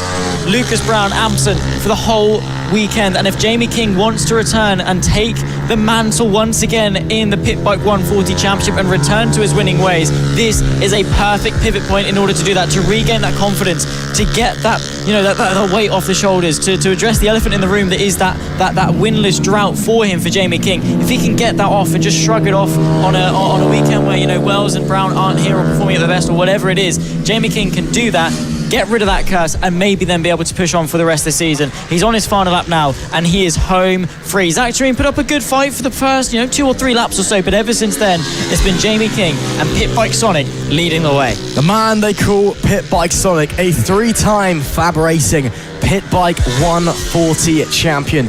He has been around this paddock for so long. He is so well beloved by the members of this paddock. He helps out with everything, with trophy ceremonies, with social media, and he is an ever popular figure. But luck has evaded him for quite some time. He has just not been able to get back onto that top step of the podium for a few years.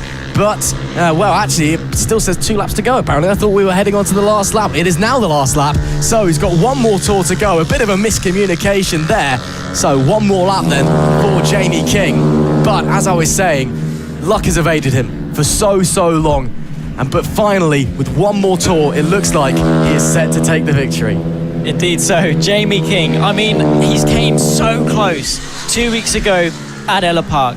Tantalisingly close, was leading for the majority of the race in a wet, wild weekend at Ella Park on his home turf, and it was robbed. It was taken so cruelly from him so late on in the race. But here at Three Sisters, he was slightly off the pace in qualifying. He made up for it in race 1 and once again came so close to toppling the reigning champion in Chris Wells, but once again had to play second fiddle for the 3rd time this season. But today at Three Sisters, he's got 3 more corners left to negotiate, and Jamie King will once again return to the top step here for FAB-Racing, the Pit Bike 140 Championship. Race 2 of the PB140s once again returns. Jamie King sees the checkered flag first and is victorious at Three Sisters. Finally, he's able to celebrate, and that means a lot. Pit Bike Sonic has refound his speed. Jamie King is once again on top in the Pit Bike 140s, and you can see how much that means. Years of disappointment, years of pain fade away in an instant. The 76 is back on top, and he is absolutely delighted with that one. He had to fight for it with Zach Tureen, who does take a phenomenal 2nd place as Keaton Payne rounds out the podium. But finally, the wait is over for Jamie King, and he can celebrate what is a well-deserved victory. What a race for him, and it was in dominant fashion as well. He was able to get the start, he ran away, even had time to just slow down and enjoy the moment across the line, and he finally is able to get to it, and he is exhausted, he's laying down, and wow, he is elated. Let's have a look as to how the rest of the field racked up though, because what a race it was. Hugs and smiles all around. Celebrations, I'm sure, is going to be in full swing tonight, because it's a Saturday of all things as well, so even more reason to go and celebrate, and celebrate harder as well with more intensity. But of course, Jamie King taken to the top step, as he always does. Hasn't always done, because he's had a bit of a drought. But all the way through, Zach Tureen and Keaton Payne, the top 3. Bailey Lawrence and Adam Harris, the top 5. Thomas Dudson and Powell Nozel round off the field in 7th place. What a race that was for PB140. It has a historic race as well, as the drought is finally over. They'll be back for race 3 later on. Race number 2 for the Mini F1 sidecars here at Three Sisters, a circuit where tempers have traditionally flared for this class. And already in race 1, we saw them get going once again. A crash between the Green Streets and Mick Williams, the old arch enemies. And, well, it got a bit interesting. Fortunately for Mick Williams, despite coming out of that incident in P2 with the green streaks disappearing off into the distance, luck was on his side. A puncture for the green streaks meant they fell down the order and finished P8, a lap down and last of the runners. The first time a victory has been taken by anyone other than the green streaks so far this year. Funny, given that just a few years ago, anyone other than Mick Williams taking a win was a major news story. This time it is all about the green streaks. Will they come to blows again? Because Mick Williams looks fast starting and he looks very, very hungry. I think so, and of course, once again, just getting it off his shoulders, once again, getting back onto the top step and looking very, very good indeed. Mick Williams, of course, is starting on the front row. The green streaks, they'll have some fresh tyres on, I'm sure. I doubt they'll be running with the same one they had on yesterday. That is bizarre. But the good news is for green streaks, they were still able to stay out on track and score some points for their championship. But they want to return to the top step, don't they? They want to just see that as a small hiccup in a long season of racing. But Mick Williams, he's going to be hungry as ever. He's got one and he's going to be craving more. Of course, Mick Williams did miss the first round of the season at Lyd. Last time out at Ella Park, unfortunately. Last time, should I say, unfortunately, 3 second places for them as they get going on their sighting lap. It is the green streaks who start from pole with Mick Williams in P2. Mick Lee starts in P3 with John Hosker in 4th. Vince Bailey is 5th with Martin Hills in P6. Jamie Alexander starts in P7. I believe it's Phil Joyce that they've got on the sidecar in this event. Isaac Greenstreet is actually off doing his GCSEs at the moment, so obviously good luck to Isaac. We've all been there. It's a tough time. We can't wait to see you back on the track. P8, the last of our runners, is Mark Parker and the 2:30. So as you said, Zach, the green streaks, they'll want to see that as a blip. That's the 127 of John Hosker. The Hoskermobile, problems for them. They've been struggling with the engine across the weekend. Not necessarily mechanical issues, but it certainly has not sounded healthy. And they are going very, very slowly. And it actually, I'll tell you what they did. They did that yesterday, didn't they? They've taken a short sighting lap and are pulling straight into their grid slot. So it's not a problem. It's, they're either trying to save fuel or they just can't be bothered to do the sighting lap, which is more than fair enough. But the Hoskermobile pulls into P4 where they will start the race. And I didn't realise they were on at the front, coming onto the pit straight, should I say. But the tension is rising. It is all eyes once again to that front row, I feel, because it's all about the green streaks and Mick Williams. The two came to blows once again in race number 1. And again, the tempers were flaring. This time last year, Mick Williams was a man possessed, furious at the green streaks.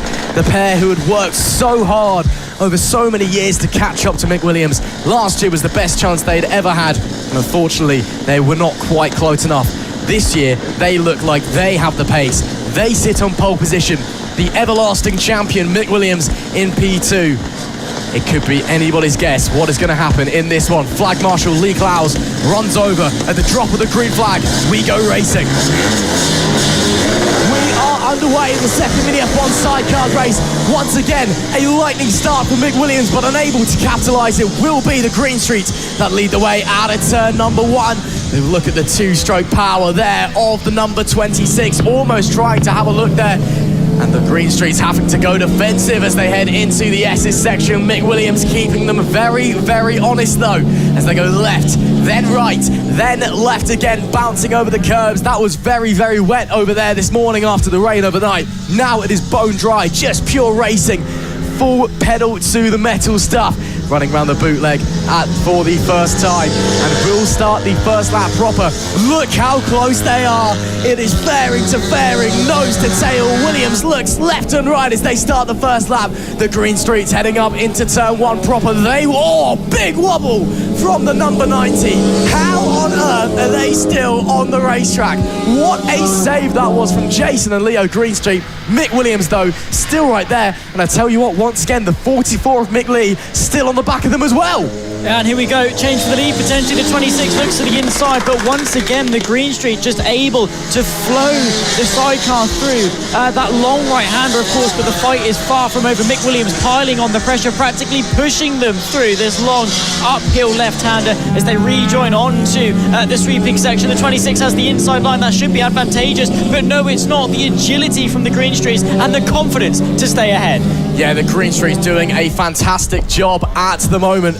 But can they hold on? Again, the pair of them coming to blows in race one, mirroring their race one clash at the finale of the championship in 2023. Maybe race two will be cleaner. Maybe it will not. Rocketing up to the line. 7 laps to go this time. As we see Mick Williams trying to look to the inside this time, maybe having a better run. Mick Williams up the inside. That is brave. That is brilliant from the pair of them. Excellent racing on display in the Mini F1 sidecars, but Williams slides on through.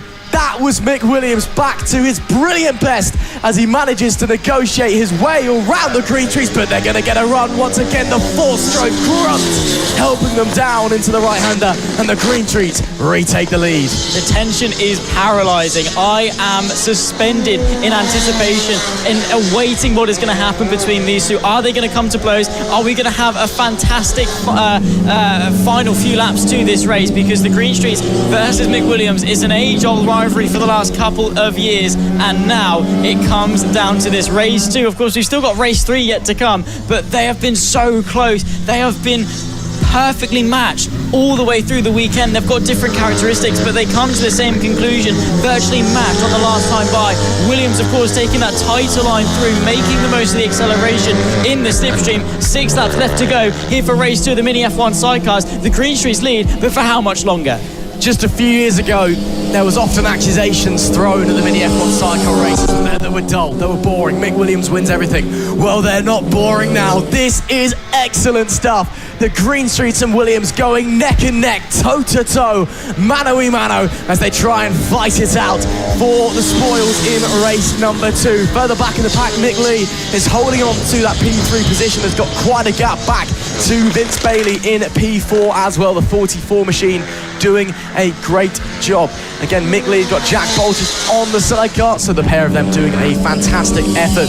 Once again, we go back to the lead battle. It's all eyes on the Green Streets versus Mick Williams and the 26. Currently, the Green Streets leading the way, doing a mega job, negotiating their way into the bootleg section. Of course, Mick Williams has the 2-stroke engine, so at the top of the main straight heading into the hill, that's where they'll be fast with the Green Streets. That grunt from their 4-stroke helps them accelerate out of the corner, but Mick Williams with a great run. What can he do side by side once again? Is he going to go for it again? No. Decides to back out. Smart racing by Williams. He wasn't quite close enough on that occasion. He didn't want to get involved with another crash with the Green Streets. It's 5 laps left to run. Currently, the Green Streets are in control, but barely. Williams is right on their tail. All 4 of these guys know what they're doing. They're seasoned veterans in their craft. They know how to approach this race. It's an immovable object versus the unstoppable force. They're so equally matched. They're fighting for the lead. 5 laps left to go. It could go either way, but there's only one top step. They've broken away from the 44, who has fallen 10.5 seconds back from this lead fight as to the levels that the top 2 are pushing each other through, as they have to just throw the passenger through the right, then the left to get that rotation through the sweepers, then into the bootleg. You go left, this long right-hander. This is where Mick Williams is so strong. He closes the gap, and let's see if he's able to, even not now necessarily, because it doesn't necessarily matter on that run to the line, but would he have a look if that was the case? Worst case scenario, he needs to set himself up. The straight line speed is there. Could he well have a look going into the right-hander? Thinks about it, but once again, it backs off. I think Mick Williams is maybe just trying to pressure the Green Streets. He's not necessarily committing to a move into the right-hander. He's just showing his nose. Well, I would say filling the mirrors, but obviously sidecars don't have mirrors. Just going, look, I'm here. Maybe let me through, something along those lines. That is where he's getting the best opportunity to make a move, though. Maybe he needs to think about changing his tactics. The Green Streets, they're not taking the bluff. They're sticking to their guns. They're sticking to their line. Mick Williams maybe needs to try and have a go somewhere else. Wow, that was very late on the brakes into the hairpin as they rush through the infield section. The Green Streets still leading the way into the S's.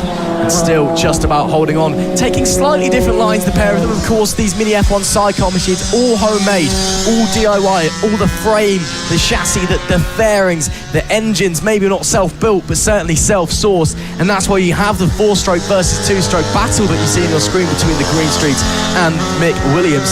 So it is very much a team effort, not just out on the racetrack, but in the workshop as well, building up the sidecar, making sure it's running efficiently as possible. That's where the Green Streets have been hard at work the last few years. Yes, of course, they've been improving their racecraft, improving their pace, but they have been meticulously ripping that sidecar apart and putting it back together, putting new things on it, trying different setups just to make it as fast as they can possibly get it.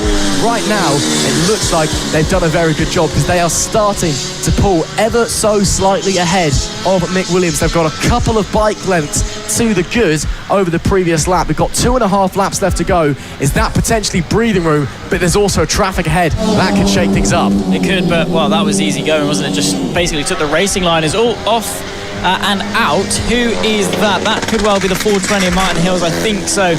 Both them and the passenger, sat on the tyres and out of this race with just 3 laps left to go. Make it 2 at the line. But speak of how that's, all homemade and all done by yourself, your own engineers, mechanics, and of course the ones riding the things. They are definitely getting the fruits of their labour, winning all but one race so far this season. It's not been easy, that is absolutely certain, but the Green Streets are a force to be reckoned with, and so far this race have bested the 26. Yeah, 26 dropping even further back in that previous lap. I think they caught the traffic in a bad place, cost them a second. So they really need to find something on the penultimate lap of this race. The Green Streets, though, again, while they did catch the traffic in a bad place, just got a little bit luckier. As we always say, traffic causes chaos. No blue flags. Here in FAB-Racing, they have no obligation to get out of your way. You have to negotiate them in your own regard. And well, I guess in that regard, the motorsport gods give it. The motorsport gods take it away. And the motorsport gods have taken it away as Mick Williams, passenger off the sidecar. What has happened there? Coming into the hairpin, was it a mistake or someone just dropped loose? They get going once again. Of course, Mick Williams stayed on the sidecar, so that means they are not down and out of the race. They should be okay to continue. Here at Three Sisters, if you have an accident and come off the bike, you're not allowed to remount, but I believe with the sidecar that involves both driver and the passenger. But Mick Williams, that's essentially the win gone, because that has cost them even more time. The Green Streets now are basically home and dry. Yeah, I think they were anyway, but that is the nail in the coffin. That is what the Green Streets need, and they have firmly been able to cement themselves. They fell back yesterday, made the mistakes of the contact and the aggression, and maybe let the pressure get to them, but they've recomposed over Friday night, coming into Saturday, and well, the edge most certainly has been taken off, and the Green Streets are looking home free. Of course, all eyes on the 26, who unfortunately are now going to only have to settle for second after a sensational win this time yesterday. It's going to be the Green Streets, who have got maybe less than half a lap left to go. I think they're running their way through the sweepers now. They will then be able to set the checker flag first and once again take another victory. It will become the 6th of a 7-race season thus far. Into the bootleg for the final time for the number 90. A tyre blowout yesterday ruined any chances. It was disappointment yesterday. It is jubilation today. The number 90 of Jason and Leo Greenstreet withstand the pressure and take the win in race number 2, their 6th win of the season. And that one they had to work for. That one was hard fought. But that one, they bring it home and stand on top of the podium. Mick Williams will finish in P2. But how far back is the question? What a shame there for the number 26 machine. 20 seconds back in the end as a result of that minor moment and getting caught of the traffic. Of course, we've still got race 3 to come for the Mini F1 sidecars. Still got a chance for Mick Williams to try and take it to the Green Streets once again. But it is Jason and Leo Greenstreet doing yesterday justice and finishing on top. Will they go up to the podium? Because, well, half of the sidecar guys didn't yesterday as they bring it in. It is, though, Jason and Leo Greenstreet who do take the victory. Mick Williams brings it home in P2 with Mick Lee in P3 on the 44. Vince Bailey was 4th on the 369 with John Hoster in P5. Jamie Alexander on the number 11 was 6th with a 2:30 Mark Park in 7th. Unfortunately, we did lose Martin Hills. Of course, one more race to come for the Mini F1 sidecars. We've had 2 great races so far, one of which ended in an accident for one of the riders. But that was a great battle once again. Plenty more in store, I'm sure. And on to the Premier Class of FAB-Racing. We're here for the Metrocrit Mini GP70, brought to you by LS2 Helmets, and this is a championship like no other. The race that we saw this time yesterday with Wilson Dilks and Archie O'Brien separated by just 700th of a second at the line in a titanic battle between 2 of the greats and future stars of motorcycle racing. Dilks, O'Brien, tension in the air between the pair of them, a bitter rivalry at times, but a fantastic piece of entertainment. Well, we know Archie O'Brien was not impressed with the riding of Wilson Dilks, but he's got the upper hand from the green flag because it is O'Brien that sits on the pole position. If he can get a better start, if he can maintain that lead, if he can hold Wilson Dilks behind, he will be onto the top step. For the first time this year, he's had a string of second place finishes, second place in every race so far this season. Of course, consistency is king, but it should be interesting. Just going to have a small delay while we remove some debris from the track and then we'll get going. You can see the riders getting ready down in the holding area.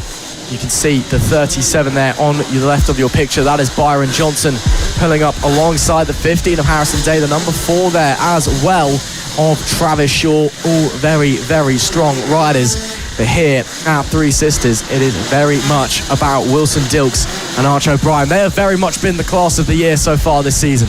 They have been the ones we've all been watching, and they've been the ones who have really started a strong rivalry. Again, Archie O'Brien disappointed with Wilson Dilks and his racecraft yesterday.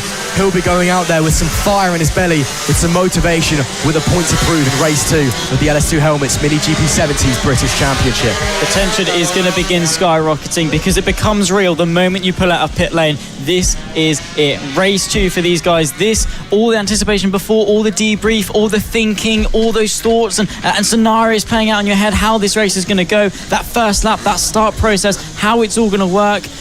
This is it. This is your one chance to go and get it right for race 2. If you don't, then you could suffer. In a championship as tight as this, it could come down to just the final race when we head to Ella Park in a couple of months' time. As things stand, only 21 points separate Wilson Dilks and Archie O'Brien in the championship. They are going to be gunning for the win. Both of them have it all to prove. Wilson Dilks on a string of victories, Archie O'Brien wanting to get that first of the season. Both of them have something to go out there and aim for. They do indeed as they get going on their sighting lap. Dilks taking it very casually, dropping back in the pack as he lets the riders swarm past him.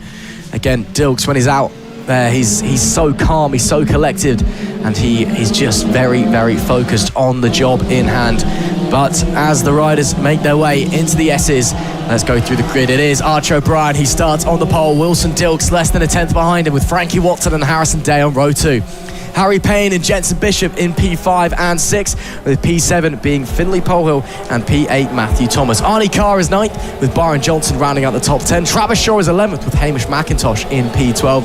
Beth Ashby is 13th, George Ackman in P14, and Lucy Curtis rounds out our grid of 15 riders. A very full and stacked grid here of 70s riders.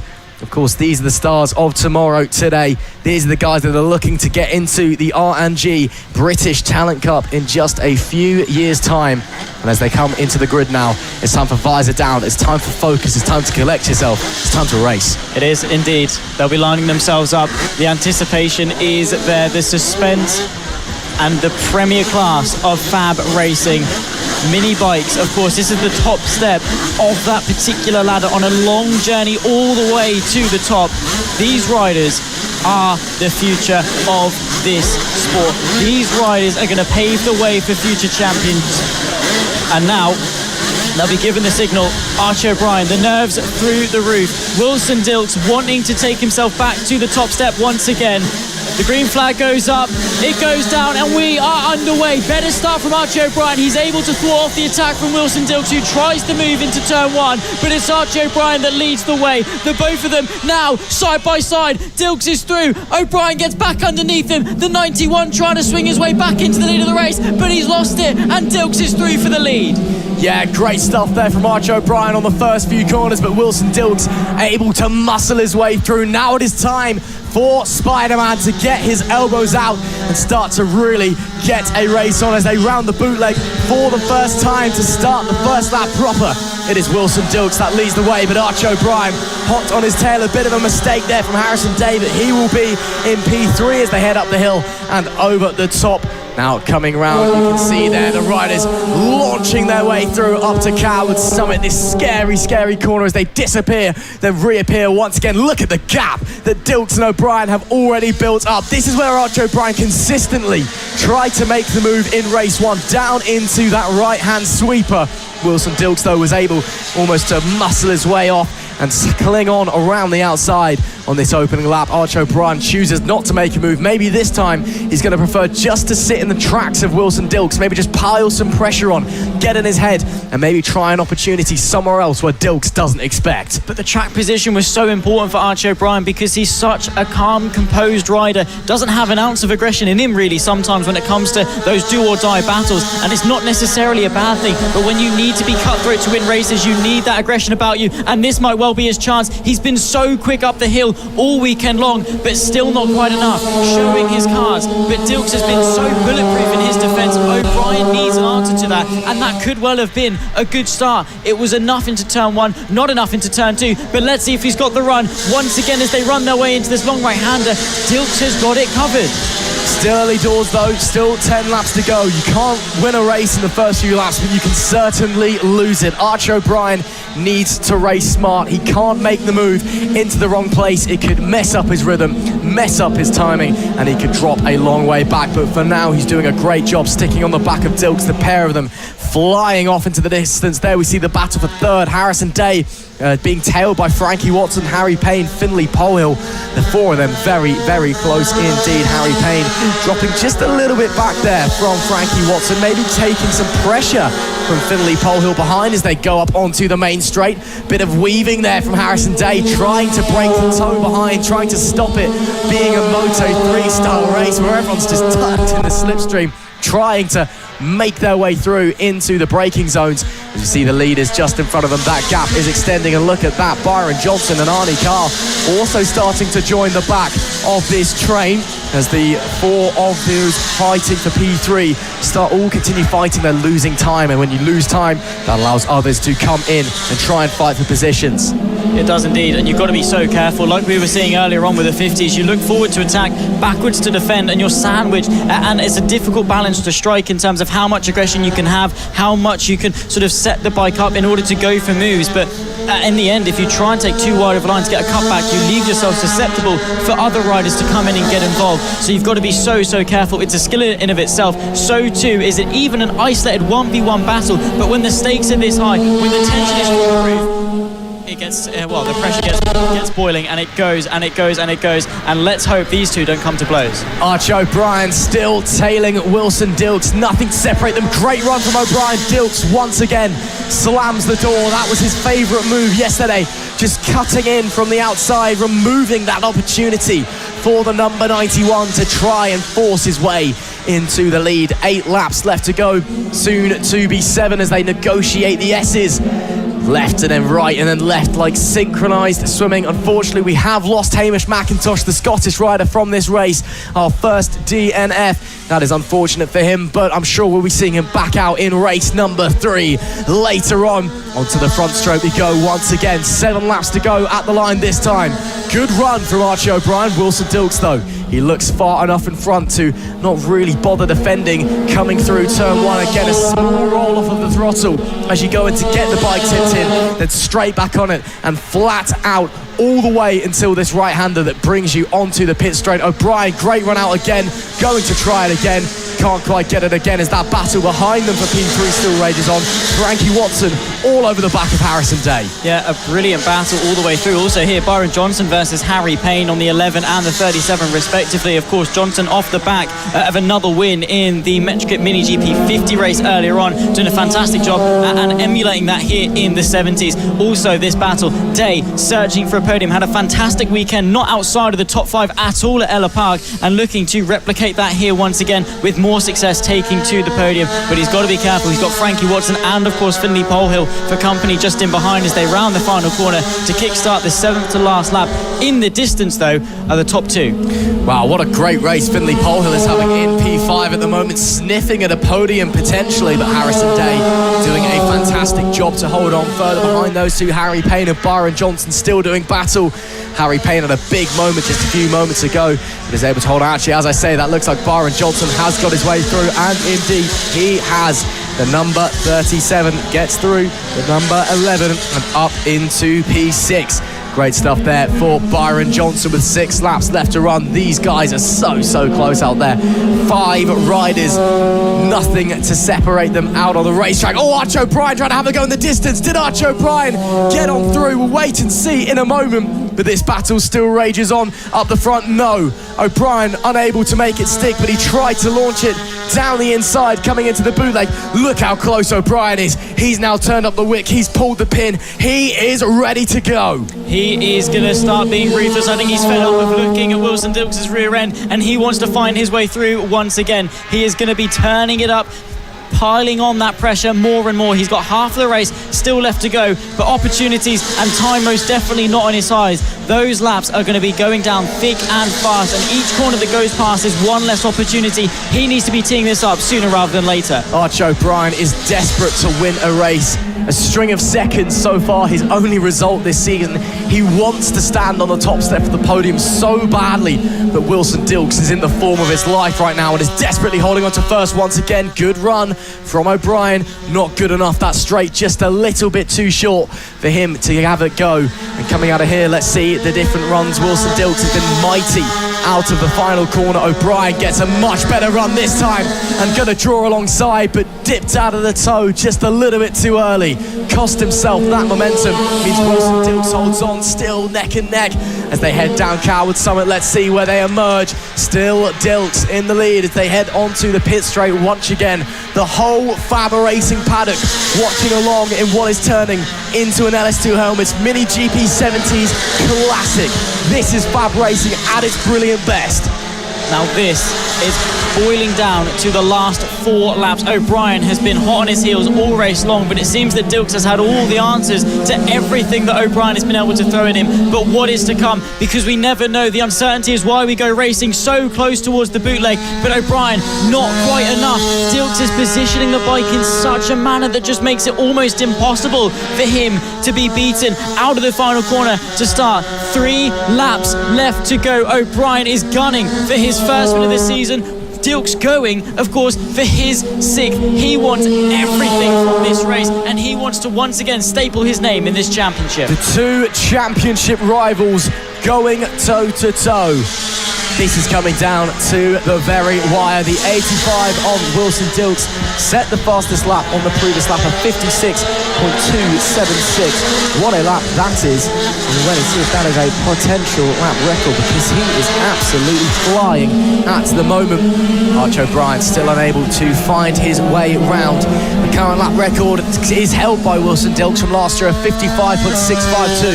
So we're some way off of that yet. Bit of traffic getting involved. Wilson Dilks and O'Brien able to fly on through without any major issues though. Coming through the bootleg and onto the penultimate lap of this race. Dilks still holding on. O'Brien hasn't seen the lead since the first lap. Is he going to be able to find the gap? Is he going to be able to squeeze back through as this battle for third with Harrison Day still rages on? Byron Johnson's been able to move his way past his GP50 rival of Frankie Watson. Of course, those two doing battle less than an hour ago. But here goes Archie O'Brien, potentially for the race lead, and it's not enough. Wilson Dilks stays ahead. Harrison Day still able to stay ahead of Byron Johnson. Finley Polehill on the inside of Frankie Watson in a 4-way bout for P3. Polehill goes through. Nicely done, as we've got a lap and a half left to run. It is so close out there. Blink and you'll miss it stuff. here at Three Sisters. Johnson on a charge. Harrison Day has held on to third for his life as there's traffic ahead. Could that cause problems in this group battling for third? Here goes Byron Johnson. But Harrison Day slams the door. Johnson desperate to step onto the podium to continue his good form here at Three Sisters. Final lap of the race for the leaders. Now it's the final lap for this group. Arch O'Brien looking to the outside, unable to make it work. Dilks still leads. Dilks is doing such a fantastic job, and as I said earlier, each corner that goes by is one less opportunity for Archie O'Brien to attack. This time he goes to the outside, forces Dilks to go defensive.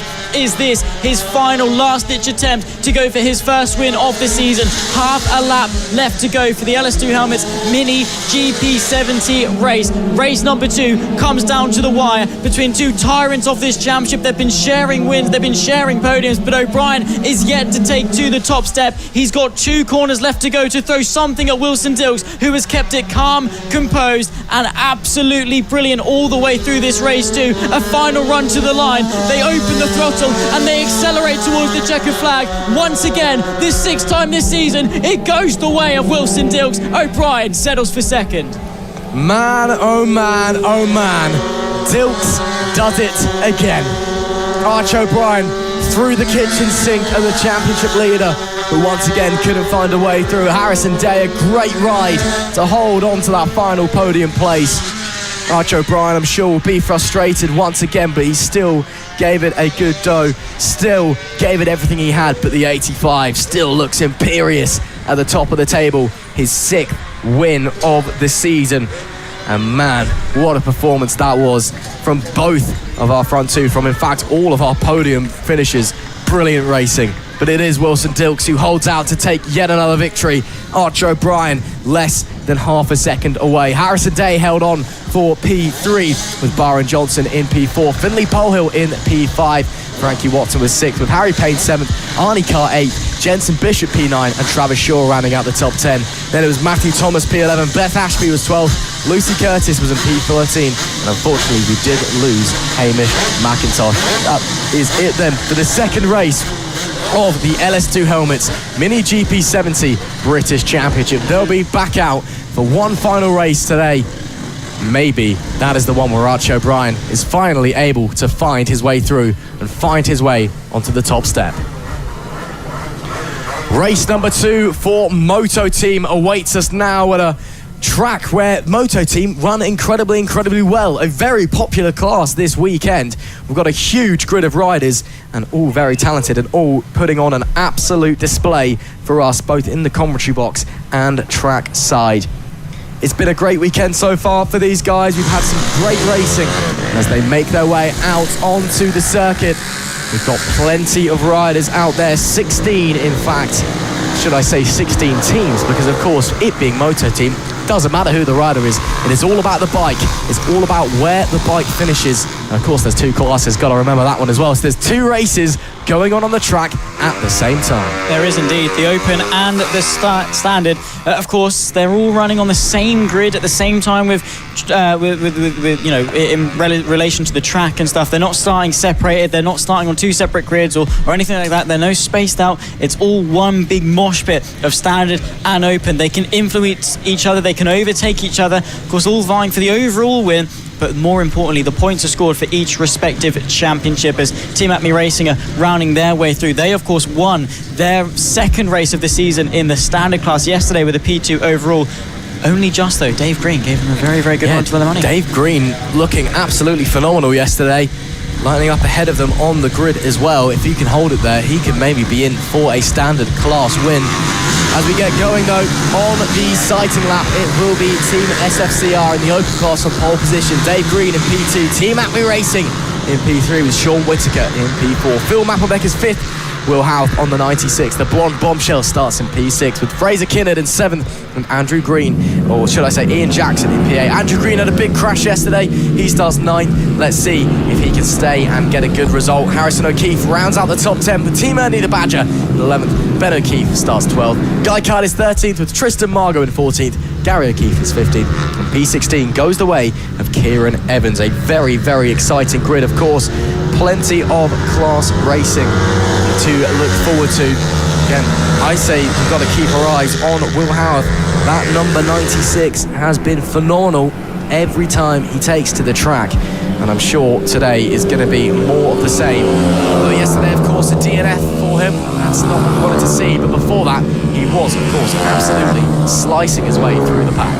He was, and up until the point of the DNF, right, that race was so well ridden from Will Howarth. Of course, we saw him earlier on a senior mini moto, getting another podium this weekend. He wants to emulate that success here today, and of course, make good on that double victory that he got last time out at Lid to seal a decent run in the Open Championship. He's been the most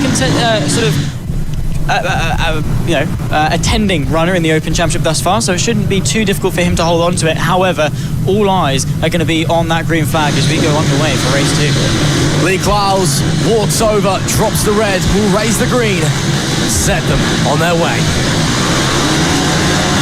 We are underway in race 2 of the Moto team. Good start there by Dave Green, but it will be the SFCR bike that gets them underway.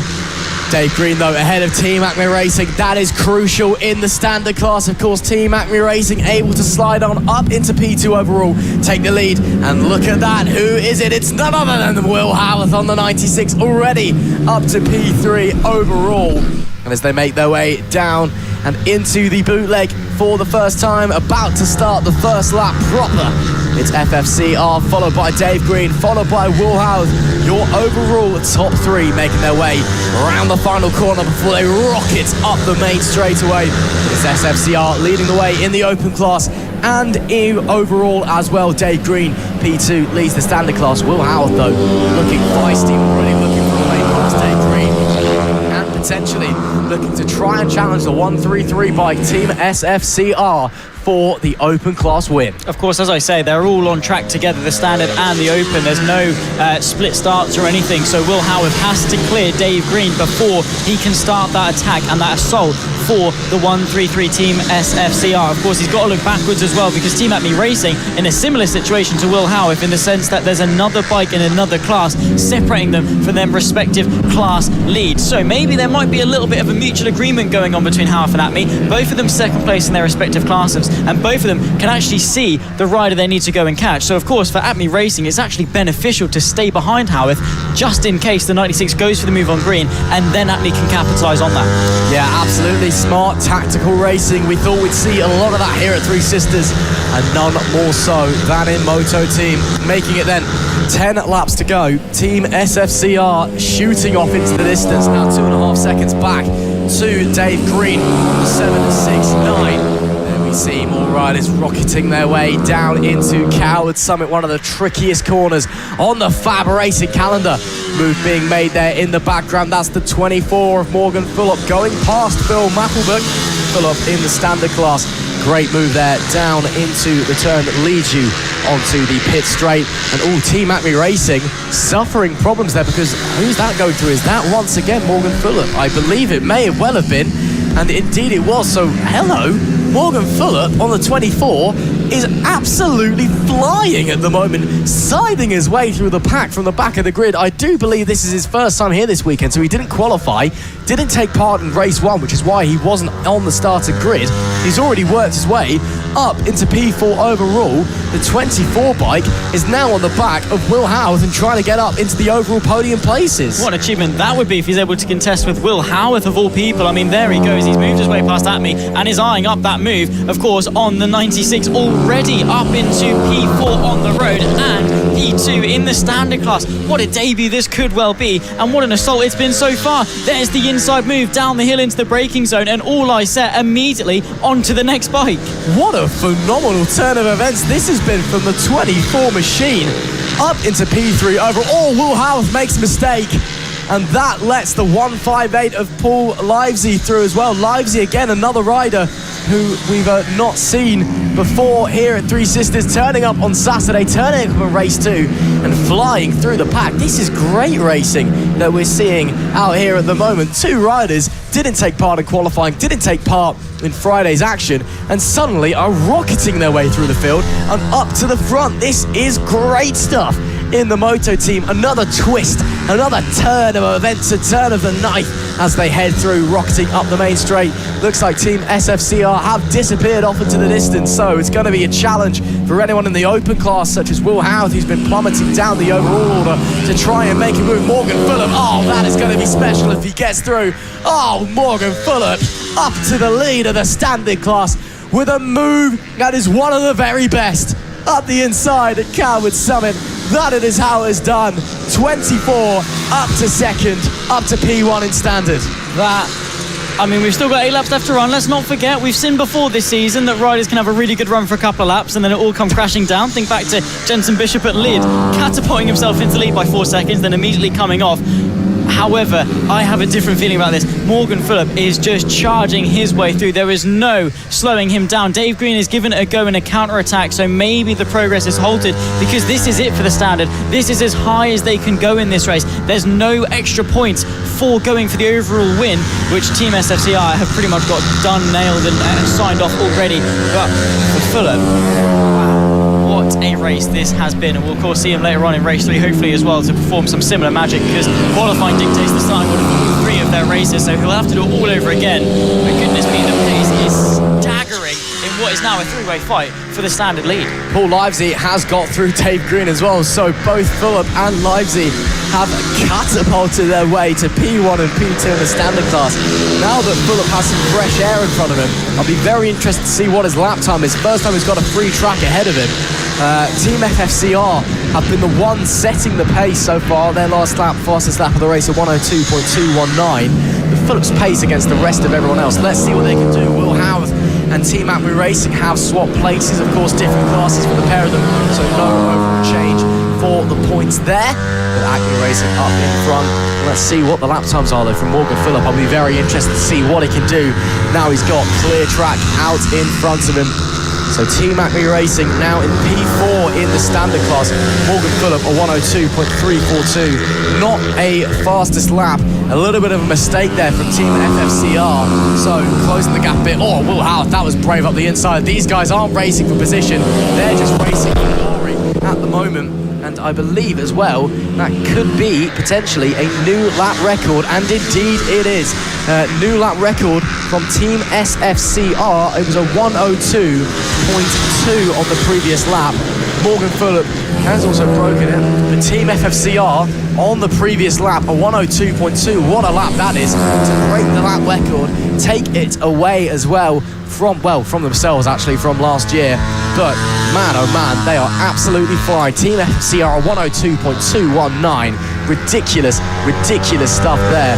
But nonetheless, they may be getting caught from those behind. Yeah, they will be indeed. Of course, there you can see they've beaten themselves by 0.2 of a second. Also, just want to note, by the way, it's been smashed already. Morgan Phillip, I was about to touch on the fact he was close to the lap record. He's just gone and absolutely smashed it out the water. So close to getting sub 102, but he has done a 102.079. It's been a sensational race, but now it's a record-breaking one. Turn up on the Saturday, start at the back, go to first and standard, break the lap record. Imagine he packs up and leaves after this one as well. Yeah. Doesn't even do race 3. Just cool. Absolutely casual. Morgan Phillip, where have you been, my son? This is unbelievable stuff from the number 24, and he's still got fresh air in front of him, still building that confidence, and still potentially going even faster. A potential 101 on the cards if he gets it right. The first time a moto team will be a 101 lap record around here at Three Sisters. Granted, we've only got lap records from last year. It's the first time we came to Three Sisters, but still, any lap record, a historic moment, a historic achievement. Will Howard and Team Acme Racing, meanwhile, still battling it out for the overall positions, even though it has no real effect on the overall finishing places for them. But you know, when you're in a bit of no man's land, as the pair of them are, may as well battle for position, may as well go out there, have some fun, and just get some good hard racing in between the pair of you. Fraser Kinnett's made a move up past Phil Mapplebeck meanwhile, so that is an overtake for P3 in the open class. So the 191 of Fraser Kinnett gets past the 19 of Phil Mapplebeck and onto the podium. Will Howard and Team Acme Racing still doing battle. Again, this does not affect their overall places. These guys are in 2 different classes, but as I said, may as well, when you're in a bit of no man's land, have some fun, go and have a bit of a fight out on track with your mates and have a laugh. Exactly that. You're there to have fun. That's what we're all here for at the end of the day. We wouldn't be doing it if we didn't enjoy it. I mean, you know, there's not like a huge amount of prize money or anything. It's not even like, you know, they're making a lot of money out of doing this. They're paying money to come and do this. So if you're not enjoying it, then take your money elsewhere. But they're here because they're passionate. They're ready. They're here. They want to win. They're motivated. The adrenaline spikes that you get from doing sports like this is absolutely sensational. And sub 102, Morgan Phillip once again obliterates his own lap record, and Team SFCR even had an answer for it. They went and beat it as well, but then Morgan Phillip was like, nah, you don't. Nah, this is all mine. Today is my day. He's winning in the standard, and he's got all the answers. He's chipping away at the gap, and Team SFCR have been bulletproof all weekend long. But Phillip has got an answer to it, and he is chipping away at the gap. Of course, it's not going to be enough by the time the race ends, but the pace is blisteringly quick. Once again, another lap record set by that 24. Ridiculous stuff. Just as a side note, unfortunately, we have lost Andrew Green from this race. Not an accident like in race one. I just saw out of the commentary box window that he went into the pits and out of the way. But what a performance it has been from Morgan Phillip. What a ride. The lap record just absolutely smashed. A 101.849. Let's see if he breaks it again when he comes to our note this time. Back up into the 102s, maybe pushing a bit too hard. Again, the gap is closing, but it's not closing enough. It's 4 seconds separating Team FFCR and Morgan Phillip for the overall victory. And 4 seconds, 2 laps. It's going to be difficult. Again, doesn't really matter. They're in 2 different classes. FFCR in the open class, Phillip in the standard class. So the pair of them, no real battle out on track for points, but rather just for glory and for fun. But what a performance. Again, unfortunately, losing Andrew Green on the previous lap. That is 2 DNFs for him this weekend. A big shame for Andrew Green. I'm sure we'll see him back out, though, in race number 3. I thought we will, of course. Whatever issues have befallen the bike, I'm sure he can get sorted, hopefully, anyway, and bring it back. About to start the final lap, though, is this bike right here, the 133 Team SFCR. Of course, ran well here this time last year. Of course, well, it wasn't necessarily this time last year. It was at the end of the season we came to Three Sisters. But this equivalent round of 2023, they also did fantastically. Held the lap record coming into this one and would have been able to beat it. But Phillip continues the pace on the penultimate lap, has gone to a 101.685. We're definitely getting our usage out of the new lap record graphic this race, it must be said, because Phillip is blowing them out of the water, but the attention cannot be taken away from Team SFCR because they have ridden a fantastic race themselves. But Phillip, he's going to take the win in the standard provided he can stay on the bike, and I've got no doubt in my mind he can. He's got half a lap left to go to come in from the back of the grid and just be like, yeah, cool, standard win. It is a standard win. I mean, it is a standard win, but I can't quite wrap my head around it because every other class this weekend has been a little bit slower than last year. Typically, we've seen a couple lap records here and there, but most of them have been a little bit slower. Moto team, we've taken a second off the lap record in this race. Unbelievable, but coming around the final corner for the overall and the open class win, it will be Team SFCR who make it a dominant victory, taking the checkered flag. But Morgan Phillip, the story of the race, a 101.2 on the last lap. Are you kidding me? Where has this come from? Morgan Phillip, a standard class win and a showing for the ages. 1.4 seconds off the lap record. That is ridiculous stuff from the 24 and the standard class from the back of the grid as well. I just can't believe my eyes. That is ridiculous. A 16 bike field. He's finished second, won his class, and is only 2 seconds off the overall lead. That is great. Give him 2 more laps. Of course, you know, we can't live in shoulda, coulda, woulda, whatever. We have to live in the absolute. But he had that many laps. He got into second, 2 seconds off the race lead. If he didn't qualify, then if he would have qualified, goodness knows how dominant this rider would have been. And that is what happens when you get the motivation to go and succeed. Morgan Phillip, take a bow. Team FFCR take the victory in the open class. Morgan Phillip first in standard, Dave Green second, Paul Livesey in P3. Will Howard second in open with Fraser Kinnard in P3. Team FAB-Racing fourth in standard, Phil Applebeck fourth in open. Then Sean Whittaker, Harrison O'Keefe, Ben O'Keefe and Team Ernie the Badger all in standard. Ian Jackson in open, Guy Kite, Tristan Margot in standard alongside Andrew Green and Gary O'Keefe, who we unfortunately lost. That's it for race 2 of the Moto team. What a story we've got on our hands. Man oh man, race 3, Morgan Fuller, Piers 1, 2, watch out for coming into there, because boy oh boy has he got some pace as he chops 1.4 seconds off the previous lap record. Race number 3 for the senior mini motos is coming up next. There we see Will Houth jumping off the moto team, getting ready to jump onto his mini moto. And man oh man, we've seen 2 spectacular races so far, and Will Houth from one race straight into another. That is dedication, to be fair, to the blonde bombshell, the number 96, a firm favourite round here in the FAB-Racing paddock. We've had some great races so far in the senior mini motos. Of course, Nick Bennett taking victory in the first race, Matt Birkin in race 2, despite a mechanical issue in race 1. He came back with a vengeance and took victory by 8 seconds from Rhys Gentry, despite an early fight. Ultimately, his late race pace just too much for Gentry to handle. I've been told the wind has been picking up over the last few laps. Of course, the sun is out here. It did rain overnight, but it's been dry running all weekend here at Three Sisters in Wigan, but still a little bit windy here in the north of England. And, well, conditions, windy, something that the riders do have to deal with. It's something that is just makes it a little bit trickier for them out there on the circuit. So we'll have to wait and see what they can do. But as the senior mini motos get ready to go racing, I'm sure once again it's going to be all eyes on the likes of Matt Birkin, Nick Bennett, Will Houth and Rhys Gentry. Nick Bennett again, he'll be wanting redemption from race number 2, slotted into his second place from the off, but then a spectacular accident coming down into the bootleg, bike flying through the air and tumbling. First of all, great to see that he's got it fixed, because that thing was in pieces, but I'm sure that he's going to want to avoid that and want to challenge Matt Birkin. Yeah, I'm sure he's not exactly planning to go flying off again, albeit he got the style points, I'll give him that. He definitely looked pretty cool, but didn't score him many points, unfortunately, especially off the back of that win. But I think it just goes to show how hard he had to push to keep up with Matt Birkin, who, like I said earlier, when he's finished, it's been nothing other than the win.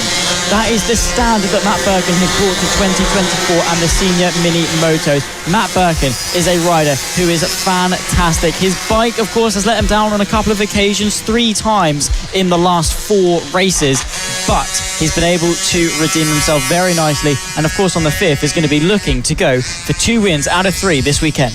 Well, Matt Birkin and Nick Bennett, we've been robbed of a battle between the pair of them all weekend. Of course, Birkin with mechanical issues in race 1 dropped down the order, ultimately managed to work his way back up into 7th, which was a great performance despite being so down on power after a clutch issue. Then race 2, of course, Nick Bennett goes tumbling through the air. Again, if we were playing a burnout game, that'd be a lot of points for him, but unfortunately, this is racing, not a video game. So maybe in this one, we'll finally get the battle that we have been waiting for as the riders make their way out onto their formation lap. It will be Matt Birkin starting on the pole, Nick Bennett alongside him, Will Houth, the number 96, fresh from his moto team race in P number 3. Further down the order, we have other riders as well as they head around on their sighting lap. So just making sure that the circuit's to their liking. Of course, back onto the sprint circuit this time. Matt Birkin, though, on pole. Nick Bennett, P2. Will Houth is 3rd with Rhys Gentry in P4. Chris Yeomans is 5th alongside Keaton Payne. Further down, we've got Callum White in P7 alongside David Meyer. Mark Payne and Luca Allen round out the top 10 with Gary Eldridge and Rob Gentry on the 6th row of the grid. So that is our grid for the senior mini motos. 12 riders sure to go toe-to-toe and certainly get their elbows out as they come round to the grid. Yeah, they'll be lining themselves up and raring to go. Of course, their final race of Three Sisters before we head off to Rowrigg to not only conclude the first half of 2024 but also kickstart the second half in about a month and a half's time. It's a long time to be off the bike, it must be said, but they want to go out for this little break with a bit of a bang. Not literally, hopefully, but definitely with some fireworks and some superb racing for race 3. Now, Matt Birkin assumes pole position once again. Let's see what he can do. Will it be a double victory? Will it be 2 from 3?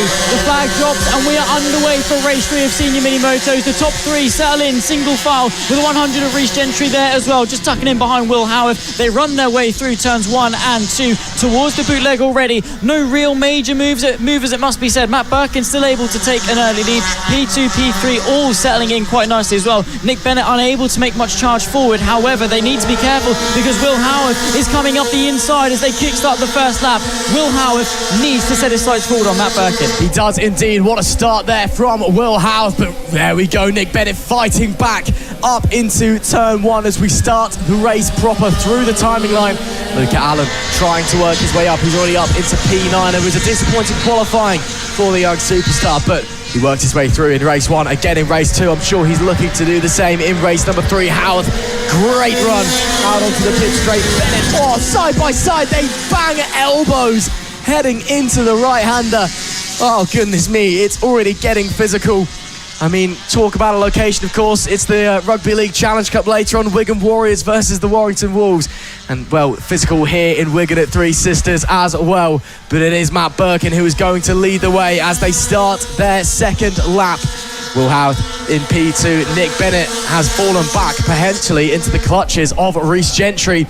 The number 100 in P4 looking for a way up into the 711. But right now, it's the Fantastic Four up the front. Birkin, Howarth, Bennett and Gentry, the 4 names you'd expect to see at the front of the grid doing exactly that. Battles further back as well. This is Yeoman's Keaton Payne and Callum White as well. The cousin of Matt Birkin, one of the esteemed Birkin boys. The highlight makers, should I say, of the senior mini-motos due to their antics out on track. Luca Allen as well, already up to P8 and getting involved in that fight as well. Luca Allen has really got a spark about him this weekend. There's some tenacity about that young man. He really wants to fight his way through the pack after a disappointing qualifying and show what he can do. P6 race 1, P5 race 2 for Luca Allen, and he's continuing that strong stead here for race 3 and the final one of the weekend. Side by side, just in the foreground, I think it was, of course, Chris Yeomans versus Keaton Payne in that battle for 5th. Who's going to be the one to lead them round? It is going to go the way of Yeomans, who hangs on just by the 112, who is in hot pursuit. 5-way fight then for the back end of the top 5. It's Yeomans that leads it, but into this very tricky right-hander into turn 4 towards turn 5. The 85 is just about able to stay ahead, but let's see what Keaton Payne can do as he tries to nip his way on the inside. Nicely done, but of course you then have to strip your way back to the left, so the outside actually is preferential in giving you the advantage. And look at the momentum swing as well. It is absolute carnage in the senior mini motos as Keaton Payne tumbles to the back of this train. Yeah, shows how close it is out there. One little mistake in that train and you go flying backwards, but there is time to make up and time still in this race. Will Howarth, meanwhile, setting blisteringly fast lap times. Very, very close to the lap record set by Nick Bennett of 49.799. He is closed right up to the back of Matt Birkin. And Howarth absolutely flying as it stands. What can Matt Birkin do? Can Nick Bennett try and close the gap as well as look at these guys? Just a gaggle of mini-motos out there, spread out all over the shop as they make their way through the right and left sweepers.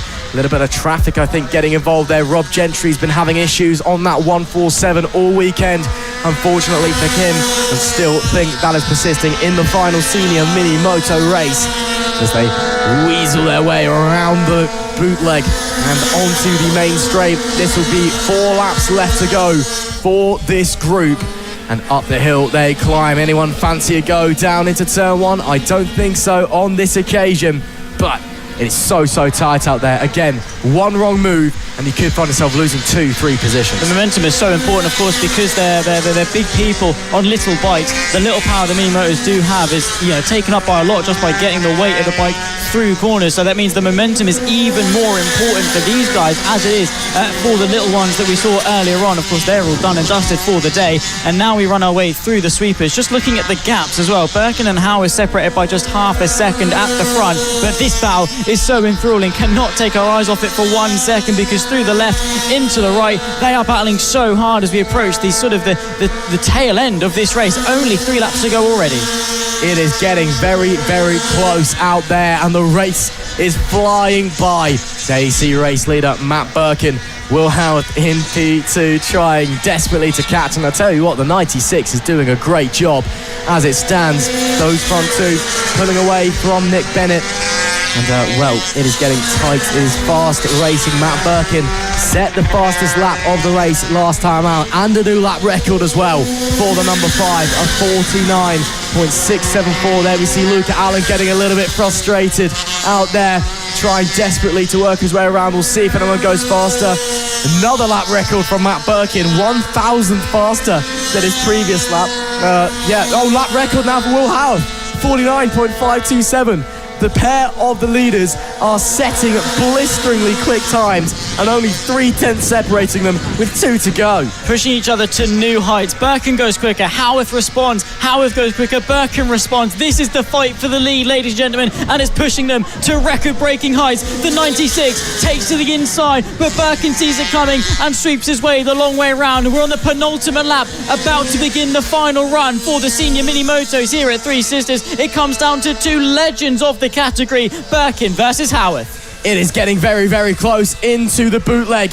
They will be starting their final lap very, very shortly. Who is going to take it? Who is going to be the one who stands atop the podium in the final race? Birkin, Howarth, both of them looking rapid as they come into turn 1. Birkin prefers a slightly wider line coming into the corner entry, gives him a better exit, but Howarth still keeping him honest, still on his tailpipe, coming onto the pit straight now. The bumper crowd watching on in awe as they are shown senior mini moto racing at its absolute finest. Still action further back as Luca Allen tries to negotiate his way past Chris Yeomans, still trying to find a way through.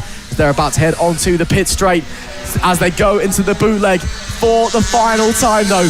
Matt Birkin, Will Howard, who's it going to be? A great run from Howard, but it's not going to be enough. Forget Michael Dunlop taking 28 TT wins. It will be Matt Birkin who takes his 5th win of 2024 in the Fagnes Mini Moto race. What a race that was. Howard gave it all he had, but it is Matt Birkin who takes the victory. But on the final lap, another lap record for the 96 of Will Howard, a 49.260. Unbelievable. Shattered it by half a second. Around a 49-second lap. Do you realise how big of a margin that is? Of course, Matt Birkin practically matched it with a 2.91. 31 thousandths of a second separated the fastest lap times of our top 2 riders here today.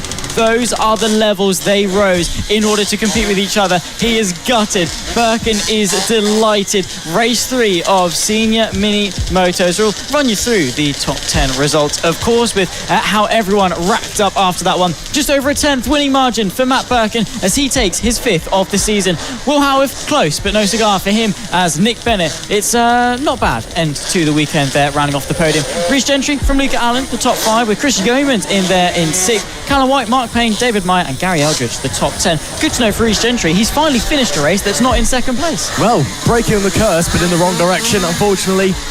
Keaton Payne and Rob Gentry in P11 and 12, both struggling mechanically out there, but they did finish the race, which is good to see.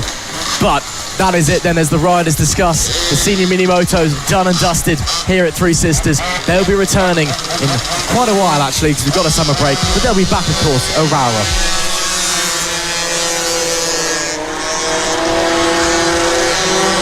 Well, we head to the top level of junior mini moto riding. The LC40 Elites return to the track for their 3rd and final race this weekend at Three Sisters. We've had an enthralling battle all weekend long. Josh Perkins, Logan Cousins, Mason Frederick, and that 3-way tussle for the battle for the lead. Cousins finally topped and his win streak is over. The titan of this championship has tumbled and Josh Perkins has perked his way up nicely to the top step. Frederick, though, of course, on that power disadvantage, not quite able to contend as well as he'd have liked. But of course, Perkins and Frederick and Cousins, they've been the top 3 in both races so far. Let's see if that theme continues.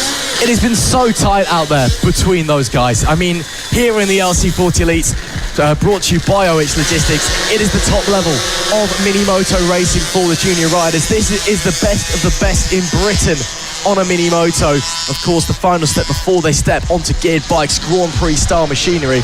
And as they make their way out on their sighting lap, it's Logan Cousins who takes pole. Josh Perkins in P2. Mason Fedrick is third with Rex Austin alongside Caelan Ratcliffe and Oliver Hall on row number 3. Further down, it's Max Johnson in 7th alongside Arthur Rich. Henry Brody is 9th with Kai Hawken rounding out the top 10. Tommy Keats is in P11 alongside Danny Longhurst. And rounding out our grid, it's Maxwell Keats and Oliver Wilson in P14. So it's all eyes, of course, to those riders up the front, the ones we expect to be there, your Cousins, your Halls, your Fredericks, your Rex Austins, but it could be anyone really. We've seen some fantastic racing. Josh Perkins, of course, has been on fire this weekend, taking that win in race number 2, and that went right down to the wire. Maybe he can follow it up with a second win. Yeah, he might well be able to indeed. I mean, so far Josh Perkins, he's only had one race inside the top 5, and then he arrives here at Three Sisters and it's a double podium and of course a front row start for race 3. He has got one of the best seats in the house, well, second best seat in the house in fact, actually, funnily enough, being in P2 on the grid. But of course they're all lining their way up and waiting, of course, for the signal. The flag marshal to walk over, drop the red, pick up the green. Logan Cousins, our championship leader, will he return to winning ways or will it go the way of someone else? We'll find out as we get underway. Great start from Perkins, who already gives it a go. But look at Mason Fedrick with the agilities that he's shown all weekend long. He's through into second place, trying to contend immediately with Logan Cousins, but the straight line speed is not there. Perkins contend through the left, into the right. Fedrick stays ahead, of course, as we begin lap number 1 through the final corner, and it's Logan Cousins that leads Mason Fedrick. Josh Perkins, you have been Fedricked. What a start that was from the number 5, third on the grid. But again, immediately, you just see the pace disadvantage in a straight line from Mason Fedrick on that air-cooled bike, just dropping backwards. Perkins breezing past without a second thought. Oh, Perkins, what a run that was, coming into the hairpin. Almost had a go going onto Logan Cousins there. Mason Fedrick, though, still looking so fast through the corners, and Perkins does go through as well. Can Cousins sweep around the outside? There goes Fedricks once again, having a look. But coming onto the straight, this is where it's all about the likes of Cousins and Perkins. They're so fast with those liquid-cooled bikes, leaving the number 5 in the dust. I feel like once again we've got a fantastic three-way fight. Fedrick trying around the outside. Great move by Mason Fedrick.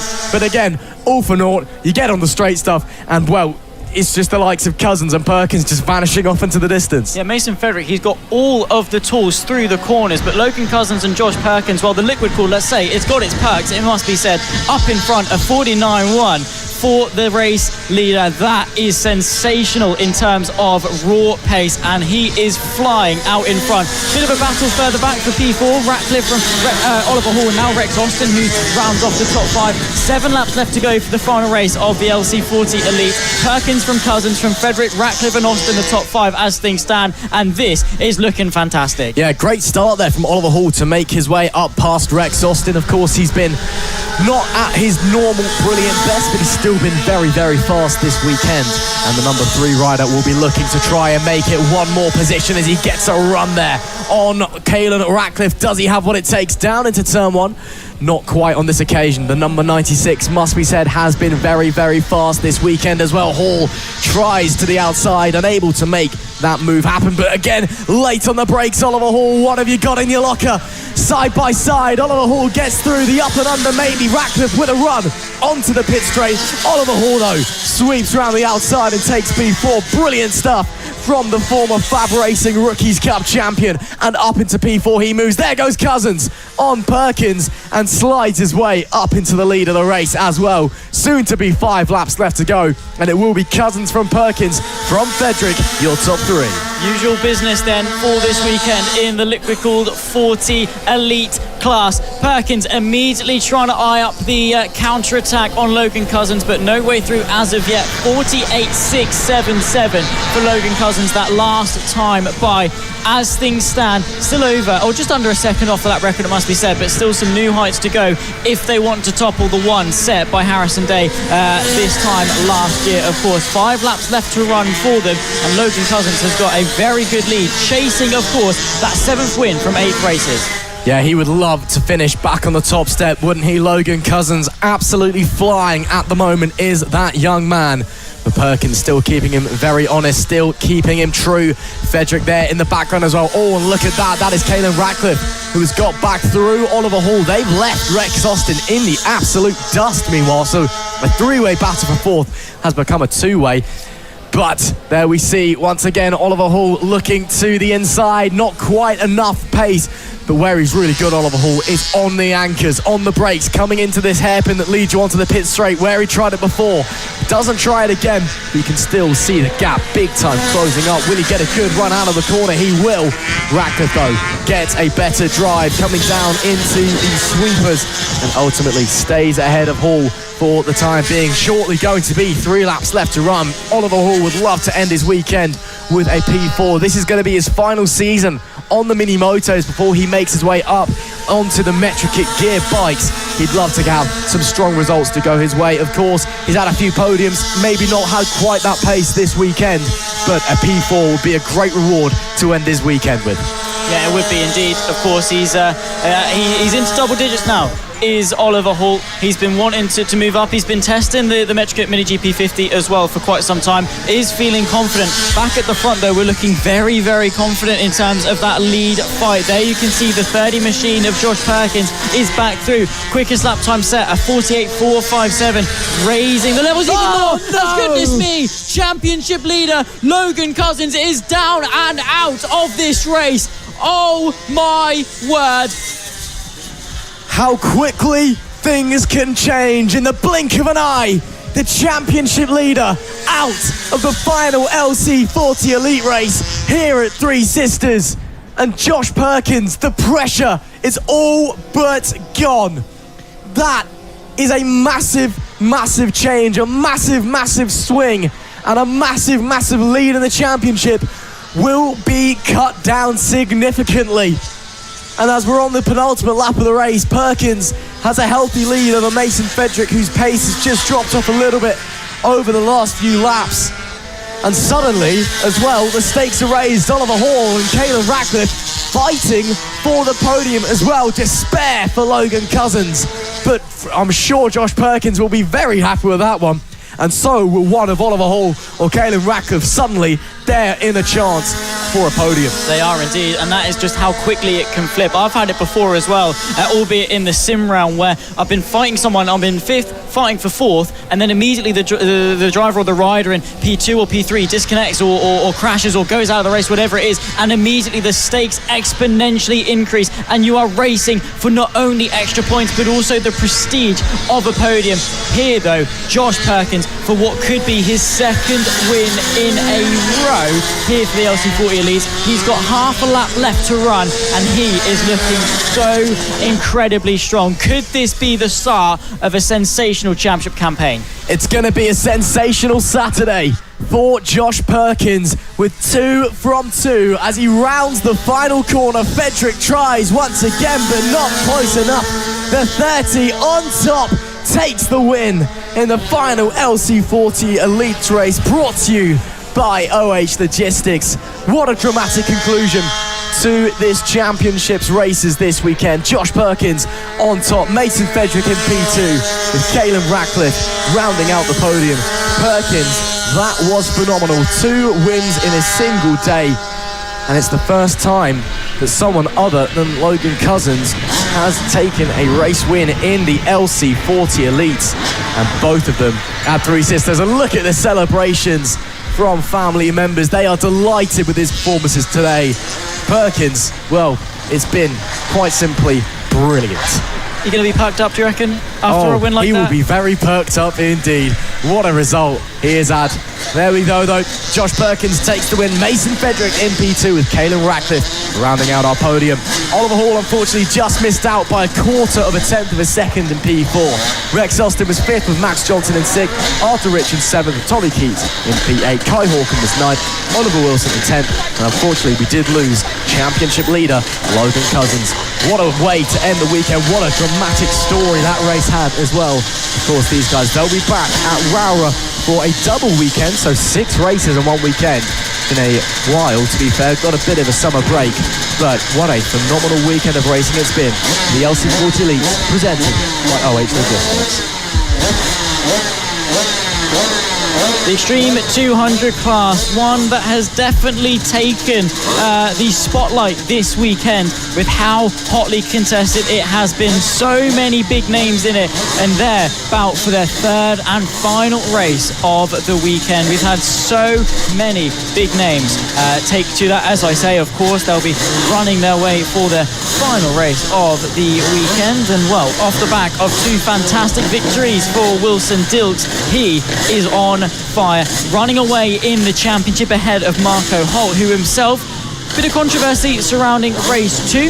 He had a transponder fitted, we had it confirmed, but it wasn't working, so they let him off. They reinstated that second place that he got, and that does mean technically Archie O'Brien, for the first time ever this season, has finished a race somewhere other than second place, albeit in P3. So again, similar to Reece Gentry in the mini motors, he's gone down a place as opposed to up a place, but at least it's gone.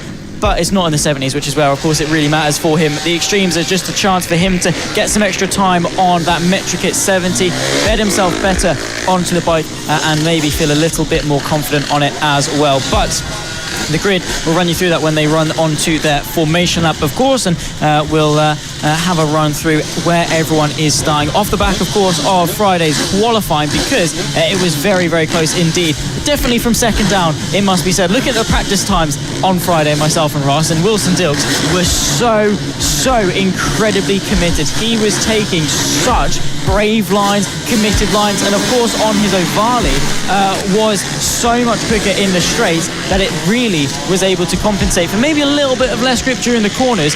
But even then, his commitment, especially through what is turn 1 initially, turns into turn 5 when they take on to the full loop, it becomes, he is very, very committed indeed. Let's take a look as to how they rack up though, and there you can see nearly 9/10 of a second clear. Wilson Dilks and Archie O'Brien, who make up the front row. Arnie Carr is there in P3. He's not Mason Frederick. He's done and dusted for the day. Marco Holt, of course, Holt the Bolt, as his start proved in race 2, will start up in 4th. Harrison Day from Jensen Bishop make up row 3 in a very, very closely contested row 3, it must be said. Harry Payne, Finney Bolehill, Bjorn Esmond, of course, joining us for this weekend ahead of Austin Johnson, Harley Baker and Annabelle McCarthy, who we can confirm is okay and up and walking. Just went to A&E after a little bit of pain in her knee following the crash in race 2, but she's okay and hopefully we'll be back to set off some fireworks in Rowra. Not literally, of course, maybe, I don't know, but on the track definitely in terms of her results.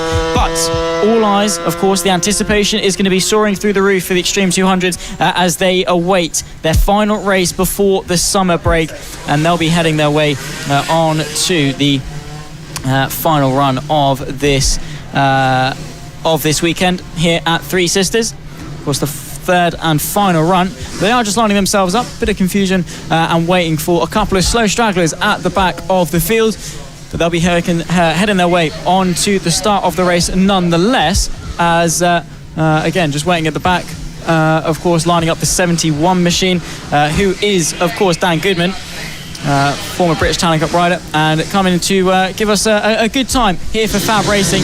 There you can see, though, lined up on the grid, they get the signal.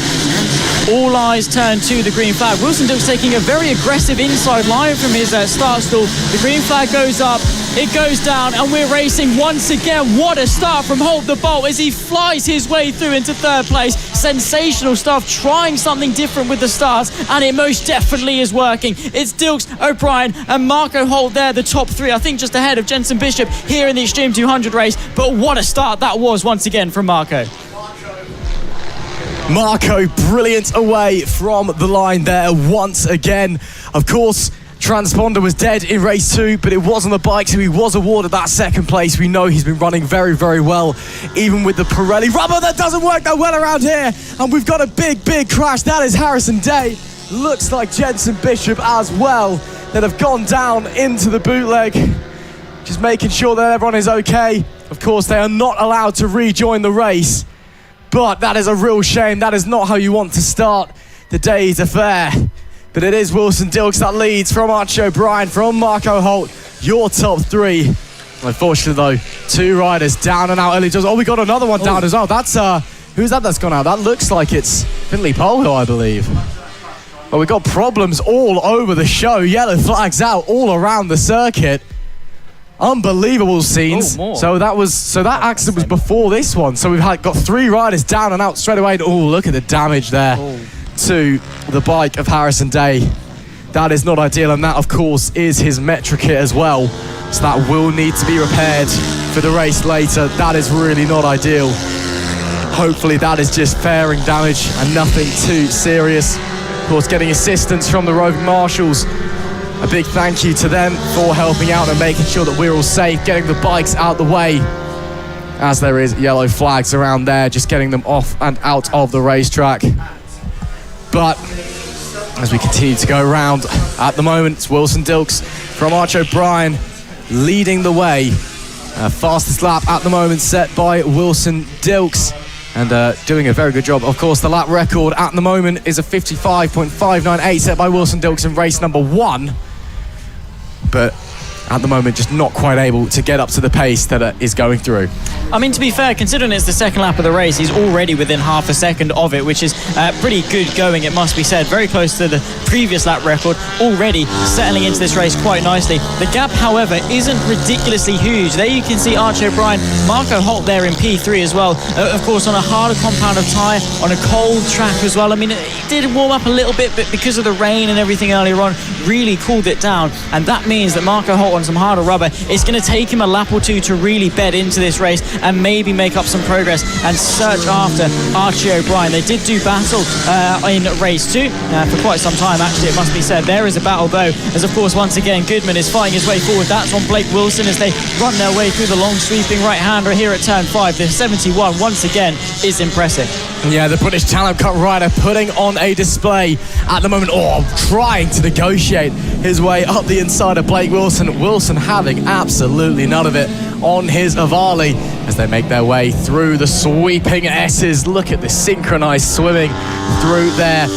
There, though, is your leader, the 85 of Wilson Dilks. He set a fastest lap last time, sets another fastest lap of 55.945. He already has a lap record around here in the Extreme 200, alongside in the 50s and the 70s as well. He is just doing a superb job. Remember back to race 2, Marco Holt took him some time for that Pirelli rubber to heat up. Again, the Pirellis just don't seem to be really working around here at Three Sisters. And it took him quite a while, but once the tyres were warm and sticky, he had a lot of pace, ultimately able to get past Archie O'Brien. And of course, did have the transponder on the bike. It was just broken. So he was awarded that P2. There, though, race leader Wilson Dilks still doing an absolutely phenomenal job up the front on the number 85. He's essentially chasing lap records at the moment. Doesn't really need to be out there, apart from the fact it's getting him track time, and it puts him in the history books as well. Let's see what time he gets as he runs up to the line. It's not any faster on that occasion. Still a 55.9 though, unbelievable pace. And would you look at that, Marco Holt has arrived at 56.084. Marco, the bike has warmed, the bike has come to him, and it is all going swimmingly for that young man. Anyway, as they head further down the track, waiting to appear in the SS section. There we go, that is the race leader there. Behind him will be O'Brien and Holt. And there goes Holt up the inside of Archie O'Brien, as simple as you like. Of course, we know the Avali has such a pace advantage around here compared to the Metra kit. And when those tyres on Holt the Bolt's bike get warm, he gets moving, and he moves up into second place with a simple, textbook, yet lovely manoeuvre up the inside of the infield section. Brilliant, brilliant stuff. Race leader, though, Wilson Dilks, doing a spectacular job up the front as he heads his way up the hill and into the Coward Summit. He'll disappear for a brief moment, and then they will reappear back down the bottom of the hill. Coming onto the pit straight, a little bit of bumpy there from Wilson Dilks. Looks like he's running the bike quite stiff as he heads around there. You see Archie O'Brien still keeping Marco Holt honest. Of course, Holt, the reigning champion in the 50s and the 70s. Archie O'Brien hoping to try and set through. Marco Holt has not set a new lap record, but he does have the fastest lap at the moment. And, well, he's doing a great job as it stands. There we see the marshals. A big thank you to all of them for for doing an excellent job this weekend as O'Brien and Holt continue to ding-dong, continue to trade places backwards and forwards out on the circuit as they make their way around even further. Can Archie O'Brien maybe try and launch an attack again? We know the Avali is so much faster round here at Three Sisters than the Metro kits are. But Holt is just looking superb out there, but very much. O'Brien keeping him honest, and O'Brien trying to go through up the inside onto the pit straight. Runs slightly wide on the exit. Holt manages to hold the inside. We have got a great race on our hands for the second place podium position. Who is going to be on that second step of the podium? Will it be Holt? Will it be O'Brien? It could be anybody's guess. We've got 5, realistically 4.5 laps left to run, and it is getting very exciting indeed. O'Brien tailing Holt as they swim through the S's and now into the bootleg. Oh, Holt a little bit slow there. O'Brien maybe a chance to capitalise. Unable to make that look, unable to make that gap appear, but look at the run of O'Brien as they come onto the main straight. Just not enough waft for the number 91. You can see the pace advantage that the Avali has as they come up through turn 1 into Coward Summit. Again, they disappear for a moment, then reappear back down the other side. Holt last lap was able to try and sneak on through here and momentarily up into second place. This time, Marco Holt is able to hold on to that position. Oh, very close there between the pair of them on the brakes. Archie O'Brien pushing very, very hard. He really wants to get second place. He's almost training himself. He knows he's got another 70s race coming up, and he's pushing himself as hard as he can. He's seeing how much he can give because he knows he's going to get to 110% if he wants to get past Wilson Dilks. Yeah, and he's obviously going to be training as to where and when he can get the moves done. Always gathering data when it comes to any time on track, really, all be that whether how the tyres are degrading, how the bike's handling, how you can get moves done, how to start even. It's an extra 3 race starts that he's been able to practice as Archie O'Brien, and it's going to be very, very difficult if he wants to finally take to the top step this season. It'll be a double P3 finish for him in the extremes if things stay as they are, but he's got the potential to get after Marco Holt. He does indeed. Holt still holding on up the front at the moment in this battle for second place. But can Archie O'Brien find a way to squeeze on through? He's momentarily been through, but nothing that would stick. Nothing would make the move work 100% as they head through the S's section. Holt a little bit of breathing room there. Just a small gap, a few bike lengths long, emerging between them. As they head into the bootleg, it's going to be 2 laps to go very, very shortly. Wilson Dilks up in front of them. Around 4.5 seconds is the difference between them. Or 4 seconds, should I say. Again, too little, too late for Holt. He's focusing now on defending that second place from the number 91 machine of Archie O'Brien. There is race leader looking super skittish over the bumps, yet fully in control every step of the way. The 85 has been superb this weekend and continues to look absolutely mighty out on the racetrack. It's all about the battle for second now. As long as Wilson Dilks keeps it on the black stuff, keeps it on 2 wheels, he's got yet another Extreme 200 win in the bag. Yeah, he's been unbeaten this weekend thus far. He took both Mini GP 70 races thus far. He's taken both Extreme 200 races thus far. He's looking on course to make it a 5th win from 5 races today, and maybe even later he's got a chance to do a double, triple weekend across 2 categories. That is unheard of, and Wilson Dilks is absolutely smashing it. He's on to his last lap. He's just started it. His final run through Coward Summit here in the Extreme 200 class.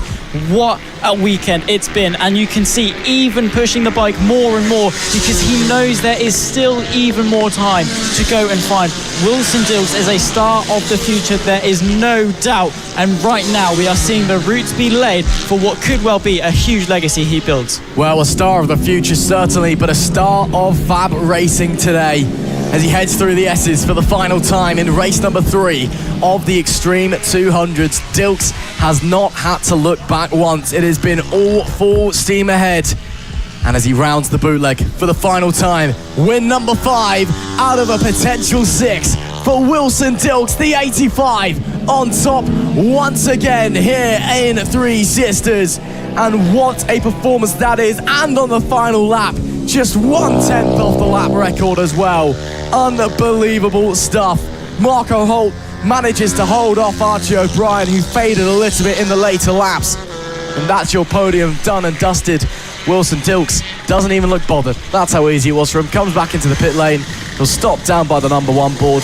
He'll probably say something along the lines of, cheers, that was fun.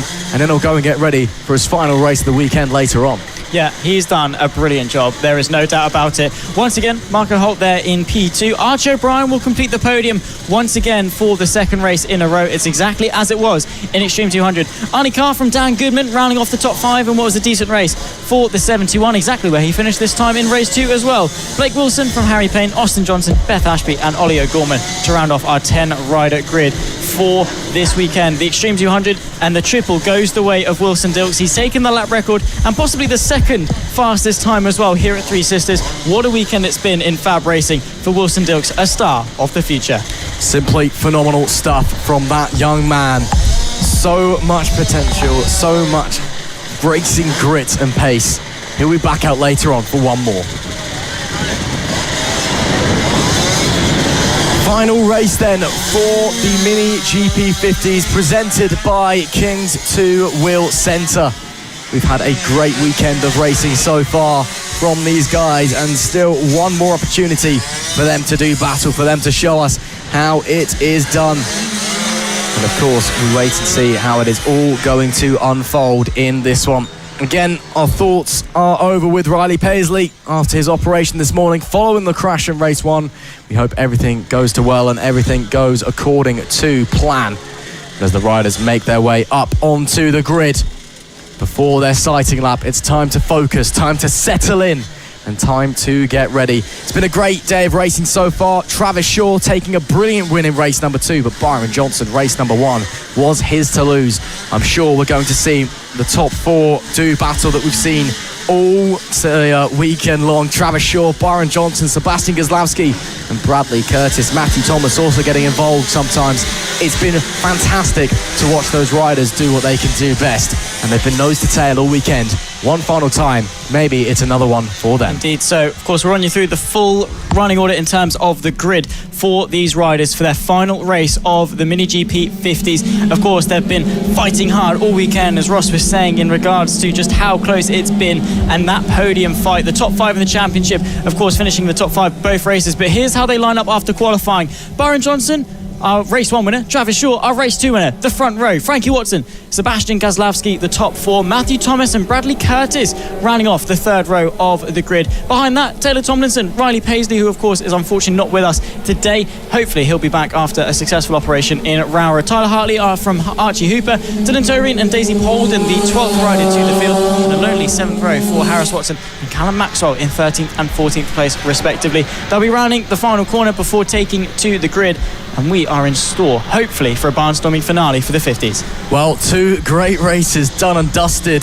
If the racing gods are watching us, hopefully there shall be one more. Riders making their way to the grid. Byron Johnson, black helmet with the black visor. You can never tell what's going on underneath there, but surely just sheer focus and determination. They will see the likes of Matthew Thomas making their way through, the number 12 there of Archie Hooper, getting ready to go racing. He's had a relatively quiet weekend, but a successful one nonetheless. Some good results for him. Let's hope he can manage to work his way forward in this one. All the riders are ready. Lee Clowes, the long-time flag marshal here at Fab Racing, she is also ready, and she is ready to send them underway for the final race of the weekend.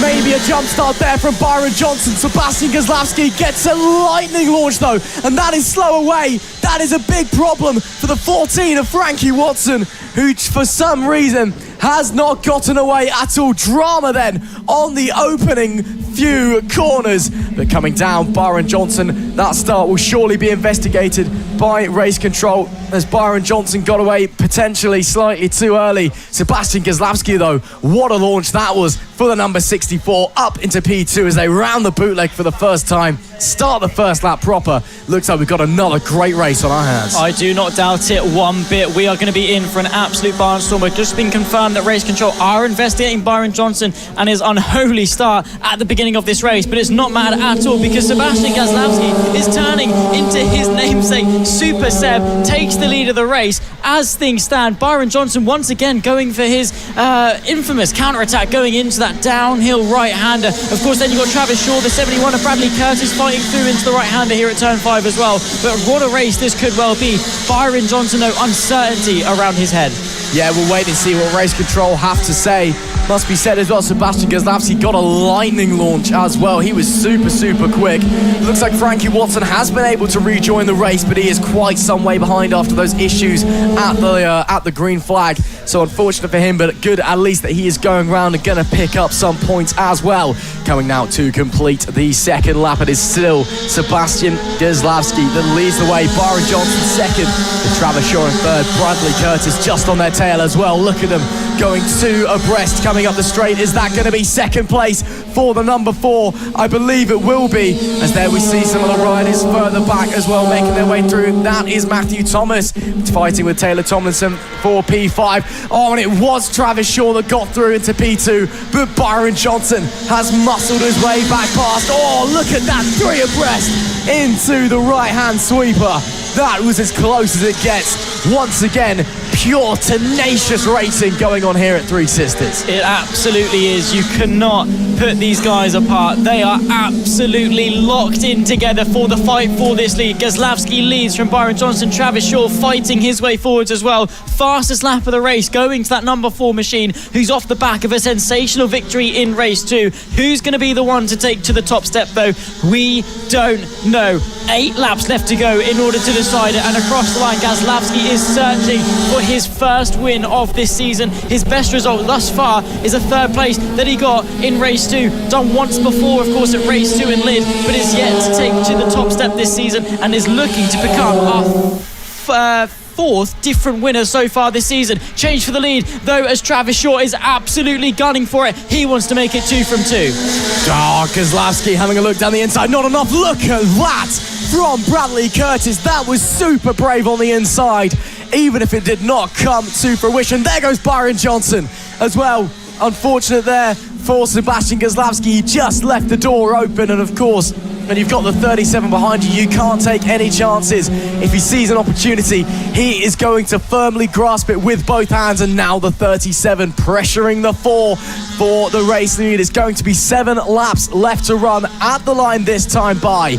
And it will be Travis Shaw leading, Byron Johnson second, Sebastian Gazlowski in P3, Bradley Curtis still in P4. Look at the run that Sebastian Gazlowski gets out of there on that lap. Fastest lap that time from Travis Shaw at 59.141. Lap times are dropping off from earlier on. The track is cooling down. Maybe the ride is getting a little bit tired as well as the day drags on. And look at that, Gazlowski actually had to go defensive coming through Coward Summit. He's dropped back a little bit from the lead too, trying to defend from Bradley Curtis behind on the number 71. Up the front though, it is still very much Travis Shaw and Byron Johnson locked into battle. Shaw on the 4, holding the charge at the moment. Byron Johnson on the 37, he's been so fast all weekend and has been absolutely ruthless and picking apart his opponents and slicing his way through. Once again, poking a front wheel up the inside, and the gap wasn't there, but still having a look, still trying to see if he can make something work. Byron Johnson, that young man, is on a charge. He wants yet another race win. He does indeed, and to extend that championship lead that he's been fighting so hard for. Byron Johnson, he's taken 3 so far this season. He's searching for a 4th. Will it come today, or will he have to wait over a month and a half to do it at Rowrah? Because Travis Shaw is a mighty adversary. He is up in front, searching for his 3rd win of the season as well. 5.5 laps left to go. The top 4 locked in for the fight for the lead. This is as close as it gets as Bradley Curtis once again sees Sebastian Gazlowski leaving the door open and takes the opportunity up into P3, and that has cost Gazlowski a great deal of time as well. He needs to regroup or he could be out of this leading battle.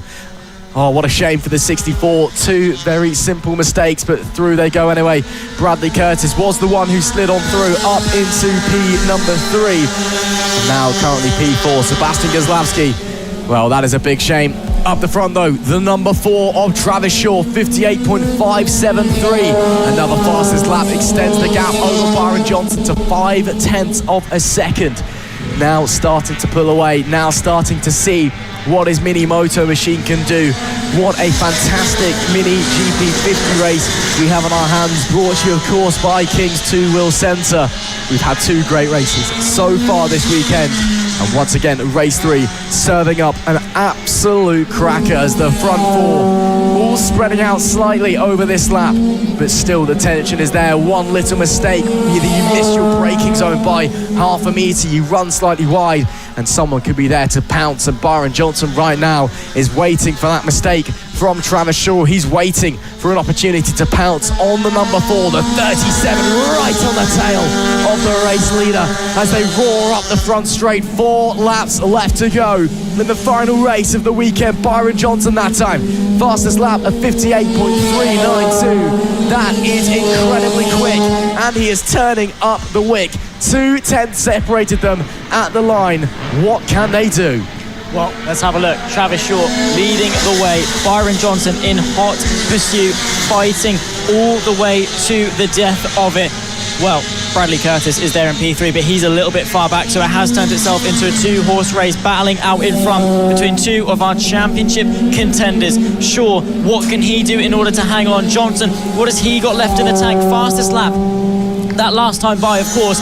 3 laps at the line, pushing each other to higher and higher heights, and this is what you want at such a young age. This fierce rivalry, it pushes you to get better and better and better, and to reach new heights, going higher and higher in terms of your skill set and learning more and more. That's why they're here, and that's why FAB-Racing is the place to be, to set off those grassroots entries into your motorcycle career, because these are the stars of the future. There's a look, what a dive from Byron Johnson to retake the race lead. An immediate counter-attack though, as Travis Shaw chucks the bike back to the inside through turn 5. He is through, and it's short-lived for Byron Johnson, who is fighting so hard, but Travis Shaw has the answers. Once again, Johnson throws the bike to the inside, up the hill through the left, and Travis Shaw didn't quite have the run on the exit. What a race this is, a timeless classic nonetheless for the Mini GP 750s, brought to you by King's 2 Wheel Centre.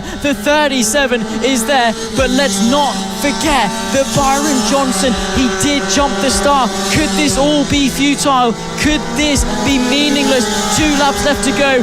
Race control will of course decide the fate of this race potentially, but Travis Shaw with the straight line speed is back through on the inside as they rise up the hill through Coward Summit. The 37, he loves the braking zone though as they run down the hill using gravity, and he launches the bike once again, but the up and under, Shaw knows it's coming. Traffic to contend with as well. Callum Maxwell just ahead as they fight for the lead. Tyrants in this championship this weekend at Three Sisters, and the 50s race is coming down to the final lap and a half. Shaw is through on the traffic, so too is Johnson. They run their way through, and oh my goodness me, what a race left.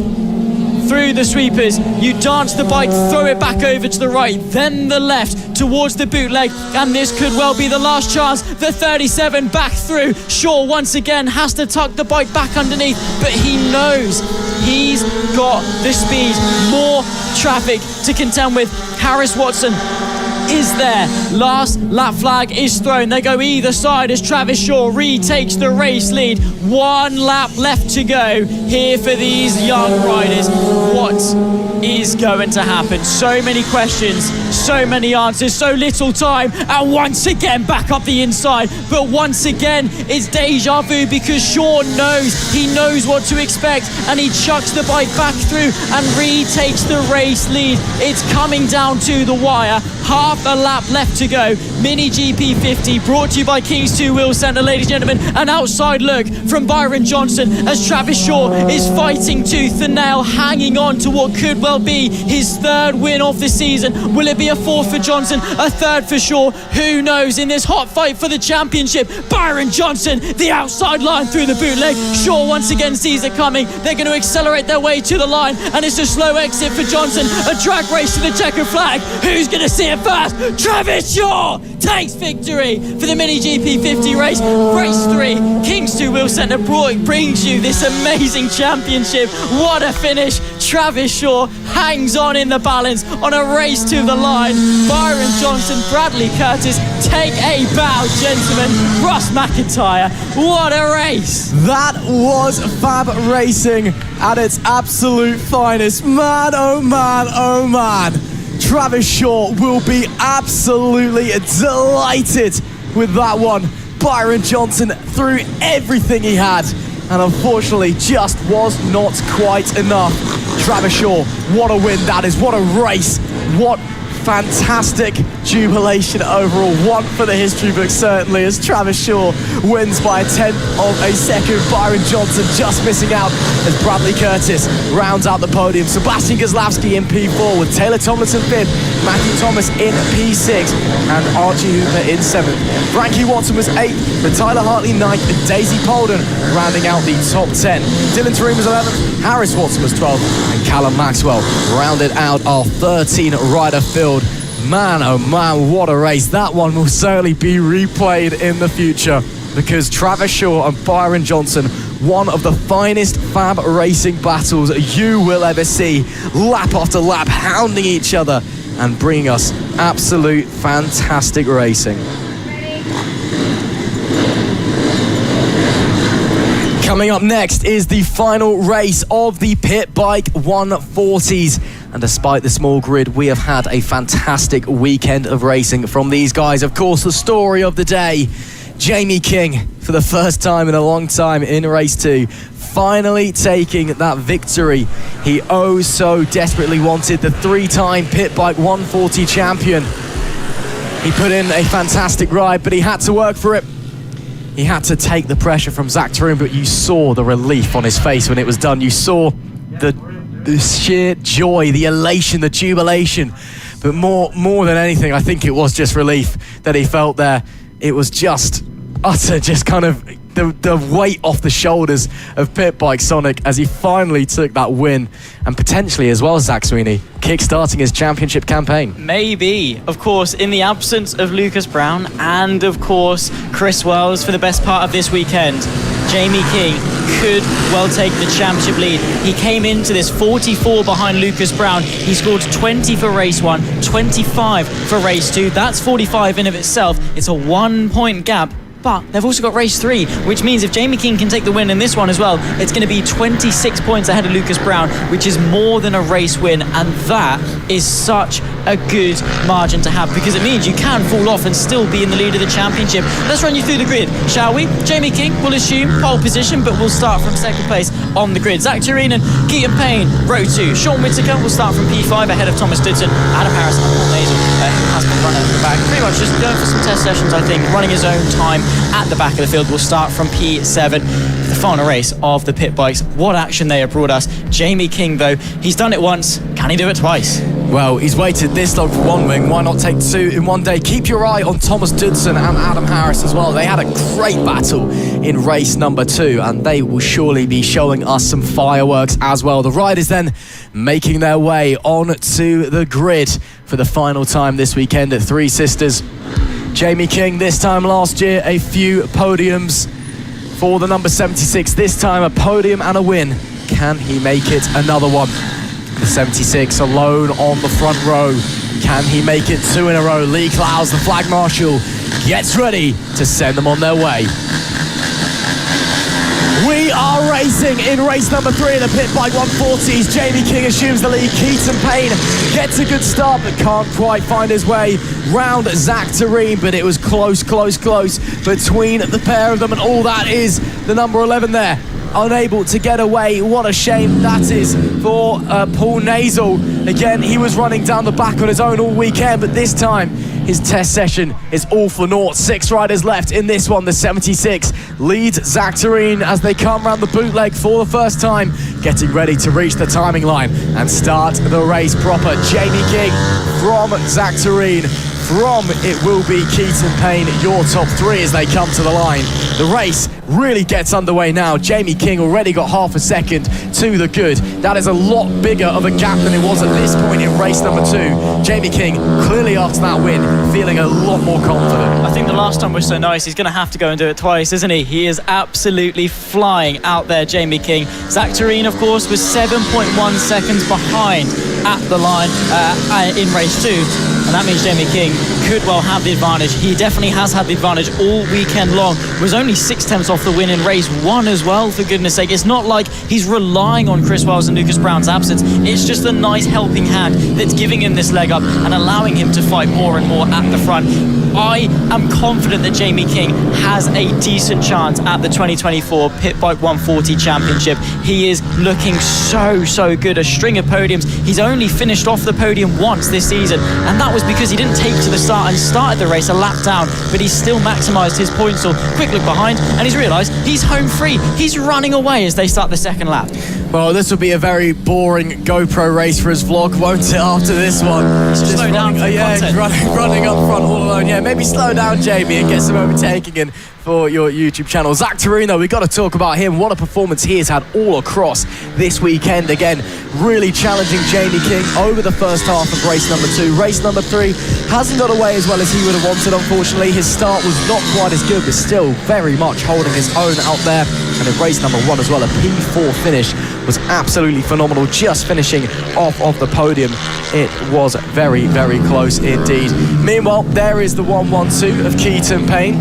He's had, well, it's not been the most painful weekend that he's had in his career, but he didn't get off to a great start. Mechanical issues on his Mini Motos over in the senior Mini Moto class, which he also races in, really hindered his chances there. But since he's got on over those, he's had a great weekend, of course, picking up a pair of third places so far this weekend in the Pit Bike 140s, and on track for a third as well if all goes well.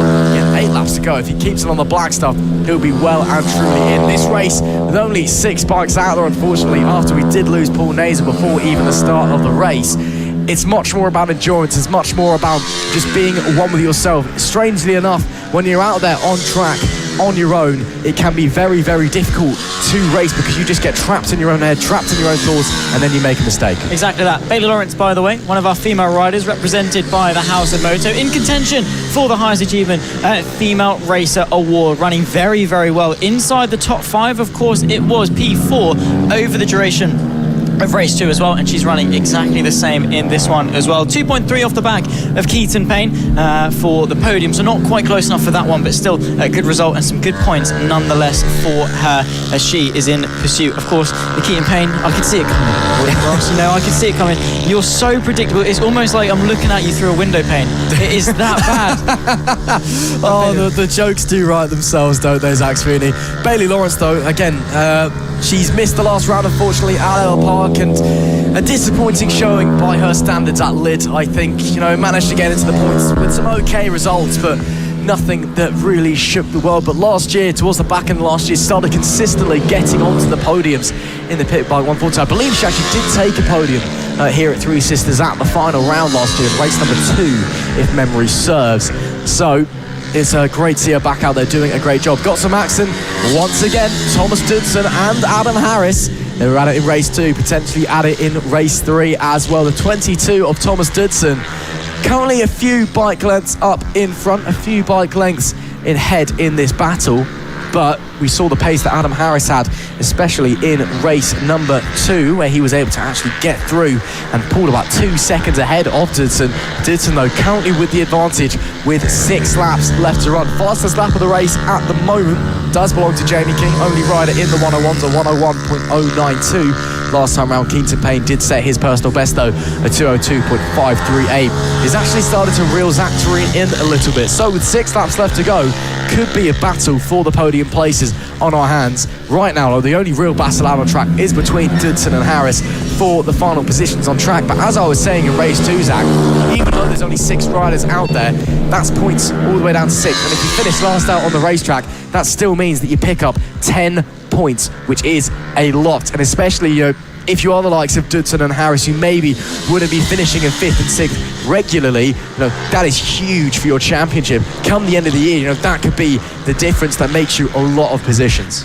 we talk about championships all the time being decided by, you know, going into a final round, say 10, 15, even less, you know, 5-4 points between positions and championships and things like that, in respective positions between you achieving your goals and aspirations, because they'll be different from rider to rider. Of course, for King, he wants to go out there and win races and win the championship. For other riders, it might just be a case like we talked to in the interviews. Not all of them are aspiring for the top steps. They're going for their own individual goals, class by class. And that can be the difference between achieving and falling short of your year's goals. Just a couple of points here and there, maximising each and every single one. Similar to battles like this one, Adam Harris moves his way past Thomas Dudson, going in out of the final corner to start 5 laps left to go, up through the hill. The 7.31 is through, up into 5th place, trading, of course, not to finish last in the PB140 race, but nonetheless, it's still good points, and that is why it's so valuable to, even though you might not be having the best race, to still take the checker flag, because as we always say, points mean prizes, and overtakes like that, well, they will definitely score you some points. Well, he did it in race 2, he does it again in race 3. Adam Harris, well, he's actually getting a bit of a fight back from Dudson, it must be said, but doing a great job out there. And actually, Dudson has actually got back through, so the fight is on for P5 as they negotiate their way around the S's section. The pair of them is like synchronized swimmers heading through there, the 22 and the number 73, just neck and neck, both of them following each other, pulling the same lines, both on the throttle, on the brakes at the same time. They really are neck and neck and really are putting on a show in this fight for 5th place. There goes Harris once again, similar to last lap, using the drive out of the final corner to the inside. Oh, neck and neck into the right-hander. That is brave from the pair of them. It will be Harris with the inside into Coward Summit, and it should be Harris, and it is Harris getting the position, but brilliant racing from the pair of them. Super respectful, but super aggressive. They both pushed each other, but not beyond the boundaries of what is fair. And once again, looking to the inside goes Dudson. This time, though, Harris able to hold on to P5. They've got about 3.5 laps left to go. There was Jamie King does make it 3 laps to go, so still plenty of time for them to trade places, plenty of time for them to do battle. And actually, Dudson has in fact slid back through, so it is once again Dudson back in P5. Takes 2 to tango at the end of the day, and these guys are doing a fantastic job in dancing with each other. In a way, it is an art in of itself, being able to race this well with each other and have that respect, give each other the room, because especially in motorsport recently, you know, because of a couple of certain drivers, it's a case of I get to the apex first. If you're on the outside, whatever. You know, that is the attitude that some people are adopting. Or even if you're on the inside, I'm just going to turn across you anyway, and it's on you to back out, otherwise we both crash, calling each other's bluff. But it's rare that we see such respectful racing. These two, of course, doing battle. It's not for a championship. It's not for a win. It's for P5 in this race. However, oh my goodness me, that is a big one. That's going Dudson. Down the hill. That is Dudson, who's just crashed, coming through Coward Summit. The two potentially coming together. Great to see that he's straight back up on his feet. Unfortunately, he won't be able to rejoin the race. So that is a real shame for Thomas Dudson, just hopping back on the bike. He's going to wheel it back down into the pit lane, which is just coming up now. That is a real shame. I'm not sure whether they came to blows heading through that spot. Unfortunately, it is blind. There's no way to see it at all, not even with your own eyes from anywhere of the viewing stands. What a shame for Thomas Dudson. Hopefully they didn't come together and maybe he just made a mistake or lost some grip. But nonetheless, that is a massive, massive shame for the 22. And then there were five riders left with 2 laps left to go. That being said, though, Adam Harris, I'm sure, well, obviously it's a shame. I'm sure he was enjoying the racing. It's more points for him. But Jamie King is about to start his final lap. I mean, he's miles up the road. This has been the easiest race of his life. It has been. I mean, it's never easy, of course, but relatively speaking, yeah, it's for the 76, for Pit by Sonic, he is going to have a lot to write about and a lot to write home about, of course, when it comes to this weekend. Of course, P2, P1, and what could well be P1 as long as he keeps it on the bike. It's been a long time coming for that. You know, to end the drought, to let it pour, and pour it has indeed. Of course, he had the first inkling of success in 2024 at race 2. He comes into race 3. He's got the ball rolling. You wait long enough for 1 bus and 2 come at once, and that is the case for Pit Bike Sonic. Jamie King, half a lap left to run, and he is racing the King of Wigan this weekend. Well, Jamie King, maybe he's unlocked himself. Maybe 1 win was all it needed for the old Jamie King to resurface and come back out and show everyone that he is the dominant force in the pit bike 140s. Already nodding, he knows he's done it. 1 win was nice, 2 is even nicer. Coming round the final corner, the 76. It took him a long time to get 1 win in the pit bike 140s, cruising to the line. He's got 2 in 1 day. Looking back, where is everyone? He's so confident, he's showboating. Jamie King, that is cheeky. If that was Chris Wells or Lucas Brown behind him, fair enough. But it's not. Jamie King, come on, that is cheeky, man. You can't help but laugh. Again, Jamie King, he's waited so long for victory. And again, showboating to the camera in a way only Pit Bike Sonic can. But come on, you've waited so long to take 1 victory. You get 2 in 1 day and he's already showboating. Wow. But that being said, what a great win for him. Ridden to perfection, just hitting his marks. And of course, taking a championship lead out of this one as well. Pit Bike Sonic, he's had one of the best weekends in a long, long time. It has been. And of course, he had success this time last year at Three Sisters as well. All 3 races on the podium. He's not only done that, he's done one better as well. There you can see the camera for his vlog. Pit Bike Sonic, of course, and he is delighted, ready, of course, to bring on the rest of the season. And, well, he's got it off his shoulders. He's done it once again. 2 in 2. Jamie King, Keaton Payne, Zach Turin is coming up as Keaton Payne getting P2. Yeah, so I think Turin may have made a mistake because Zach Turin was quite a way in front of Keaton Payne. And Zach Turin's last 2 seconds lap, slower. Yeah, Keaton Payne's last lap was very good, but Zach Turin's last lap was pretty not great. So I think Turin may have made a mistake in the last lap, and that actually has allowed Keaton Payne back up into P2. That's his best result of the weekend so far. So obviously well done to Keaton Payne. Unlucky for Zach Turin, but it's another podium. He does look frustrated as well. Jamie King, though, a second, a first, and a first. The championship lead and back to winning ways. Hugging his partner there, who's been alongside him all of the way and also doubles as his camera operator. But what a performance from him. It was a great, great race. A great, great weekend. Jamie King, relief. 2 wins out of 3. And he's done it. Finally. And he's done it twice as well. Just did it once, now he's done it again. I mean, it's easily done. Like I said, Jamie King is unlocked.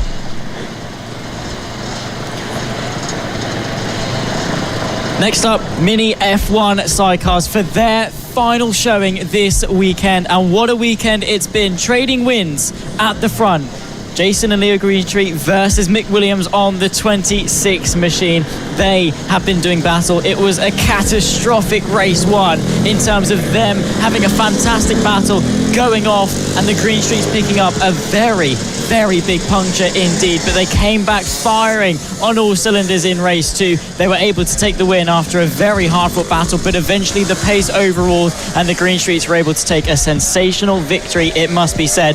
Will Mick Williams have an answer for it in race 3? Because their starts have been so good. That 2-stroke, very good off the line initially, going in to turn 1. Will the Greenstreets be wiser to it? Of course, they start on the inside. It could be the advantage going in, but nonetheless, this is going to not be a boring finale to the Mini F1 sidecars. Three Sisters and Mini F1 sidecars. It's a combination that always breeds explosions, fireworks, and water. Yes, something like, I don't know. I never did chemistry at school. I was terrible, but it blows up. Yeah, well, that's what the Mini F1 sidecars have been doing. Well, in case of the Greenstreet's tyre in race 1, quite literally. But, of course, drama and contact in race 1. One of the best Mini F1 sidecar races we've had in a long, long time in race 2 as the Greenstreets and Mick Williams did battle. Race 3, what does it have for us? Oh, just been told in our ear that we've got some special stars, of course, here at Three Sisters. We've got BSB riders, we've got British Talent Cup riders, we've got Red Bull rookie riders as well, showing up and watching and supporting us here at FAB-Racing. So a big thank you to everyone who's been watching along as the riders make their way around on their formation lap. Let's see what the 127 of John Hosker does. But it is, of course, Jason and Leo Greenstreet on the pole. Mick Williams in the 26 start in P2. 44 of Mick Lee starts in third, and the 127 of John Hosker, he's once again taken a short lap.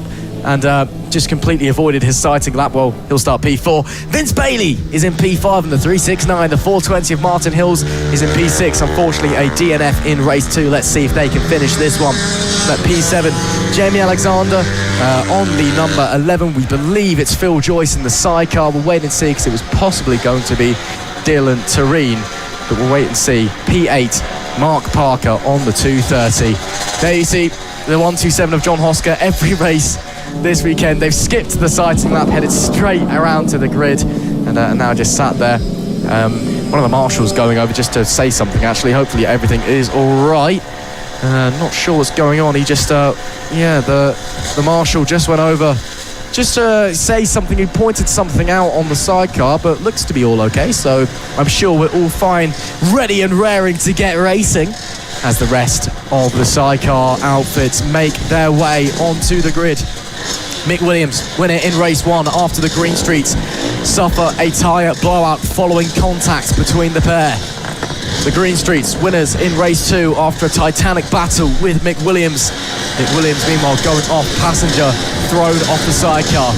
Who will take victory in race number 3? Looks like the 44 machine having some issues. They've gone to the wrong place on the grid. Or actually, no, the thing's conked out. So just getting the bike started once again. Looks like everything is all okay as the rest of the outfit pull into the pits. Right then, for the F1 sidecars, race number 3. Let's see if this is explosive as the first 2. We're underway once again. Williams with a great launch, but cannot challenge the Green Streets down into turn 1. The 44 machine still holds onto P3 as well. The Green Streets holding on. Does Mick Williams challenge down into the infield section? No, he does not. So it will be the Green Streets. Oh, the Green Streets slow. The Green Streets very slow. Coming out of that corner, Mick Williams with a rocket ship in this race, it would seem, taking the lead as they head through the S's section. Down they go now into the bootleg, ready to start the first lap. The Green Streets looking to the inside. Almost contact between the pair. Mick Williams gets shoved out wide, and the Green Streets will retake P1 as they come to the line, start the first lap proper.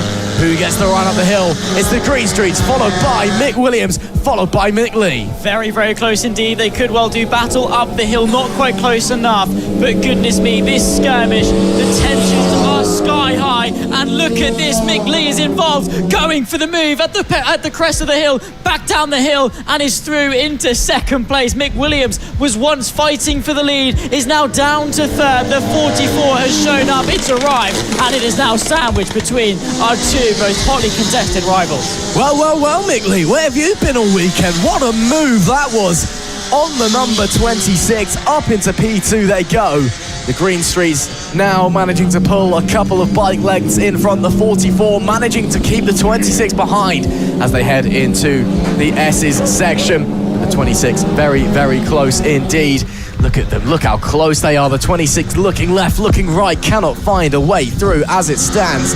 The 44, what a move that was, and what a race they are having. A little bit slow coming out of the bootleg though. Maybe a run for Mick Williams as they start to rise up the hill onto the main straight. It will be 6 laps left to go on this occasion. Mick Williams looking to the inside, but he's getting cut off by the 44 once again. Once again, he's going to have to back off, and he doesn't have the run down into Coward Summit. So the 44, what a move that was. That has potentially guaranteed them second place with 6 laps to go. Oh, hang on. Oh, what was that? The 44 waved the 26 past. Very, very interesting. I wonder if the 44 is having problems, because they very clearly just waved the number 26 on through. And well, when you're fighting for position, Zach, that's not typically what you do. Not entirely sure. Of course, they're looking down, they're observing. Maybe something has clonked or rattled or not sounding particularly right, maybe gone a little bit loose. Not entirely sure as to what's going on. Only, of course, they will. And I don't even think they're entirely sure themselves. But they've got to press on with the equipment that they've got and, of course, hopefully bring home some good results. I mean, it's not unheard of to wave people by, particularly when you're, looking to mutually gain from something and push forward maybe for a position or whatever. But at that point, it seemed like they were committed to doing battle with Mick Williams as opposed to chasing Jason and Leo Greenstreet. Not entirely sure. Certainly they'll know. Maybe we can have a chat with them and find out, of course. Fastest first lap come in, 106.652 for the Green Streets. A little bit off, just under a couple of tenths of a second off their lap record beating time from themselves in race 1 of a 106.395. But maybe as they start to warm up and find a rhythm in this race, that could come down and maybe find more time and maybe shatter yet another lap record here for race 3, because that's what it's been all about, the talk of the town, lap records at Three Sisters. Well, Mick Williams is still within eyesight of the Green Streets. You can still see them, he's still chasing them. Maybe that's a bit of extra motivation for the eternal Mini F1 sidecar champion. You can just see him there in the background of the shot. Gap at the line last time was 2.3 seconds between the Green Streets and Mick Williams. Let's see what it is when they come to the line this time. Green Streets were 2 tenths quicker on that previous tour. Coming to the line now, let's see what they do on this occasion. This time, it's very, very similar, 2.3 seconds. Mick Williams ever so slightly slower. So maybe the Green Streets in this one have got the better of the number 26 machine as they make their way down Coward Summit past the right-hander that brings them back onto the pit straight, where riders, fans, family alike, all watching along, all tensely waiting to see what will happen as the leaders negotiate their way past Martin Hills on the 420, who have been off the pace unfortunately this weekend, but are still going around and still putting the effort in, still trying to pick up championship points. Looks like the number 11 of Jamie Alexander has had an issue. They've dropped down into P7 on that previous lap. I wonder if they've had an off. And there you can see, I tell you what, Mick Williams has closed right up to the Green Streets on this lap. There'll be 3 laps left to go at the line this time. Visually, the gap is a lot smaller. It very much is. They have definitely closed in, and look at that.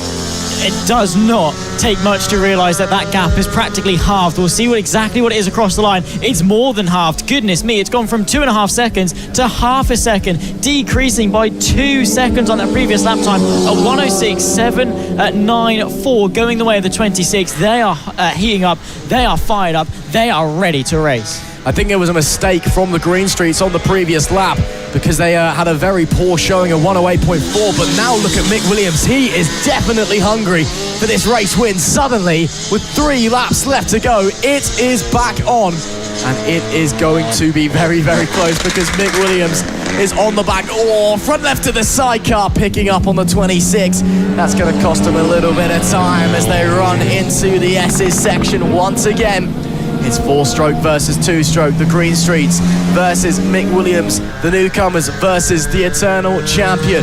Who's going to be on top? It's been 1 win apiece so far this weekend, but that 1 win for Mick Williams, the only time so far this season the Green Streets have not stood on the top step of the podium. Look at how close they are. I wonder if the Green Streets are feeling the pressure, because Mick Williams looking to the inside, looking to draw through another poor lap from the Green Streets of 107.8. I wonder maybe if they picked up a slight problem, because they're a second a lap slower than they were at the peak of their powers during this race, as they head down back onto the pit straight once again. Jamie Alexander going very, very slowly. He's got a big problem himself. Phil Joyce doing the right thing, letting the leaders go on through. Of course, no blue flags here at FAB-Racing. It's all about just negotiating with the traffic. Jamie Alexander feeling nice on that occasion, saw the leaders coming, got out of the way. This time the Green Streets managing to extend the gap just a little bit, but with 1.5 laps left to go, Mick Williams still keeping him honest. I'm not entirely sure as to what's been going on with the Green Streets. It looked to me as if they purposely were going slowly, maybe to hamper the run that Williams had going up the hill into the top of the crest, because it did look like they were leaning in quite early, slowing down, maybe just to hamper them, parking it on the apex. Who knows really what's going through their heads. However, they're about to tick back on to what will be the final lap of this race, but closing in more and more lap by lap. Mick Williams closing and is hunting. His sights are firmly locked on the Green Streets, and that gap will only continue to get closer and closer until it reaches its climax. Down the hill into this right-hander, where it all went wrong this time about 8 months ago. Fight for the lead, a very sudden shock, an outside line for Mick Williams, and there's no way through just yet. Will there be fireworks once again in the Mini F1 sidecars? Green Street versus Williams. Oh, a bit of a lock-up of the brakes there for Mick Williams with half a lap left to run the green streets, holding on but feeling the pressure from the 26. Bit of lap traffic ahead of them. That will be Mark Parker and the 230, I believe, as they come through the green streets. Bit of a gap ahead, but is it enough? Does Mick Williams have anything in his locker as the traffic begins to hold up the green streets? They've had to fight their way through. Mick Williams, though, too far back, and the green streets once again will take the checkered flag and the race win here at Three Sisters. A fine performance, one they had to fight for, but it is Jason and Leo Greenstreet who, after that blip in race 1 with the puncture, continue their dominance with 2 fine race wins. That really was sublime from them. Very, very well ridden from the pair of them, and great chemistry, of course, between the pair of them. Father-son combination, as you'd expect. Maybe there would be some good chemistry, but they'll peel their way back into pit lane and find their way to, of course, the 1, 2, 3 podium boards before they get their very lovely photo taken, maybe by Jamie King, who is actually waiting down there, of course. There's the 127, which I think suffered some issues. Yeah, John Hosker there, maybe trying to sort it out very quickly. Of course, that is their day done. Let's take a look as to how things racked up. Jason Leo Greenstreet took the victory ahead of arch nemesis Mick Williams on the 26. Mick Lee completes the podium despite some issues about halfway through that race. Vince Bailey on the 369 ahead of Mark Parker. Jamie Alexander P6 with Martin Hills on the lonely 420 there in 7th place as well. Fantastic race. What a way to end the weekend for the mini F1 sidecars. They'll be back, of course, for their weekend in a month and a half time when we head to Rowra. Final race of the weekend, and it is the one we have all been waiting for. Race number 3 of the LS2 helmets Mini GP70 British Championship. We've had through 2 fantastic races so far, and it has been close. Again, all eyes are focused on the battle between Wilson Dilks and Archie O'Brien. Is this the occasion when O'Brien finally sneaks through, finally takes his first win of 2024? Maybe so. He's been hot on Dilks' heels all weekend long. He's not quite had the answer just yet. He's been getting closer and closer and throwing more moves, but it seems that Dilks, no matter what, has the answer. Archie O'Brien, his start in race 1 was terrible. He had to fight back and was already on the back foot. Race 2 initially got a good jump, but again, Dilks into turn 2 immediately got that lead away, and Archie O'Brien was playing catch-up. He then was the one on the back foot and had to go and chase Wilson Dilks. I think he needs a good start. He needs to maintain that track position early on, because it seems that Dilks has all the answers when it comes to defensive riding. Archie O'Brien needs to be the one leading the way. I feel like Archie O'Brien needs to get his elbows out a bit as well. Wilson Dilks is racing him very hard. Very fairly, it must be said, but very hard. O'Brien, you know, when push comes to shove, he needs to be ready to shove him back if it comes to it, as they pull up onto the grid before their sighting lap. Good to see that Harrison Day is back out there after the crash earlier on in the Extreme 200s, managing to get away with destroying the bike, so that is great to see that everything is fixed and okay. Wilson Dilks, though, brings it onto the front row. Once again, it's all focus from here. Of course, we'll have one sighting lap, then the green flag will drop, and we are underway. And it'll be time to go racing. Right then, shall we? As they head round out on their formation, I believe we are missing someone out there. I'll get that confirmed who's decided to not come out. I believe it may be Jensen Bishop, who we're not seeing, but time will tell. We'll let you know who it is that is not out there and we are missing. So it should be a 14-bike grid, if my maths are correct. So then, on the pole position, Archie O'Brien, Wilson Dilks alongside with Frankie Watson in P3, Harrison Day in P4. Harry Payne and Jensen Bishop make up the 3rd row of the grid. Further down in P7, it is Matthew Thomas, followed by Arnie Carr, or Finley Pole even in P7, followed by Matthew Thomas, followed Arnie Carr, Byron John, Travis Shaw and Hamish McIntosh. Actually, in fact, no, it's Finley Pole P7, Matthew Thomas P8, Arnie Carr P9 and Byron Johnson P10. Travis Shaw is 11th, Hamish McIntosh P12, Beth Ashby 13th, George Ackman 14th, and Lucy Curtis in P15. We'll just check who is not coming out there for you, because there was definitely an empty grid slot out on the grid as the riders make their way in. But Zach, sure to be more fireworks in this race. Oh, I think so. I am looking forward to this one. It's not Jensen Bishop that's not there. Of course, he's there on the 911. He did have a crash earlier on in the Extreme 200, but on a different bike, of course, so he's all okay. Not sure. Maybe we'll just brush it off. But Archie O'Brien, Wilson Dilks, the front row, the rivalry, the tension is there. These two riders have gone toe-to-toe all season long, and it comes down to this. O'Brien versus Dilks. The LS2 helmets, Mini GP70, race 3 at Three Sisters is go. Archie O'Brien, good start, takes the lead and holds it going into turn number 1. Wilson Dilks has to play second fiddle, but is there, ready to pounce, and immediately the same way as race 2, but Archie O'Brien back underneath and retakes the lead. Great defensive effort there by O'Brien, just left a little gap which Dilks immediately went for, but the gap was too small to make the corner, ran super wide and is now under pressure from behind. So O'Brien holds on to the lead as they come round the bootleg for the first time, looking to start the first lap proper. O'Brien from Dilks is your front 2, and for the first time O'Brien leads the way onto lap number 1, but Dilks already all over the back of him. Dilks looking to the inside, look at the drive from Wilson Dilks up into the lead, the straight line spins on that number 85. Frankie Watson meanwhile in P3 with Harrison Day behind Jensen Bishop in P5 as well. Coming down then, Archie O'Brien likes to look into this right-hand sweeper, this time decides against it. Once again, he's following a Wilson Dilks, and I'm sure he is sick of looking at the back of that number 85. Can he try and find a way through? Can he try and negotiate the trouble to get back into the lead? Well, let's see. Of course, that was unfortunate for Archie O'Brien in his pursuit for the victory. Like I say, he's finding it so difficult to get after Wilson Dilks and overtake him on circuit, but it seems that Dilks is so effortlessly able to both attack and defend. Archie O'Brien needs that ruthlessness about him. He needs that aggression. He needs to turn it up because he is fueled. I was speaking to him yesterday. He is not one to settle for second. He is not happy when he finishes second. Even though it's a good result, he wants more. He's chasing it, and right now it is so close. He can reach out and practically grab it, but yet it's so far away because the mountain that is to climb in overtaking Wilson Dilks. Absolutely phenomenal stuff there. Wilson Dilks on his first proper racing lap, fastest lap all weekend, the 55.9, unbelievable stuff. Him and Archie O'Brien pushing like there's no tomorrow. Further back, that is Byron Johnson making his way through the pack. I believe he's just slid through on Jensen Bishop. And there we see Harrison Day as well. That's the fight for P3, holding off Frankie Watson just behind.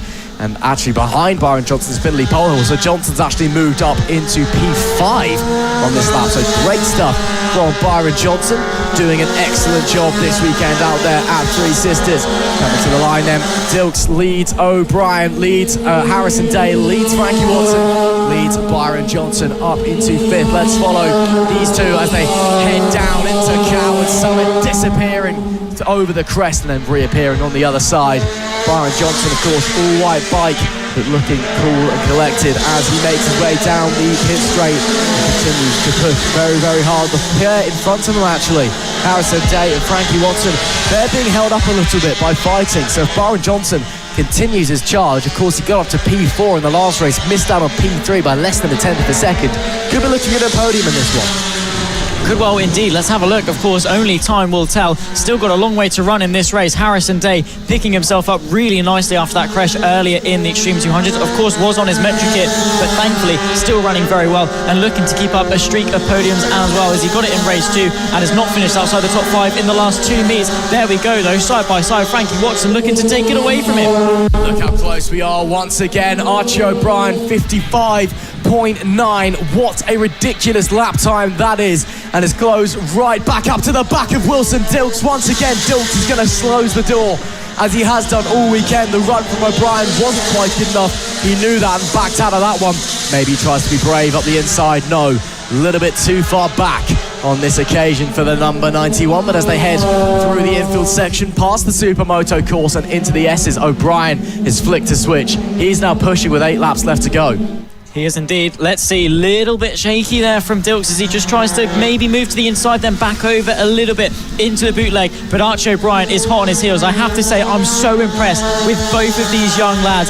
Dilks to deal with the pressure and O'Brien to apply it. 7 laps to go this weekend. It comes down to this. Half of the race left to run. The 85, the 91. And oh my goodness me, could this end in fireworks. Down the hill once again. O'Brien not quite close enough, but he's got the acceleration. And let's not forget, those tyres are 5 races old already. Fresh set for this weekend, but he's had 2 categories to run in, both this and the Extreme 200s. How much life have they got left, and how much pressure can he apply with them? Well, even if the tyres are starting to fall off, O'Brien is still putting in a monster performance and keeping Wilson Dilks very honest, even if Dilks was able to slide on through at the on the first lap, similar to how he did in race number 2. There's the action further back in the pack. Byron Johnson still chasing down Harrison Day and Frankie Watson, but closing in certainly and surely. There's the 4 of Travis Shaw. This is the fight for P9 with Matthew Thomas out in front of him, doing an excellent job. Matthew Thomas has been looking very quick this weekend here in Wigan. What else can he do as they fly around? 6 laps left to go for this group as they make their way up the climb, down, back, down again, coming through Coward Summit and emerging out to the other side. Byron Johnson, back to him, back to this battle here.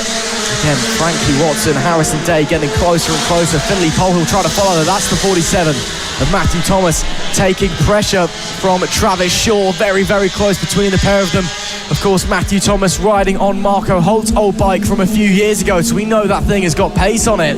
But as they make their way through the S's once again, this is back in the battle for P3. Harrison Day leads Frankie Watson. Byron Johnson sitting, waiting, watching.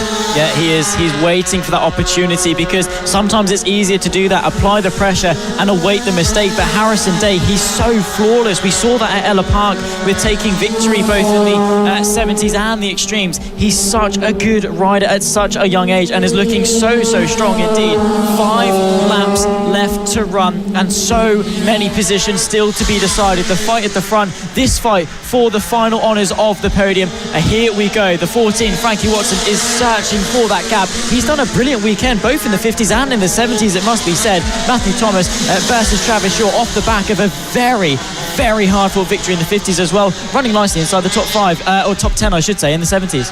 Yeah, doing a great job out there in the LS2 helmets. Mini GP 70 British Championship.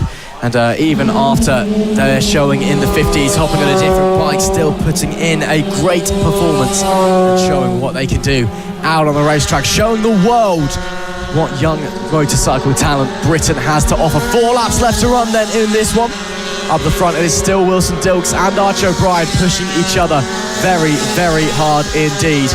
Further back though, action everywhere you look. As we see, all riders making their way up through turn 1, flat out. That is Travis Shaw. He has got past Matthew Thomas on the previous lap, so Shaw up into P8. Lovely stuff on him. This is the fight for third once again. Look how close Byron Johnson is now to Frankie Watson in front. He has closed that gap massively and still at the front. Look how close Archie O'Brien is to Wilson Dilks. These two, you couldn't fit a razor blade between them all weekend long. And with soon to be 3 laps left to go, there is still nothing to separate them. Once again though, Archie O'Brien, he's running out of time. Laps go by and no overtakes are complete. Every look he has is thwarted by Wilson Dilks. He needs to try something different. The definition of insanity is trying the same thing over and over again and expecting a different result. O'Brien needs to shake it up a bit. Be unexpected, be unpredictable. Wilson Dilks knows exactly where O'Brien is quick, knows exactly how to cover it off. This is a perfect example of that. Wilson Dilks just rolls the bike through, takes a nice wide arc going in, and there's no space left on the inside for O'Brien to take. It's frustration for Archie O'Brien, I am sure, but they've got 2.5 laps left to run. Still opportunities to get through the 85 of Wilson Dilks, and there is potentially one as they encounter some traffic coming through the S's section. Dilks has to slow. O'Brien looks to the inside, but it's not enough of a delay for the 85. He still maintains the lead. as they head into the bootleg. Coming to the line this time, it will begin the penultimate lap of this race. Who has got it in their locker? Does Wilson Dilk hold on, or can Archie O'Brien slide his way through and onto the top step of the podium? Here they come into Catwood Summit. O'Brien's tried to move here before, decides not to on this occasion. Coming down the hill once again and onto the pit straight, still necking their stuff between them. A little bit wide from Dilks, but the exit from O'Brien not good enough. He's still chasing, still waiting. He is maybe a look into turn 5, and there it is. Archie O'Brien leading the race. He's done it. Nice. He's through. Wilson Dilk saw it coming, was able to tuck back in, but that is exactly what Archie O'Brien was able to do. He was able to see the gap, spot it, and didn't hesitate into a different part of the track than before. And Wilson Dilk's, his defensive walls have been cracked, and Archie O'Brien is through. 1 lap left to go. A little bit of traffic to contend with. Archie O'Brien is slow. Wilson Dilks with the counter. That was very, very dangerous. Wilson Dilks up the inside. What a great move on the last lap of the race. Can O'Brien respond? He managed to slide through on the previous lap. He's going to have to try again with 1 lap to go. O'Brien to the inside. Dilks will have the drive out of the corner and the inside line. O'Brien having to go the long way round. Not enough in it. The pair of them trading blows like a heavyweight title bout. O'Brien has to go the long way round. Dilks goes defensive. That will compromise his exit. But it's a short straight here for O'Brien. Time running out for the number 91 into the S's for the final time this weekend. O'Brien searching left, searching right. Wilson Dilks desperate to hold on. Oh, that was super aggressive from the 85, cutting across the track there. 1 more turn to go. Can O'Brien get the drive out of the final corner? Checkered flag waves. It is over. Wilson Dilks makes it 6 wins this weekend. What a race we have just witnessed. What a performance from both Dilks and O'Brien. Byron Johnson as well slides onto the podium with a great ride up through the pack. But Wilson Dilks, that late defensive move, very, very aggressive. I'm not sure Archie O'Brien will be too happy with that one. Goodness me. Oh my word, what a race. What a finale to the LS2 Helmets Mini GP70 for this weekend. Wilson Dilks, he thwarted the pressure excellently, had to take some extreme measures in order to go and do it. Archie O'Brien came so close yet so far to tasting victory this season, but in the end it wasn't quite enough. He threw everything and more. He took the lead, he tried something different, and race 3 was the closest ever that he was able to get this weekend. Wilson Dilks took victory. Archie O'Brien, Byron Johnson, after a string of victories in the 50s, gets a podium in the 70s ahead of Harrison Day, and Frankie Watson, his 50 championship rival as well in the 40. And Finley Bolehill ahead of Travis Shaw, Harry Payne, Matthew Thomas and Jensen Bishop, the top 10, ahead of Hamish McIntosh, Bethany Ashby and Lucy Curtis, the top 13 riders. What a race that was. And the LS2 Helmets Mini GP70 concludes here at Three Sisters. Wilson Dilks does the triple. Race number 3 then for Moto Team, and the final race of the weekend awaits us. It has been a really enjoyable time here at Three Sisters with FAB-Racing, and of course we cannot wait to get one final race underway as the riders make their way out onto the circuit for the final race of the weekend. Of course, myself, Ross McIntyre, Zach Sweeney alongside you to bring you the action from the Moto Team. And well, Moto Team, it must be said, has been absolutely superb so far this weekend, Zach. We've got plenty more to enjoy. Yeah, we really do. Of course, it's been very, very close indeed. Of course, last race with Morgan Pullop sensationally riding his way forward from the back of the grid up into P2, winning the standard class and shattering the lap record lap after lap after lap. In the end, it was a 1.5 second gain to a 1:01.292. That is so incredibly impressive. Now, as the final showcase of FAB-Racing this weekend, what can we expect? Well, on the way then for their sighting lap, it will be Team FFCR starting on the pole position. Dave Green goes from P2 with Team Acme Racing in P3. P4 will be Sean Whittaker with Phil Mapplebeck in P5. Will Howard, he's been fast starting this weekend. He'll start in P6. Fraser Kinnard is 7th with Ian Jackson in P8. Andrew Green is 9th with Harrison O'Keefe in P10. Team Ernie the Badger in P11 with Ben O'Keefe 12th, Guy Kite 13th, Tristan Margot 14th, and Gary O'Keefe 15th. Kieran Evans rounding out our grid of 16 riders. Well then, it's all to play for in the final race of the Moto Team weekend. The final race of the weekend, full stop, in fact, as they're just making their way round on the sighting lap. Of course, we've got to remember 2 classes to wrap your mind around that one. This should be very, very exciting to watch and a very, very brilliant race. I agree. Of course, they get one formation up as they have done all weekend long, just to acclimatise themselves, make sure the bike is working as expected. But the race ahead of us is going to be glorious. Team SFCR have set the benchmark, but it seems that they have got the measure for the moment. Of course, with the recent up-and-comer of Fulop in race 2, maybe they've got some competition to attend to. It all depends as to how quickly the 24 can ascend his way through the field. But for one final time this weekend, Moto Team take to the grid. The championship leaders on pole position, and once again, for the final time at Three Sisters, the flag is up, the flag is down, and we go racing. Great start from pole position as Team Acme Racing tried to tip Dave Green to P2, and of course the overall standard win. Not quite close enough going into turn 1, but into turn 2, maybe not that occasion. 3 wide in the background as well, it must be said, as they all try and funnel their way through and settle into this race. But the 1-3-3 Team SFCR is dominating an early lead. Yep, they've been fantastic all throughout the weekend as they make their way through the S's section.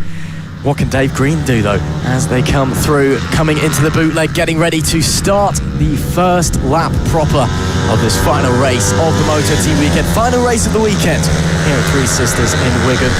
Of course, Wigan has been about today. Of course, not only is FAB-Racing in town, but it is the Challenge Cup final in Rugby League, facing off against the Warrington Wolves down at Wembley Stadium. Quite frankly, this is where it's at. FAB-Racing at its absolute finest all weekend. The riders making their way up the hill and looking down into, goodness me, that was close. Morgan Fulop trying his best. Of course, Morgan Fulop technically not on the starting grid as he goes through another rider even. That was Andrew Green that he's just made his way through. Of course, Fulop was not read out on the starting grid because he wasn't here at qualifying. He's only been here today, so he's had to start from the back. And, well, we saw how good he was in race 1, absolutely demolishing the fastest lap that was set previously around here, a 101.292. It was 1.4 seconds than the lap record held here previously by SFCR. So he is one to watch in this race as they make their way around. That is the blonde bombshell, Will Howard, and Fulop already all over the back of the number 96, who just a few years ago made Moto Team look silly how fast he was.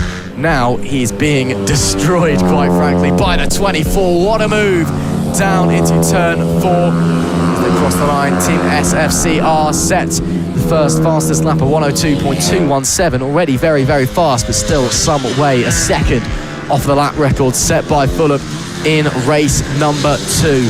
Paul Livesey as well, working his way up through the field on the number 158. And there we see Fulop is doing a great job. He's already passed. That is Sean Whittaker that he's already made his way through as well. Team Acme Racing coming up next then for the number 24. And we see further back, that's Andrew Green trying to fight with Ian Jackson on the 27. That's both different classes. Green on the standard, Jackson in the open class. So not a move that really matters. And it must be said, this one is a move that does matter. Team Acme Racing and Morgan Fulop both in the standard class. This is the second in the standard class and third overall as they cross the line now. And that is super, super close. Fulop already up the inside, moves already done before turn number 1. That is as easy as it comes, and up into second place he goes into the 1 minute 1 second lap times already. Could be seeing another another lap record, should I say, tumbling here in race 3. Morgan Fulop, what a display he is putting on. Now he's got Dave Green to try and chase down for the standard class lead. Team SFCR, of course, leading the way in the open class. Standard class podium looking like Dave Green, Team Acme Racing, Morgan Phillip, also Sean Whittaker and Paul Livesey there in P4 and P5. Will Howarth and Ian Jackson 7th and 8th overall. They are 2nd and 3rd in the open class. Oh, a little bit of a mistake there. That was from, I believe, Dave Green. And in fact, it is Dave Green, because Morgan Phillip's already made his way past him. So Phillip up into the lead of the standard class in the blink of an eye. And a bit of a mistake from Dave Green as he headed through the S's section. He'll make it swell. There will be 6 laps to go. Maybe Morgan Phillip is looking for a way for the overall win. He's got 4 seconds to make up, 7 laps to do it in. Currently lapping about 7/6 faster than Team SFCR. If he's now got some fresh track in front of him, if he's able to put the hammer down and see what he can do, maybe the overall win. Team SFCR could have something of a surprise in store for them. Negotiating his way onto the infield course.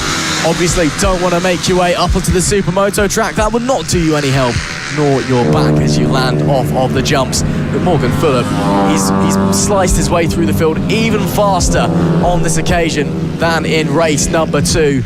And surely now he's got some fresh track in front of him. We'll be seeing the lap times tumbling even further. Lap record, a 101.292. That's what he's got to beat if he wants to break his own record. That already was 1.4 seconds quicker than the previous lap record.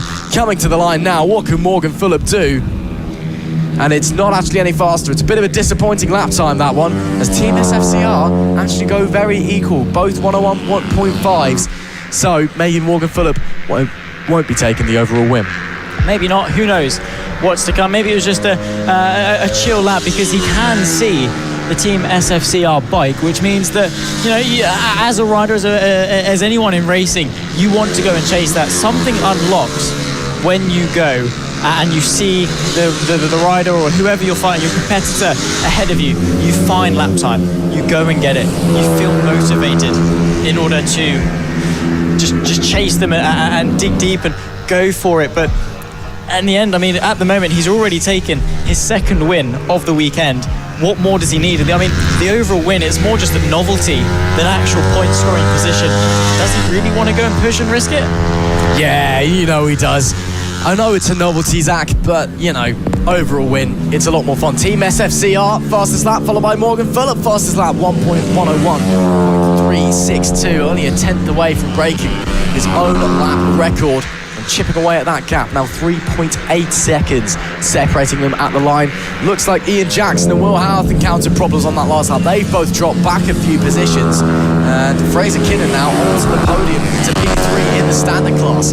So I wonder if they maybe had a coming together or dropping down the order, but big problems there for Will Howarth and Ian Jackson. As that is Andrew Green, who's made his way past Ian Jackson, or Will Howarth, should I say as well. Will Howarth desperately trying to hold on to 2nd place in the open class as Team SFCR lead the overall way, leaving the rest of the open class in their dust as well. 5 laps left to run, soon to be 4. As Will Howarth, does he go on the defensive, because the rider behind him, that is for podium positions in the open class. Fraser Kinnan, can he try and find a way through? As in front, Andrew Green, standard class, continues to slowly work his way up the order. Morgan Phillip, a 101.271. That is a new lap record by 0.02 of a second there. So Morgan Phillip currently running in P2 overall, P1 in the standard class. It is a new lap record there from him. He's just having fun out there, isn't he? He's just putting in the lap times, hitting his marks, still closing in, although I don't think it's going to be enough. He's got 4 laps to make up 3 seconds on Team SFCR, then find their way through. But again, he's brought the lap record down even further. Yeah, that is incredible. Almost unbelievable, really, just how quick Phillip has been. He's just shown up, he's won 2 of the standard races, and then he's just going to pack up and go home as if nothing happened, as if he just didn't take the full grid by surprise. Dave Green, of course, is there in 2nd place in the standard. Paul Livesey rounds off that standard podium, but fighting in that 3-way train for 2nd best, because that is all this race has been for the motor team standard class.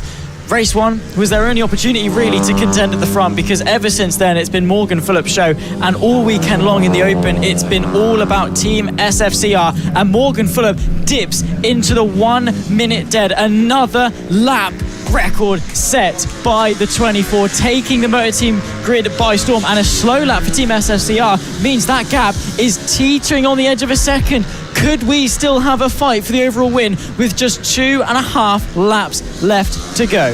We very much could. What a ridiculous lap that was from Morgan Phillip. And he is absolutely flying. Again, just to remind you, the lap record round here for Motor Team last year was a 102.6, 1.8 seconds faster than FFCR could manage last year.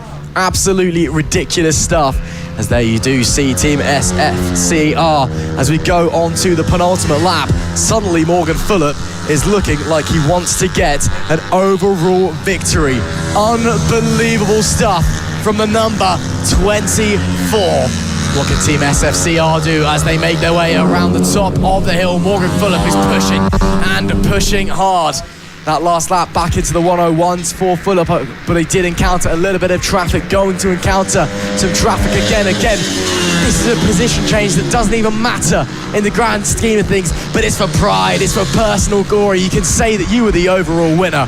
And well, Morgan Phillip, he wants his name on that virtual trophy. Doesn't matter to the championship, but it matters to them. It matters to us because this is a spectacle to behold. They've been the just absolute benchmark for their respective categories ever since they begun their weekend. A lap and a half left to run. SFCR defending the lead as Morgan Phillip continues his charge forward. It was an incredibly quick process up to second, but now the fight for the lead might be a little bit more hard fought. They see the final lap flag be waved, and now it comes down to this. Morgan Phillip to the right hand side as they begin the ascent up through the hill, as they peak up, of course, going into Coward Summit. And there we go, the change for the lead. It wasn't too difficult in the end. Morgan Phillip through for the win. Yeah, great stuff there from Morgan Phillip. Can Team SFCR try and find their way back through? But of course, again, they're both in the lead of their own class. Team SFCR leading the open class, Morgan Phillip leading the standard class. It's all for personal pride and glory this. Can FFCR try and find a way through on the number 24 as they head into the infield section and now into the S's? Looks like Morgan Phillip is going to hold on unless in the final few corners Team SFCR can pull a miracle. Who knows what's to come? The left, then the right. All weekend long has been boiling down to this moment, the final race, race 3 of Moto Team, the FAB-Racing at Three Sisters. The checker flag waves and Morgan Phillip takes victory, not only in the standard, but in the overall. He's taken the grid by storm. Team SFCR makes it the triple in the open class as well. And oh my goodness me, lap record shattered and victories won for Morgan Phillip. He has had a sensational day here at Three Sisters, and of course this is huge for the championship with the results further down the field. We'll get into that in just a second, but 1, 2 and 3 awaits Morgan Phillip as he ascends all the way to the top step. What a race. Lap records and P1. Lap record last to first, only did 2 races and finished first in both of them. But this one he got the overall win as well. What a performance from Morgan Phillip. Hello and welcome to FAB-Racing, my friend. What a brilliant, brilliant ride we have just seen from that man. Paul Livesey as well, getting to second in the standard class behind Phillip. Those boys are just fast, aren't they? Unbelievable. Let's round off the positions. Morgan Phillip takes the overall win and the standard class victory. Team SFCR take the open victory. Paul Livesey was second in standard with Dave Green third. Team FAB-Racing in fourth. Will Houth was second in open with Fraser Kennedy in third. Andrew Green was 5th in standard with Sean Whittaker 6th. Ian Jackson 4th in open. Harrison O'Keefe was 7th in standard, followed by Ben O'Keefe, Team Ernie the Badger, Guy Kite, Tristan Margot, and unfortunately we lost 2 open riders in Gary O'Keefe and Phil Mapplebook. That is a real shame, but there you see Morgan, just what a ride that was. Morgan Phillip, remember his name. If he's ever back at FAB-Racing, he is one to watch out for. He really is. That is fantastic. Of course, ladies and gentlemen, I'm gutted. We're done. We've run out of races to run, and it was 2 weeks ago we were at Ella, and now we got to wait a month and a half until we're back at the next round in Raura. What is the point of it all? Wow, what a great weekend of racing here at Three Sisters. It delivered last year. It is delivered here once again, because it's just a fantastic circuit, isn't it? Thank you very, very much for joining us for all of this weekend's action. Of course, that is in terms of tracks, the halfway point in the season. There is still 4 more rounds, but the next round when we head to Rowrah in 6 weeks, as you said, Zach, a double round, 6 races for each category. It's going to be very, very grueling for them, to say the least, but it's also another great track in the north of England, so lots to play for. And again, I mean, what a great weekend of racing we've just had here. Wigan once again delivers. Yeah, 20 races done and dusted, signed off. Championships are beginning to be written. Another chapter in the tale of 2024, and FAB-Racing has been written, and riders' names are being etched into the history books. They're writing their legacy, and it all starts right now. Rowrah in 7 weeks' time is not only going to end the first half, but kickstart us on that run through to the second half of the season before we end up at Ella Park at the end of the season. Well, 6 weeks to go until Rowrah. Thank you very much for joining us here at Three Sisters. We'll see you in Cumbria.